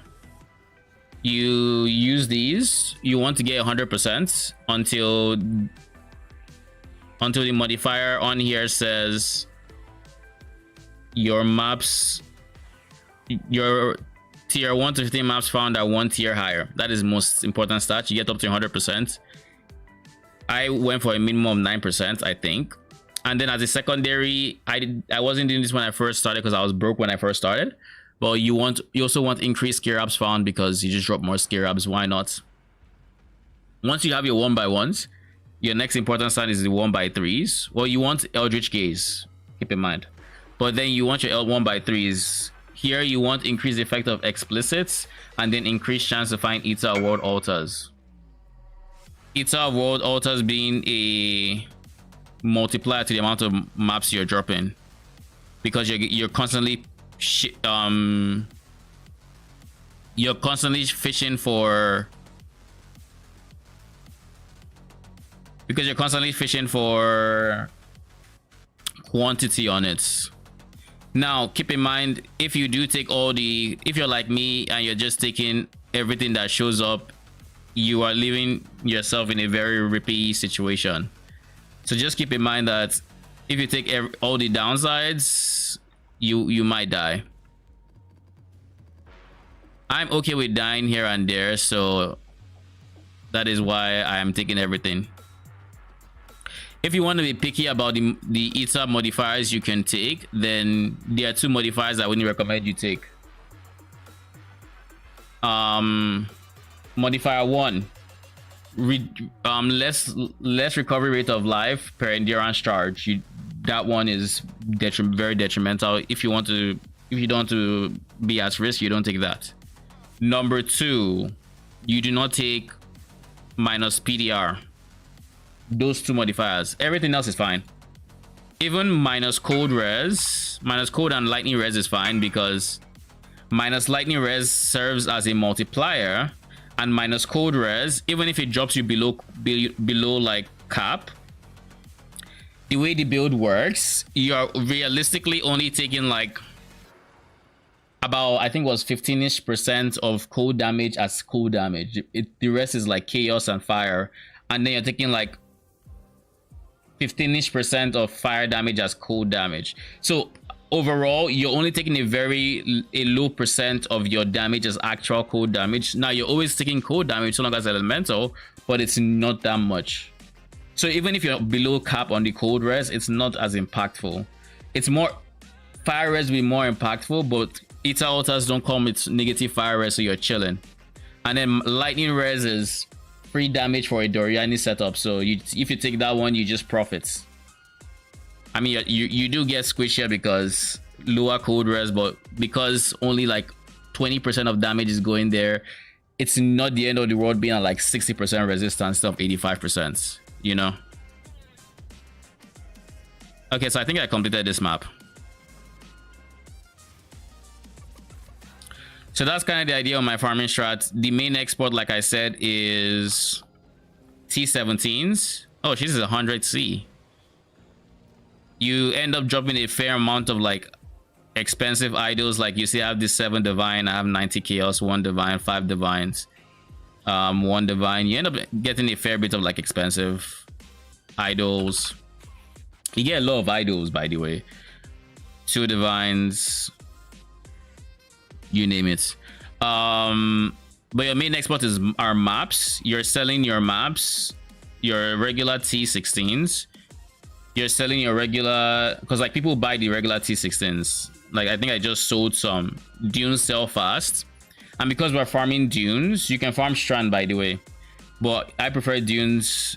We're farming fortresses because dunes. The reason I prefer dunes over like strand, and why I wouldn't recommend strand, is strand has its boss at the end, and because you have your boss at the end, it means you are getting more boss altars, which is reducing the amount of quantity you are getting on average.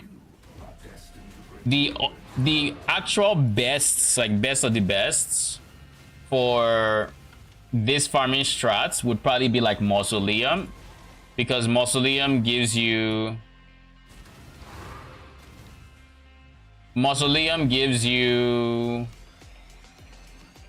a map that doesn't have a boss when you start, so you're only getting monster and player modifiers, so you get to scale your quants from the get-go. You don't have to deal with having this as an option, so all your altars will always have player and they'll always have monster.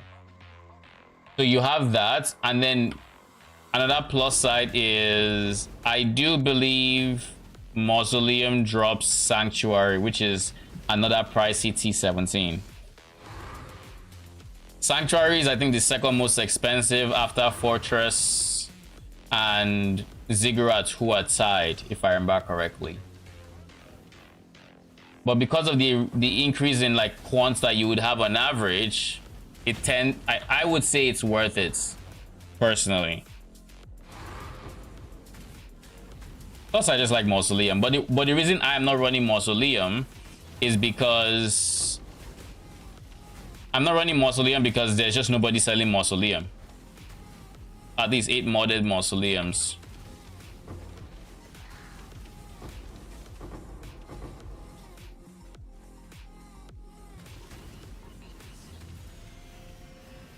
So I just went with the next best thing.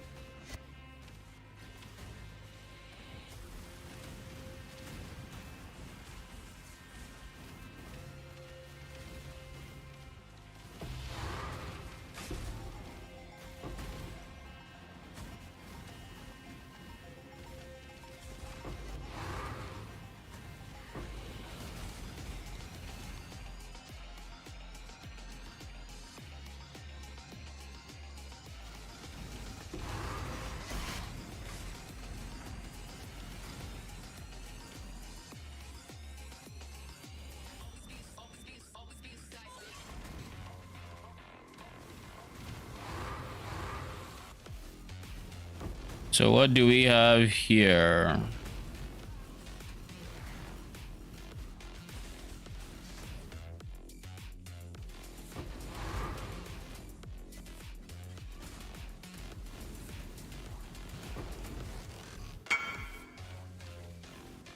Wasn't that the one I just listed? You see what I mean? Oh, a second fortress. And keep in mind, each fortress is going for like 100 chaos when you sell it in bulk. So it's a lot of money that you end up making.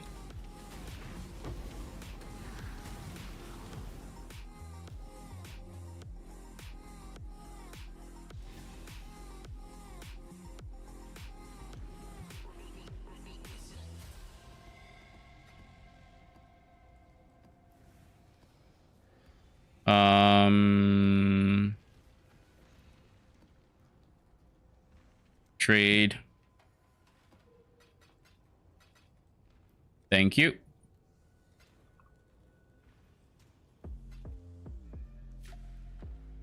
Is that Winds of Fate or Searing Touch?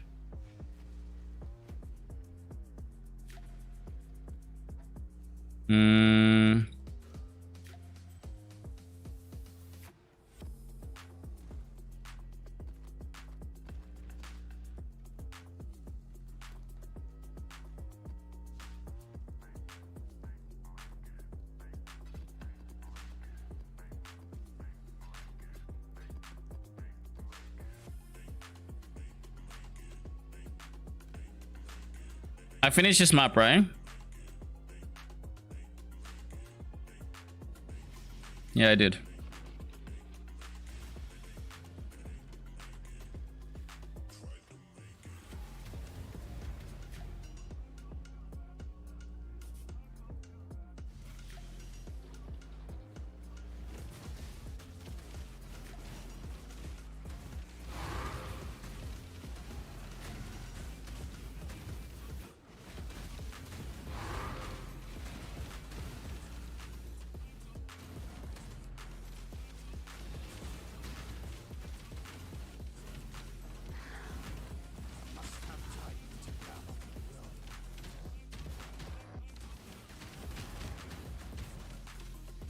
Oh shit, there's a lightning totem rare somewhere. You know something that I'm not going to miss, or I'm going to miss? Not having to deal with rares for a prolonged period of time. Like right now, it's been a while since I ran into a rare that literally stopped me from moving. Typically, I run into a rare and like, look at this rare. It dies like that. So I haven't really had problematic, like, I don't notice soul eaters. I don't notice adaptive resistances, lightning resistance, shock I don't notice anything. They just all die, right? Is your Herald of Agony an okay starter? It should be an okay starter, but it's not. It wouldn't be as good as Absolution. Absolution is a really good starter. Herald of Agony requires a few cluster Joes and whatnot to get started. So having zero currency,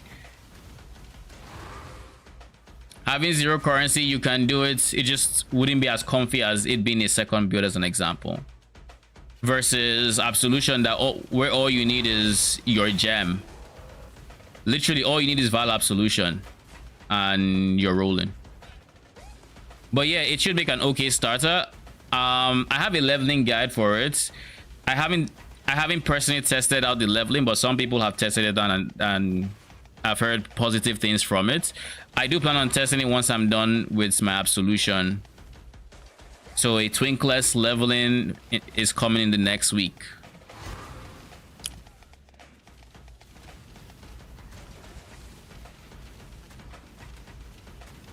During this process, I will update the leveling guide to a version that I think I would be very comfortable with.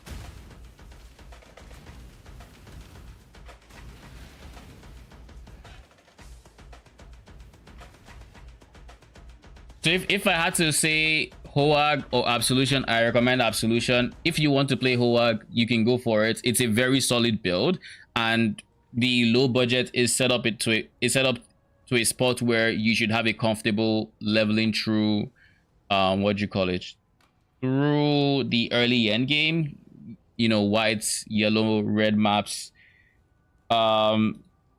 The only thing about that budget, the low budget, is I'm still undecided on what skill would feel the best. I went with Cyclone because with Cyclone you get to move around and apply virulence with all your spells, but with but I've heard about different setups that people use. You know, I think I've heard Stormburst being thrown quite a few times.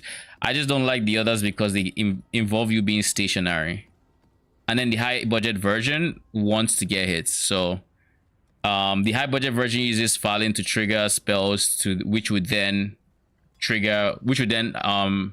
poison the enemies and give you virulence. So it's kind of like a walking simulator in that regard, until you hit single target and then you manually cast Ball Lightning. Very comfortable playstyle, but Falling is on the more expensive side, so it will be some farming before you get to that point. Falling, I think right now is 10-ish divines, give or take. Closer to 13 if you're looking for a max spell block, stuff like that.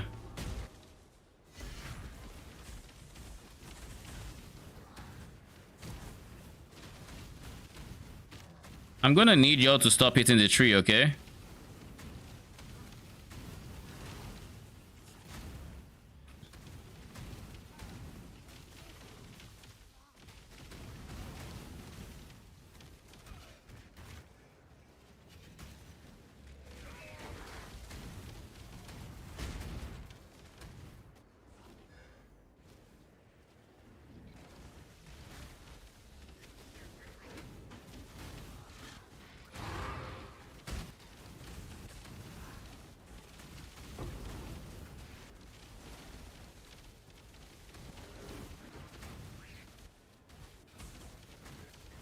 What is on this shrine or this altar? Doesn't matter too much.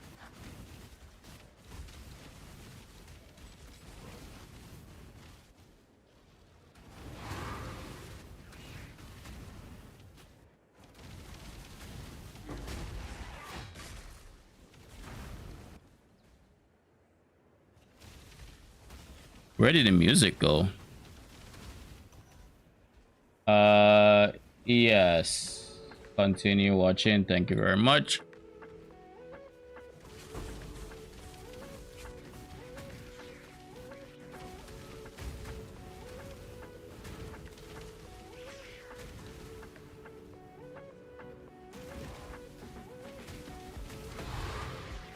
Thank you very much. Okay, so we went very unlucky with fortresses until the tail end of this set of 20 maps, and now we're printing again. So I don't know how I feel, but I feel good that we are evening out the lack of luck, so to say. Because now it's looking like we're actually going to still maintain around like the average of 1 T17 every other map, which is basically what we've been averaging.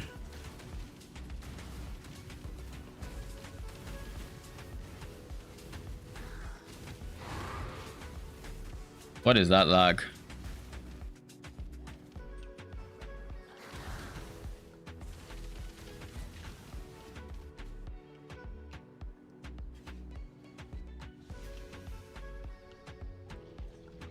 And we're done.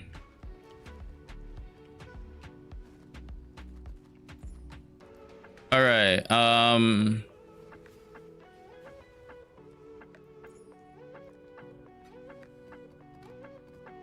many T17s did we end up with? This is 7. 7 plus 3, 10. So we dropped 10 T17s in the past 20 maps.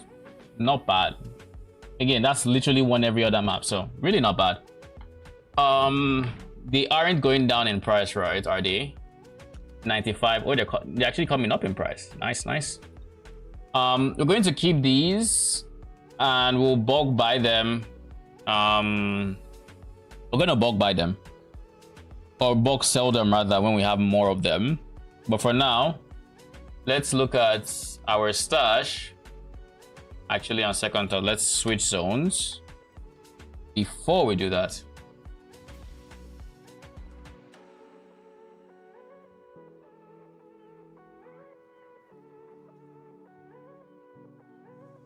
$12D an hour, 90.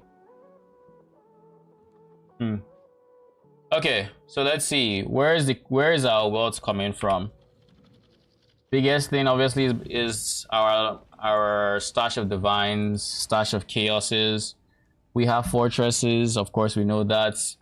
Grand Eldritch Embers as expected. Greaters. Obviously lessers as well. So let's start. What are divines going for first? They're about 160-esque. Okay. And then I have these I want. They're going for about 30 to a divine. So let's see. 30 is about 93 chaos. So I get less money with chaoses. So we're going to sell these for the divine. We're going to do 90, so 90 for 3 divines.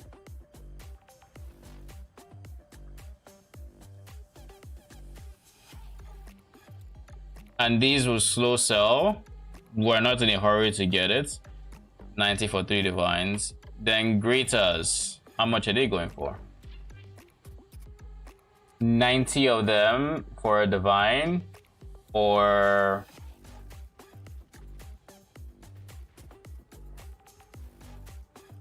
$200 for, okay, so obviously it's a no-brainer. Divines again. Actually it's 81. I'm gonna put these for 81, which would be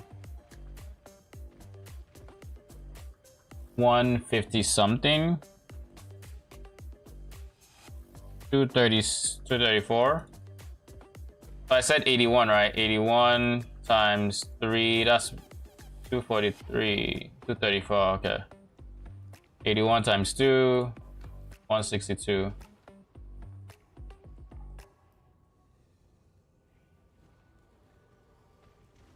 So we slow sell these. And that handles the greaters, now for the lessers. How many lessers do I have? 295, so I have about a divine worth.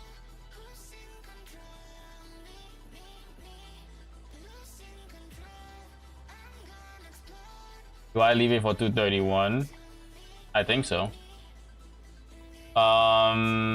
Okay. So with those 3 ticked off, what else is there? We have regular maps, which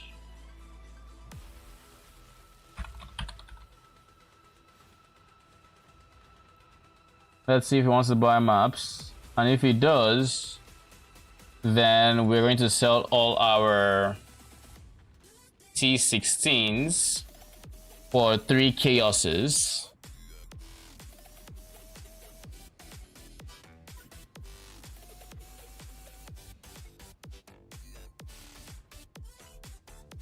Then what else? We have Screaming Invitations. How much are they going for? Oh god. Fragments.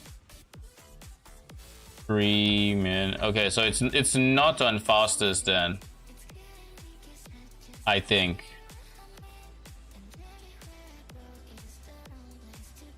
Yeah, it's not fastest. All right.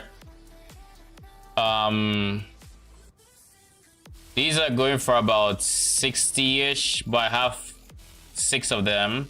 So I will sell the 6 of them for 69 each. 1, 2, 3, 4, 5, 6. So 69 times 6, 414.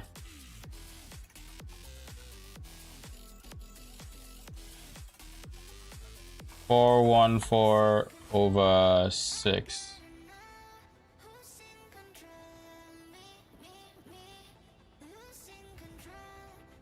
The math is correct, right? Yeah. I'm surprised they didn't show the icon, but I guess that's fair. What else do we have? Our fragments from the T17s we did. That is 2 devouring and 1. Devouring is Eater a World.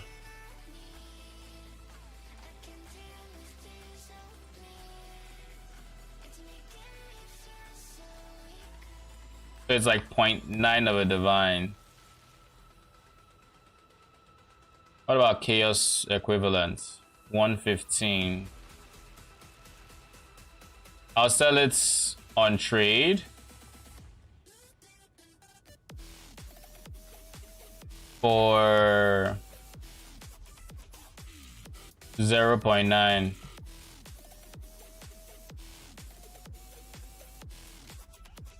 Because 0.9 is...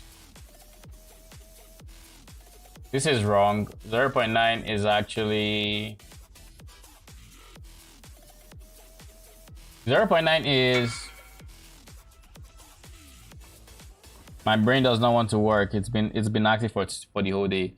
0.9 of 1.5 slash 1.6, that's like 30.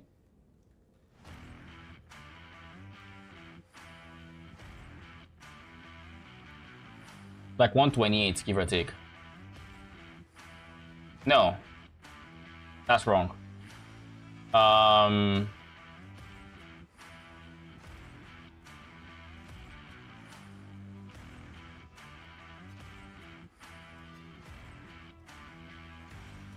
0.9 is 160 minus 16. So that is 144. Decaying fragments are going for about 25 chaoses, so...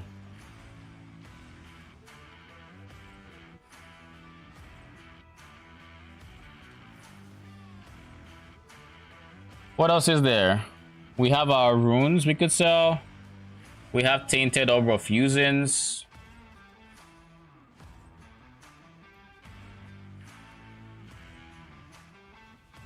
Last I sold it was 7 for 2 divines. What are the competing trades? About 4. I do not have 8.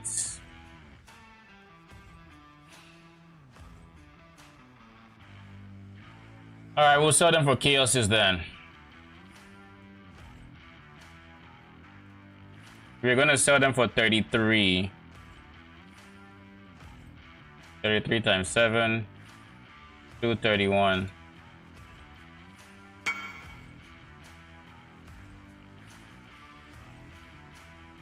Then we're going to sell regular dunes because we sell a lot of those. He wants 5.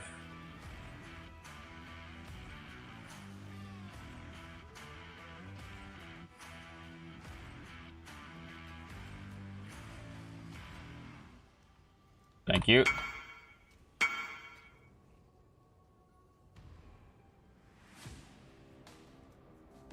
$17 left.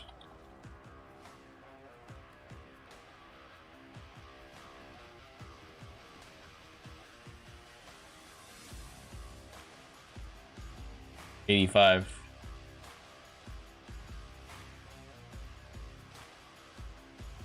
In case you're curious as to how much that is.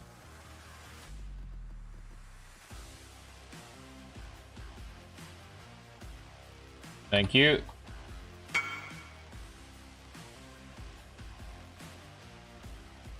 All right. What else are we removing? Ultimatum Scarab of Catalyzing. Where is it?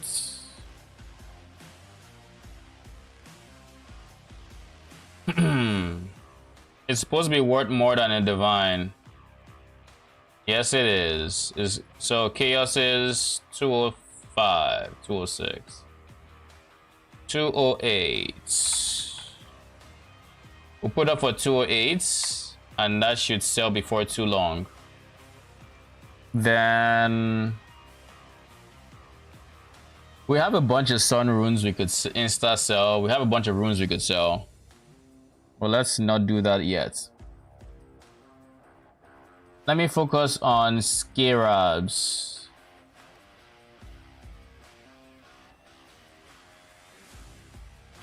My more expensive scarabs are...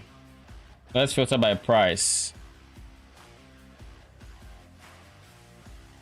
Ambush Scarab of Discernment. Incursion of Timelines. Then we have Blooming. Then we have War Hordes. Alright, these guys are gone.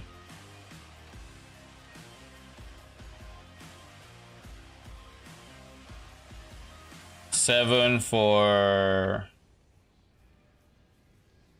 Yeah, that's fine with me.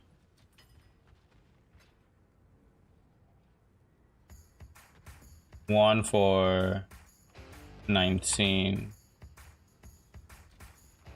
We're almost full on tab, so we can't really... Thank you. So we have to be a bit more...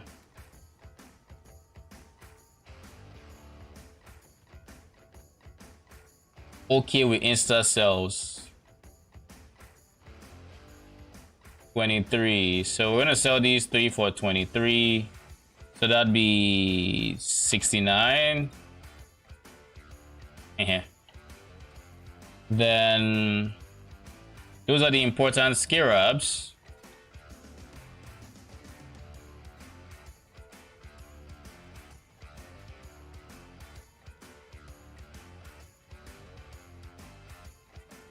This means that everything else is below 10C and I can't be bothered for it, right?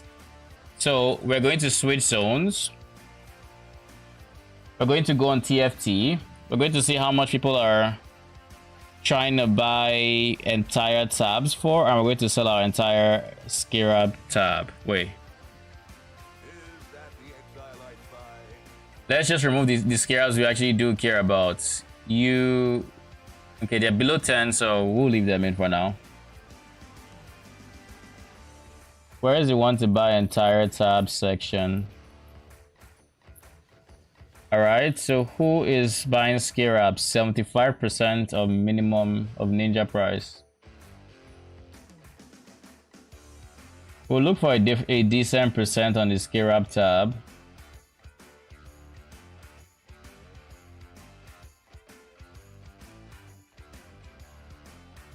Honestly,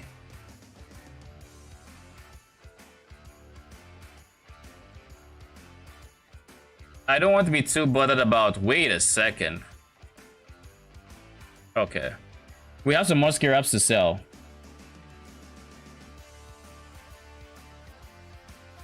We'll sort it by total, and then we're just going to sell them here.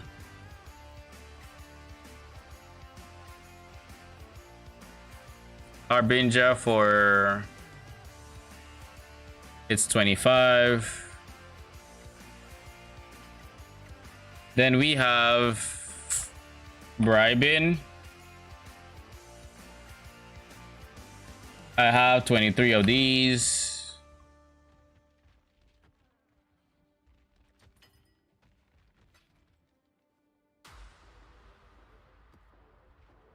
Then there is Dublin.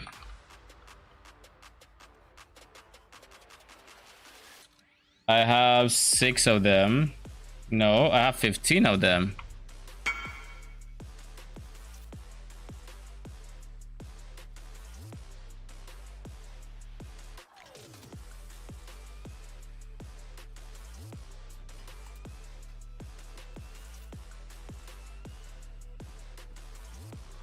Frag, Eldritch, 1, 2, 3, 4, 5, 6.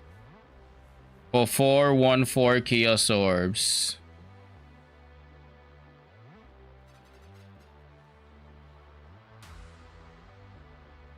That is 3-ish hundred. And then 114. Okay, that's fine.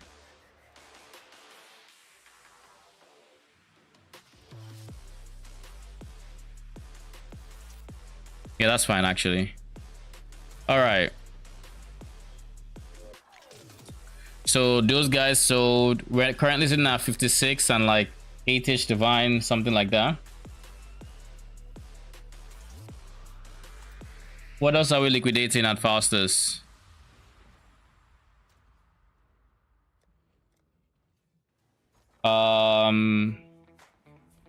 Ambush. It's all about marketing. I have 15 of these.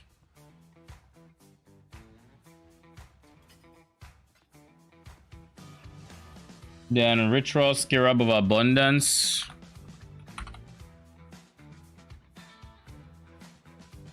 Have 13 of these.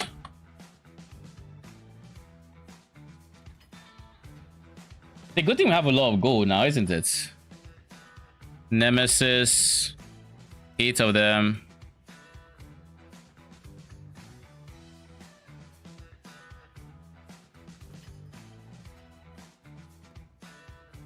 Three of them.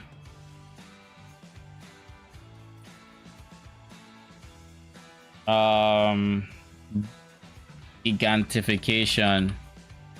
15 of them.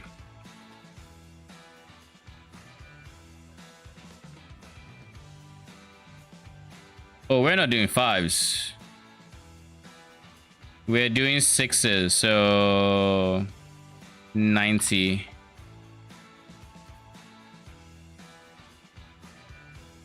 We're not doing 5s here. Welcome back. Then we have multitudes. We're keeping our multitudes. Legion Scarabs.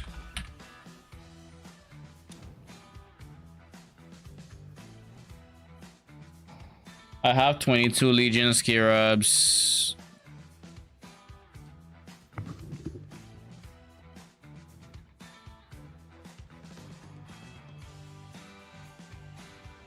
Essence Scarabs as well.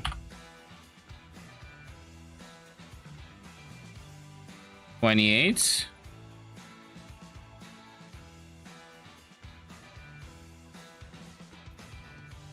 $42. All right, we're making headway here. We're making headway. Scarab of Wisps.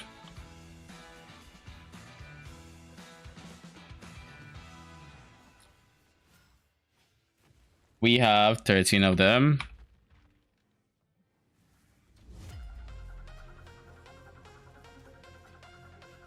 We're at 2,000 Chaos Orbs and 50 something divs.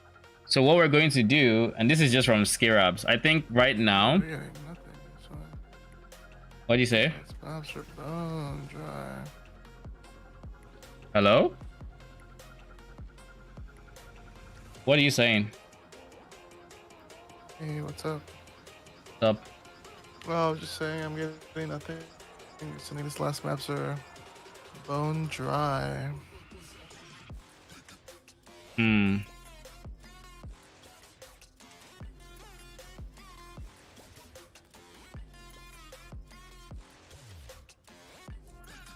So before we start converting our chaoses to divines, we need to rebuy our strats. So with chaos orbs, we just go in multitudes. We get 60 of them. Are you live still? Yep. Oh, okay.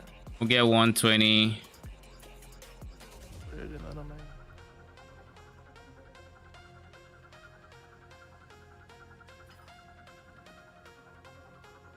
All right. So now we have enough for 2 strats for multitudes.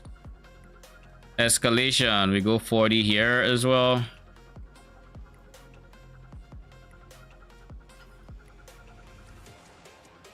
Then hordes, we go 40 here as well. All right, so we have enough for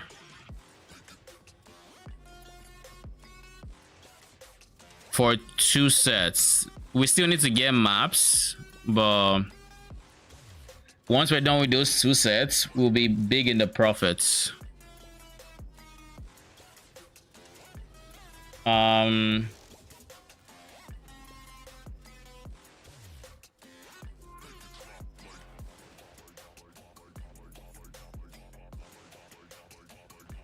Let me get my rejects again.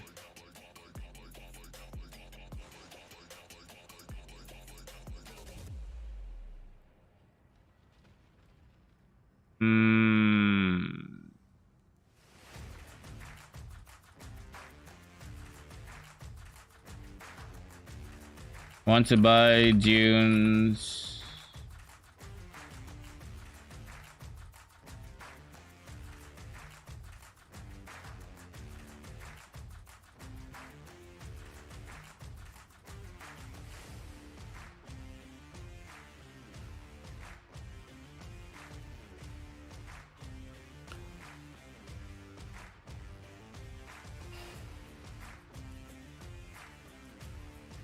Let's message them in game.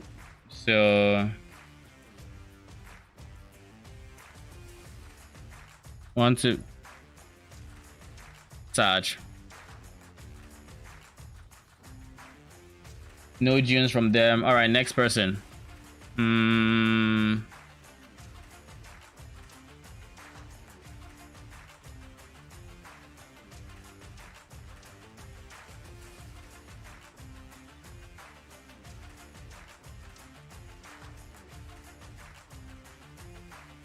Want to buy 40 dunes.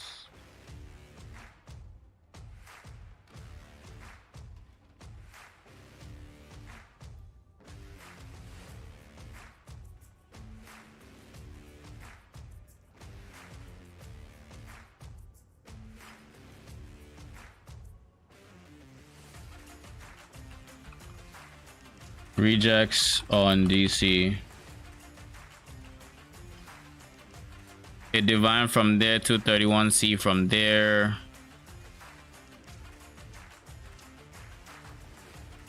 Oh my goodness. Everybody's out of dunes? All right, surely this person who... No, you're expensive. What is 1D for 8 maps? No, we're not doing that. Like, just carry a gun. Let's know you're robbing us. Let's know. All right, next person. Want to buy dunes. I want to buy dunes.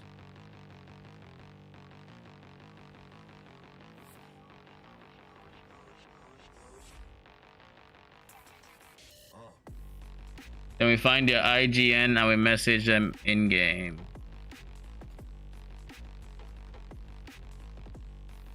Oh, person didn't post their IGN.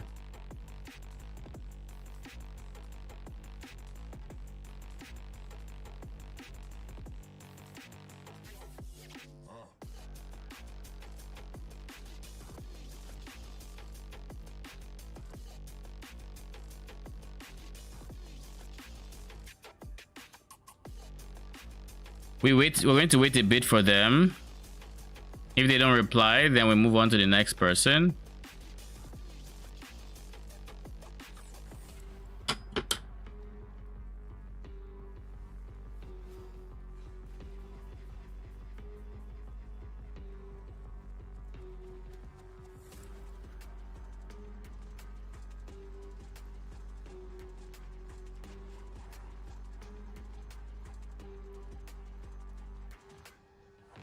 They aren't even online on Discord and they didn't leave their IGN, so like, okay. Oh, all right. That works. What is your price again? 15 means my brain isn't working anymore. 15 times 40. 600.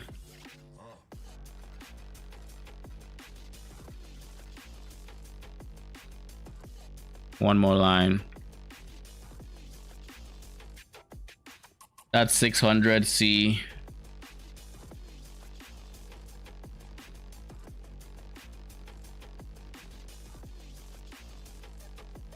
$10, $20, $30, $40. That's 50.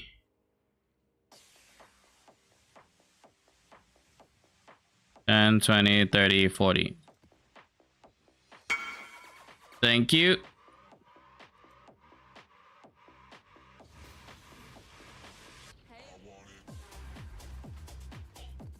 Oh God.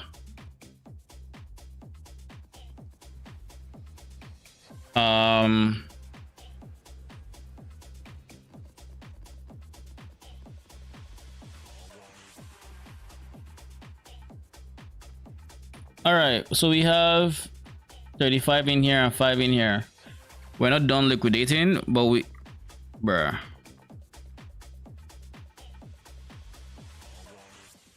And just to be sure, yeah, it passes our rejects. All right.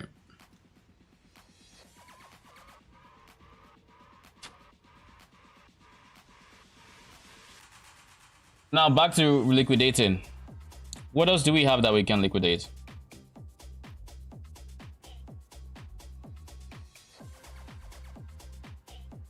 Let's post a message on Discord.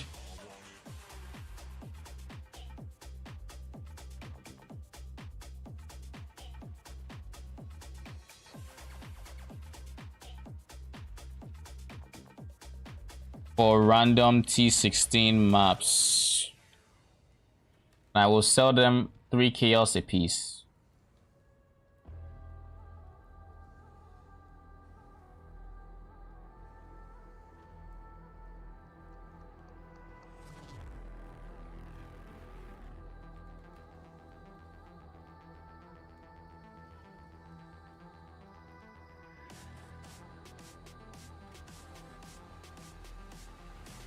Then maps are a big source of, and then my tainted currency. Tainted chaoses.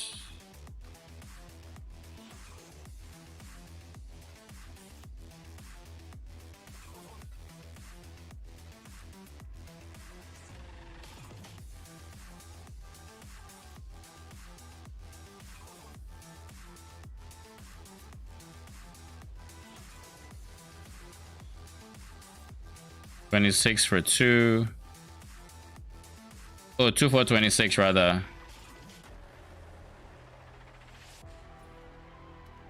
Then we have 2C a piece, so that is 54 for 108.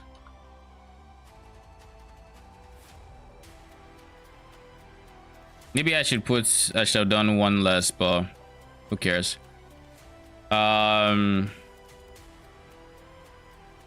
60 for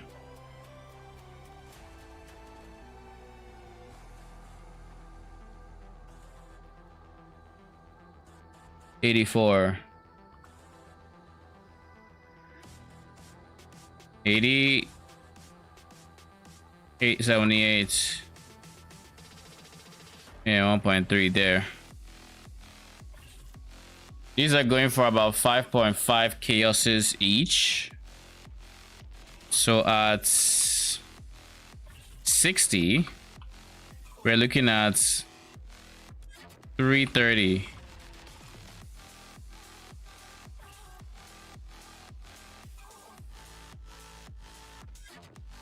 Then we have the whetstones that are going for 143. So 40 for 120. And now we're full on these, so mythic orbs.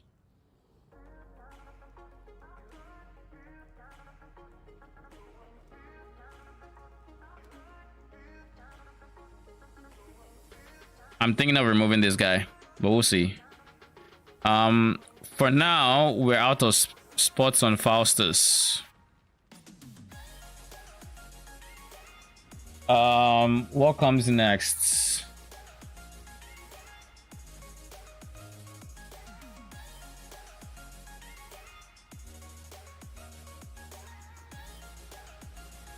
Okay, you know what? We're going to keep this. Because worst case scenario, we'll probably need it for our Herald of Agony's AG. So it's not even that bad. We have the Vivid, but like, we'll probably need it again in the future. So like, I'll leave it alone. We have runes. We can sell runes. We'll leave runes for now. Altered distant memories are a decent chunk of money, eh? They are going for 15C each. 30 over 2. 3 voices.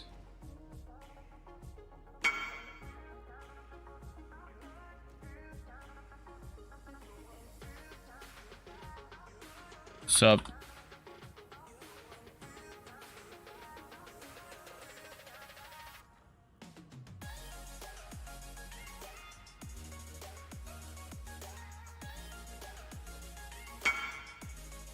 Where the hell are Chaos Orbs?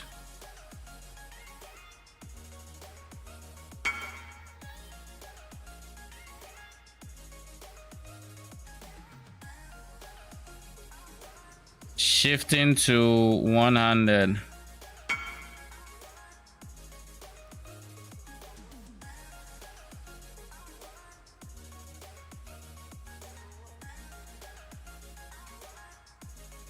I have a ton of gold, so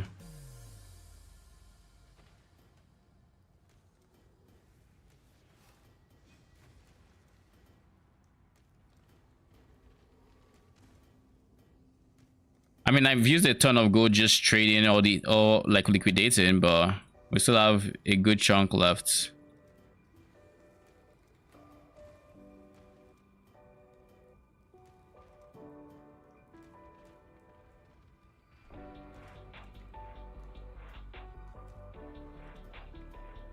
Where did this one come from?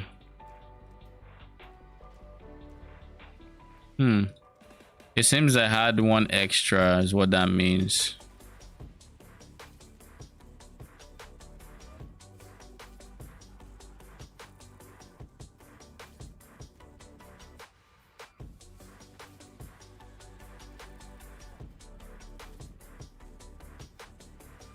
Oh shit.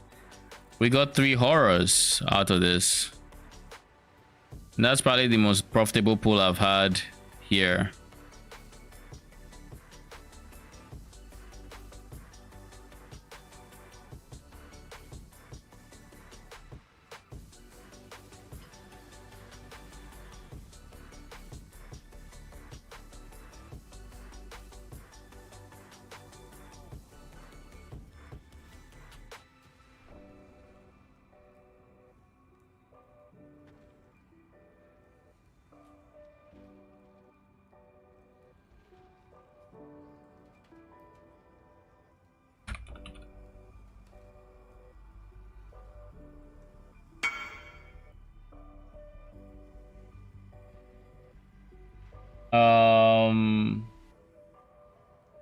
What else do we have? These are all the things that are kind of over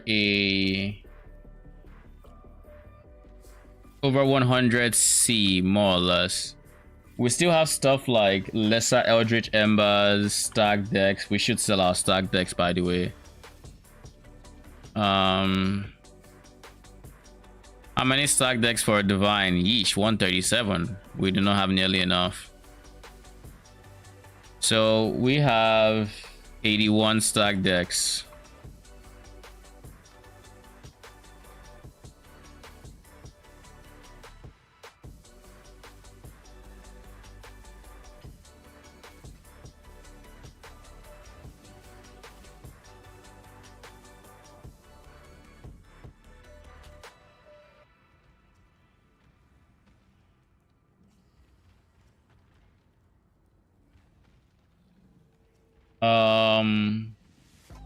We have Simulacrum Splinters. We probably have Sims, to be honest.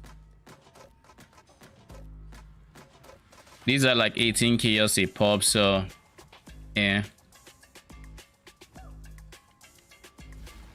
I'll probably run some when I have more anti-crits.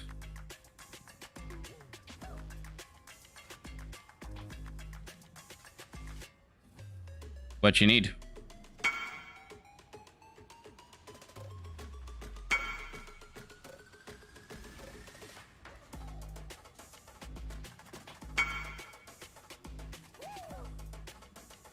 I roll.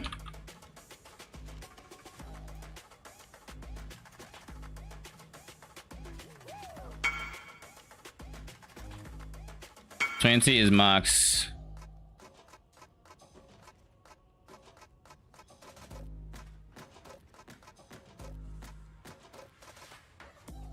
For one-handed.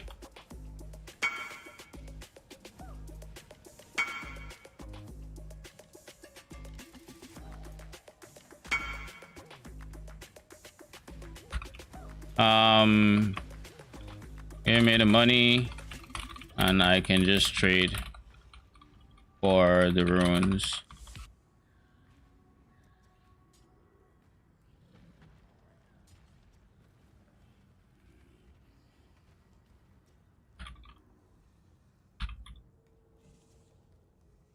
We're almost 400k gold. I can do it.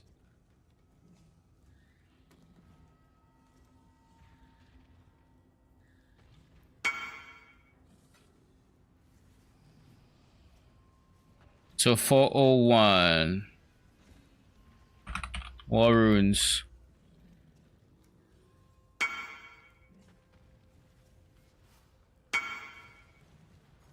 Bound Sun River. Bound rune. 132.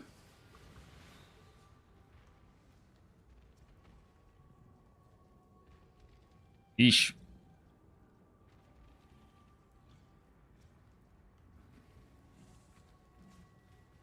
$396C. Heads up.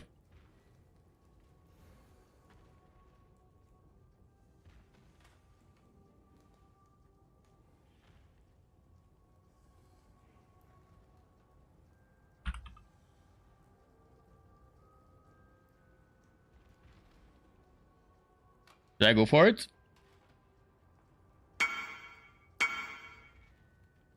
All right. 132 bounds. Then 132 bounds, 132 suns.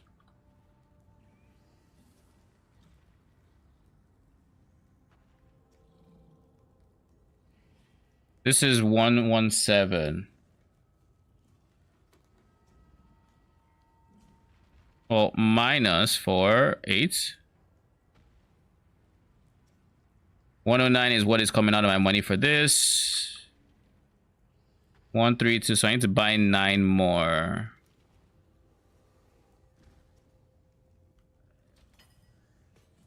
Then river.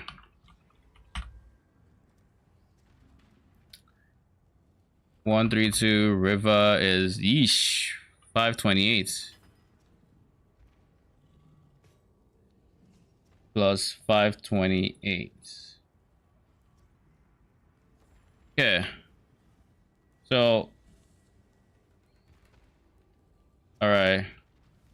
That is 637.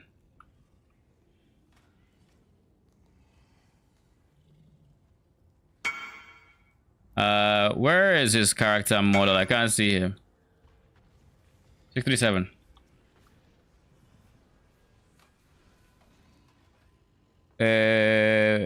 Trade.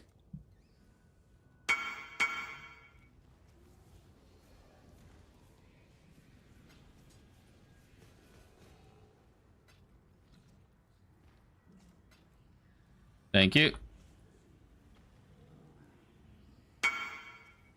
Got the bench now?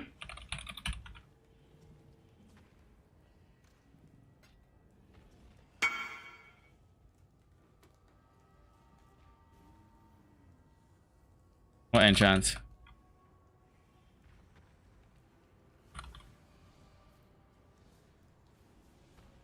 Still frosts on hits.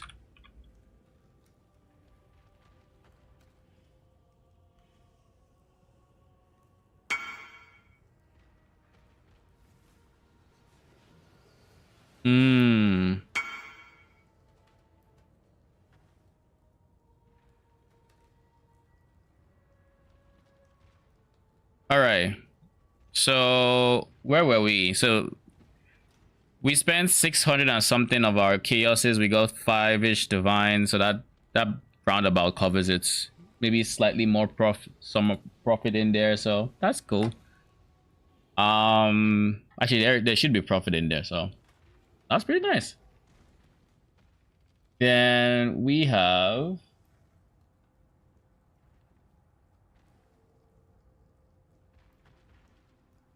what else is there? What else can we sell? We have our Eldritch Chaoses that we can sell. Then we have Tainted Jewelers. We've already sold those. Alteration Orbs.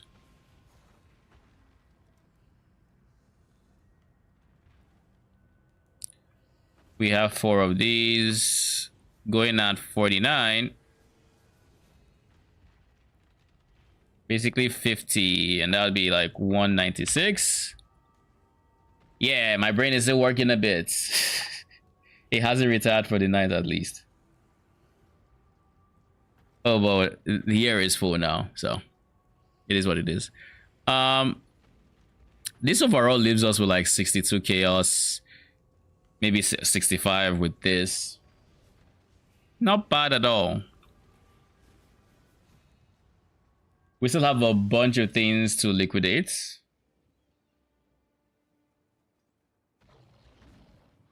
Like a ton of things to liquidate, but overall, 60 something is not bad. How much are Mageblood's going for? 135. So still around the same price. So we're halfway to our Mageblood, it seems. But that's where we're gonna end stream today. I am tired. We've been live all day, but it's been good. Made a lot of progress with that. Tomorrow I will not be live. I'll be live on Monday though. I'm going to keep farming off stream for my Mageblood. I don't know if I'm going to get it before, but I'm trying to get it as soon as I can. So odds are we'll probably get it tomorrow or next. If the price doesn't do anything insane, that is. We could in theory sell our whatchamacallit, our simplex right now, and it'd be profit. It's already going for like 60 divines, but I don't want to sell the simplex. We have roughly 50-ish 70-ish divines left, give or take. Then we can afford the Mageblood, and that's what we're gonna do. We just need to double our current money. Easier said than done. But hey, we started off the day with 2 divines to our name, roughly. Even bought awakened minion damage early on and whatnot. So the fact that we're ending after a 9-hour stream with 62, 65-ish divines, and that's not all the liquidated ones, it's probably going to end up at 70. I would say that's a very successful day. But anyways, I will see you guys on Monday. Till then, have a good night.